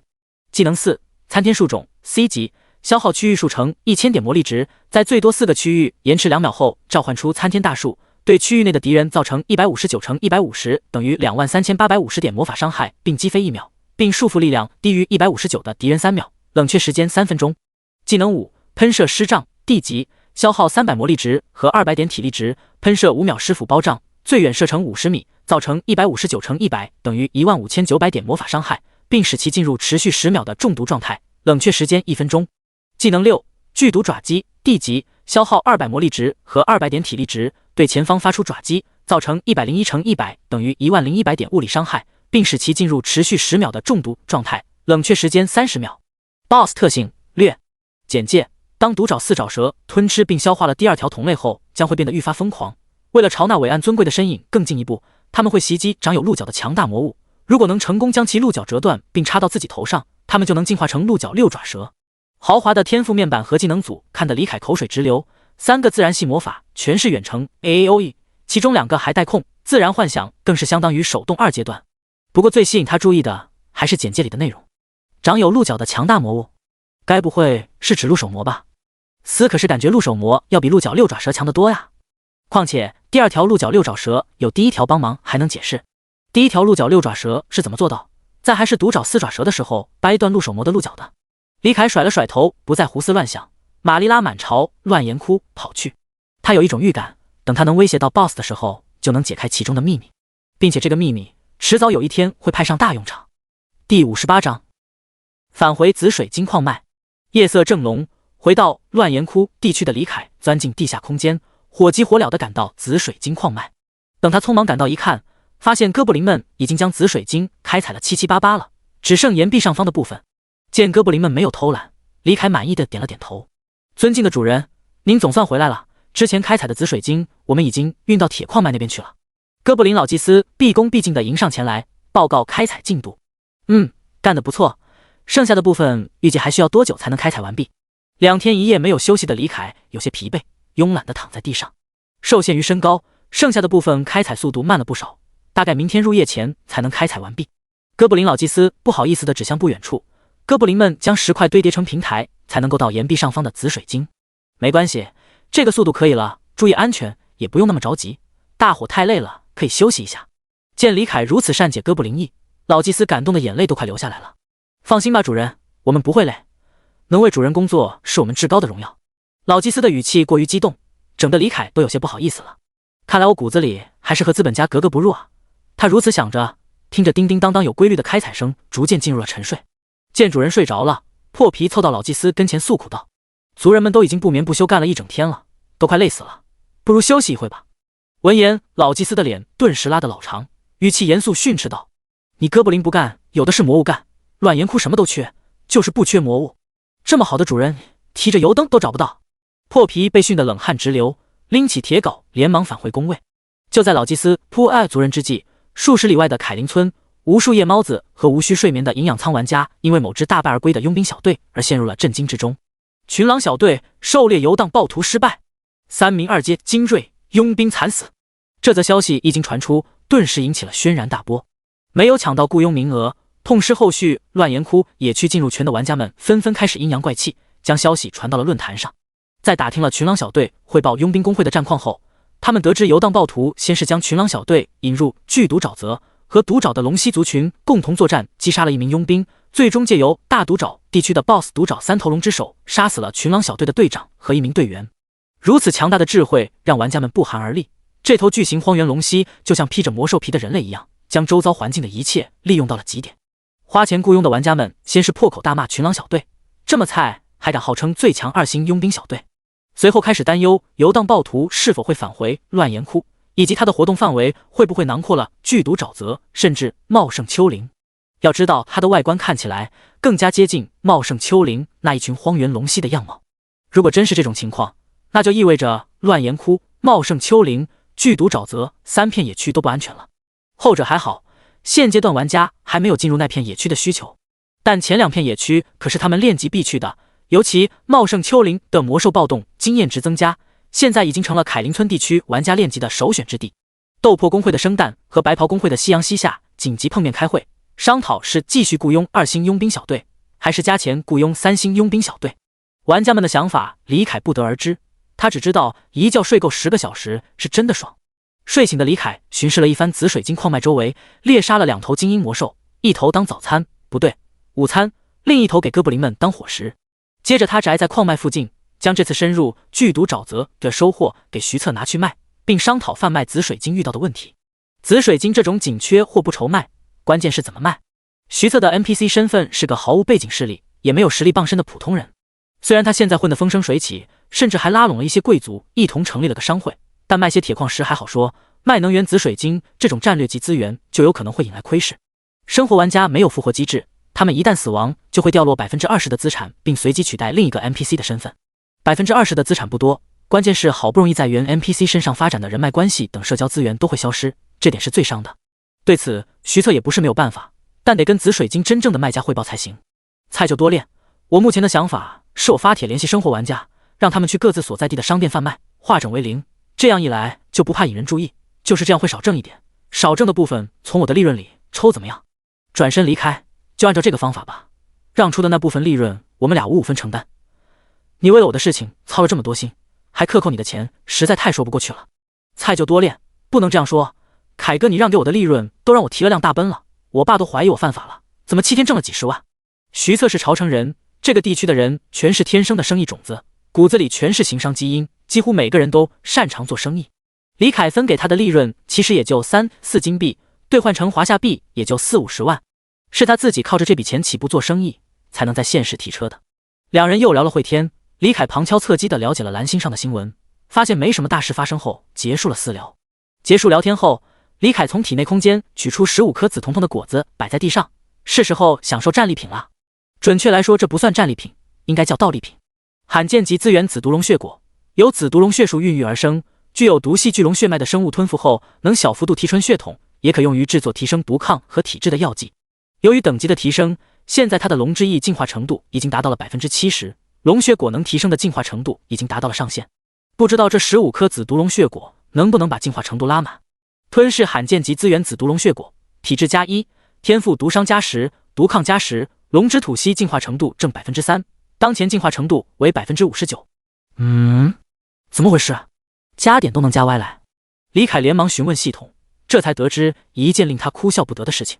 紫毒龙血果来自紫毒龙血树，后者是独爪三头龙的血液灌溉而生，而独爪三头龙是没有翅膀的，所以紫毒龙血果没法用来提升龙之翼的进化程度。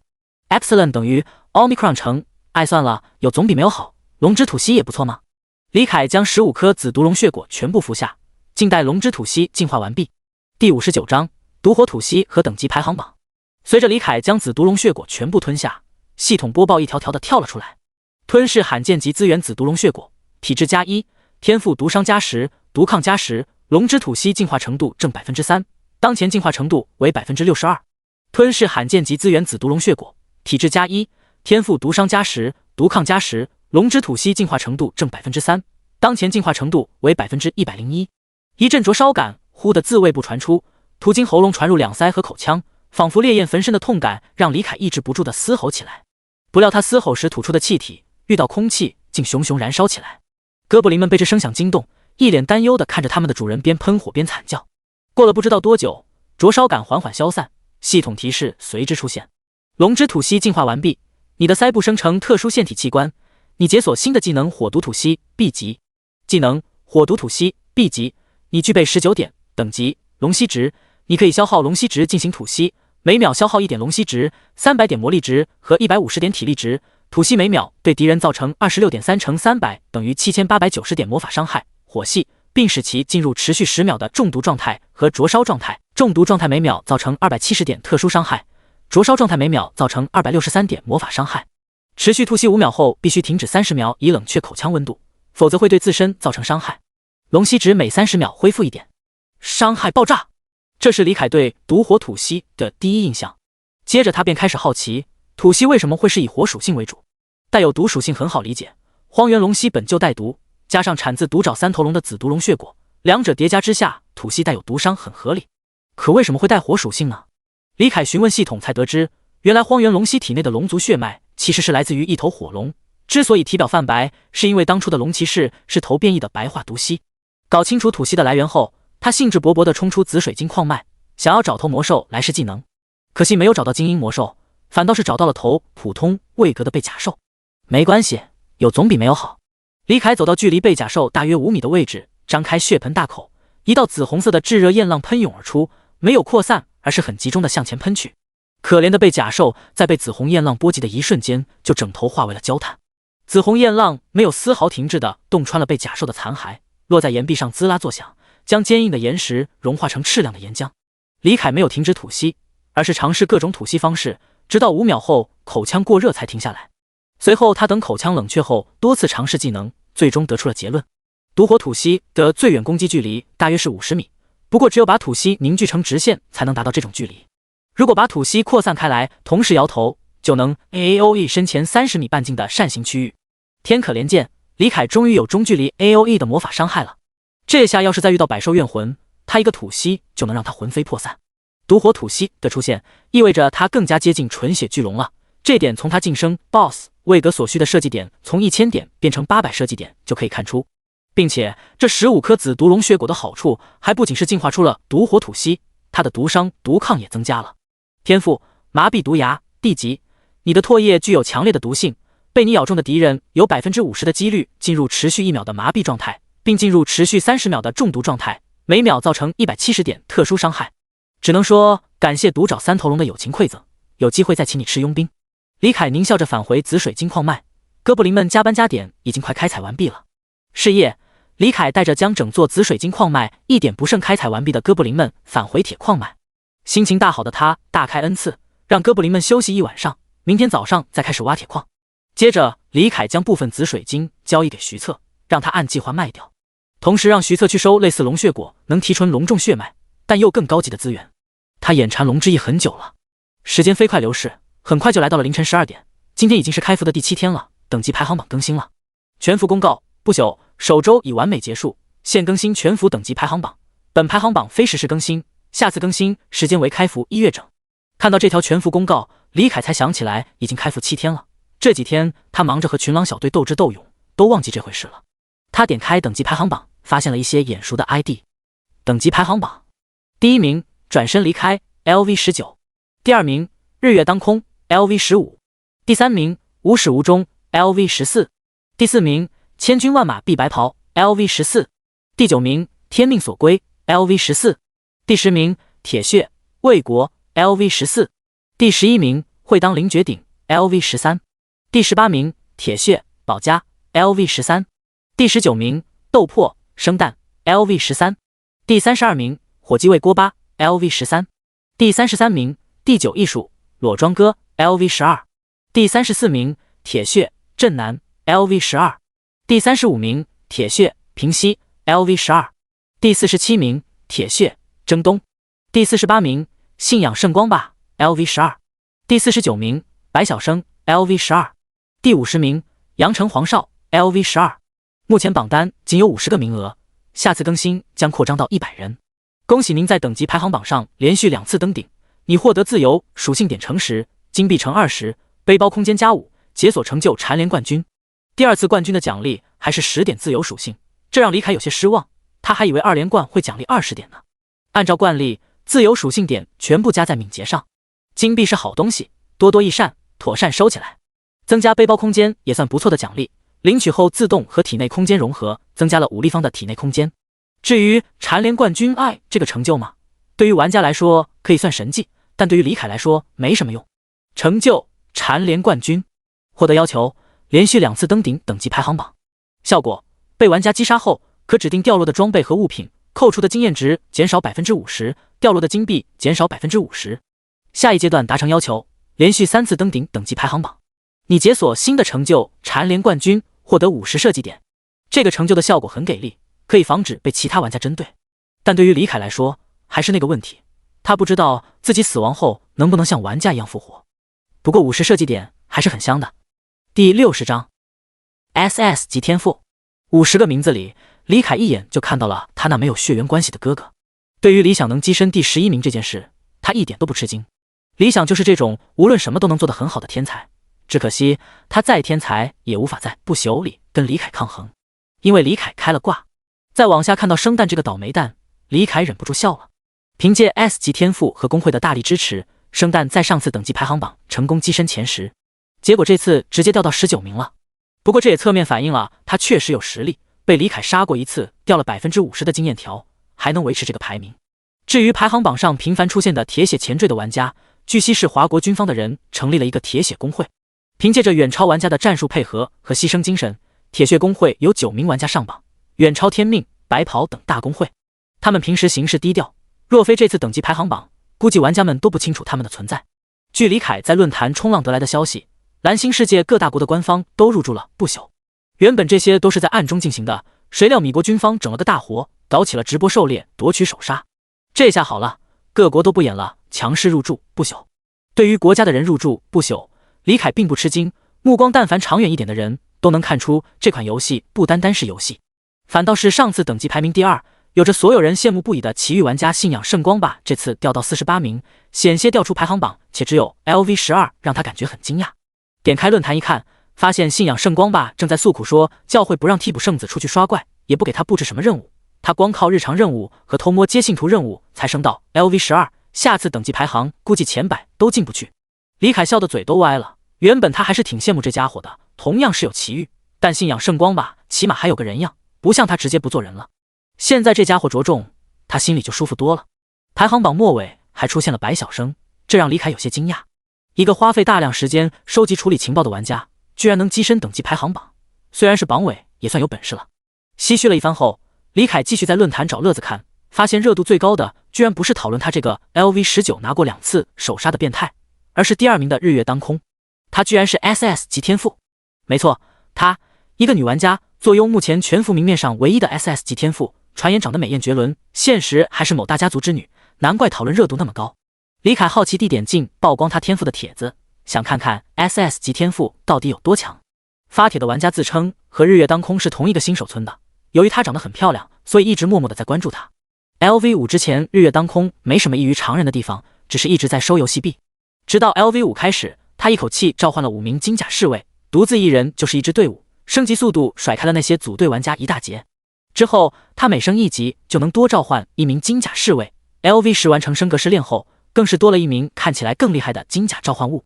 有人猜测他的召唤物与游戏币有关，在他明确拒绝加入大公会并自创了个小公会后，几大公会私下联手封锁，想要减缓他收游戏币的速度。没想到前几天有个幸运儿，一口气卖给他100金币，交易额高达1000万华国币。这下公会们没辙了，只能坐视他独自飞快升级。如果说光是这样还无法判断他的天赋是 SS 级的话，那么在某次抢怪引发的冲突中，他独自一人面对50人满编队，用召唤物拖住其他玩家，本体以一己之力击杀包括 A 级天赋在内的6名高等级玩家，就实锤了他的天赋至少是 SS 级。S 级天赋可做不到这种程度。李凯看得暗自咂舌，如果按这种说法，每升1级多一个召唤物，每升1阶多一个强力召唤物的话，那他很快就能一人成军了。关键他自身属性还高，不怕斩首战术，并且这样刷怪不用分经验，升级速度还快。最重要的是，他至今没有暴露出职业技能。要知道 A 级以上天赋的玩家都会有极为强力的天赋技能，比如生弹的利刃华尔兹 KO 的破法之刃。这么超模的天赋看得李凯心生紧迫感，连忙关掉万恶的论坛界面，外出找怪去了。半个小时后，只收获2只等级不高的精英怪的李凯败兴而归。达到了 LV19 的他，猎杀这些 LV14、15的精英怪获得经验值只有可怜的300-400点，这不禁让他开始怀念恐怖森林那成千上万株肥美的鬼面树，口水都快流出来了。现在他有了远距离攻击手段，是不是可以站在森林外吐息刷经验？不过想到陆守金那恐怖的实力，李凯还是打消了这个念头。陆守金可不一定无法离开恐怖森林，况且作为以魔法为主要攻击手段的魔物，他肯定不止腐烂液压一个远程技能。地下空间已经不能满足他练级的需求了。李凯忽然想起一个合适的地方，那就是还处于魔兽暴动期间的茂盛丘陵。他也是玩家，击杀魔兽应该也能享受到那额外10%的经验加成吧。想到这里，李凯狞笑起来。现在玩家们都在茂盛丘陵刷怪，他这次去说不定还能探望一下他的老朋友们。但转念一想，茂盛丘陵除了小荒山地区外，其余地区的魔兽等级跟地下空间也没有两样，即使加上10%的额外经验值加成，也难以满足他的需求。思来想去，最终李凯决定前往地下深处的魔蛛巢穴。说干就干，李凯先是打了几头精英怪给哥布林们当食物，然后召来老祭司嘱咐他看好族人，好好挖矿别出去，最后又拉了一坨新鲜的大便用来堵住洞口。做完准备工作，李凯才出发前往魔蛛巢穴。魔蛛巢穴又被称作地下2层，是乱岩窟地区唯一的 BOSS 地穴魔蛛王及其族群栖息的野区。原本李凯是不想招惹 BOSS 位格的魔兽的，但现在实在是没有别的好去处了，他只好铤而走险。不过这险倒也没那么危险，因为吞服了紫毒龙血果的缘故，他现在的毒抗高达170点，并没有那么忌惮以毒素为主要输出手段的地穴魔蛛一族，并且地穴魔蛛敏捷较低，哪怕是 BOSS 出手也不一定拦得住他。最重要的是，他就打算在通道处蹭蹭，不深入就不会遇到 BOSS。 李凯打开地图，找到最近的通往地下2层的通道，快速赶了过去。约莫10几分钟后，他来到了一处被灰白色蛛网层层封锁的通道前。地穴魔蛛生性嗜杀，领地意识极强，其他地区的地穴魔蛛都会占据一整片地下空间，一旦踏入就会被他们视为猎物主动攻击。但乱岩窟地区的地穴魔蛛较为特殊，反倒用蛛网封住通往地下深处的入口，自己也不出来活动。可能是不朽为了防止新手玩家受到袭击，专门改写了这片区域的地穴魔蛛的习性吧。李凯张嘴发动毒火吐息，瞬间将厚厚的蛛网焚烧殆尽，随后大摇大摆地走了进去。第61章地穴魔蛛。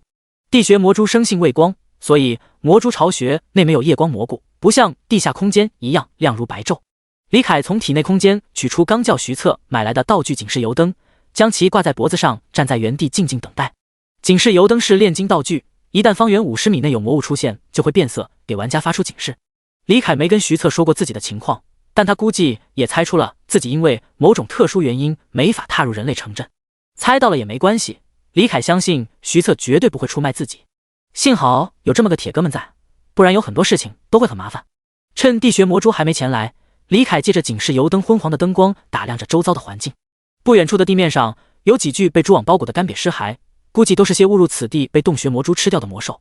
岩壁上长着墨绿色的苔藓，上方的钟乳石正源源不断地滴落不明液体，滴在地面的小坑里，发出叮叮咚咚的水声。李凯的眼中闪过一抹贪婪，那些石笋可都是稀有级资源，就连苔藓都是价值不菲的普通级资源。可以说魔蛛巢穴里遍地是宝，难怪内测时期有那么多玩家热衷于来这里刷怪。不过李凯是个例外，他从小就讨厌毒蛇和蜘蛛，所以内测时期他主要在茂盛丘陵和巨木之森练级。至于讨厌的原因嘛，那就是他背包和抽屉里经常无缘无故出现这些玩意。刷刷刷！就在李凯缅怀过去的时候，警示油灯的玻璃罩内，那昏黄色的火焰悄然变成引人注目的亮红色。地穴魔蛛来了！伴随着部族上尖锐的钢毛划过岩壁发出的滋滋声，10多只足有蓝星上成年非洲象大小，4对复眼散发着猩红光芒，浑身长满漆黑钢毛的巨大蜘蛛缓缓爬了过来。李凯边吐槽着不朽制作组不够走心，蜘蛛属于节肢动物门，是单眼不是复眼，边甩了个洞察术。种族地穴魔蛛，位格精英，等级 LV20， 力量26，体质35，精神11，敏捷11，生命值3500 3500，魔力值550 550，体力值700-700，物理抗性98，魔法抗性89，天赋1，剧毒腺体 C 级。地穴魔蛛的鳌牙和腹腔内长有毒腺，被其咬中或接触到蛛网都会进入持续10秒的中毒状态，每秒造成200点特殊伤害。天赋2，坚硬钢毛 D 级。地穴魔蛛的体表长有坚硬的钢毛，能降低 25% 的物理伤害，但火系魔法造成的伤害会提升 50%。技能1，捕敌蛛网 D 级，消耗100点魔力值和100点体力值，自腹部末端吐出蛛丝，造成26×75等于1950点物理伤害，并束缚敌人1秒。若敌人力量低于26，则束缚3秒，并拖行至身前，冷却时间60秒。技能2，蛛毛戳刺 D 级，消耗100点魔力值和100点体力值，对前方发动4次戳刺，每次造成26×50等于1300点物理伤害，冷却时间60秒。简介：不朽大陆上罕见的宅男性格地穴魔蛛，按理来说他们应该会成群结队的猎杀地下空间内的一切动物才对。地穴魔蛛的强大毋庸置疑，双抗都快赶上同为 LV20 的红鸣精英怪大壮了，每秒毒伤更是碾压同样靠毒吃饭的毒爪双爪蛇。不过嘛，李凯看着纷纷朝他吐出蛛丝的地穴魔蛛们，轻蔑一笑，靠毒打输出还怕火，这不被他克得死死的吗？李凯原本不想闪避的，但当那纯白色的蛛网铺天盖地的迎面射来时，他忽然想起了某些岛国动作片的镜头，嘴角一抽，连忙大跳，闪开了蛛丝。马德差点被颜射，不玩了。李凯张嘴发动毒火吐息，紫红色的焰浪席卷而出，地穴魔蛛们连惨叫都来不及发出，就被焚成焦炭。-13324， -13319， -13325。击杀地穴魔蛛 LV20， 获得经验值745点，成就新人冠军发动，获得额外111.7点经验值。击杀地穴魔蛛 LV21， 获得经验值812点，成就新人冠军发动，获得额外121.8点经验值。原本就伤害爆表的毒火吐息，遇上弱点是火系伤害的地穴魔蛛，加成精英杀手2 20% 的伤害加成，结果就是秒杀。5秒后，嘴巴已然泛红发亮的李凯停止吐息，看着满地还泛着红光的焦尸，满意的点了点头。虽然毒火吐息的魔力值消耗很大，但他的伤害对得起他的浩然，5秒钟时间就把10多头地穴魔蛛秒了。李凯从体内空间取出一瓶高级法力药水服下，开始打扫战场。空气中弥漫着蛋白质被烧焦后的焦臭味和烤肉的油脂香气。李凯小心翼翼地避开被熔成岩浆态的地面，走上前扒拉着焦尸，发现里面的材料都已经被焚烧殆尽了。有些浪费啊，不过这样效率更高，一只只杀太麻烦了，下波留几只来吃好了。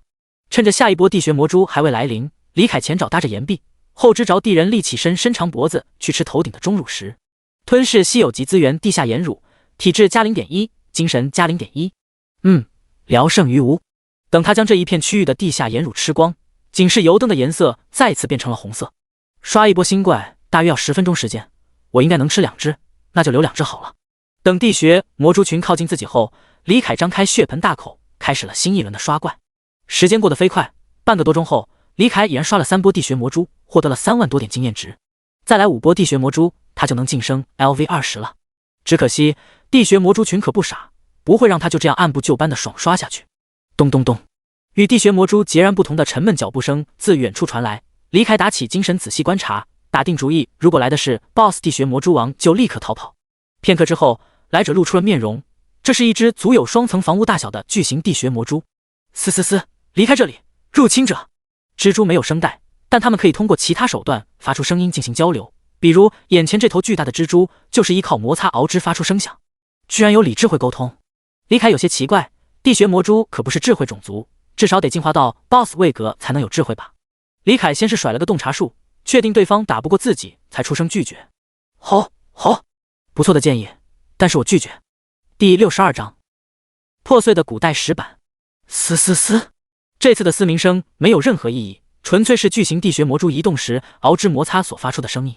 巨型地穴魔蛛和地穴魔蛛相比，除了数值高了些外，还多了2个 C 级技能。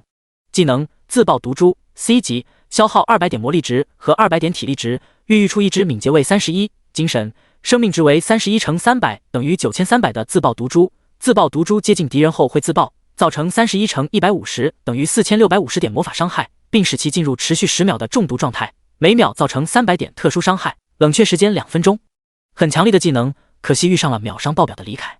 巨型地穴魔蛛刚孕育出一只自爆毒蛛，就见到面前的巨型荒原龙蜥吐出紫红色的焰浪，短短2秒不到的时间就将自爆毒蛛焚烧殆尽，随后焰浪还向自身波及而来。巨型地穴魔蛛连忙将长矛般的步足插入地下，随后猛地拔出，带出一块重型卡车般巨大的岩石。技能挖岩术 C 级，巨型地穴魔蛛消耗300点魔力值和300点体力值，用螯肢挖出一块巨石，可用于投掷，对命中的敌人造成85乘180等于15300点物理伤害，并使其减速 50%， 持续2秒，或用于格挡，可抵消85乘200等于17000点伤害，冷却时间3分钟。足有擎天柱圆形般庞大的巨岩，在紫红色的炽热焰浪面前，只坚持了3秒不到，就被熔成亮的刺眼的岩浆从螯肢间流下。随后毒火吐息去势不减地落到巨型地穴魔蛛身上，瞬间将怕火的钢毛点燃，随后传遍全身。-12806，-73，灼烧，-8824，-49，灼烧。坚硬无比的钢毛几乎瞬间就被焚烧殆尽。之后巨型地穴魔蛛总算不用承受 1.5 倍的伤害了，但这也仅仅让他多活了几秒而已。吐息上线时间到后，李凯停止吐息，发动野蛮冲撞，上前一套丝滑小连招将其秒杀。螯肢被毒火吐息焚尽的巨型地穴魔蛛压根没有还手之力。击杀巨型地穴魔蛛 LV32， 获得7134点经验值，成就新人冠军发动，获得额外1070.1点经验值。10秒不到，战斗结束。李凯不禁唏嘘着，当初面对 LV30 的紫炎巨蟒，他是趁其睡着偷袭，并和哥布林祭司打配合才将其惊险拿下的。现在正面对战 LV32 的巨型洞穴魔蛛，轻轻松松完成击杀。再次避开地上还未凝固的暗红岩浆，李凯扒拉着巨型地穴魔蛛的焦尸，发现由于它体型庞大，居然还剩下了不少肉没被焚成焦炭，并且那些肉都散发着烤肉的香气，想来是被传导的热量给烤熟了。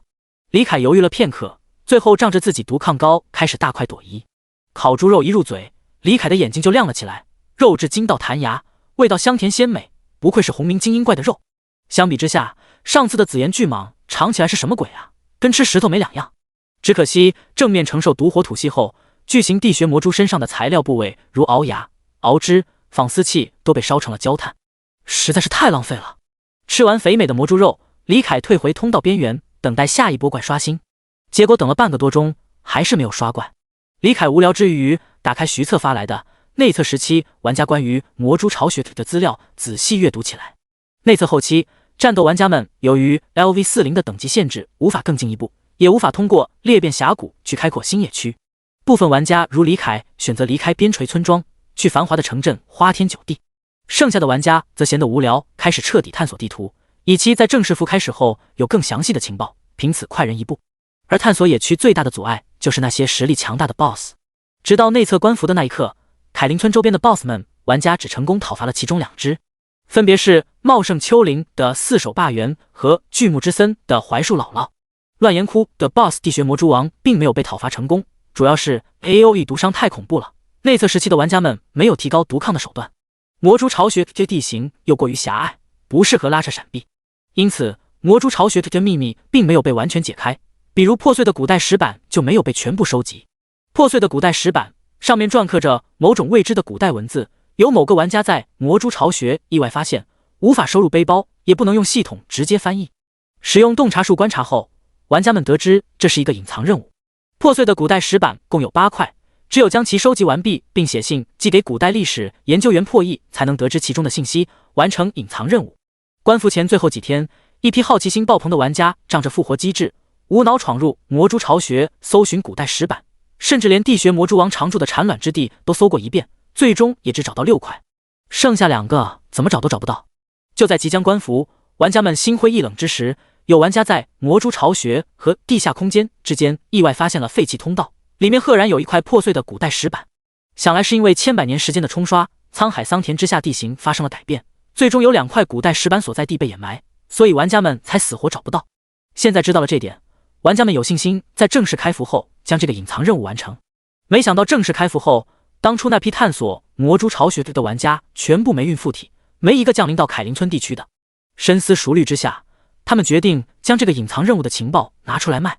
后来他们因为分赃不均起了争执，最终这份情报被多次售卖后价格一落千丈，徐策只花了1000华国币就买到了手。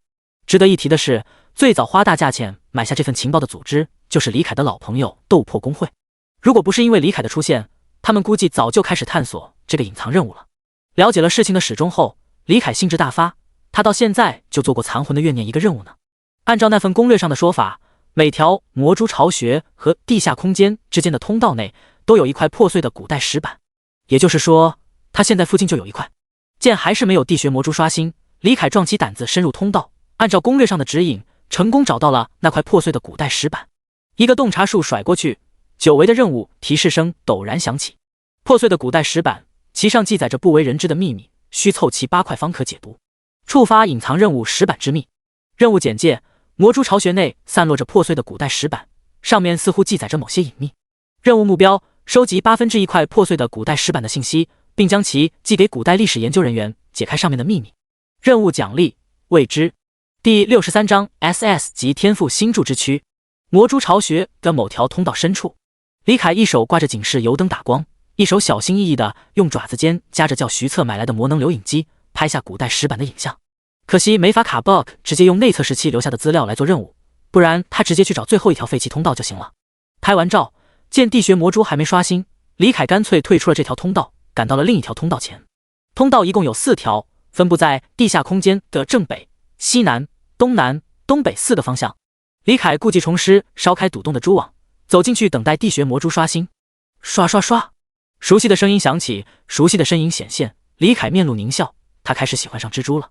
杀光第一波地穴魔蛛，李凯趁着下波怪还没刷新，抓紧时间给古代石板拍了照。没过多久，下一波地穴魔蛛出现在他身前。同样的剧情再次发生了，3波地穴魔蛛后，巨型地穴魔蛛登场。李凯将经验值全部笑纳，随后又等了半个多钟，发现还是没刷怪。不信邪的他换了条通道，发现又是一样的剧情。3波地穴魔蛛后就是巨型地穴魔蛛，都杀完后就不刷怪了。不过这也足够了，每条通道都能给他提供 4W 左右的经验值。第3条通道还没刷完，他就已经刷够了经验值，升到了 LV20。击杀地穴魔蛛 LV20， 获得经验值743点，成就新人冠军发动，获得额外 111.4 点经验值。击杀地穴魔蛛 LV20， 获得经验值744点，成就新人冠军发动，获得额外 111.6 点经验值。经验值85456 85000，等级 LV19 LV20， 经验值456100000，你获得200设计点。李凯打起精神，将最后一条通道刷完，经验条涨了3/4，只差 2.5W 经验值就能再升一级，并且4块古代石板的照片也稳稳到手，还剩下4块古代石板。地穴魔蛛王所在的产卵之地里有2块，某条位置已知的废弃通道内有一块，最后一块大概率也在某条废弃通道内。刷了一天蜘蛛的李凯有些疲惫，打算先回去休息一晚，再来寻找剩下的4块古代石板，顺便用设计点加个保险。李凯敏捷全开，花了10几分钟就回到了铁矿脉处。无视殷勤迎上来的哥布林老祭司，他找了片空地趴下，打开设计界面开始做准备。原本他有700设计点，升到 LV19 后获得了190设计点，成就蝉联冠军奖励了50设计点，现在升到 LV20 又获得200设计点，如今他的设计点总量达到了1140点。看着设计界面上亮着的位格提升和 SS 级天赋添加，李凯犹豫了许久，最终还是决定添加 SS 级天赋。提升位格固然可以大幅度提升战斗力，但位格高了后，击杀低位格的生物获得的经验值就会减少。以他现在的战斗力，只要不去招惹 BOSS 级魔兽，在凯林村一带基本可以横行无忌。不如添加个 SS 级天赋，既能增加战力，又不会减少获取的经验值。说干就干，李凯打开 SS 级天赋界面，在琳琅满目的词条中找到他早就选好的那一项，消耗1000设计点，添加 SS 级天赋星柱之躯。SS 级天赋星柱之躯，来自星辰的光芒会潜移默化地改造你的身躯，使其更加趋近于完美，并庇佑你的灵魂，使你获得重生的机会。效果1：星耀之力在有星光洒落的地方，你获得20%至100的全属性提升，每秒回复0.2至1的生命值、魔力值和体力值，效果是星光的强弱而波动。效果2：星光炼体在星光的照耀下，你的身躯将潜移默化的变强，最多每天提升1点全属性值。效果3：星辉印记，你可以在星辉常驻之地留下印记，当你死亡后，星辉之力会重铸你的躯体，最多同时存在1个星辉印记，每次留下印记后需冷却60天。这就是 SS 级天赋 Buff， 属性提升，复活3合1，强大无需多言。由于地下空间内没有星光照耀，李凯暂时感受不到星柱之躯的强大。他闭上眼睛开始休息，打算明天晚上离开地下空间，体验一下 SS 级天赋的魅力。次日下午，已经按耐不住的李凯钻出了地下空间，来到了乱岩窟的地表。此时天还没黑，墨绿灿阳那诡异的绿色日光依旧普照大地。星耀之力效果触发，你的全属性提升40%，每秒回复0.4%的生命值、魔力值和体力值。星光炼体效果触发，你的全属性正缓慢的提升。哦，不用晚上也能触发吗？也是，星光其实每时每刻都洒在大地上，白天看不见星星，是因为太阳光太亮了，遮盖了星辰的光芒罢了。甚至理论上讲，太阳不也是一颗恒星吗？李凯环顾四周，发现星辉印记的判定十分宽松，只要是上方没有遮蔽的地方，都算作星辉常驻之地。不过由于不清楚重铸躯体时候自身是否脆弱，重铸又需要多久，李凯还是决定精挑细选一个隐蔽又安全的地方来留下星辉印记。这要是复活的时候被人手湿了，那估计他得死不瞑目。李凯在乱岩窟地表上寻找了许久，总算是在天黑之际找到了一个满意的地方。星耀之力效果触发，你的全属性提升100%，每秒回复1%的生命值、魔力值和体力值。李凯抬头望天，只见猩红之月的四周繁星无数，熠熠生辉。借着皎洁的月光与星光，他打量着这处地点，越看越满意。这里是某处小山坡的顶端，3块巨石呈三角形拱卫此地，中间有10几平米的空地，上面长满了杂草。巨石足有30多米高，两之间的缝隙极为狭窄，体型稍微大一点的魔兽都钻不过来。而体型小的魔兽嘛，至少在荒原一带，魔兽体型越大，实力越强是个共识。体型较小却实力强大的魔兽不是没有，但极为罕见，至少荒原范围内没有。李凯发动均衡之体，将被星耀之力增幅翻倍后，足有213.2的体质值赋予敏捷，庞大的身躯纵身一跃，轻松翻越巨岩，落到了内部。仔细检查一番，确定这里没有生物后，李凯大掌一按，留下星辉印记。只见漫天星辉洒落在此，最终凝聚成一枚繁琐玄奥的淡银色印记。印记闪烁了片刻后，逐渐暗淡下来，最后隐没不见。星辉印记已经凝聚完毕，持续时间1年，生效范围无限，冷却时间59天23小时59分59秒。李凯满意的点了点头，等均衡之体 CD 好后，重新跳了出去。随后他捡来石块，将巨石之间的缝隙填满，防止有玩家发现这个地方，将其用来打造成营地。堵住缝隙后，想要进入这里，要么攀爬或跳跃翻过巨石，要么得具备飞行能力。巨石的表面被呼啸的狂风磨得光滑无比，爪子再锋利也难以攀爬。而能跳过30多米的巨岩的魔兽，乱岩窟地表是没有的。至于飞行魔兽，乱岩窟很少有这类魔兽出没，因为荒原地带的飞行魔兽主要栖息在西边的艾尔山脉和南边的巨木之森里。狼嚎草原和乱岩窟不适合飞行魔兽筑巢，茂盛丘陵的银雪原一族喜食鸟蛋，剧毒沼泽无需多说，这些地图基本没有飞行魔兽出没。总的来说，这处地点可以算得上是安全。李凯又花了些时间将堵住缝隙的石块处理成天然的模样，防止有玩家看到不自然的地方非要犯贱闯进来。最后他将跳进来留下的痕迹打扫干净，返回地下空间。这次有了星柱之躯保底的他，准备勇闯魔蛛巢穴。第64章产卵之地。星柱之躯的3个效果里，对于李凯来说最鸡肋的就是星光炼体，要一整天都沐浴在星光下才能全属性提升一点。这时间他用来刷怪吞噬材料，或者赚钱叫工具人徐策去买些资源来发动爆石，不香吗？爆石天赋提升属性的效率不知道比星光炼体高了多少，只能说这个效果就是个天头，聊胜于无。李凯不会为了这个效果专门离开地下。当然他身处地表的时候能顺手提升属性也是挺香的。按照徐策发来的攻略，李凯来到距离废弃通道最近的3号通道，大步流星的闯了进去。通道处不出意外的没有刷新地穴魔蛛，直到他往里深入了数百米，彻底进入了魔蛛巢穴内部，才看到地穴魔蛛出没。李凯少量多次发动毒火吐息，将拦路的地穴魔蛛通通焚尽，留下10点龙息值以备不时之需。借着警示油灯淡红色的昏暗灯光，他来到了一处倒塌的通道前，将碎石和泥土挖开，成功在里面找到了一块破碎的古代石板，并拍照记录。如此一来，只剩下最后3块古代石板，其中2块位于地穴魔蛛王所在的产卵之地内。他不打算先去这里，万一暴毙了，把星辉印记浪费掉，他就不敢再进来寻找最后1块古代石板了。按照攻略上的分析，魔蛛巢穴和地下空间原本是有6条通道的，经过时间的推移，有2条通道倒塌废弃了。其中1条完好的通道位于地下空间的中央，剩下5条应该呈5芒星状围绕中央通道。李凯按照这个推理，很快就找到了最后1条废弃通道，并找到了破碎的古代石板。最后就剩产卵之地得2块破碎的古代石板了。李凯施展无双潜入大法，将见到他的地穴魔蛛通通杀光，成功潜入到了产卵之地附近。他没有收起警示油灯，虽然灯光会引来地穴魔蛛的注意，但他们能在黑暗环境中依靠感应震动来辨别敌人位置，李凯可不行。刷刷刷，嘶嘶嘶，窸窸窣窣的声响自4面8方传来，密密麻麻数百只猩红的蛛目一同望来，狂奔的压迫感扑面而来。李凯深吸一口气，缓缓吐出，随后朝着产卵之地的入口通道处撒丫子狂奔。扑哧扑哧扑哧，白色的蛛网从各个方向射来，称得上是铺天盖地。李凯张嘴吐出紫红色的焰浪，将前方的蛛网焚烧殆尽，不管不顾地朝前冲去。哒哒哒，4只深紫色的自爆毒蛛先后冲来，可惜完全追不上李凯，被他远远甩开。嘶嘶嘶，巨型地穴魔蛛们交流了片刻，随后一起发动挖岩术，4块巨大的岩石破空而至，落在李凯前行的方向上。哎呦喂，居然还会预判走位！李凯不得不左转右挪，躲避落下的巨岩。同时他深吸一口气，发动咆哮，将迎上来的地穴魔蛛们震晕，随后纵身一跃，从他们的头顶跳了过去。近了，越来越近了。李凯嗖的一声闯过地穴魔蛛群的防线，通过一条宽敞的通道，来到了产卵之地。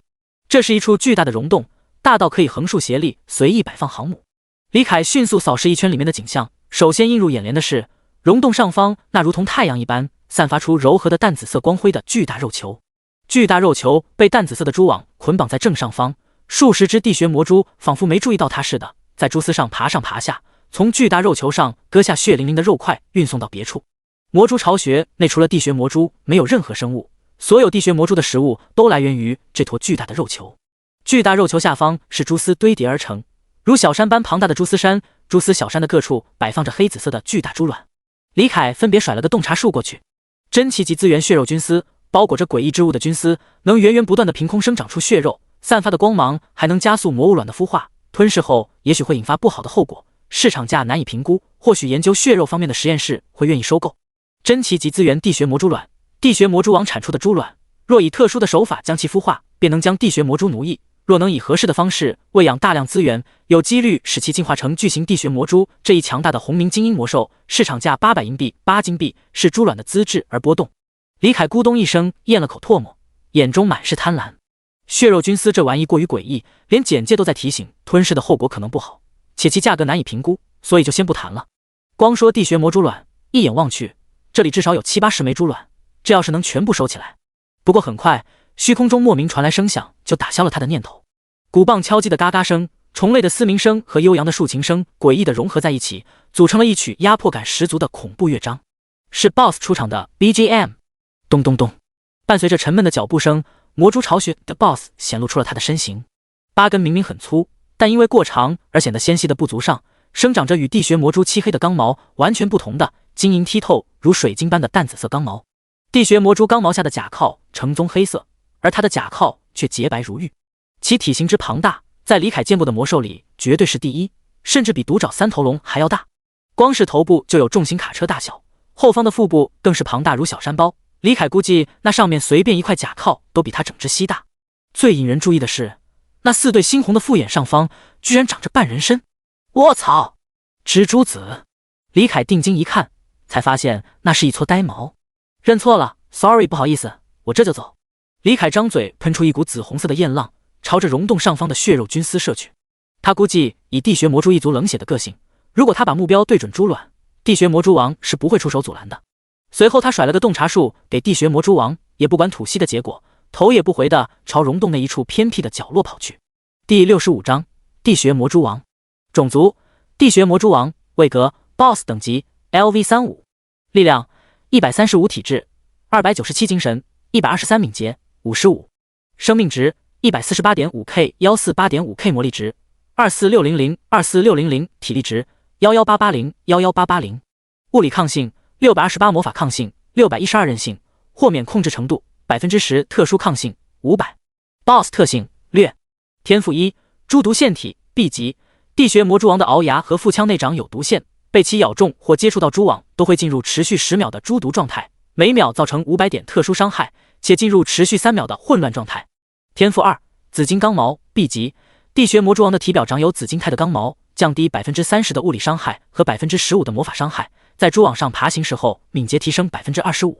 天赋3，蜘蛛之母 B 级，地穴魔蛛王临时孵化生育的蜘蛛生物都将继承它的抗性、韧性、攻击力系数和另外2个天赋，并于死亡时候发生爆炸，对周围5米范围内的敌人造成123×200等于24600点魔法伤害，被爆炸波及者进入持续10秒的蛛毒状态。天赋4，蛛丝回收 C 级，地穴魔蛛王可以吞吃射出的蛛丝，以此来恢复血量。技能1，喷吐蛛丝 B 级，每秒消耗500点魔力值和250点体力值，自腹部末端吐出大量蛛丝，造成123×200等于24600点魔法伤害。若敌人力量低于123，则束缚其3秒；若敌人力量高于123，则减速50%，最多持续吐丝35秒，冷却时间10胜吐丝时间。技能2，魔蛛狂潮 B 级，消耗1000点魔力值和500点体力值，孕育出一只力量、敏捷均为123，精神、体力值无限，生命值为123×400等于49200的狂暴魔蛛，冷却时间10秒，狂暴魔蛛持续4分钟，最多同时存在8只狂暴魔蛛。技能3，旱地挖岩 B 级，地穴魔蛛王消耗800点魔力值和500点体力值，用螯肢破坏前方的地形，使得范围内的敌人陷入持续3秒的眩晕状态，并挖掘出一块可用于投掷巨石，对命中的敌人造成135×300等于40500点物理伤害，并使其减速50%，持续2秒，冷却时间3分钟。技能4，蛛毛戳刺 D 级，消耗100点魔力值和100点体力值，对前方发动4次戳刺，每次造成135×75等于10125点物理伤害，冷却时间60秒。简介：克服了火系魔法这一弱点后，地穴魔蛛王的体表已经毫无破绽了。那8只眼睛不过是用于迷惑人的陷阱，并非弱点。与地穴魔蛛王对战时候，千万不可打持久战，切记。系统简介很贴心的提醒了对战时要注意的事项，但这毛用都没有，因为李凯压根就没打算跟他作战。死！随着地穴魔蛛王发出一声尖锐的嘶鸣，原本趴在血肉菌丝上切割肉块的地穴魔蛛竟一个个奋不顾身地跳下来，迎上毒火吐息，被焚成灰烬。李凯还是低估了地穴魔蛛王的冷血程度，他压根就没打算自己动手拦截毒火吐息。与此同时，虚空中再次传来压迫感十足的恐怖乐章。BGM 一入耳，李凯的全属性都遭到了削弱，全属性降低了20%。BOSS 特性：世界的怒嚎。当位格低于 BOSS 的生物向其发起进攻时，此等僭越之举将引起世界的怒嚎，忤逆者全属性降低20%。BOSS 特性并非控制效果，无法无天，天赋不能豁免。李凯倒吸一口凉气，他也没对地穴魔蛛王发起攻击啊，这判定是不是出 bug 了？咚咚咚，伴随着沉闷的脚步声，地穴魔蛛王开始追击这头可恶的入侵者，紫色的晶莹唾液自他的口气中流出，落在地面上滋啦作响，腐蚀出一个坑洞。他已经数百年没有品尝过血肉菌丝和地穴魔蛛以外的血肉了。噗嗤！他抬起腹部，将纺织器对准上空，随后量大的惊人的蛛丝从中喷涌而出，犹如潮水般从天而降，洒落到产卵之地的各个角落。卧槽！别乱射白白的东西啊喂！李凯发动均衡之体，将被削弱后依旧高达 100.5 的体质值赋予敏捷，左闪右避，躲开漫天洒落的蛛丝。与此同时，一只甲靠洁白如玉体表长满淡紫色刚毛的小蜘蛛混杂在蛛丝内，从天而降，扑向狼狈逃窜的巨型荒原龙蜥。小蜘蛛的速度快得吓人，比发动均衡之体的李凯还高了一截。无奈之下，他只好回头吐出毒火吐息，拖延小蜘蛛的脚步，并马不停蹄地朝古代石板所在地跑去。负 6804.5， 负 6804.5， 负 6804.5。紫红色的炙热焰浪效果拔群，虽然没能快速杀死生命值高达49200的小蜘蛛，但强大的冲击力还是让他的脚步一缓。吧唧！回着头无法看路的李凯踩到了落到地上的蛛丝，好在无法无天天赋生效，他没有被束缚或减速，也没有进入混乱状态，只是不可避免的中了毒。负330，中毒。负330，中毒。这点毒伤对李凯来说不痛不痒，他踩着黏腻的蛛丝迅速冲到古代石板所在地，击杀狂暴蜘蛛 LV35， 获得4512点经验值，成就新人冠军发动，获得额外 676.8 点经验值。与此同时，小蜘蛛总算被源源不断的毒火吐息所融化击杀，但他还来不及高兴，就见到后方的地穴魔蛛王再次孕育出了一只狂暴蜘蛛，敖之一挥将其投掷了过来。好在他的准头不够，狂暴蜘蛛落在了李凯几十米开外的地方，巨大的势能还使他翻了几个跟斗才停下来。李凯尾巴一扫，将古代石板上的尘土荡开，掏出魔能留影机，争分夺秒的拍照。不朽大陆的魔能科技确实有点东西，但东西不多，连拍个照都需要5秒时间，跟蓝星的相机完全没法比。等待留影的时间里，他只能硬抗狂暴蜘蛛的伤害了。李凯回过头去，准备防止狂暴蜘蛛破坏魔能留影机，没想到狂暴蜘蛛竟然停在了距离古代石板20米的地方，张牙舞爪的，但就是不往前哪怕一步。李凯眼睛一亮，看来古代石板附近是任务区域，魔兽无法在这里攻击玩家。第66章，古代石板收集完毕。趁着狂暴蜘蛛没有发起攻击，拍完照的李凯从体内空间取出生命值药水、体力药水和解毒药水一一服下，又忍痛取出一张疾风术的魔法卷轴撕开。地级魔法卷轴疾风术使目标的敏捷提升 15%， 持续60秒，最多对3人同时释放，目标增多后持续时间降低。魔法卷轴是一次性用品，相当于道具，不可叠加使用。地级魔法卷轴普遍售价100银币，疾风术卷轴因为普适性高，售价更是高达200银币。虽然李凯已经是身价40-50斤的大款了，但还是不免感到心痛。又一只狂暴蜘蛛被地穴魔蛛王掷来，李凯看着安全范围外那2头狂暴蜘蛛，深吸一口气，腮帮子高高鼓起。吼！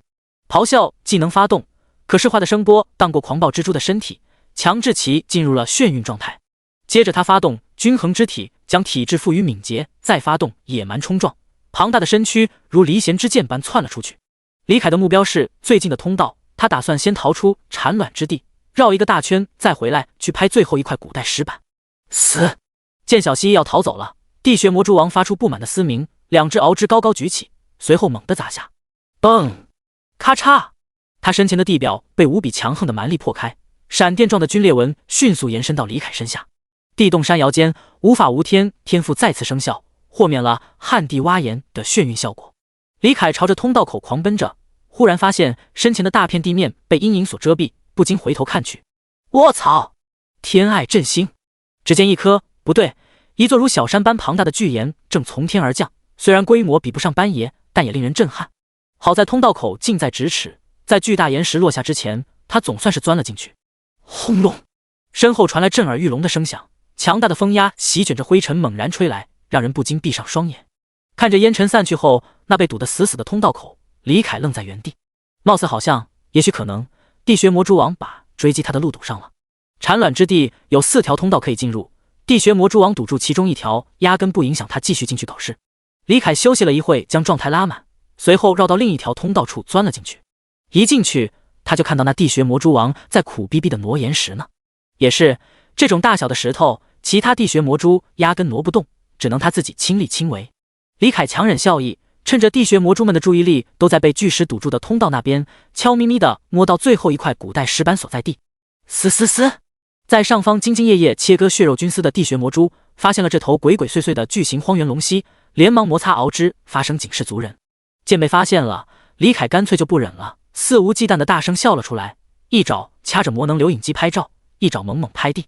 地穴魔蛛王回过头看向他，虽然蜘蛛没有表情这一说，但从他幽暗的眼神和竖直立起的呆毛不难看出他生气了。可惜地下溶洞太大，等他从另一侧赶过来，李凯已经拍照完毕，手段尽失，逃出了产卵之地。拜拜，傻大个！轰隆隆，身后传来剧烈的声响，那是地穴魔蛛王的无能狂怒。李凯离开魔蛛巢穴，返回铁矿脉处，将收集齐全的古代石板、留影板交易给徐策，让他写信寄给古代历史研究员。事情办完，他打了个哈欠，缓缓趴下。自从体内的龙族血脉再次提纯后，他就愈发能睡了。李凯啊，李凯，不能再这样下去了，睡那么久会被玩家追上来的。李凯嘟囔着，逐渐进入了梦乡。与此同时，莫森雷瑞帝国北方行省双土城富人区某栋别墅内，壁炉内昂贵的香兰木正熊熊燃烧着。不朽大陆身份名为福克斯 ，ID 为菜就多练的生活玩家从铺着魔兽皮毛的躺椅上起身，将李凯交易过来的留影板塞进信封内密封好后，徐策摇动桌上的黄铜摇铃唤来管家。这奢靡堕落的生活实在是太爽了。徐策点了根冰雷烟，悠闲地喝了口自家生产的热奶茶。他身后不远处，那被厚重帷幔遮掩的大床上躺着2名金发碧眼的年轻女郎，一个美艳性感，一个清纯可人。他烟都已经抽完1根了，他俩还在抽。这日子放在蓝星上，他想都不敢想。徐策家里世代从商，不过规模一直不大，从小耳濡目染，加上毕业于某一本大学的金融专业，他的行商手段放在不朽大陆上简直是降维打击。依靠李凯提供的金钱和铁矿脉，领先其他生活玩家一大步的他，率先开始做起了生意。在原身父亲服侍的大商人的牵头下，他结识了双土城的贵族们，甚至还跟城主搭上了关系。他拉着这群勋贵入股开了家博彩店，彩票这种新奇的赌博方式，短短几天时间就风靡全城，甚至传播到整个北方行省，每天的净收入都高达10几金币。若非他拉拢了贵族们入伙，加上莫森雷瑞帝国对于商人的保护法律极为完善，他早就背后中7刀自杀身亡了。除此之外，他还做很多方面的生意。蓝星上许多东西放到不朽大陆上都是仅销货不愁卖，所以他开了个商行售卖奶茶以及他身下的躺椅之类的工艺品，并且他还和其他行省的玩家们签了合同，大量收购在南方廉价的香料和海鲜，在西方便宜的矿产和药材，在市价昂贵的北方售卖。他还招募了大量生活玩家，开了多家餐厅和作坊，华国的火锅、各大菜系、炖汤和烈酒都大受欢迎。短短9天的时间，他就积累了大量的财富，反馈到蓝星世界，直接提了辆大奔。老爷，请问有什么吩咐？穿着燕尾服的管家恭敬地走了进来，低着头看着自己的脚尖。莫森雷瑞帝国最好的古代历史研究员是谁？徐策稍微换了个姿势，将信封递给管家。管家接过信件，思索了片刻，回答道：莱茵皇家学院的历史与文化系冠绝大陆，里面任何一个教授都学识渊博。那你挑个教授，把这封信寄过去吧。最重要的是要快，越快越好。徐策知道他能有今天靠的是谁，所以对于李凯吩咐的事情，他都十分重视。虽然他挣的大部分钱都是靠自己的行商手段，但起步的资金和渠道才是最重要的。现如今，李凯的全部金钱都交给徐策打理，以入股的方式每月享受分红。对于李凯的现状，徐策有些猜测，大概率是被困在了野区，无法返回城镇。但这不重要，都几把哥们，李凯在哪都是他哥们。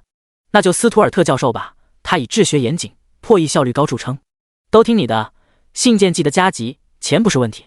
徐策摆手送走管家，从空间戒指内取出还剩半瓶的绿色药剂，淫笑着一饮而尽，感受着那股暖流传到下身。贤者时间被强制解除，身体里沉睡的野兽再次苏醒。徐策站起身，脱下长袍，走向大床。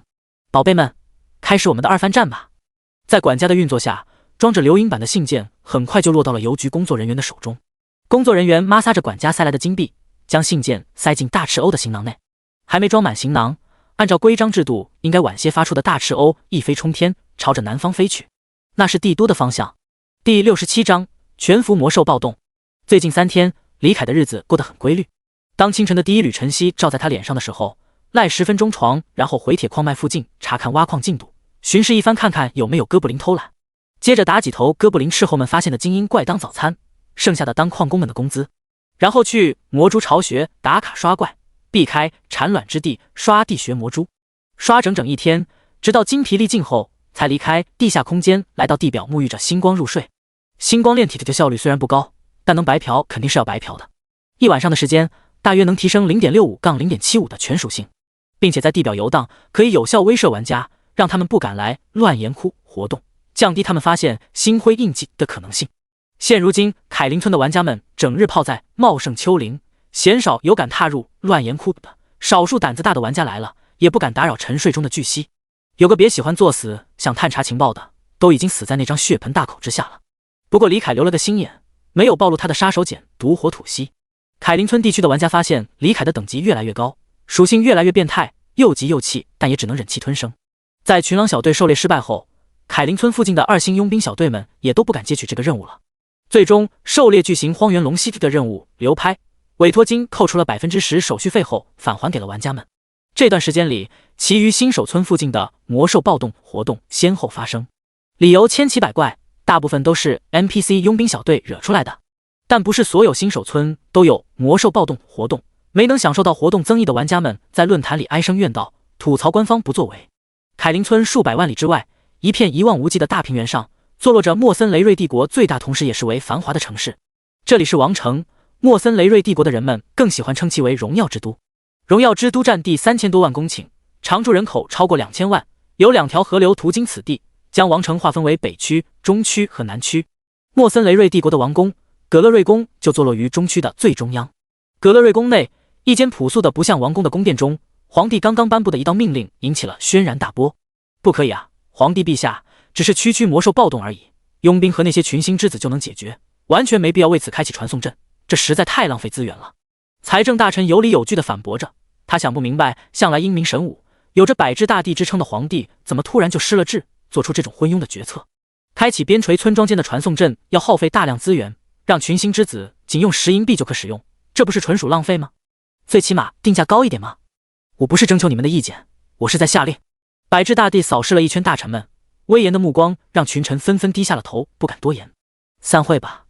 直到宫殿内再无一人，端坐于王座之上的皇帝才揉了揉太阳穴，叹了口气。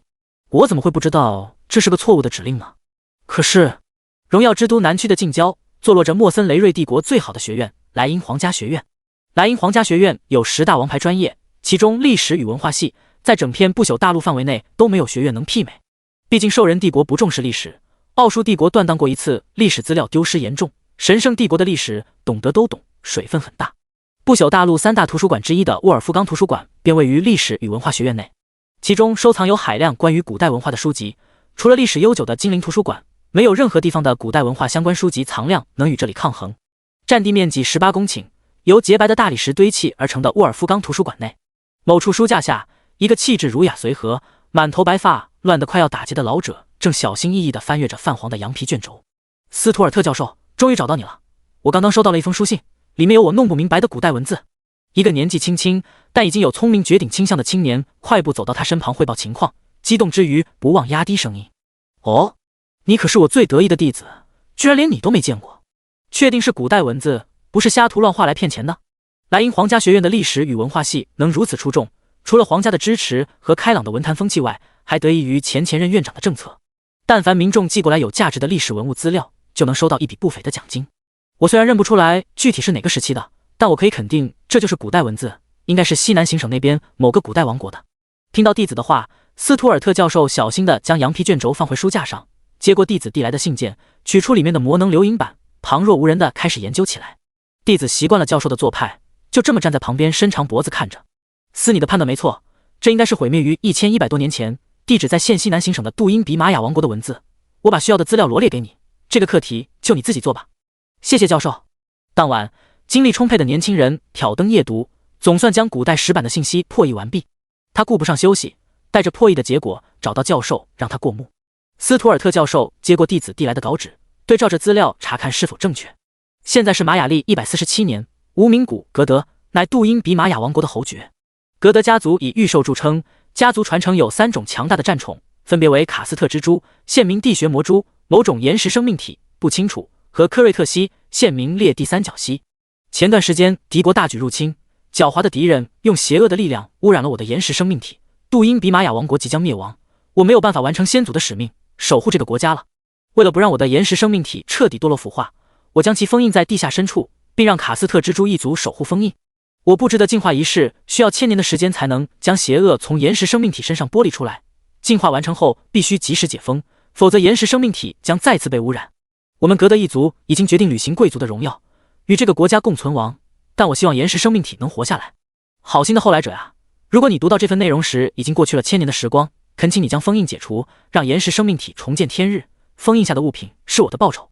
解除封印的办法是用卡斯特蜘蛛的体液，在有封印字样的古代石板上绘制一个格德家族的祖徽。没错，翻译得很完美。斯图尔特教授满意的点了点头，毫不吝啬地夸奖着爱徒。年轻的弟子挠了挠头，不好意思道：“老师您过奖了，我还是有没做好的地方。这个词汇的资料缺失了，我只能大概推测出这个词汇的意思是某种岩石生命体。不，一个名词无关紧要。你能做到这一步，我已经很满意了。杜因比玛雅王国已经灭亡了1000多年了，进化的时间够了，快写信通知寄信者，让他解开封印吧。”是，老师。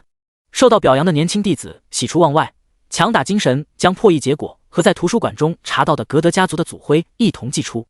寄出信件后，连夜翻译的疲惫感涌了上来。年轻弟子爬上床盖好被子，受到了老师表扬的他，今天应该会做个好梦吧。第68章，忙中出错。时间不知过了多久，年轻弟子在粗暴的敲门声中醒来，他睡眼惺忪地打开门，发现敲门者是自己的老师。此时的斯图尔特教授不复往日儒雅随和的风采，双眼布满血丝，满脸惊恐。回信你寄出去了吗？斯图尔特教授抓住年轻弟子的睡衣衣领，使劲摇晃，大声质问着。寄出去了，已经寄出去大半天了。年轻弟子看着门外的天色，不知所措地咽了口唾沫，回答道：“没事，寄出去了就寄出去了吧。”斯图尔特教授心灰意冷地转身离去，留下一脸懵逼的学生。斯图尔特向来以治学严谨著称，力求还原真实的历史，但今天早上他不知为何在恍惚间犯了个大错。800年前深渊入侵后，不朽大陆就启用了新历年，一年365天，一天24小时。然而800年前，不朽大陆用的是旧历年，一年有385天，一天相当于现在的32.45个小时。古格德所说的1000年时间，指的是旧历年的1000年，换算成小时，应该是385乘32.45乘1000等于124.93250小时。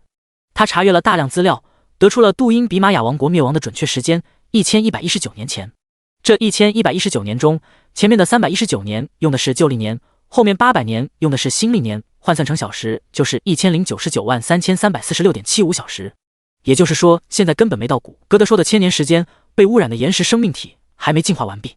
斯图尔特有想过追回信件，或者再寄一封紧急信件，让寄信者不要解除封印，但如此一来，他犯了低级错误的事情就会败露，他这么多年的名声就完了。斯图尔特心情沉重地走回自己的办公室，点了根冰雷烟，坐下沉思。不知过了多久，直到密闭的办公室内弥漫着浓厚的烟雾，斯图尔特站起身来，在皎洁而又猩红的月光中走出了莱茵皇家学院，走进了一处阴暗隐蔽的小巷中。片刻之后，他披上严严实实的斗篷走了出来，径直前往北区的贫民窟。来到贫民窟的某间酒馆内，斯图尔特点了杯鲜少有人喝的血腥玛丽，喝了5分钟后，他放下酒杯走进厕所，来到挂着正在维修请勿使用的牌子的隔间，将马桶盖掀开，丢了张纸条和一袋金币进去。斯图尔特这番行为的目的只有一个，找杀手暗杀他最得意的弟子。时光飞逝，又是3天时间过去了。在荣耀之都，因为莱茵皇家学院某名学生在宿舍里遇害而暗流涌动之时，一封加急的信件被递到了徐策的手中。辛苦了。徐策拍了拍管家的肩膀，转身走进卧室，看也不看信件里的内容，就将其交易给了李凯。千万里之外的凯林村附近，还在魔珠巢穴内勤劳刷怪的李凯收到徐策的消息，连忙停止了今天的刷怪行程，返回铁矿脉内。说起来，这处铁矿脉的储量远比他当初预估的多。挖开表面的赤铁矿后，哥布林们在深处发现了更多的矿石。除了赤铁矿外，还有黄铜矿、石英、重金石等半生矿物。这些矿产虽然都是普通级资源，但胜在一个量大，还是能为李凯提供可观的源源不断的收入。巡视了一番哥布林们的挖矿进度后，李凯叫上阿古达来到角落，将信件吐出，让他打开。阿古达是哥布林老祭司的学徒，虽然只是普通位格，但智力方面碾压另外几个精英哥布林。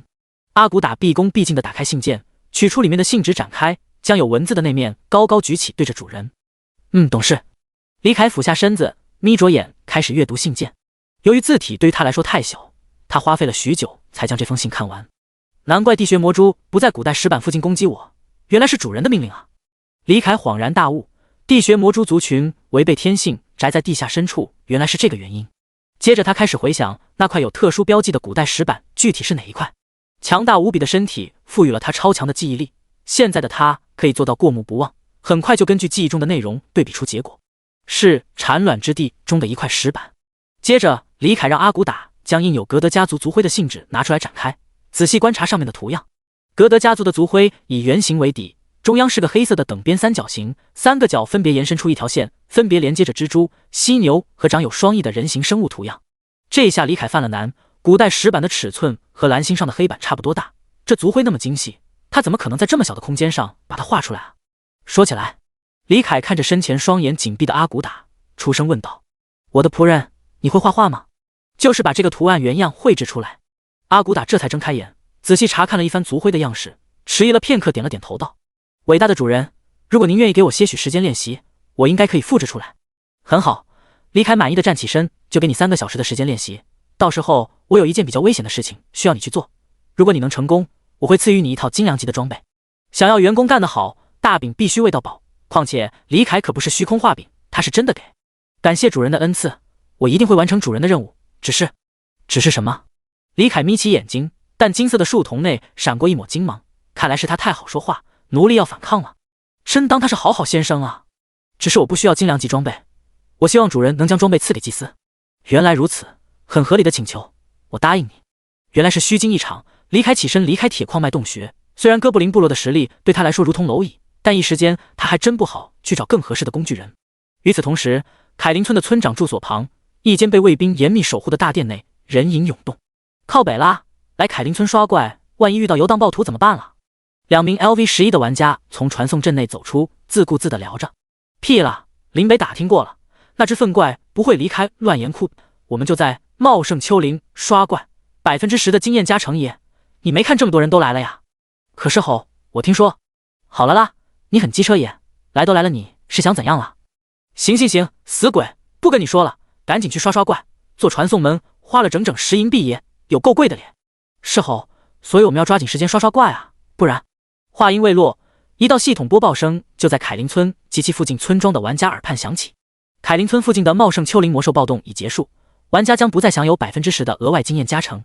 干林娘，你玩我呀！系统你个王八蛋！传送阵附近响起玩家们的阵阵惨叫。如果不是为了魔兽暴动，谁会想来凯林村这种野区资源匮乏的新手村啊？不少性格果断的玩家连忙再次缴纳10银币返回原来的村子。要是魔兽暴动结束后传送阵也跟着关闭，那他们就要被困在凯林村了。大部分玩家都不甘心地停留在原地，哀声怨道，吐槽游戏官方不当人。就在这时，几道身影自传送阵内浮现，领头的男人身形高大，背负着一扇散发着炎炎热气的大盾。总算回来了，我一定要为队长报仇。第69章复仇。男人的豪言壮志引来众玩家侧目，有眼尖的玩家认出了他的身份，群狼小队的成员大盾侍卫费汤姆。在队长和2名主力队员惨死后，群狼小队的部分队员如雷法师、长弓猎人都选择了退队，剩下5名正式成员距离分崩离析也不远了。维系着这支队伍的唯一念头就是复仇。当然，复仇也是要分对象的，独爪3头龙他们打不过惹不起，但罪魁祸首巨型荒原龙蜥他们还不是手到擒来。为了以防万一，汤姆还专门回了老家非洲村一趟，从自家当村长的老爹处借来了经典级盾牌，还花钱请了几位高手。当然也不完全是他自费，当初任务委托金被返还后，生蛋没有选择退还给玩家们，而是继续想办法狩猎游荡暴徒。他和心急复仇的汤姆一拍即合，他出钱，汤姆出门路，借助传送阵开启这个天赐良机，从别村请来高手。说起来，他们的行为其实违反了皇帝的命令。传送阵是只对群星之子开发的，不过谁叫汤姆的老爸是村长呢？没过多久，汤姆一行人就和生蛋在酒馆包厢内见了面。各位远道而来，为我们凯林村清除毒瘤，实在是高义，我先干为敬。生蛋将杯中的烈酒一饮而尽，豪迈的英姿和美艳的外貌看得布莱克、斯莫、泰格、汤姆眼睛都直了。布莱克、斯莫、泰格、汤姆是汤姆的哥哥， LV38 的巨斧战士3阶璀璨魏格。按理来说，就群狼小队和玩家们凑的那点钱是请不动3阶佣兵的，但谁让汤姆为了求他哥哥都跪下了呢？布莱克一把推开愚蠢的弟弟，坐在生蛋对面，拍着胸膛豪言道：“放心吧，美丽的女士，最多2天，不，1天时间，我就会把那只蜥蜴的头颅提来见你。就是不知道到时候美丽的小姐愿不愿意和我共饮一杯呢？”生旦嘴角一抽，这话怎么听起来那么耳熟？但为了安抚这位寄托着他们希望的强者，他还是强忍恶心，强颜欢笑道：“如果真能收到那份礼物，我会很开心的。”转移话题，不给承诺，给予适当鼓励。生旦没想到他以往被女人钓的经验居然还能派上用场。哈，放心吧，我的实力你很快就会知道了。话说回来，你是我见过最美丽的群星之子女孩，你能教我说群星语言吗？对了，忘了自我介绍了，我的父亲是非洲村的村长。布莱克喋喋不休地聊着妹，一旁的费汤姆眼角一抽一抽的，这些都是我想好的台词啊，而且明明是我先来的。3个小时转瞬即逝，准备完毕的李凯返回铁矿脉，召来阿古达询问进度如何了。放心吧，尊贵的主人，我已经可以100%还原这个图案了。阿古达拍着他那瘦弱的胸膛，信誓旦旦保证道。为了证明自己，他拿着木炭制成的笔在地面上画了起来。不出5分钟，一个和信纸上一模一样的图案就在他笔下成型了。李凯满意的点了点头，让他抓住自己的尾巴尖，准备出发前去解除封印。临行前，他打开属性面板，查看他这几天下来的战果。种族：巨型荒原龙蜥，位格：红鸣精英，等级 LV25， 经验值 125471225K， 力量 98.7 体质 133.5 精神 48.7 敏捷 53.4， 物理抗性443，魔法抗性398，攻击力系数32，生命值33375 33375，魔力值4870 4870，体力值4005 4005，体内空间25%，你的体内有可以存放15立方米物品的空间。特性 BOSS 威压为，除非你主动发起攻击，不然位格低于你的魔兽不会主动攻击你。天赋1，龙重 C 级，你拥有一定程度的龙族血统，对于比你弱小的敌人具有威慑性，面对你时敌人全属性减少 10%， 最低1点。若敌人血脉比你高贵或等级位格高于你，则无法触发。天赋2，麻痹毒牙 D 级，你的唾液具有强烈的毒性，被你咬中的敌人有 50% 的几率进入持续1秒的麻痹状态，并进入持续30秒的中毒状态，每秒造成170点特殊伤害。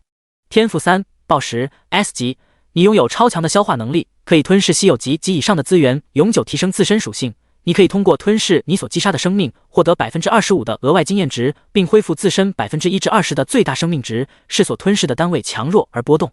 天赋4，吸血鬼獠牙 B 级，子爵级吸血鬼的獠牙能让你在通过撕咬的方式对敌人造成伤害时，恢复 20% 造成伤害值的血量，并且对此伤口附加持续10秒的流血效果，每秒造成 1% 当前生命值的特殊伤害。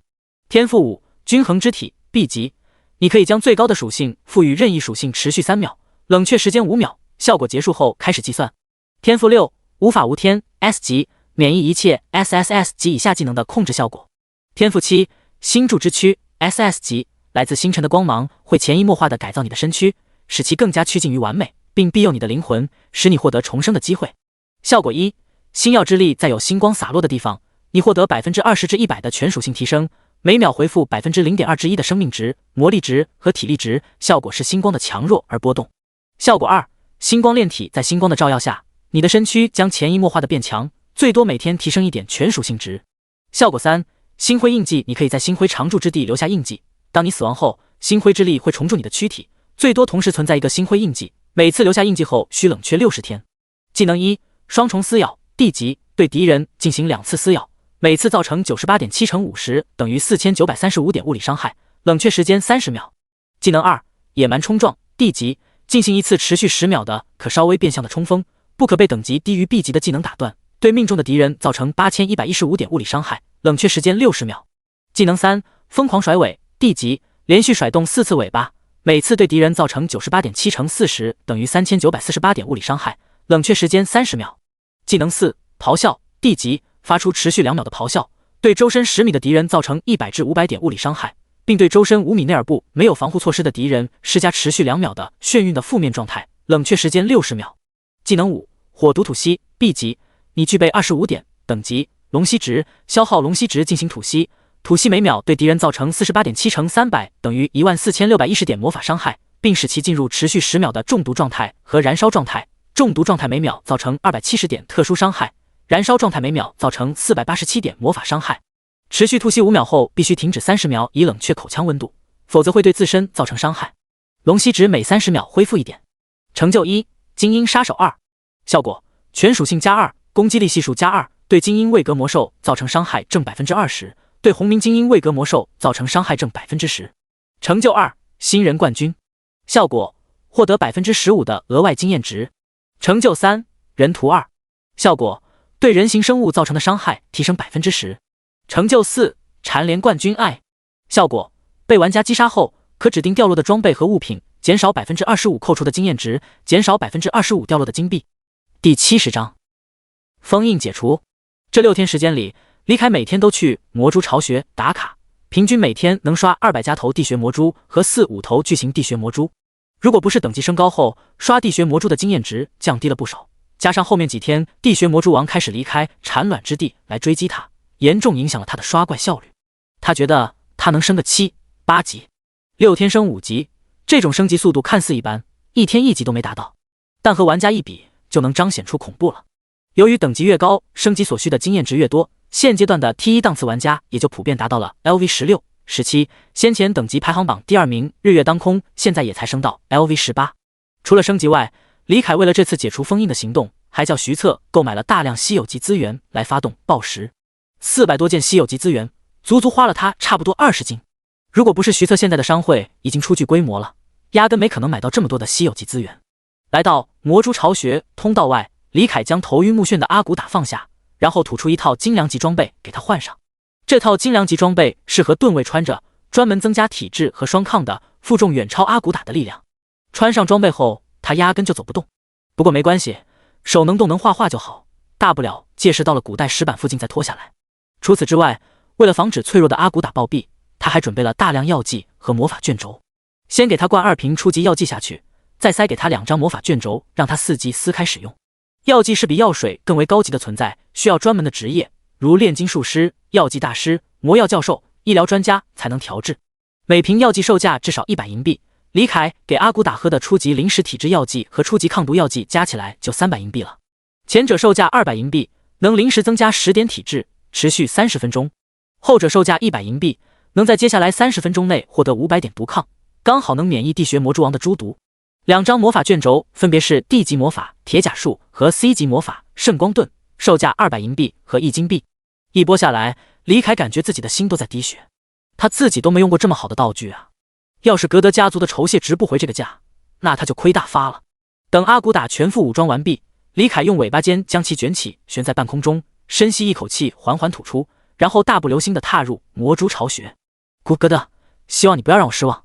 过于专注此事的李凯，甚至都没时间去刷论坛，自然也不知道群狼小队的残党们雇佣了一群高手，组成了真正的复仇者联盟。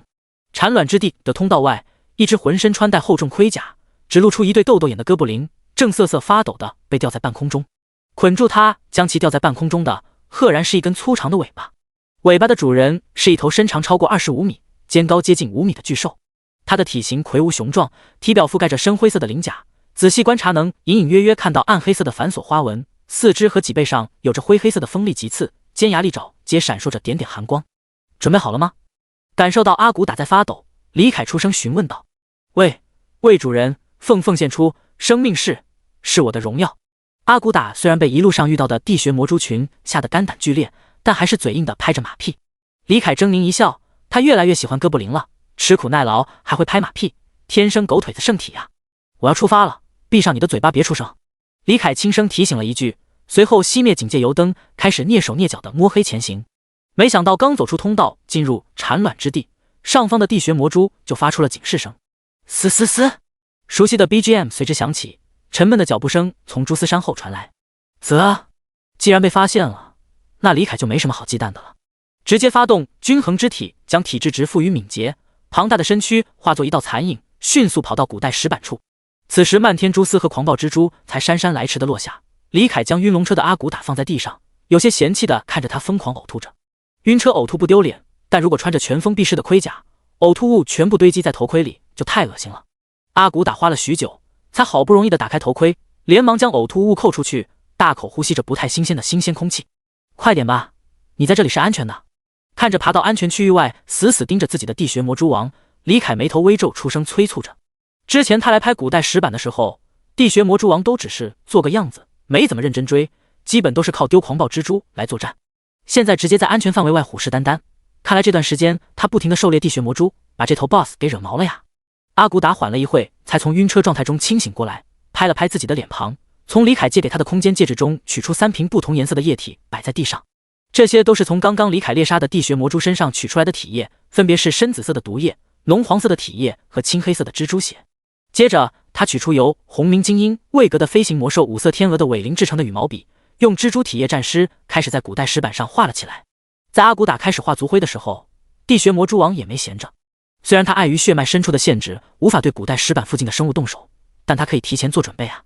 地穴魔蛛王大量喷洒蛛丝，不一会儿就将古代石板周围铺满了蛛丝，还在四周织网将这块区域围了起来。同时他不断的孕育狂暴蜘蛛，很快就达到了数量上限，8只狂暴蜘蛛站在不同方向将古代石板包围，张牙舞爪等待入侵者走出安全范围。5分钟后，连续2次试错失败的阿古达总算在李凯不满的眼神注视下成功了。青黑色的蜘蛛血被绘制在古代石板上，格德家族的族徽时隔1000年重现人世。在阿古达画下最后一笔的瞬间，古代石板散发出明亮的纯白光芒，一道光柱爆射而出，落在产卵之地的另一块古代石板上，将其点亮。紧接着2道光柱冲天而起，无视地形的阻碍，落在6条通道中正中央的古代石板上。中央的古代石板爆发出强烈的光芒，5道光柱穿透大地，分别射在另外5条通道的石板上，纯白光芒无视地形的阻碍，连接在一起，形成了一道5芒星法阵。嘶嘶嘶！眼见古代石板愈发明亮，地穴魔蛛王忽然发出急促的嘶鸣声。产卵之地的地穴魔蛛们全部疯了似的行动起来，将溶洞上方的血肉菌丝整个切割下来，10几只地穴魔蛛一同将其抬起，往洞外跑去。同时蛛丝山内的蛛卵们纷纷裂开，还没发育成熟的小型地穴魔蛛们提前破卵而出，开始吞噬蛛卵碎片和蛛丝。那些刚被产出没多久，里面的地穴魔蛛还无法破卵而出的蛛卵，则被成年地穴魔蛛们背起来带走。古代石板的光芒足足闪烁了半个多钟，地穴魔蛛们总算是将蛛丝山处理完毕，露出了下方的魔法阵纹。地穴魔蛛王深深看了李凯一眼，接着毫不犹豫地转身离去。8只狂暴蜘蛛拱卫在 BOSS 身旁，一同撤离。等地穴魔蛛族群全部退出产卵之地，8块古代石板忽然同时亮起强烈的光芒，8道纯白光柱一同射向蛛丝山的遗址。魔法阵纹被纯白光柱缓缓点亮，最终白光一闪，魔法阵纹消失不见，取而代之的是一个巨大而又深邃的洞口。封印解除了。第71章被污染的石像鬼领主。封印解除后出现的大洞旁摆着2个大木箱，想来就是古格德留给解除封印者的酬谢。李凯用尾巴卷起阿古达，发动毒火吐息将蛛网烧掉，正要跑过去收起宝箱，就听到一阵沉闷的脚步声从大洞内传来，同时整个溶洞都在轻微震颤着，无数浮尘自顶端落下。咚咚咚！怎么办？封印里的东西就要出来了，可他还没收起任务报酬呢。该死的古格德，就知道你没那么好心，酬劳放在那么危险的地方，让别人怎么拿啊？还没等李凯考虑好要不要冒险去收起木箱，一阵气势磅礴的声响就自虚空中传来，急促狂野的提琴声给人一种莫名的紧迫感，鼓声和脚步声卡上了点，强烈的压迫感扑面而来。李凯看了眼尾巴上瑟瑟发抖的阿古达，最终还是一咬牙选择先逃，下次孤身一息再回来拿。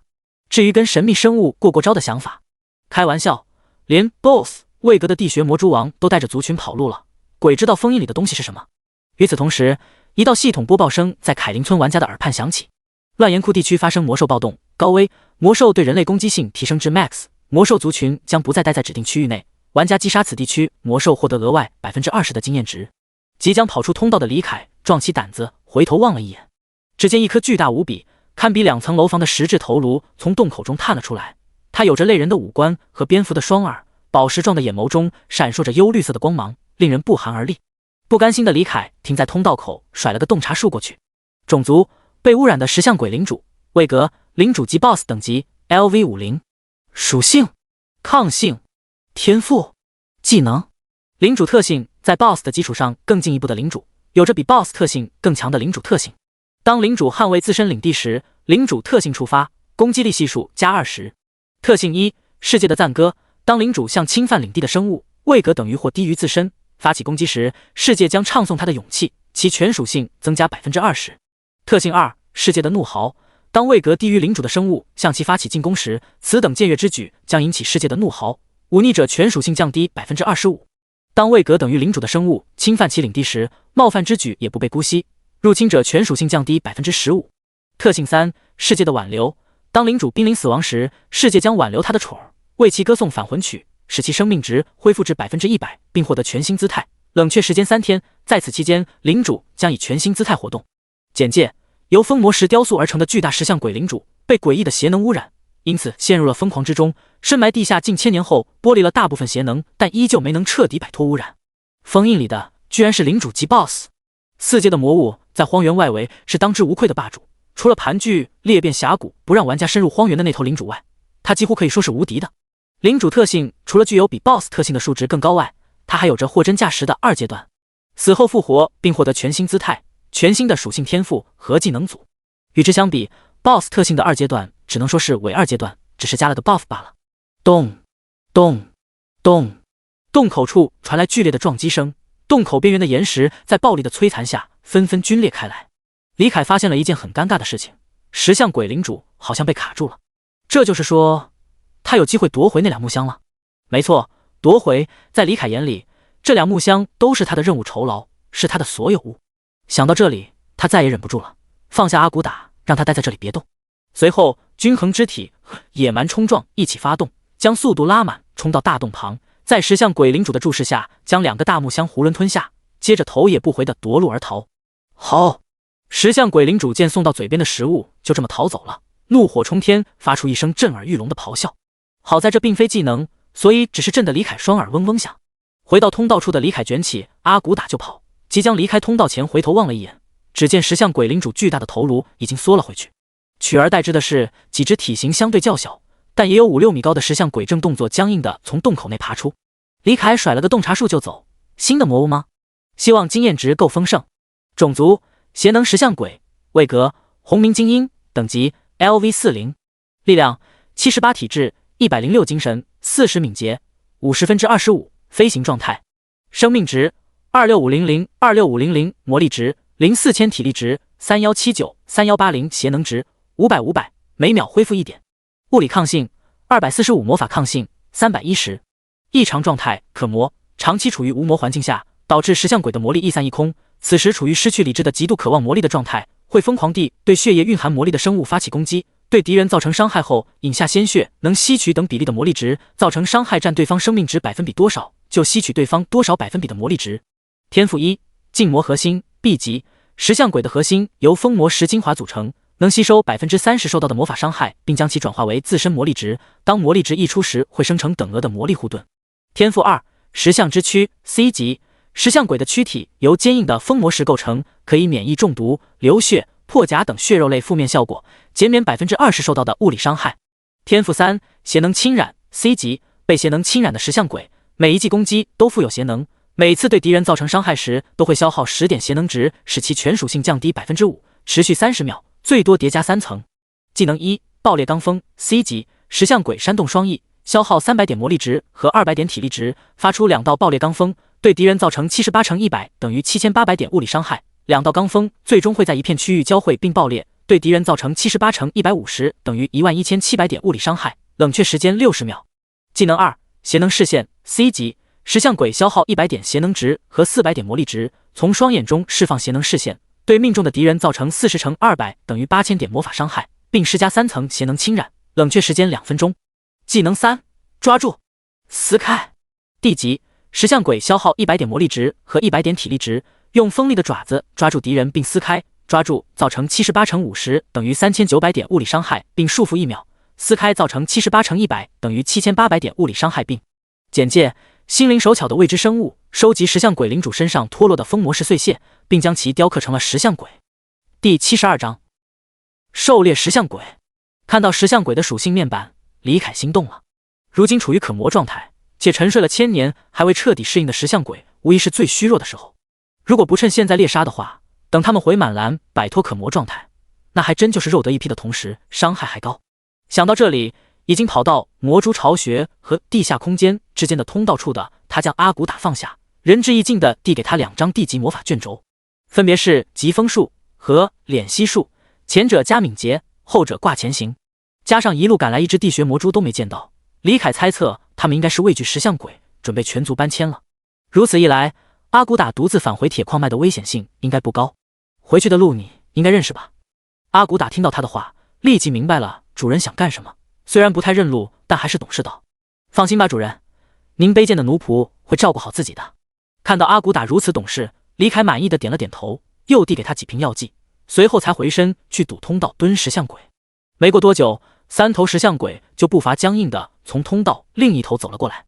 石像鬼身高接近5米，身形类人，浑身呈灰黑色，手指脚趾被锋利且夸张如同镰刀的利爪取代，胸前刻有玄奥繁琐的符文，有着蝙蝠的双翼和耳朵，尖锐的犬齿自闭合的嘴皮两侧探出，2颗宝石状的眼珠散发着幽幽绿光，头顶长着数量不同的尖角。李凯双眼一眯，1打3未必有胜算，但逃跑的功夫，李某也是一绝。先打，如果打不过就溜。好！还没等李凯发起攻击，感应到那具庞大的身躯内蕴含着大量魔力的石像鬼们率先发起了进攻。一只眼神最为灵动的独角石像鬼斩翼一阵飞上半空，贴着顶端的岩壁盘旋着伺机而动。剩下2只较为呆滞的则张开双臂朝着他快速奔来。李凯朝飞起来的独角石像鬼甩了个洞察术，发现他居然不知道从哪来的45点魔力值，难怪没有彻底失去理智。接着他粗略计算了一下，毒火吐息无法秒掉石像鬼，反倒是会将其魔力值充满。哪怕他发动均衡之体将体质值赋予精神也不行，因为石像鬼受到魔法伤害的同时，禁魔核心就开始转化魔力值了，后续的伤害有一部分会被魔法护盾抵消，除非他能控制住石像鬼，让他吃满几秒的吐息，不然石像鬼沾一下吐息就闪开，反倒会把蓝回满，那就不好打了。为了防止石像鬼满蓝后发动技能对他造成更大的威胁，他没有使出这招威力最大的技能，而是选择与迎面扑来的石像鬼展开肉搏。先发动均衡之体将体质值赋予力量，随后使出久违了的平 A 阶双重撕咬，负3600，负5762，负5762。虽然石像鬼的石像之躯能免疫 20% 物理伤害，但他的成就精英杀手2能提升 10% 对红鸣精英怪的伤害，两者抵消一部分，他的物理伤害只会被免疫 10%。伤害爆炸的3连咬瞬间打掉了石像鬼半条多血，但石像鬼不愧是岩石生命体，仿佛感受不到丝毫痛苦，没有任何僵直的扑上来，死死抱住了他的脖颈，一口咬了下去，开始吸血。负1897，在物理抗性高达443的李凯面前，这一口伤害低得可怜。不过李凯还是感受到一股诡异阴冷的能量自伤口处涌入，短时间内就传遍全身。你已被邪能侵染，全属性降低 5%。同时痛饮鲜血的石像鬼身上闪过一道蓝光，他从血液中汲取了276点魔力值。另一头奔跑的石像鬼也扑上来撕咬，被李凯用左爪挡住后，干脆直接啃起了他的爪子。天空中盘旋的石像鬼见状也飞扑而下，落到他背上，咬开一道口子，开始饮血。负1897，负1897，你已被邪能侵染，全属性降低 5%。你已被邪能侵染，全属性降低 5%。这些石像鬼不愧都是被雕塑而成，属性相同，外观除了角的数量也都一模一样，也就是灵智上有所区别。瞬间被叠了3层邪能侵染的李凯怒吼着，趁均衡之体时效还没结束，用右爪将脖颈上的残血石像鬼拔下来丢到身后，发动疯狂甩尾将其当场抽爆。负3840，负3840，负3840。虽然被削弱了 15% 的全属性，但残血的石像鬼还是只扛了3鞭就当场去世。接着李凯一屁股坐下，依靠尾巴和后爪着地，上身抬起凌空，右爪把左爪上的石像鬼拔下来，左爪将背上的石像鬼拔下来，双爪并用，将他们狠狠地撞在一起，随后丢了出去。负3023，负3023。一顿操作猛如虎，一看伤害低得可怜。此时均衡之体效果结束，李凯的力量值掉回了 83.9， 并且石像鬼们吸收了血液中的魔力值，疯狂的倾向得到了缓解，眼神愈发灵动起来，局势变得严峻起来。石像鬼们展开双翼飞到半空中，盘旋在李凯头上寻找破绽。李凯见他们不打算下来，干脆直接开始嗑药补状态。最终魔力值较低的石像鬼按耐不住对鲜血的渴望，长啸一声，飞身扑下施展，抓住撕开。另一头魔力值较为充沛的石像鬼则双翼一阵发动爆裂罡风，2股墨绿色的罡风呼啸而至。李凯猛地抬头，用左爪硬抗石像鬼的抓住，右爪抓住其头颅，用力按在地上。岩石与风模式之间硬碰硬，硬度稍逊一筹的前者寸寸皲裂炸开。负3157， -2707，两道数字一前一后自李凯和石像鬼身上飘出。这波换血他亏炸了，幸好剧烈的撞击打断了石像鬼后续伤害更高的撕开，否则更亏。接着他侧身一闪，避开刮来的罡风，只吃到了罡风交汇后爆裂的伤害。-11257，石像鬼的技能伤害极为可观，幸好李凯及时磕了药，血线才没掉太多。见头上的石像鬼不愿下来，他抓住刚从地上爬起来的石像鬼的脚踝，来了个绿巨人同款的平地连环抱摔。-2707， -2707， -2707， -2707，石像鬼又肉又硬，若非他们没有魔力值，他还真不能一次性对付3头。在半空中盘旋的石像鬼抓住李凯短暂的后摇僵直，飞身落在他背上，再次开始吸血。李凯不管不顾，抡圆右臂再砸一次后，将手中的石像鬼往岩壁上一丢，张嘴吐出紫红色的炙热焰浪。斩杀线到了，命都没了，给你回蓝又何妨？-9624，加3725魔力值。两道数字几乎是同时自石像鬼的身上显现，可怜的石像鬼刚摆脱可磨，就被炙热的吐息融成了岩浆。处理完残血的石像鬼，李凯猛吸一口气，发动咆哮，想要把背上的最后一头石像鬼震下去。没想到吸够魔力的石像鬼恰好发动抓住，尖锐的利爪破开厚重的鳞片，卡在他的血肉之中，误打误撞之下恰好没被他震下来。眩晕效果结束后，石像鬼一个扩胸运动，把李凯的背部撕开一个巨大的伤口，滚烫的鲜血喷涌而出，落到石像鬼的身上，使其眼中的忧虑光芒愈发旺盛。-3157， -7357，李凯痛得嘴都歪了，趁其沉醉在鲜血中时，一尾巴将其扫落在地，强忍剧痛扑上去，将其按在地上。吸收了大量魔力值的石像鬼双眸绿光大盛，这是发动邪能射线的前兆。此时的李凯只剩半血，硬抗邪能射线后血量就岌岌可危了。幸好均衡之体冷却好了，在两道墨绿幽亮的射线自那宝石状的眼睛中爆射而出的同时，李凯发动均衡之体，将体质值赋予精神，吐出远比之前更加炙热的紫红焰浪。幽绿射线轻易洞穿了紫红焰浪，反过来说，细小的幽绿射线没能挡住如潮水般涌来的紫红焰浪。-7602，足有成年男子大腿粗细的幽绿射线破开李凯胸膛处的厚重鳞片，贯穿他的身躯，射向上方的岩壁。轰隆一声，大量碎石岩屑落下，洒落在他依旧血淋淋的背部伤口上。而被粗壮的双爪死死按住，不得不承受了足足2秒恐怖焰浪的石像鬼，已经是一滩赤亮的岩浆了。第73章丰盛的任务酬劳。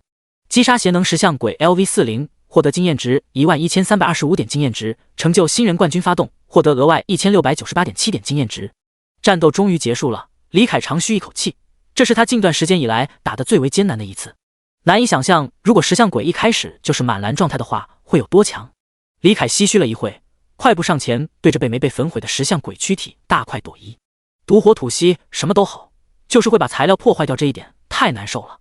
李凯边吃边看着那2滩依旧明亮的岩浆，心想一会冷却后能不能收起来吃吃看，毕竟封魔石融化了也是封魔石嘛。吞噬罕见级材料石像鬼的封魔石躯干，力量+1，体质+1，物理抗性+3，魔法抗性+5。吞噬罕见级材料石像鬼的宝石眼珠，体质+1，精神+1，物理抗性+2，魔法抗性+2。吞噬稀有级材料石像鬼的锋锐利爪，体质+0.1，力量+0.1，物理抗性+2，魔法抗性+1。同为红名精英怪，邪能石像鬼的含金量远比巨型地穴魔蛛和紫炎巨蟒高，这点从他身上爆出了不止一件罕见级材料就能看出来。将石像鬼吞噬完后，李凯粗略算了一下，加上爆石的经验加成，一头石像鬼可以提供接近 1.6W 经验值，另外2头被融化的石像鬼也能提供 1.3W 的经验值。此时通道处又有脚步声传来，已经身心疲惫，他听到后将地上2滩冷却的差不多了的岩浆岩收进体内空间，转身离开魔蛛巢穴。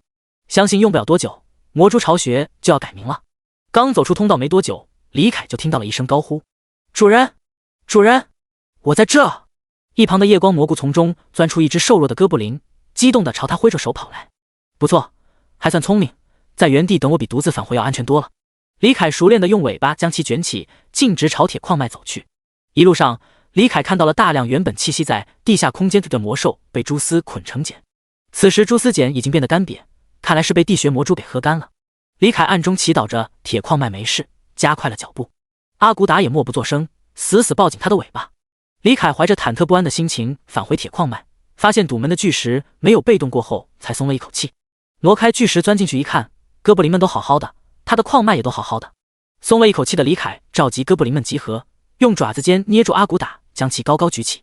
全体目光向我看齐，我宣布个事儿。阿骨打冒着生命危险帮了我一件事，所以从今天开始，在哥布林里，他就是一息之下，百哥布林之上。没错，百哥布林，哥布林这个种族是真的能生啊！李凯也就庇护了他们10几天，族群数量就翻了1倍。接着他当众把一套精良级装备奖励给哥布林老祭司，表示这是阿骨打的要求。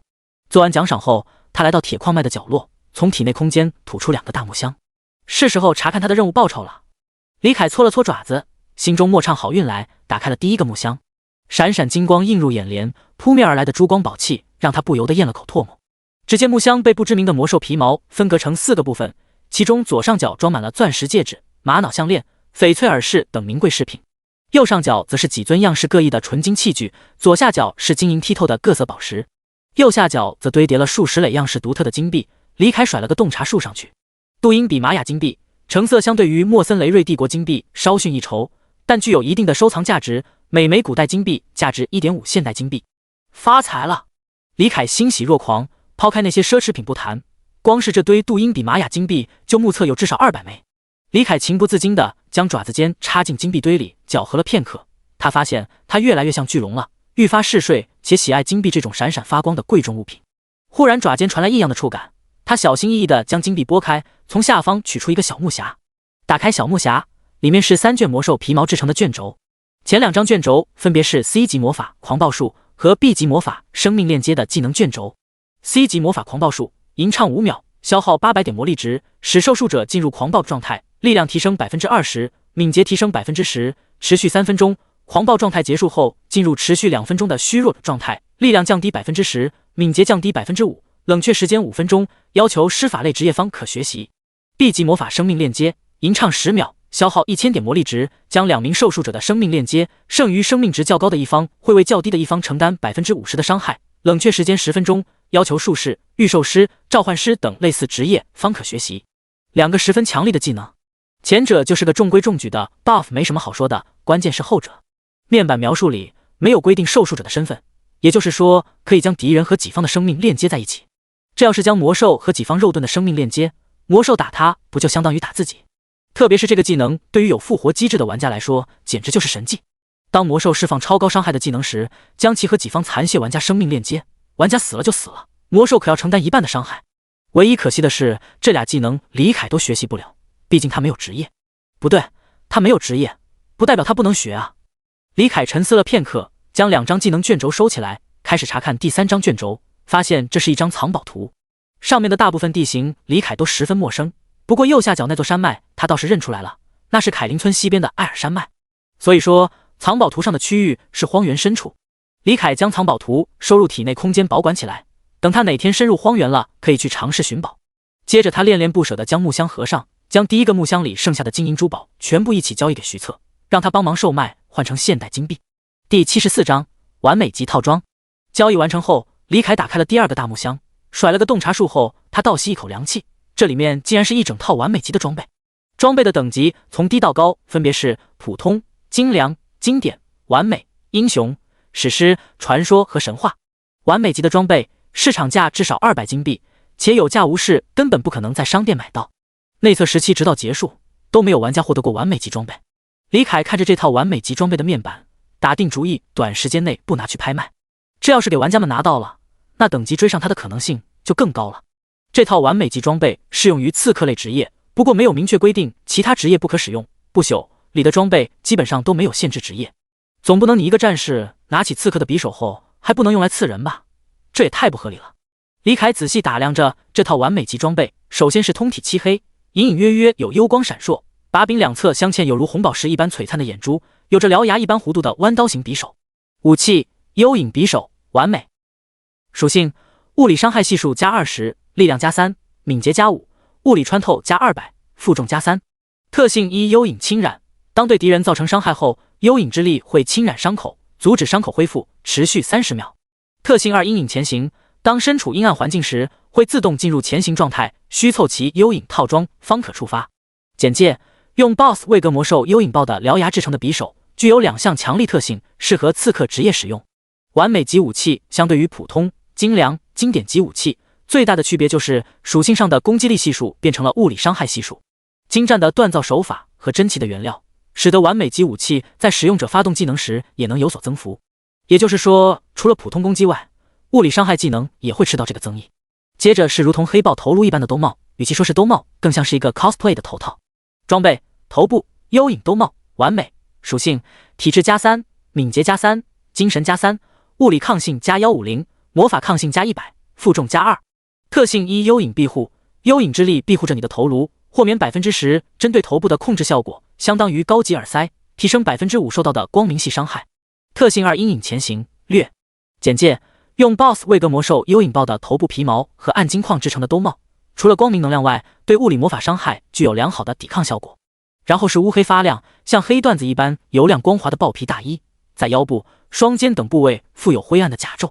装备：胸部幽影皮衣，完美。属性：体质+10，敏捷+2，物理抗性+250，魔法抗性+185，负重+4。特性1：幽影庇护，幽影之力庇护着你的身躯，豁免 10% 除光明系以外的伤害，提升 5% 受到的光明系伤害。特性2：阴影前行，略。简介：略。然后是重头戏，灰暗裙甲和一双豹纹黑色丝袜。装备：腿部幽影护腿，完美。属性：体质+5，敏捷+5，物理抗性+200，魔法抗性+150，负重+3。特性1：幽影庇护，幽影之力庇护着你的双腿，豁免 10% 针对腿部的控制效果，提升 5% 受到的光明系伤害。特性2：阴影前行，略。简介：略。完美级装备之所以被誉为完美，就是因为其具备了自适应效果，可以根据穿戴者的性别体型自我调节。比如这双幽影护腿，女性穿起来是黑丝，男性穿上就会变成毛裤。不过这种自适应效果也是有上限的，最多在一定程度上拉伸变长或缩短变小，不可能毫无限制的变大到巨人都穿得下的地步，也不会说被魔兽穿上后就变形适合魔兽体型的装备。最后是一双黑色的高跟鞋，制作这套装备的工匠绝对是个老色批，哪有刺客穿高跟鞋的啊？这还方便刺杀吗？试想一下，一名女性穿上这套装备，黑豹头套、黑丝、高跟，死。装备：足部幽影靴，完美。属性：体质+3，敏捷+10，物理抗性+100，魔法抗性+80，负重+1。特性1：幽影庇护，幽影之力庇护着你的玉足，豁免 50% 减速效果，提升 5% 受到的光明系伤害。特性2：阴影前行，略。简介：略。总的来说，幽影套装是一套很适合刺客穿戴的装备，唯一的缺陷就是全套装备穿下来会多受到 20% 的光明系伤害。李凯将其收好妥善保管，虽然他穿不了也不适合他，但说不定哪天他能收服一只适合幽影套装的人形魔物呢。第75章复仇者的溃败。当系统播报响起的瞬间，凯林村100余里外的非洲村内响起了一阵惊天动地的含妈量极高的哀嚎。甘霖娘，都怪你了，说什么不快点回来就回不来了。靠北了，你现在是怎样了？都怪我吼，你那个时候不也是这样想的啊？那现在怎么办了？两人间沉默了片刻，最终其中一人咬牙切齿道：当然是回去了，回去就是花40银币做活动，不回去就白白损失20银币也。就在自作聪明的玩家们纠结万分的时候，复仇者联盟已经抵达了乱岩窟地带。这支货真价实的复仇者队伍由3方组成，分别是群狼小队剩余的5名2阶精锐， LV29 的大盾侍卫费汤姆， LV28 的毒刃刺客， LV26 的重弩炮手， LV25 的牧师， LV24 的血色术士，以及来自非洲村的强力外援2阶精锐魏格的 LV33 轻功斥候， LV30 的火法师和实力最为强大达到了3阶璀璨魏格的 LV38 巨斧战士布莱克、斯莫、泰格、汤姆。最后是2名凯林村的玩家 LV16 的只死剑姬斗破生蛋和 LV15 的破法者斗破 KO。 他俩的实力放在这支队伍里只能说格格不入，但生蛋觉得以他们的天赋多多少少能派上用场。他就不用说了，百分比真伤打再强的怪都能派上用场。而带上 KO， 生蛋承认他有赌的成分。虽然游荡暴徒能免疫控制，但从当初那一战来看，一开始的时候破法者是成功将其沉默了的，后来零负数也得以见数，最后他才突然开始免疫控制，所以生蛋推测他的免控应该是个技能，如果能在他释放免控技能前将其沉默，就能有15秒的控制时间。生蛋的推测不能说不合理，只能说没人能想得到，居然有魔兽能随时随地添加天赋和技能。为什么这么早就行动？不是说要等白天，那头巨型荒原龙蜥才会进入地下空间吗？大盾侍卫费汤姆疑惑地询问道。面对疑似对自己有意思的土著，生蛋强行挤出一个微笑回道：我们工会的人来探索过了，目标现在不在地表，所以我觉得我们应该抓紧时间。队伍的末尾处，来自非洲村的火法师看着2名实力羸弱的玩家，手中都握着价值数金的经典级武器，低下头眯起眼睛掩盖贪婪之色。群星之子降临后，大大冲击了低端佣兵市场，给不朽大陆的土著们来了点小小的内卷震撼，导致土著佣兵们对其观感极差。加上部分土豪玩家通过各种渠道搞到了与其实力不匹配的装备和道具，被贪婪的佣兵们盯上，以及玩家们要么天生丽质，要么捏脸捏得绝美，也引得色狼们投来窥视的目光。开服以来，玩家被土著抢劫、强暴、虐杀的案例层出不穷，直到前段时间百之大帝出台了群星之子保护法，才杜绝了这种恶劣案件出现。毕竟群星之子是会复活的，还能以第一视角录像或者把死亡回放导入记忆水晶球，所以你抢东西或犯其他事情都不可能销毁证据。土著们对此哀声怨道，觉得皇帝对群星之子太好了，毕竟他们除了冲击佣兵市场外，还威胁到了运输、贸易等领域。不过自从一条小道消息传出来后，土著们的怨气就平息了不少。据悉，百之大帝是想培养这些死不了的群星之子，代替只有一条命的土著们去打仗。这些消息玩家们并不在乎，打仗就打仗，只要给经验给报酬就行。就在火法师思索着有没有可能合理的将那2件经典级装备搞到手时，2道惊呼打乱了他的思绪。以为有魔兽来袭的他下意识地举起法杖，警惕地环顾四周。怎么了，美丽的小姐？布莱克扛着血迹斑斑的巨斧走在队伍最前面，听到生蛋娇艳欲滴的惊呼，咽了一口唾沫，转过身关心道：没事，就是我们抓紧时间吧。生蛋和 KO 对视了一眼，喜出望外。乱岩窟居然也有魔兽暴动发生，实在是太妙了。按照当初的协议，等他们狩猎掉捣乱的游荡暴徒后，就可以独占这片资源丰富的野区了。我发现了一具魔兽残骸，很符合你们说的那头魔兽的特点。队伍前方，青弩斥候显露出身形，对着2名玩家说道：在哪里？带我们去看看。不一会儿，复仇者小队来到了一具被啃食的只剩屁股等部位的眼甲野猪尸骸旁。生蛋仔细观察了一番，点了点头道：应该就是那只粪怪吃剩的。说来好笑，明明是洗食腐食的蜥蜴，却很讲究的不吃屁股大肠这些肮脏的部位。那就开始尝试追踪吧，从尸体的腐烂程度上看，应该没过几天。你先来试试看。青弩斥候看向血色术士布莱克斯，后者点了点头，将地面上被猪血浸湿的泥土抓起，放在鼻前嗅了嗅，摇头道：时间太久了，灵媒术无法生效，看来还得我出马啊。青弩斥候从空间戒指中取出一个小巧而又精致的赤铜鼻烟壶，放到鼻前使劲一嗅，随后他浑身一颤，2眼翻白抽搐起来，2道青绿色的液体从鼻中流出。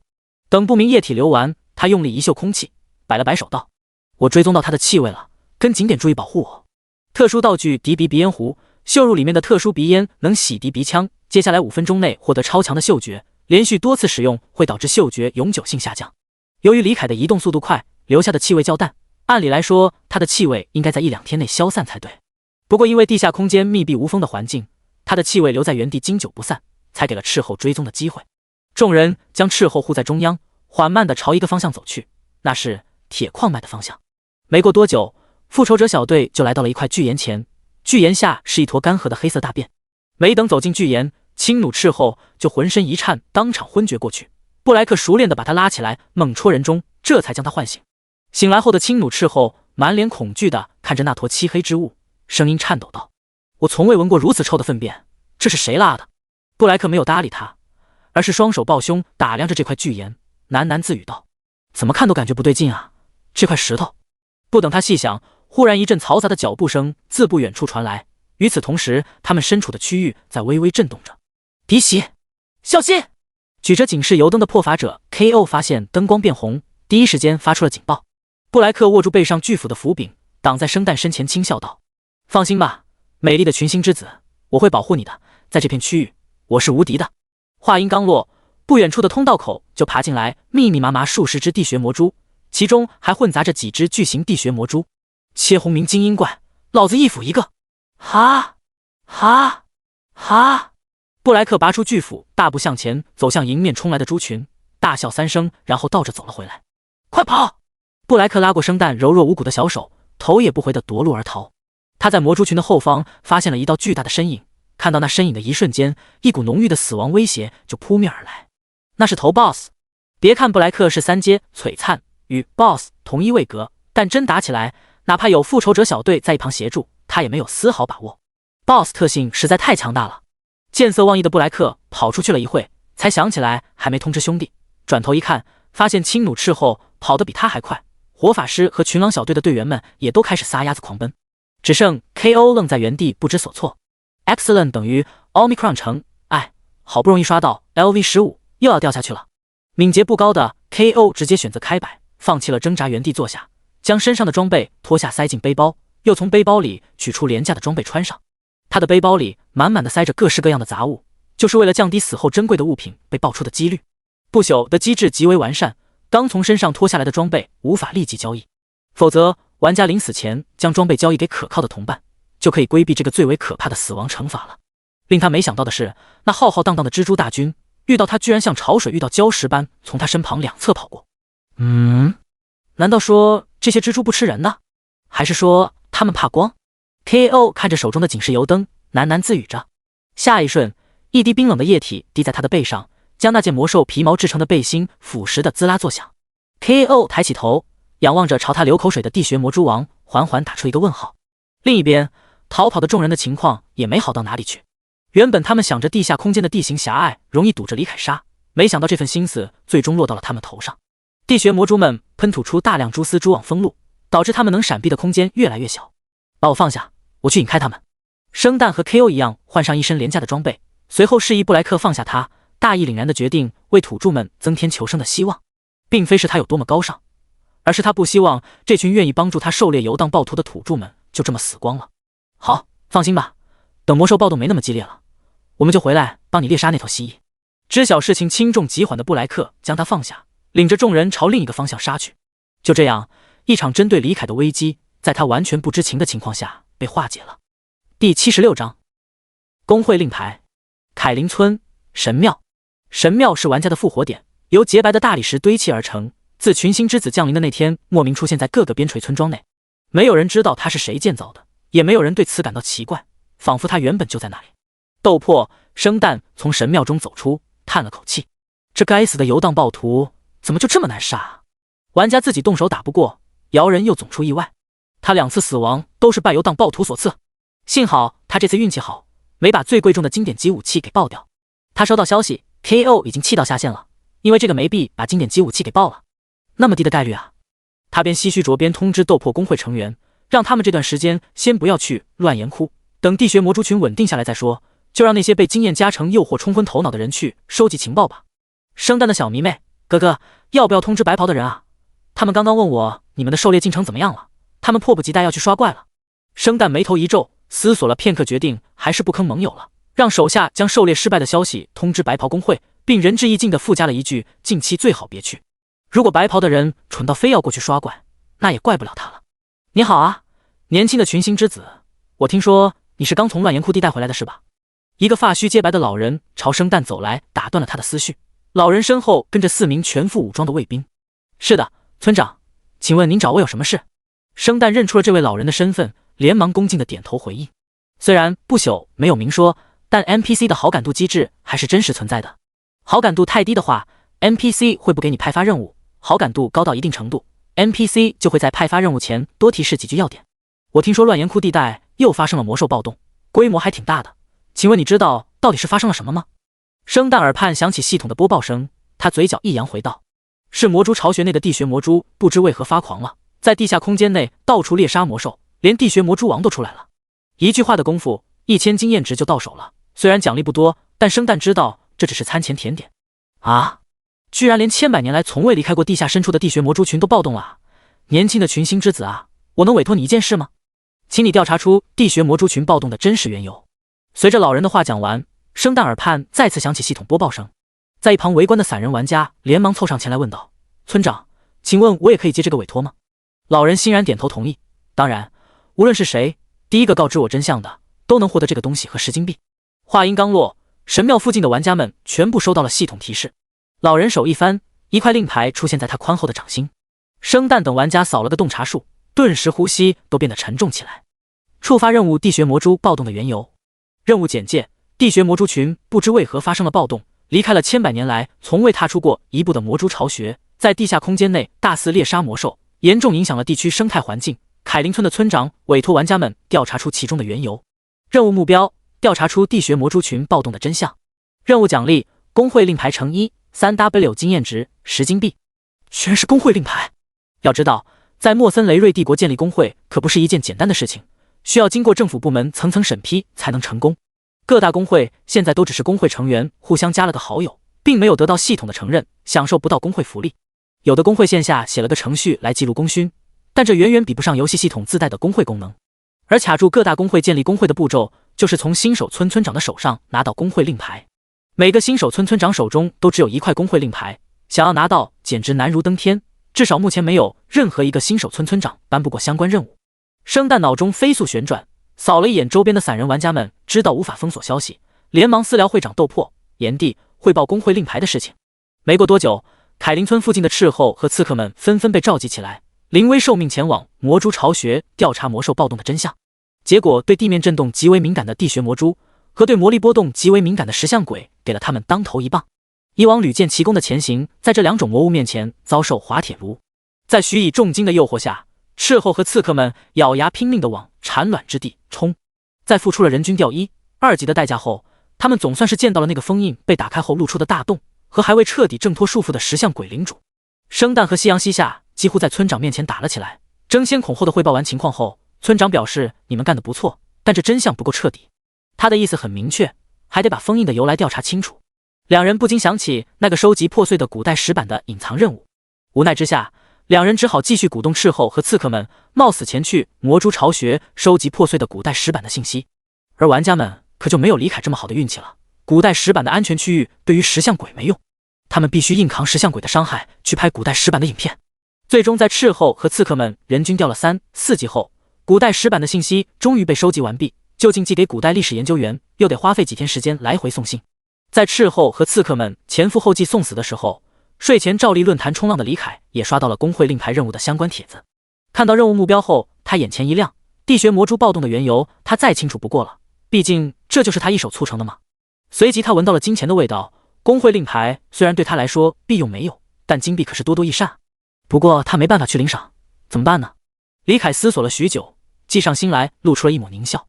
没过多久，白小生就收到了名为蔡就多恋的生活玩家的私聊。蔡就多恋，白小生你好，我有凯林村乱岩窟地区魔兽暴动的真相，麻烦你带我召开一场拍卖会，联系除了斗破、白袍2个工会外其他所有大工会。白小生多年来混迹大量游戏收集情报并无偿公布的行为，看起来像是无私奉献，实则靠这点赚得盆满钵满。因为他无私公开情报的举措，他积攒了极为恐怖的声望，并凭此成为了最大的情报贩子和见证人。没错，情报贩子。虽然他无偿公布了大量情报，但实则最有价值的压箱底的重要情报，他都是明码标价的。这一点无可非议，这些情报都是别人卖给他或在他这寄托卖的，不可能免费公布，而他只是抽成一点小小的中介费罢了。至于见证人，则是在某些机制不太完善的游戏中，为某些大额交易做担保。这次徐策在李凯的指示下找到他，就是想让他做见证，以他的名义开一场拍卖会。毕竟无论李凯怎么说自己的情报是真的，买方总要去凯林村村长那里提交任务后，才能知道这情报是对是错吗？万一买下这则情报的人提交任务后一脚踹开他，那他不就妈了？那些大工会明面上不会冒着声誉被毁的风险这么干，但他们可以雇佣黑手套，让别人去买情报后反悔，到时候说自己是从这个不要脸的人手里收购的工会令牌，李凯拿他们也没什么办法。让白小生来做见证者，则就是让白小生的人去领取奖励，最后再交给交易方。这其中白小生免不了抽成，但这是最为稳妥的方法。徐策及李凯提出的抽成方式是，任务奖励的那10金币和3W经验值归白小生和他手下，交易内容他不能抽成。关于这点，白小生和徐策展开了长达半个多钟的谈判，最终徐策一步不让，成功取得了谈判胜利。很快，白小生关于拍卖凯林村地区魔兽暴动真相的帖子就登上了热搜排行榜。大工会们见到这个帖子，眼睛都红了。第77章金轮工会和2名少女。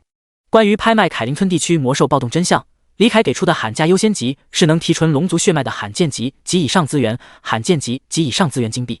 这也是他要找徐策代替自己找白小生的原因，他不想让白小生知道自己对于提纯龙族血脉的资源有需求。至于徐策，铁哥们，无需多言，拍卖会将于30分钟后举行，只给工会们这点时间考虑，就是为了防止他们串通起来压价。这是徐策的主意，只能说只有奸商最懂奸商。李凯强忍困意，在网上冲浪硬熬了30分钟。在此期间，白袍公会和斗破公会都发狂了，在网上疯狂声讨匿名玩家，为什么将他们2大公会排除在外？其实理由很简单，玩家们一想就通。能这么快得知魔兽暴动真相的玩家，肯定是凯林村周边地区的散人。他要么跟2大公会有摩擦，要么就是怕2大公会拍到令牌后建立优势，进一步压迫散人玩家的游戏体验。不过最后时刻，李凯还是让徐策转达了他的意思，这俩公会如果有能提纯龙族血脉的罕见级及以上资源，就可参与拍卖会，没有的话不能参加。毕竟是全服名列前茅的大公会，万一他们刚好有呢？很快，拍卖会如期开启，大部分公会都没能在短时间内筹集到提纯龙族血脉的罕见级及以上资源，试图用其他资源参与拍卖。最后只有2家公会拿出了李凯想要的东西，分别是天命公会的罕见级资源龙骨参和金轮公会的终极魔药赤龙沸血。魔药迥异于药水药剂，是极为特殊的道具，其效果可以永久维持。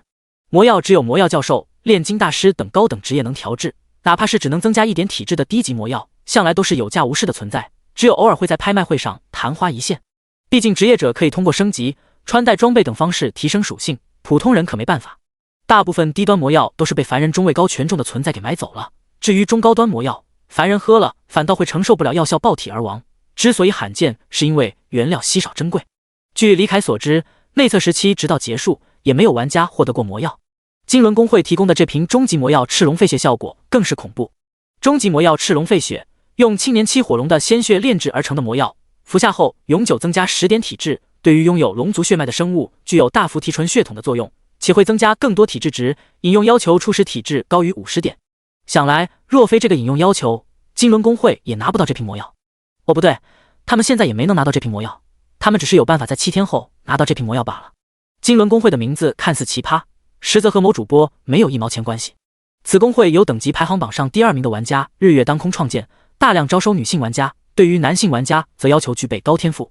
金轮2字取自华国历史上唯一的女帝天策金轮圣神皇帝，据悉日月当空现实的名字就单名一个赵，由此可见他的野心之大。照日月当空所说，他正在进行一个任务，最晚在7天后就能完成，任务报酬就是这瓶魔药。他还发来了大量截图，表明他的任务进程没有卡住，只是需要时间才能完成。李凯仔细查看了这些截图，发现都是他的第一视角。从截图中可以看出，他正在帮一名魔药教授寻找真奇级资源，而他已经掌握了守护真奇级资源的 BOSS 的行踪规律，只需等7天后资源成熟，他就可以将其盗走。并且他还把那名魔药教授的好感度给刷满了，直接一结金兰，拜对方当干姐姐了。哪怕最终夺取真奇级资源的任务失败，他也能让干姐姐以赤龙沸血为奖励发布其他任务。李凯沉思了许久，最终在让日月当空许诺，如果没能如期给出赤龙沸血，就必须赔偿1000金币后，将凯林村地区魔兽暴动的真相传给了他。说起来，几大公会因为日月当空自己创了个小公会，就联手打压他。现在他领先大公会一步率先创建了公会，这不得把几大公会给气死啊！恶趣味的李凯扑哧笑着，在拍卖行结束后，终于在困意的侵袭下沉沉睡去。与此同时，凯林村数10万里之外的一座繁华城池内，2名穿着华丽的少女在护卫们的拱卫下从传送阵内缓缓走出。做传送阵的感觉实在太难受了，不如我们好好休息几天再做下一次吧。说话的少女声音清脆如水滴，体型娇小可爱，穿着哥特风的连衣裙，翠绿色的头发梳成双马尾，马尾末端被卷成螺旋状，随着她一蹦一跳上下摆动着。不行哦，泡芙小姐，我们已经耽误了很多天的行程了，再这样下去就不能搭上边陲村庄的传送阵了。身穿燕尾服，满头白发，被梳成一丝不苟的大背头的高大老者拒绝了他的要求。好了，泡芙，我们尽快赶去那个什么凯林村吧，再过几天说不定魔兽暴动结束，边陲村庄的传送阵就要关闭了。同样是少女的声音，这道声音则无比甜美。声音的主人着洁白的蓬蓬裙，也难以掩盖的曼妙曲线，金色的柔顺长发及腰，面容惊艳的让人移不开眼。这点从周围已经有数名男子没注意到脚下的台阶，踉跄之下险些摔倒就能看出。虽然百智大帝的旨意是只有群星之子可以乘坐传送阵，但对于说话的少女来说，哪怕是百智大帝当面也得对她做传送阵的行为睁一只眼闭一只眼，因为她是北境之王最受宠的曾孙女。爱丽丝，你就知道欺负我！泡芙一头窜到爱丽丝的怀里，由于身高差，直接来了波洗面奶，羞得后者俏脸一红。好了，我们快点赶路，再过7天就能抵达那里了。等收服完那头龙蜥，我们再慢慢的游山玩水，返回北境。第78章，鹬蚌相争，渔翁得利。原本岁月静好的乱岩窟一带，此时乱作一团。大量魔兽被倾巢而出的地穴魔蛛吓得逃出地下，来到地表。因为恐慌和不适应强光环境，疯狂袭击着遇到的玩家们。玩家们欣喜若狂，对着魔兽们挥起屠刀，这可是20%的经验加成啊！与此同时，地下空间内也不平静。地穴魔蛛们展露出本性，屠杀原著魔兽的同时到处织网，还大肆破坏夜光蘑菇丛，力图将地下空间转变成第二个魔蛛巢穴。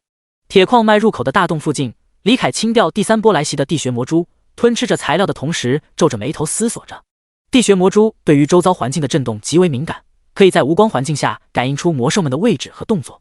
哥布林们如果挖矿，就势必会引来地穴魔蛛。虽然有地穴魔蛛送上门来刷经验也很香，但他更想去刷经验和材料都更丰富的石像鬼啊！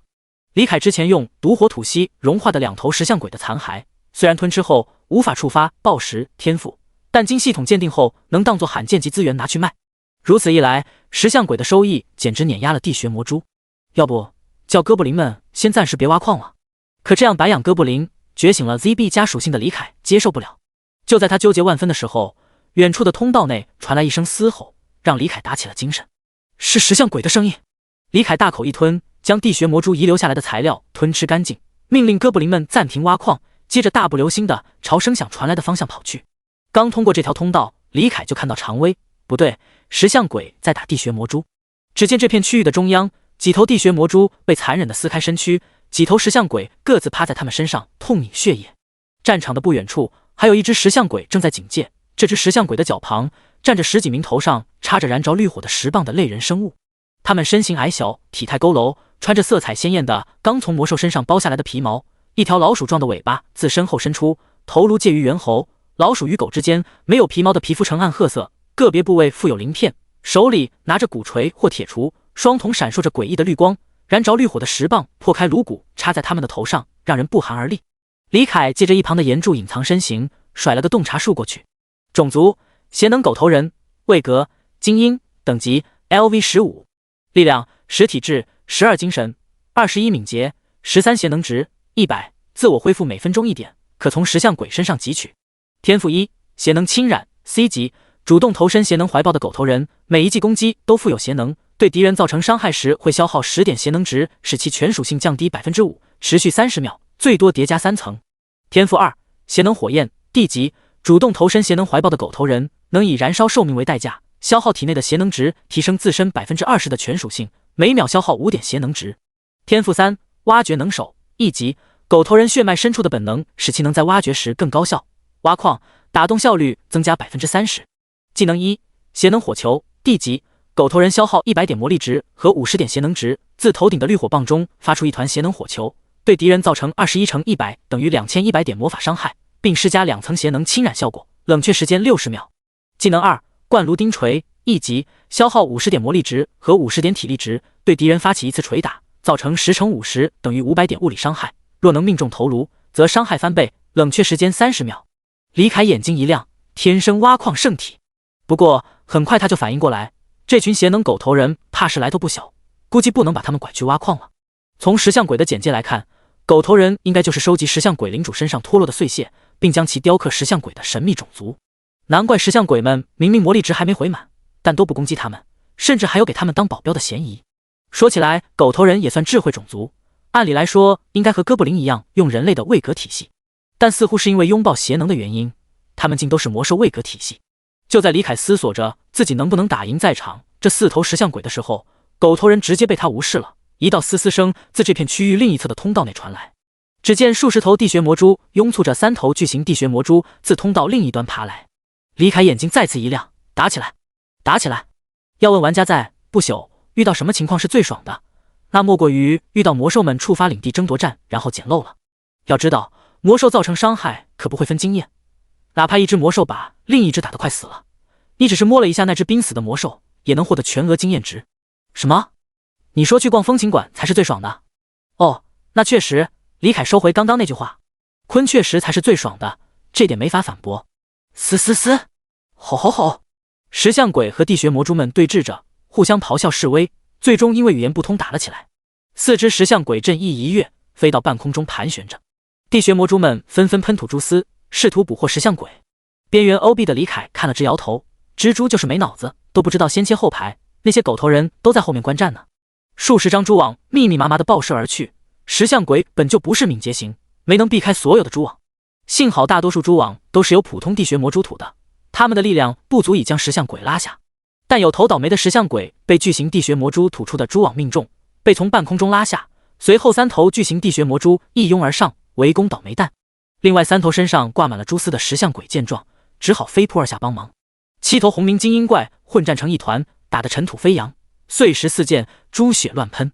虽然石像鬼单体要比巨型地穴魔蛛强，数量也多了1头，但地穴魔蛛一方还有30多只精英怪帮忙，很快石像鬼们就落入了下风。狗头人们见石像鬼们陷入苦战，叽里呱啦交流了一阵后，毅然选择了撤退。胆小的狗头人们选择了卖队友。李凯继续 OB 了一阵子，等石像鬼们血量掉的差不多了，地穴魔蛛们的技能也全部交掉，才从石柱后方狞笑着走出来。是时候重拳出击了。第79章丧尸领地的 BOSS。 李凯的眼中闪过一抹血色金芒，心脏超频跳动着，鲜血变得愈发滚烫，直至沸腾起来，浑身散发出袅袅的白色蒸汽。这是他的新技能沸血狂暴，是他学习了古格德留下的木箱内的 C 级技能狂暴术后，动用设计点以消耗生命值发动为代价，取缔了虚弱的后遗症，以此创造出来的全新技能。 B 级技能沸血狂暴，消耗500点魔力值和1000点生命值，提升20%的力量和敏捷，持续1分钟，冷却时间3分钟。 DIY 这个技能消耗了75设计点，比起直接添加 B 级技能省了25点。发动沸血狂暴后，再施展均衡之体，将体质值赋予力量，最后释放野蛮冲撞，力量敏捷大幅度提升下，这一记冲撞的面板伤害高的吓人。裘杰狰狞的肌肉收缩间爆发出超乎想象的力量，前爪猛地抓地踩踏，坚硬的岩石地面先是被锋利的爪尖划开，随后被磅礴的力道踏碎皲裂。李凯宛如超速行驶的重型卡车般猛地窜出，在交战双方懵逼的眼神中杀入战场中央，将一头残血的石像鬼猛地撞飞，砸到另一头地穴魔蛛身上，将其当场撞爆。青黑色的猪血和黄白相间的浓液四溅。击杀贤能石像鬼 LV40， 获得经验值11325点经验值，成就新人冠军发动，获得额外1698.7点经验值。击杀地穴魔蛛 LV21， 获得经验值520点，成就新人冠军发动，获得额外78点经验值。一虎杀两羊，冲撞产生的僵直使得李凯无法动弹，但这不意味着他不能攻击了。深吸一口气，腮帮子高高鼓起，随后发动咆哮一声怒吼，可视化的声波传遍四方，将众多魔物通通眩晕。僵直结束后，均衡之体效果已然结束，但沸血狂暴的增益还在。他发动疯狂扫尾，攻击另一头撕血的石像鬼，粗大的尾巴将其岩石身躯抽打得皲裂开来，碎石四溅。此时交战双方才从不速之客的袭击下反应了过来，放下仇怨，开始围攻威胁最大的李凯。见攻击从四面八方袭来，李凯叹了口气，看来不能把材料全部保存下来了。下一瞬，炙热的紫红色焰浪自血盆大口中喷吐而出，席卷战场，将残血的石像鬼、未火的地穴魔蛛通通带走。只剩下3头血量比较充沛的巨型地穴魔蛛，此时也被燎进了钢毛，螯肢更是受到不同程度的破坏。李凯连忙停止吐息，凭 A 阶双重撕咬带走一头残血的巨型地穴魔蛛，然后不闪不避的和剩下的巨型地穴魔蛛互围起来。有着吸血鬼獠牙的吸血，他压根无惧互围换血，依靠走位躲避敌方攻击，抓住后摇僵直反击的拉扯操作固然很美，但数值碾压的魅力更让李凯流连忘返。很快，这片地下空间内就只剩最后一头巨型地穴魔蛛了。残血的他心生畏惧，转身想跑，被均衡之体 CD 结束的李凯追上杀掉。战斗结束，卑鄙的蜥蜴获得了最后的胜利。海量的经验值让李凯的经验条涨到接近满值，再把身躯没被融化的石像鬼尸骸吞噬掉，就能再升一级了。李凯舔了舔牙齿，开始大快朵颐。吞噬罕见级材料石像鬼的宝石眼珠，体质+1，精神+1，物理抗性+2，魔法抗性+2。吞噬稀有级材料石像鬼的锋锐利爪，体质+0.1，力量+0.1，物理抗性+2，魔法抗性+1。经验值2251932225K LV26，经验值193250K，获得260设计点。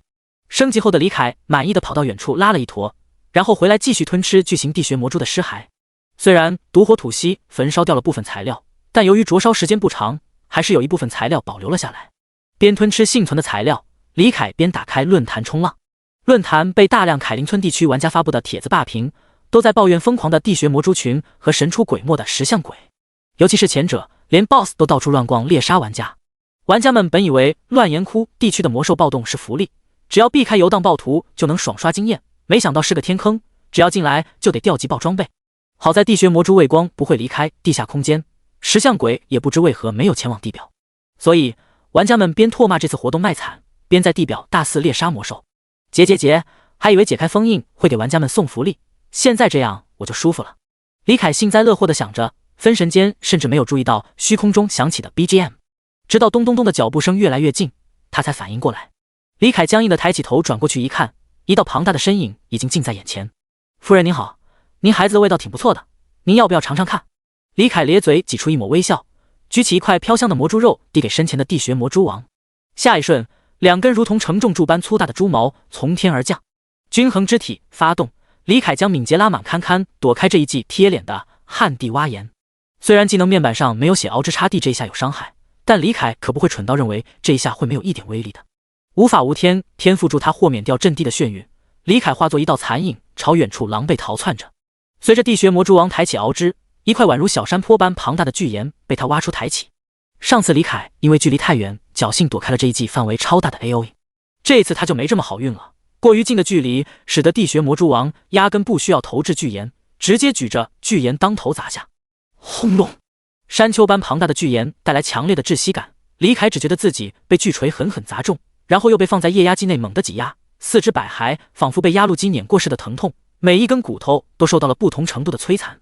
负5000护盾值，负30966。危急关头，李凯用了张珍贵的 C 级魔法卷轴光盾术，给自己挂了层5000护盾值的护盾，防止自己被直接秒掉，浪费星辉印记这一宝贵的复活机会。但很快他就凭借着大学高数2次重修的深厚数学功底发现了不对，这伤害不对劲啊！他上次见到地穴魔蛛王时，这招旱地挖岩的伤害明明是 4W 多的，怎么现在才 3W6？ 李凯躲在碎石堆下，聆听外面的动静，顺便等均衡之体 CD。 这一招伤害固然高，但巨岩后续不会直接消失，反倒是让地穴魔蛛王不好追击了。很快他就由动静大小判断出了地穴魔蛛王在哪边，他从碎石堆的一侧爬出，回头往另一侧的地穴魔蛛王丢了个洞察术，接着发动均衡之体夺路而逃。地穴魔蛛王见追不上那头可恶的蜥蜴，气得直接抓起一只狂暴蜘蛛生啃了起来。另一边成功逃出升天的李凯开始查看洞察术得到的信息，这才知道地穴魔蛛王的伤害为什么变低了。异常状态丧失领地，当 BOSS 在领地争夺战中战败时，丧失领地的 BOSS 将无法触发 BOSS 特性，并在获得新领地前受到全属性降低 10% 的惩罚。第80章，借刀杀人并非玩家的专利。看到面板上的异常状态，李凯的眼睛骤然一亮，随后熄灭。地穴魔蛛王不敢和石像鬼领主作对，直接放弃了领地，陷入了丧失领地状态。此时无疑是他最为虚弱的时刻，也是猎杀他的最好时机。只是李凯现在和 BOSS 的差距还是太大了，哪怕地穴魔蛛王虚弱，也不是他能打得过的。他又不想动用设计点升格成 BOSS， 从长远来看，这样对刷经验百害而无一利。以红明精英位格去狩猎 BOSS， 难度堪比登天，除非……李凯看向他的 SS 级天赋星柱之躯，最为强力的一个特性星耀之力。如果能在繁星璀璨的夜晚将地穴魔蛛王引到地表，那全属性翻倍的他也未尝不能跨格击败 BOSS。 只是在思考了一阵后，他便放弃了这个机会。现在地表到处都是玩家，如果被他们看见了，不谈抢人头的可能性，光是游荡暴徒击杀 BOSS 的瞬间，转身离开拿下 BOSS 首杀的公告响起，就能让脑洞大开的玩家们猜到他的秘密。虽然似乎好像他穿越成魔兽的事被玩家们发现了也没什么大不了的，毕竟李凯都回不去蓝星了，被发现又能如何呢？但不知为何，他就是不想被玩家知道这个秘密。思来想去，就在李凯觉得只能就这么放弃这次机会的时候，他忽然想到了一点，借刀杀人并非玩家的专利，玩家们可以雇佣 NPC 的力量来狩猎他，那他也可以借助土著的刀去对付 BOSS 啊。想明白这点后，一个阴暗的计划缓缓在他脑海中浮现。数个小时后，一道全服公告在玩家耳畔循环响起3遍：恭喜日月当空创建全服第一个公会金轮公会，获得成就快人一步。金轮公会作为第一个公会，获得奖励直升2级公会。玩家们纷纷开始唏嘘、调侃，甚至嘲笑大公会们还打压人家小公会呢，人家直接骑你脸上了。大公会们怒不可遏，甚至给白小生压力，逼迫他说出幕后贩卖的匿名玩家身份。然而白小生鸟都不鸟他们，懂不懂第一情报贩子的含金量啊？很快，白晓生的另一个帖子就登上了热搜榜，里面详细讲解了乱岩窟地区魔兽暴动的真相，以及 BOSS 地穴魔蛛王陷入虚弱状态的事情。丧尸领地属于异常状态，等级不够的玩家们是无法通过洞察术发现的。其他地区的玩家们满足了好奇心后就不再理会，但凯林村地区部分玩家的心思就活络了起来。一只虚弱的无法触发 BOSS 特性的 BOSS， 虽然即便这样也不是玩家能碰的，但他们可以把这个消息告知 NPC， 让土著佣兵去狩猎啊，这样能拿一笔丰厚的情报费不说，尾随佣兵团说不定还能捡些漏。如果能参加到狩猎之中挥出最后一刀，那不就能拿下 BOSS 首杀了？虽然这样只能拿 20% 的击杀经验，但也足够等级低的玩家们升好几级了。于是没过多久，在凯林村周边地区和荒原外围一带活动的3星佣兵团们纷纷收到了这个消息，磨刀霍霍地往凯林村聚集而来。在信息技术并不发达的古代，帝国疆域过于庞大的缺点之一就是皇帝很难对边陲地带拥有很强的控制力。百治大帝的政令只允许群星之子搭乘传送阵，但只要没帝国中央派来的行政官在现场，土著们可不鸟这勾八旨意。尤其3星佣兵团作为边陲村庄最强战力，更是可以无视这些执行力度并不强的政令。很快，凯林村的传送阵内，一位又一位散发着强者气息的佣兵走了出来。与其他游戏全副武装是新手，越奇装异服越强，比如穿着小丑套装或 JK 黑丝的肯定是大佬不同。不朽、朴实无华，没有所谓的时装换装之类的噱头，你能从身上的装备就判断出这个人有多强大。玩家们看着佣兵们身上那霸气十足的狰狞甲胄，开始猜测这些甲胄的各个部位是从哪头 BOSS 身上拆下来的。凯林村及其周边2个村庄各有一支3星佣兵团队再次活跃，3支3星佣兵团的队长齐聚凯林村唯一的酒馆内，坐在一张方桌的3个方向。出人意料的是，生旦居然也有一席之地，坐在了方桌的最后一角。我给各位介绍一下，这位是群星之子中一个组织的老大，虽然实力尚且弱了些，但前途无量。凯林村地区的3星佣兵团血狮佣兵团的队长莱恩向另外2位队长介绍了生旦。这次狩猎 BOSS 希望各位能带我一起，作为交换，我们工会的人会包揽情报打探、赢走红名精英等任务，并且战利品我分毫不取。我只有一个要求，那就是最后一击必须交给我。生旦不卑不亢地看着另外2个队长，平静地说出了他的诉求。凭什么带上你？一个 LV16 的菜鸟，前途无量。等你活到那天再来跟老娘说吧。3大队长中唯一一名女性，出于对某些方面的嫉妒，毫不留情地出言讽刺着。就凭我有 S 级天赋，赤狐队长敢不敢试试看？闻言，赤狐佣兵团的队长福克斯瞳孔一缩，但还是嘴硬道：来就来，谁怕你啊 ？LV16 的菜鸟，我就是站着不动让你砍，你都……话还没说完，生旦拔剑就刺，锋锐的剑尖在福克斯的肩膀上带起一簇血花。生旦收剑入鞘，轻笑道：如何？这样的我够不够资格？而且我还有一招可以一次性打 8% 最大生命值的技能。福克斯忌惮地看了眼生旦的刺剑，居然是100%真实伤害。虽然1%不多，但对于血量深不见底的 BOSS 来说，已经算是极高的输出了。现在还有人对生旦小姐加入队伍有意见的吗？看到福克斯吃瘪，血狮佣兵团的队长莱恩笑容满面，看向巨斧佣兵团的队长，希望他也头铁一波。只可惜布莱克、汤姆早就跪下来求过自家队长不要找生旦的麻烦了，所以他们没有任何意见。巨斧佣兵团常驻于非洲村，整个佣兵团全员用斧，也算是一个相当奇葩的佣兵团。很快3方都表示对生旦的加入没有意见，土著们可没有杀怪豹经验的机智，自然不会贪图最后一击。经过3方长时间的谈判、争吵甚至切磋，最终定下了10人小队的名额，生旦占一个位置。血狮佣兵团作为地头蛇，可以出动包括队长在内的4人。赤狐佣兵团出包括队长在内的3人，巨斧佣兵团占的名额最少，但出动了最强的队长和副队长。最后战利品按照功劳分配。为了谈判已经浪费了大量时间的猎猪小队决定立即出发，防止 BOSS 的虚弱状态结束。与此同时，在地下空间，等到花都快谢了的李凯，总算收到了凯林村地区的大嘴巴人间的情报。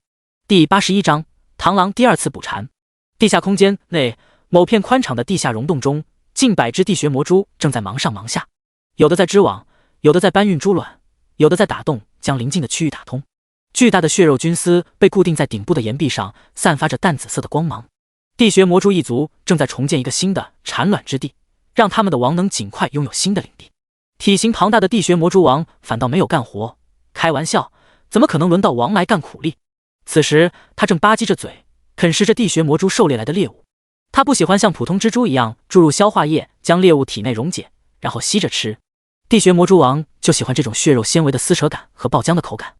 就在他吃得正嗨时，一支箭杆由密银打造而成，通体纂刻玄奥的符文，尖锐的剑尖由繁星矿制成的箭矢破空而至，射中他的眼睛，爆出一滩青黑色的猪血。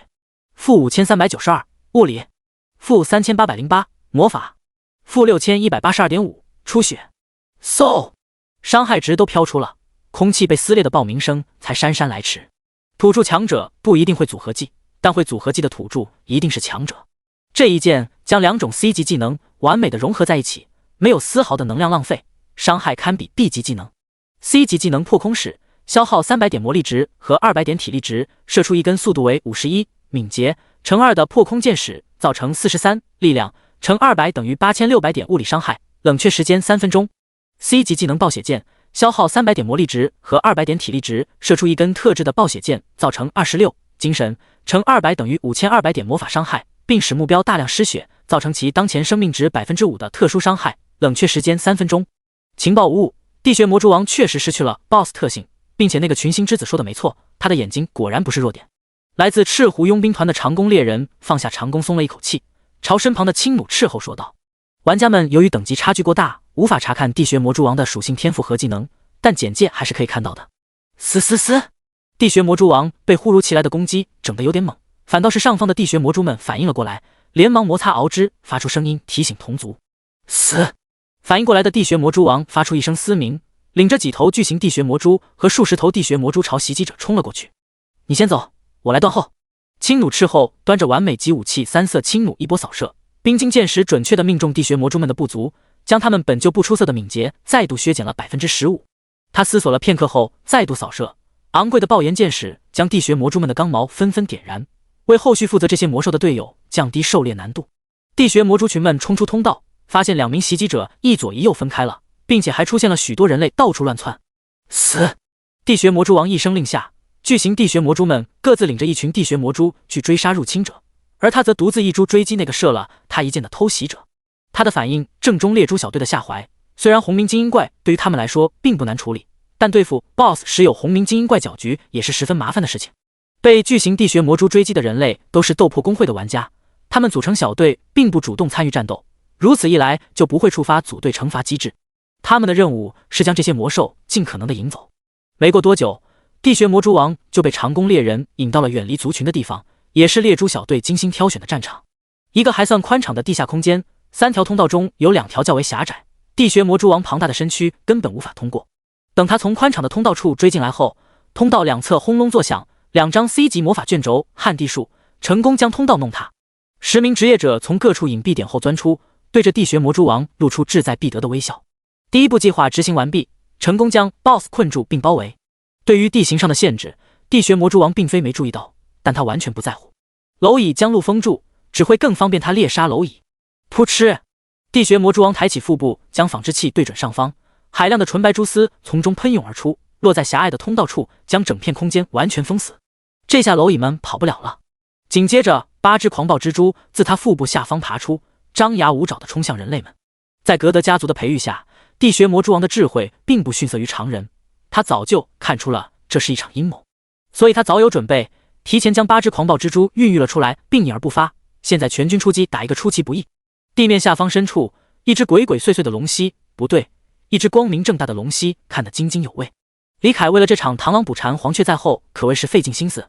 为了获得准确的战场信息，他干脆添加了一个 SS 级天赋。为了这叠醋，专门包了饺子。上次添加 SS 级天赋后，他剩下了140设计点，随后一直攒着没用。现如今升级到 LV26 的他，攒了足足1550设计点。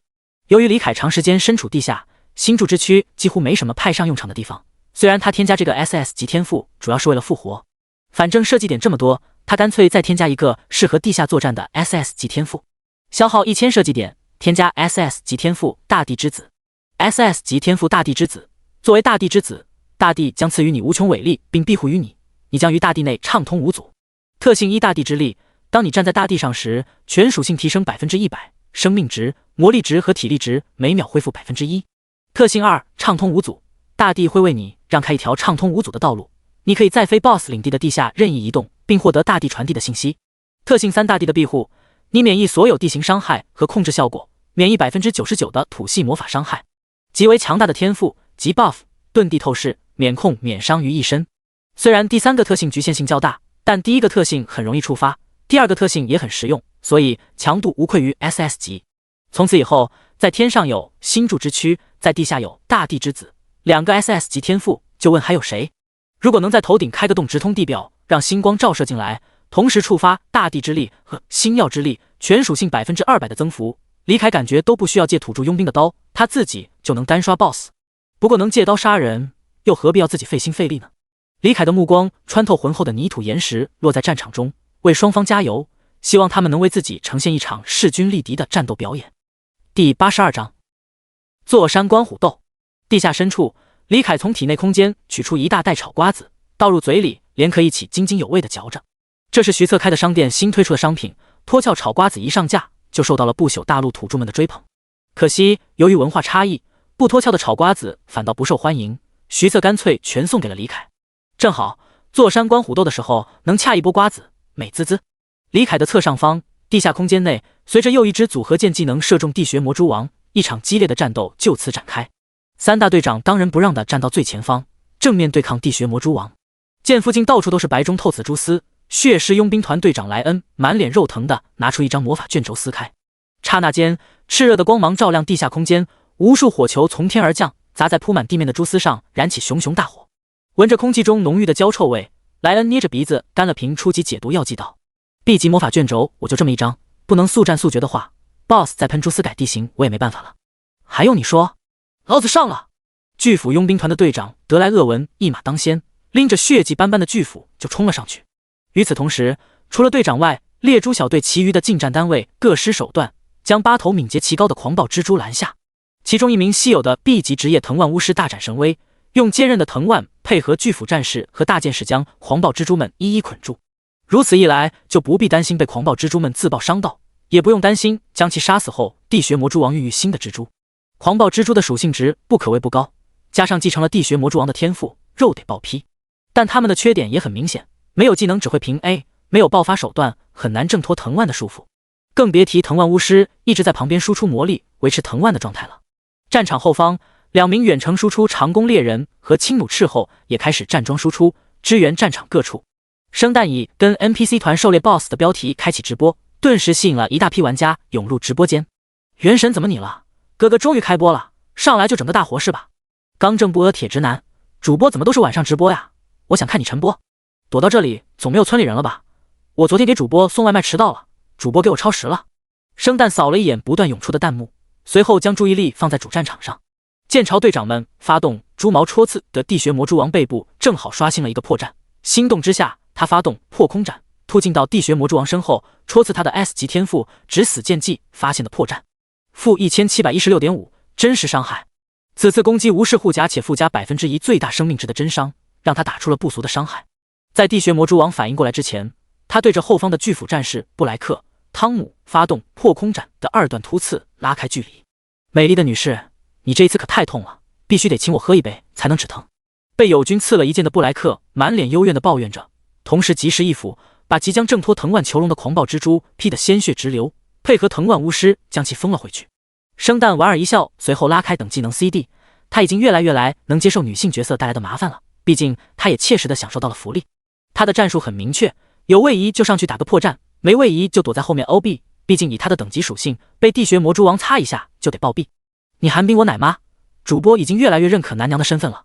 山里灵活的狗，兄弟，你的手好香，来自最初之恶的漆黑之物啊！我以鲜血为祭，恳请你诅咒这头魔兽。来自血尸佣兵团的血雾术士割破手腕，流出的鲜血凭空飘起，化作一道血色法阵。随着他悠扬起伏的吟唱声，法阵由红变黑，随后一道漆黑无比的浓郁雾气从中飘出，蠕动着涌向地穴魔蛛王。C 级技能黑雾诅咒，吟唱10秒，消耗500点魔力值和300点生命值，释放一团漆黑之雾诅咒敌人，使其全属性降低 10%， 持续60秒，冷却时间3分钟。躲在队伍最后方的术士是猎蛛小队唯一的远程施法者，因为地穴魔蛛王的狂暴蜘蛛敏捷太高，佣兵们没办法很好的保护后排，所以只带了这位有自保能力的术士。地穴魔蛛王体型过大，躲避不及，被漆黑雾气笼罩后，顿时感觉浑身难受不适。在 BOSS 被削弱后，被撵得狼狈逃窜的3个队长总算找到了反击的机会。哈哈，战斗爽！ LV39的新星官德莱厄文就地一滚避开刺来的敖之，随后一跃而起，暴力一斧劈在地穴魔蛛王的腹部，锋利的斧刃艰难地斩断坚硬的淡紫色钢毛，接着狠狠劈在洁白如玉的甲靠上，破开一道血淋淋的口子，青黑色的猪血顿时喷涌而出。负11342。仓促之下，德莱厄文没能使出组合技，但这一斧也是他单体伤害最高的技能，伤害极为可观。同时，赤狐佣兵团的队长福克斯，猎猪小队实际上唯一的女性，眼中闪过一丝疯狂之意，手持烈焰双刀，直接从下往上给地穴魔蛛王的敖之来了一场酣畅淋漓的刮痧。负2207。乘8。只要刮得够快，刮痧也能堪比刮骨。待地穴魔蛛王敖之上的紫金刚毛被福克斯刮干净后，一直隐而不发的血狮佣兵团队长猛然露出了他的獠牙，一道消瘦的身影自阴影中浮现，漆黑的短刀没有任何花里胡哨的特效径直斩出，落在地穴魔蛛王的敖之上，深深的破开甲靠，几乎要将粗壮的敖之切断。负16172。令人津津乐道的是，虽然福克斯的佣兵团名为赤狐，但他的战斗风格却完全迥异于优雅狡猾的狐狸。作为双刀狂战士，他的疯狂与好斗名震荒原外围。莱恩的佣兵团虽名为血狮，但他的战斗风格也和嗜血狂暴没有一毛钱关系。他是行走在阴影中的狮子，每次自阴影中出现，都犹如雄狮扑击般威力十足。独特的战斗方式使他在荒原外围闯出了赫赫威名。只有行星官德莱厄文名副其实，战斗起来每一斧都仿佛要将敌人斩首示众。三人配合远程输出，在短时间内就打掉了地穴魔蛛王接近一半的血量。三阶佣兵团的主力恐怖如斯。一旁观战的生旦欣喜若狂，难道他今天能有幸拿下全服 BOSS 首杀？肯尼迪找我要灵敏度，主播真是抱上大腿了啊！那么代价是什么呢？唐氏不等10秒了。哥哥要被撅力背。感受到了致命威胁的地穴魔蛛王猛然醒悟，自己已经没有最大的依仗 BOSS 特性了。死！尖锐的嘶鸣响彻地下空间，地穴魔蛛王高高抬起敖之，然后猛地插入地面，撼动地表的一击使得佣兵们纷纷站立不稳。只有处于战场最远端，见状不妙，立即使出保命技能的血雾术士躲过一劫。他快速吟唱着，再次割腕挥洒出一片鲜血，血液接触空气猛然燃烧，化作一团浓郁的血色雾气。天赋技能血雾庇护 A 级，吟唱3秒，消耗 30% 的最大魔力值和 10% 的最大生命值，释放一团持续5秒的血色雾气。身处血雾之中时，处于无法选中状态，并可额外庇护最多2名友军，位格相关。若发起攻击，则血雾会立即消散，冷却时间10分钟。血雾术士是凯林村及其周边村庄中唯一一名 A 级职业者，足足5秒的无法选中，还能庇护2名友军，简直就是神迹。战场正中央，一块巨大的岩石被地穴魔蛛王挖出，用力砸向头晕眼花的佣兵们。就在佣兵们岌岌可危之时，隐匿在血色雾气中的术士及时出手，先撕开3张 C 级魔法卷轴净化术，将他们的眩晕状态及时净化掉，随后展开血雾庇护住生旦和青弩斥候。庇护青弩斥候是因为他也是血狮佣兵团的人，而庇护生旦则是因为他塞钱了。带老板刷怪，自然要保证老板的人身安全。剩下的佣兵们各自施展手段规避从天而降的巨石，实在躲不掉的就撕开护盾类魔法卷轴硬抗。轰隆！巨大的岩石砸落地面，轰然碎裂开来，烟尘冲天起，强烈的风压横扫四方。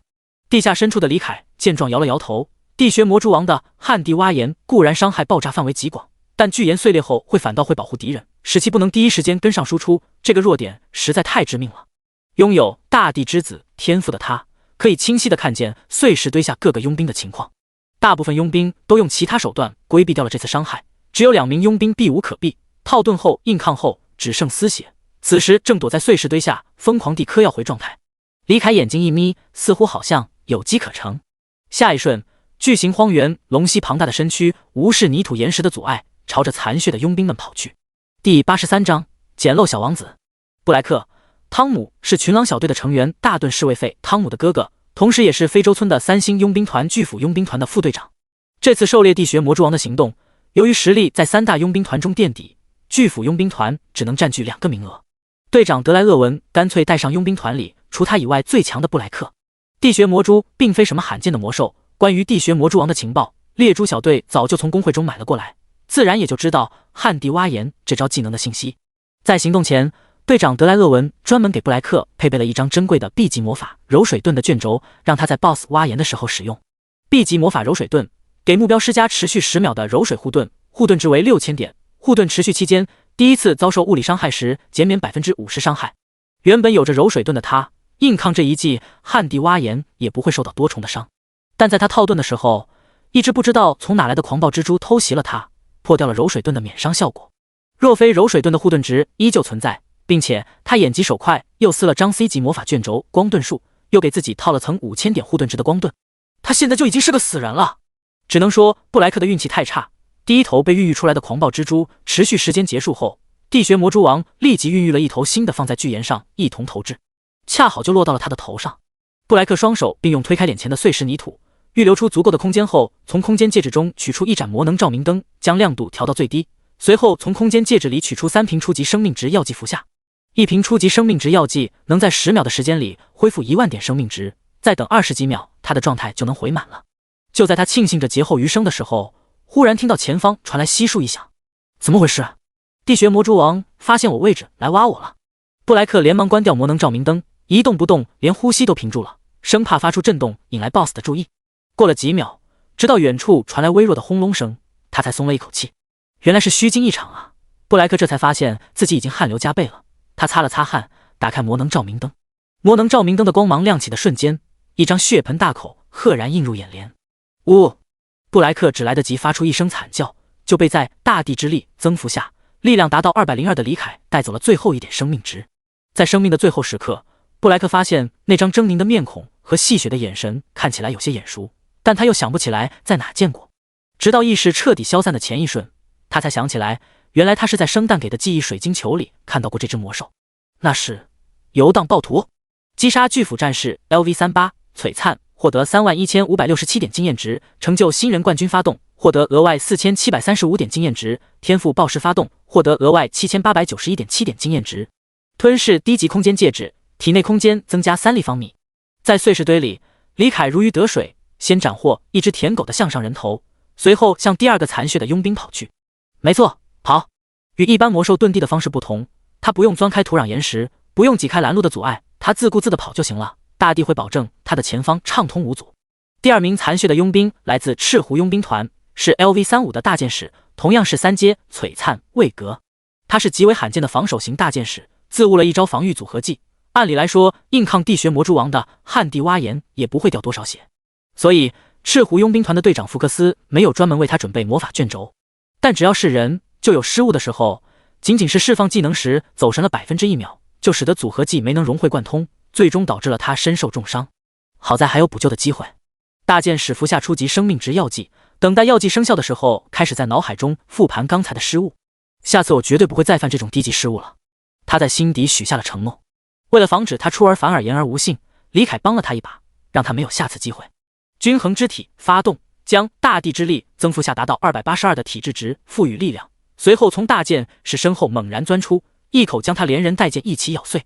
击杀大剑士 LV35 璀璨，获得28945点经验值，成就新人冠军发动，获得额外4341.7点经验值，天赋暴食发动，获得额外7236.2点经验值。吞噬低级空间戒指，体内空间增加3立方米。吞噬坚毅大剑，完美级武器，力量+5，体质+3，物理抗性+10，魔法抗性+10。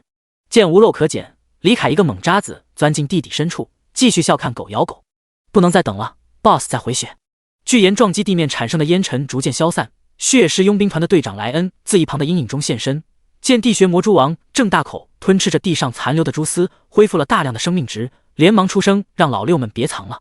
他的话音刚落，7名佣兵就从碎石堆中钻了出来，队长们迅速扫视战场，看有没有人出了意外。布莱克人呢？迪卢克也不见了。队长们发现有佣兵失踪了，心中顿时产生了不好的预感。他们可能还在下面嗑药，我们还是先打断 BOSS 的回血吧。躲在术士的血雾之中逃过一劫的生蛋剑 BOSS 的血量猛猛恢复，焦急的出声提醒：速战速决，他们可能被埋在下面昏过去了。行刑官德莱厄文自我安慰着，喝下一瓶初级敏捷药剂，速度暴涨一截后，拎着巨斧冲向地穴魔蛛王。嗖！长弓猎人和轻弩斥候火力全开发起攻击，一根根箭矢连续不断地射向地穴魔蛛王，将其吞吃蛛丝的动作打断。赶快给我倒下呀，混蛋！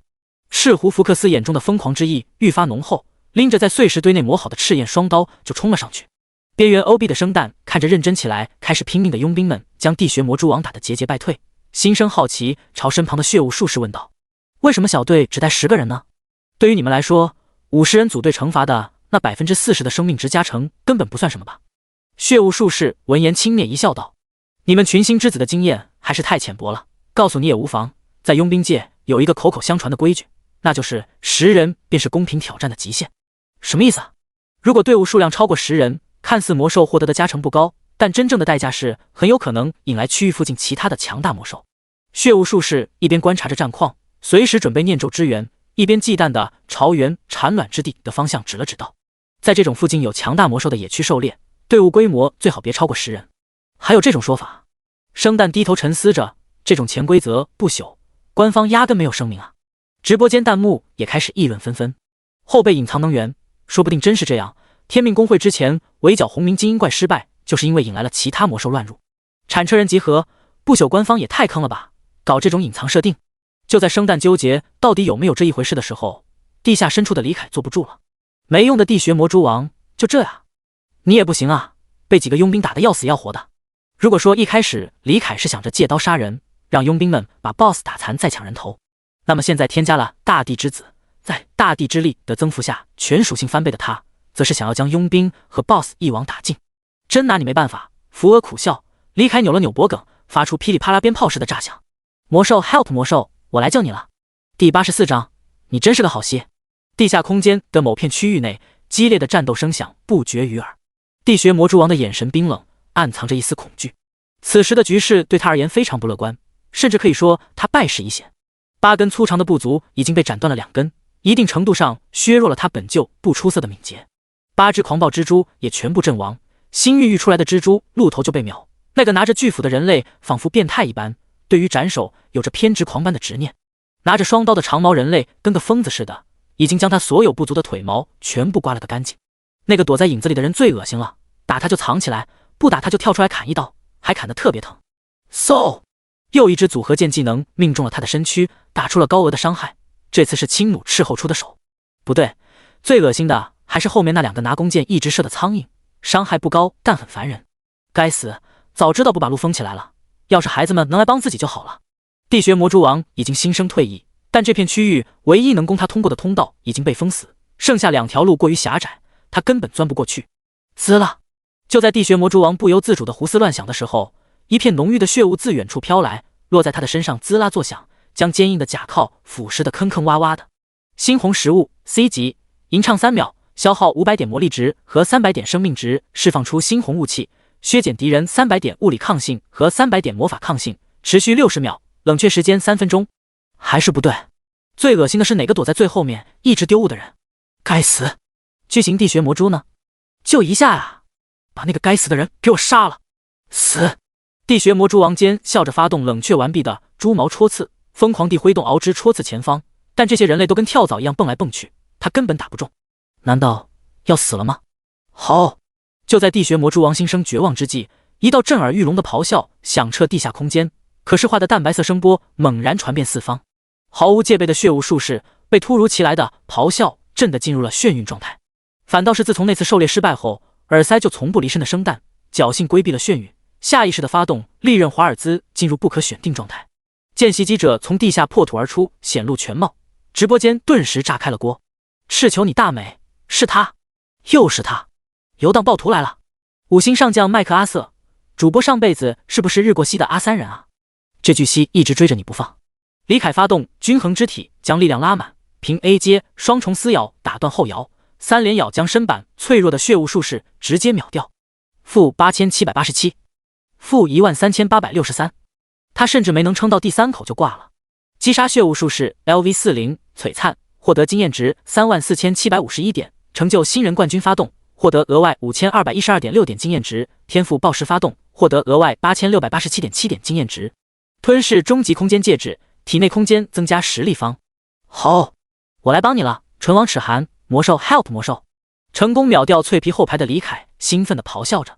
地穴魔蛛王被意料之外的救兵给整不会了，愣了一会才反应过来，连忙表示欢迎。嘶嘶嘶嘶嘶嘶，没想到居然是你来救我，之前是我错怪你了，你真是个好戏，下次有机会我请你吃我孩子。对了，唇是什么东西？欧布莱克斯。见挚友惨死溪口，莱恩眼中布满血丝，凄厉地哀嚎着。17年前，几个来自天南地北的少年走进凯林村，成立了一支佣兵小队。当时更为强大的血雾术士欧布莱克斯甘愿当队员，全力支持莱恩当队长。作为报答，莱恩将佣兵小队命名为血狮子。血狮子的血指的就是血雾术士，血雾永远飘在狮子的前面。见莱恩双眼通红，气势汹汹地冲了过来，李凯将利刃华尔兹结束落地的生弹一口秒掉，鼓励了地穴魔蛛王，一句就钻回了地下。好，加油，我会给你打助攻的。熟悉的咆哮声响起的一瞬间，生弹感觉自己的头脑一片空白，能发动利刃华尔兹完全靠的是肌肉记忆。直到落地后被利齿穿透身体，他才终于反应过来。游荡暴徒，游荡暴徒，怎么是他？怎么又是他？生弹感觉头有点晕，他已经记不清这是第几次被游荡暴徒坏了好事了。你已经死亡，扣除 50% 经验值。猎犬长牙，经典级武器掉落，特级治疗药水掉落，一金币409银币500铜币掉落。生弹失魂落魄的从复活点神庙中走出，直播间弹幕疯狂滚动着，或是安慰，或是嘲讽。下水道的鼠人，既生弹和生息，礼堂绝胸虎顶真纯一郎，这个生弹就是逊了。奇迹行者，主播，你连续3次因为游荡暴徒而死，请问你现在的感受如何？看到这条弹幕，生弹眼睛一酸蹲了下来，眼角闪烁着泪花，委屈道：被游荡暴徒咬中之后，我感觉大脑一片空白。说着说着，他突然释怀的笑，但是大家想一想，失败总是贯穿人生始终，这就是人生。以前是以前，现在是现在，自己菜就多练，别搁这唧唧歪歪。哦，我忘了你没有唧唧。本以为直播间观众会安慰自己的生弹，看到这条弹幕被气笑了，边鼓掌边道：你说的对，但是这就是游荡暴徒 HP 7W 加护甲膜抗气高的魔兽，有尊贵的免疫控制特性，咬中人能吸血，现在还会遁地，有控制，甚至还是 AOE。 吃掉尸体后可以100%回血，还不能用洞察术查看属性面板，然后10多天的时间就升到了 LV26， 升级速度就说到最后，他崩溃地抓着自己的头发，关闭了直播间。第85章福克斯之死。地下空间的某片区域内，猎猪小队剩余的脆皮们乱作一团。小心脚下！该死的，这头巨型荒原龙蜥怎么会遁地？见李凯遁入地下，2名远程输出长弓猎人和轻弩斥候都不敢打输出了。他们收起武器，开始无规则乱跑，同时往地上投掷数枚音爆符咒。这是佣兵们摸索出来对付遁地类魔兽最好的方法。大部分遁地类魔兽都是先钻出地表，确认敌人位置，再遁地去攻击那个位置。也有一部分魔兽在地下时就能通过地面的震动锁定敌人位置，不露面即可锁定攻击。而无规则乱跑加音爆符咒，就可以最大程度的让遁地类魔兽的攻击落空。可惜李凯不是普通的遁地，作为大地之子，大地会为他让开一条畅通无阻的道路。只要敌人还踏在地表上，大地就会为他传递敌人的具体位置。小心！长弓猎人敏锐地发现轻弩斥候脚下的地面轻微颤抖着，连忙出声提醒。虽然不是一个佣兵团的，但轻弩斥候不疑有他，高高跃起发动技能悬空射击，微风盘旋在他的身下，助他短暂悬空。同时他拔出背上的轻弩对准地面，随时准备扣动扳机。一旦魔兽袭击他，他就能借助轻弩射击时产生的后坐力在空中位移躲避。不远处的长弓猎人也拉弓搭箭，随时准备支援友军。嗖！坚硬的岩石地面猛然炸开，碎石四溅，扬起漫天烟尘，一道粗长的黑影破土而出，以迅雷不及掩耳之势袭向半空中的轻弩斥候。蹦！轻弩斥候以极快的速度做出了反应，扣动扳机射出爆裂箭矢，借助后坐力成功避开了袭击。长弓猎人也及时射出了一支慢速箭，让轻弩斥候踩着箭矢2次变向。爆裂箭矢准确地命中黑影，轰然炸裂，强烈的风压将周遭的烟尘吹散。两人这才注意到那道黑影只是一条尾巴而已。这是尾巴？那头在哪里？想到这里，轻弩斥候和长弓猎人面面相觑。下一瞬，一只粗壮的龙爪破土而出，猛地抓住长弓猎人的腰肢，用力一握。负6432。年轻的猎人吐出一大口鲜血，还没来得及做出应对，就被难以抵御的巨力往下拽去，将他整个身子拉进地下，只剩下头颅暴露在地表。坚硬的岩石和夯实的泥土紧紧地压迫着他的躯干四肢，让他动弹不得。盗版心中斩首术，负6432。这一招看似帅气，实则只能算作普通攻击。不过李凯现在数值够高，所以伤害依旧爆炸。给我死！莱恩见巨型荒原龙蜥又对他们佣兵团的人下手，气得怒发冲冠，一刀斩向长弓猎人所在位置的下方。漆黑的斜十字刀光内敛而又不失凌厉，轻而易举地展开坚硬的岩石地表，深入地下，留下2道交叉的深邃裂痕。只不过狡猾的龙息早已离开了这里，所以这一刀没有任何斩获。没事吧，阿成？怎么不说话？莱恩一个大跳来到长弓猎人易藤成的身旁，一手持刀警戒，一手抓住他的头盔，将其拔出地下。怎么这么轻？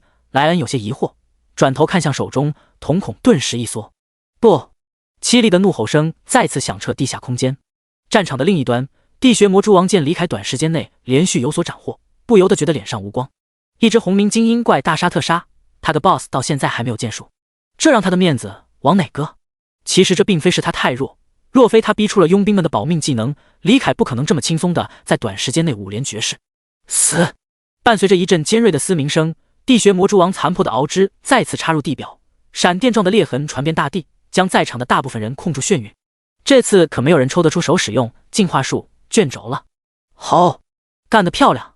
李凯如影随形，在刚落地就被控住的青弩斥候身下破土而出，一口将其咬住，尖锐的利齿轻易洞穿甲胄，鲜血四溅。不！见最后一名队员惨遭毒口，福克斯发动天赋技能怒火焚身，解掉旱地挖岩的眩晕效果，朝着队员的方向飞奔而去。天赋技能怒火焚身 B 级，解除自身受到的 S 级以下的控制效果，在接下来30秒内，力量、体质、敏捷提升 40%， 并陷入极端愤怒状态，丧失大部分理智，并因此无法使用技能，冷却时间5分钟。他的天赋技能是一把未伤人先伤己的双刃剑，如果不是被逼入绝境，他一般不会使用。福克斯和青弩斥候之间只有200米不到的距离，以他的极限速度，1秒都不用就能赶到。1秒钟很短，只够人类的心脏跳动一次，蹦出250毫升左右的血液。1秒钟也很长，足够李凯那长满尖牙的大嘴开合2次，带走青弩斥候的生命。击杀青弩斥候 LV38 璀璨，获得经验值30556点，成就新人冠军发动，获得额外4583.4点经验值，天赋暴食发动，获得额外7639点经验值。吞噬初级空间戒指，体内空间增加3立方。你该死啊！福克斯彻底被怒气冲昏了理智，不管不顾地朝李凯冲来。地穴魔蛛王不用他提醒就抓住了这次机会，挥动螯肢将巨大的岩石掷向疯狂的女人。小心！唯一没有被眩晕的莱恩及时窜出，一脚将福克斯踹得倒飞而出，脱离了正在坠落的巨岩的范围。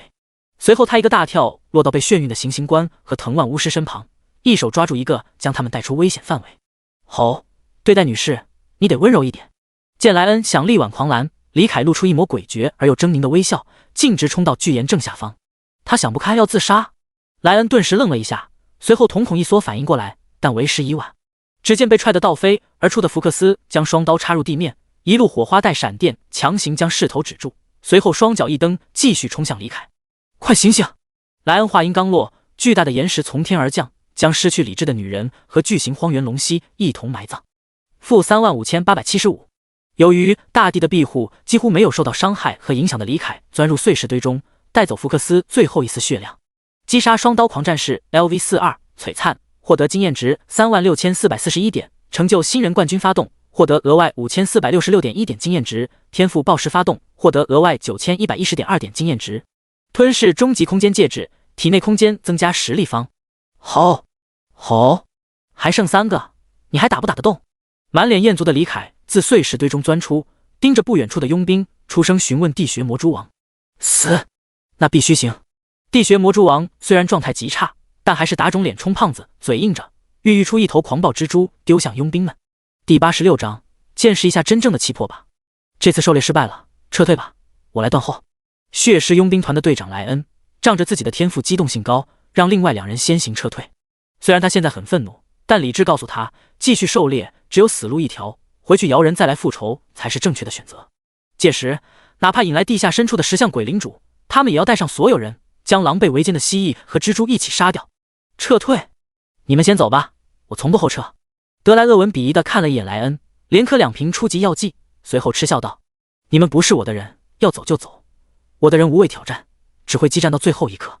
懦弱之举，我从不姑息。”轻蔑的语气让莱恩眼角直抽，他下令让仅剩的队员藤蔓巫师撤离，随后跟德莱厄文并肩站在一起道：“那我就陪你玩玩，等你死后，我会替你收尸的。”德莱厄文将血迹斑斑的巨斧扛在肩上，大步流星地走向地穴魔蛛王。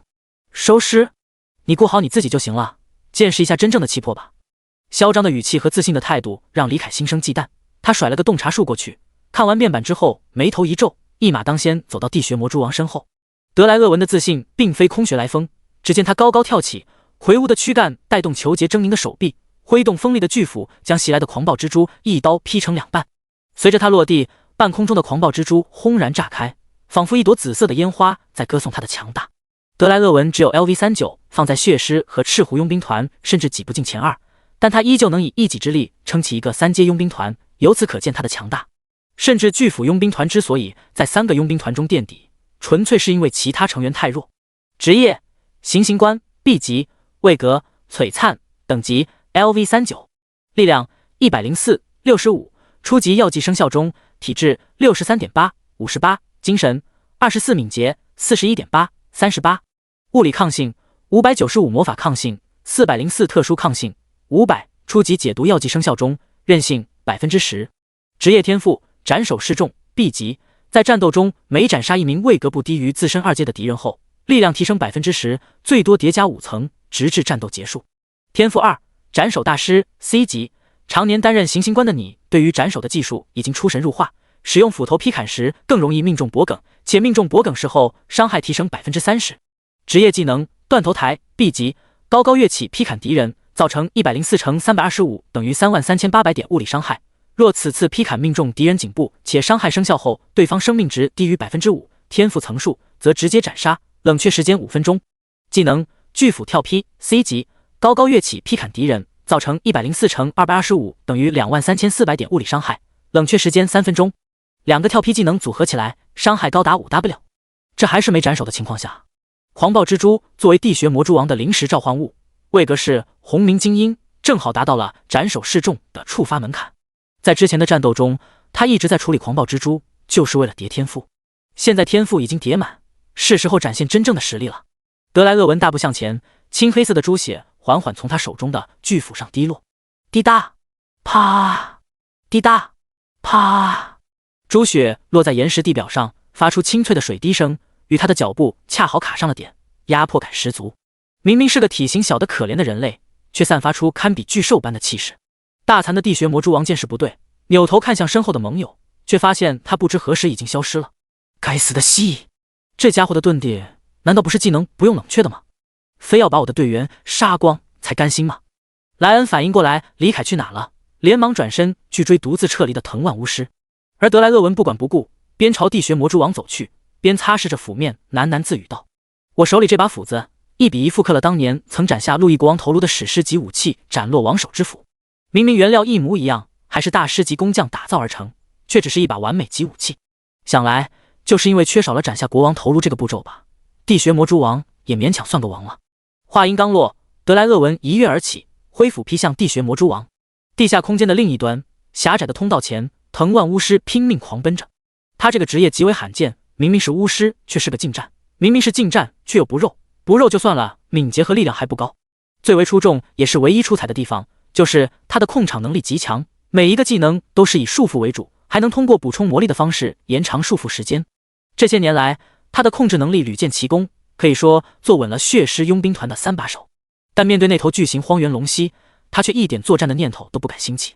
身为常驻凯林村地区的血狮佣兵团成员，他自然是听说过游荡暴徒的大名。无视控制这一特性，简直把他克制得死死的。千万不要来找我啊！藤蔓巫师边跑边注视着脚边的地面，只要一有异样出现，他就会立即交出他唯一的保命技能。啪嗒，一块细碎的小石头忽然抖动了一下，藤蔓巫师像是被吓到的兔子一般蹦了起来，手中绿光显现，催生出数十根翠绿藤蔓，迅速将自己包裹起来，形成一个硕大的圆球。这一招 B 级技能翠绿牢笼，进可困敌，退可防守，是他赖以成名的最强技能。柔韧的藤蔓可以最大程度的消力，对于钝伤型物理伤害有着 75% 的免疫效果，之前还帮助他抗下了旱地挖岩的伤害。翠绿牢笼这技能缺陷是害怕利刃型物理伤害和火系魔法伤害，前者造成额外 25% 伤害，后者则提升 50%， 并且如果用来防御的话，牢笼中央的人也移动不了。地下深处，李凯一脸无语地看着一惊一乍的藤蔓巫师，哥们，我没想干你啊！藤蔓巫师被他天克，想杀随时都能杀，所以被他放在最后处理。他的目标是藏在上方阴影中，自以为藏得很好，不会被发现的黑影战士莱恩。添加了 SS 级天赋大地之子后，绝大部分的前行隐身技能都对他无效了，只要敌人还站在地面上，李凯就能获取准确的位置信息。由于莱恩的等级太高，达到了 LV45，所以他没法用洞察术观看他的属性面板和保命技能，这让向来不打没准备的仗的李凯犹豫了片刻，最终他还是决定直接莽上去。属性碾压，优势在我，隆重其脸怎么说啊？第87章，黄雀表示螳螂何尝我全都要。地下空间的某处阴影之中，莱恩正窥视着藤万球附近的情况。他相信藤万巫师能在那头巨型荒原龙蜥的袭击中活下来，所以他沉住气开始守株待兔，直到他的脚下忽然传来轻微的震动，吼！震耳欲聋的咆哮自他身下传出，可视化的声波荡过他的身躯，却没能强制使其进入眩晕状态。是耳塞，他戴了耳塞。在挚友惨死后，他立即从空间戒指中取出耳塞戴上，作为佣兵背包里怎么能没有这种特殊防具呢？规避了眩晕的莱恩回身一刀，漆黑的刀芒轻易地破开巨型荒原龙蜥的鳞甲，滚烫的鲜血喷涌而出。-12111，仓促之下的一刀伤害还如此爆炸，不愧是3阶佣兵团的队长。好在李凯现在的生命值高达 7W2， 区区万伤不足挂齿。他无视斩击，施展拿手好戏3连咬，却被身躯化作暗影的莱恩左右腾挪之下通通闪开。虽然莱恩的敏捷属性远低于李凯，但这并不是说他就无法躲开李凯的攻击了。敏捷这个属性影响速度、灵活性和神经反应速度，越是庞大的魔兽，灵活性就越低，高敏捷只能弥补这个弱点，将灵活性提升到较高水准。除非敏捷高到天际，直接数值碾压，不然体型大的生物很难跟体型小的生物比灵活性。举个例子，身躯庞大的石像鬼领主，他抬手摸头时手掌移动的距离要比10个兵长叠起来还高，而他敏捷再高，抬手摸头的速度也很难比兵长抬手摸头快。在大地之力的增幅下，李凯的敏捷达到了111点，如果比直线奔跑速度，他能甩莱恩10条街，但短距离的腾挪闪避方面，他并没有碾压的优势，但也只是不能碾压而已。面对李凯的撕咬、爪击、扑打、扫尾连绵不绝，如同潮水般的攻势，莱恩逐渐开始险象环生。尤其是李凯耍了个心眼，一开始循规蹈矩的用正常的巨型荒原龙蜥的攻击方式来作战，在莱恩游刃有余闪避时忽然变招，完全不按常理攻击，顿时让他陷入了逆风之中。作为凯林村常驻佣兵，莱恩对于巨型荒原龙蜥的攻击方式极为熟悉，甚至到了快有肌肉记忆的地步。然而现在丰富的经验反倒害了他。明明左爪抓地，微微抬起右爪，核心收紧头颅脊背下压势右爪击的前摇，眼前的巨型荒原龙蜥却一个扑击撞了上来。双爪抓地头颅后缩嘴巴微张，按理来说这是撕咬的前摇才对，对方却忽然转身来了一记扫尾。渐渐的，眼前这头魔兽那诡异到有些奇葩的攻击方式，让莱恩越来越难以招架。终于，莱恩露出了一个破绽，被李凯抓住了机会，一爪扫中。尖锐的利爪轻易地划破金属甲胄，带出一盆滚烫的鲜血，磅礴到难以抵抗的巨力穿过魔兽皮毛内衬，将佣兵的肋骨震碎的同时，将其整个人拍得倒飞而出。-6434，剑被击飞出去的莱恩在空中没有着力点可以改变方向，李凯发动均衡肢体，将力量拉满，转过身发动疯狂甩尾。这4下甩尾一旦吃满，莱恩必死无疑。危急关头，莱恩的身躯化作一滩墨水状的阴影，在粗大的尾巴抽打下波动着，完美的卸掉了那根尾巴中蕴含的磅礴力量。Nice， B 级技能流水隐躯，身躯化作液体状阴影，在接下来3秒内免疫物理伤害，受到的冰系、水系、火系、光系魔法伤害提升 25%， 冷却时间3分钟。这是莱恩最强的保命技能，不知道多少次在死神面前救下他的性命。恍惚间，他不禁想起当初血雾术士力排众议，挪用佣兵团资金给他购买这个技能的学习卷轴的场景。李凯没能看到这个技能的面板，但他光是猜测就知道这个技能不可能雾魔全免疫。他强行打断疯狂甩尾，扭过头来对准莱恩张开血盆大口，喉咙中赤亮光芒浮现并越来越亮。下一瞬，炽热的紫红色焰浪自他嘴中喷涌而出，如潮水般将莱恩的身形淹没。击杀黑影战士 LV45 璀璨，获得39777点经验值，成就新人冠军发动，获得额外5966.5点经验值，天赋暴食发动，获得额外9944.2点经验值。吞噬终极空间戒指，体内空间增加10立方米。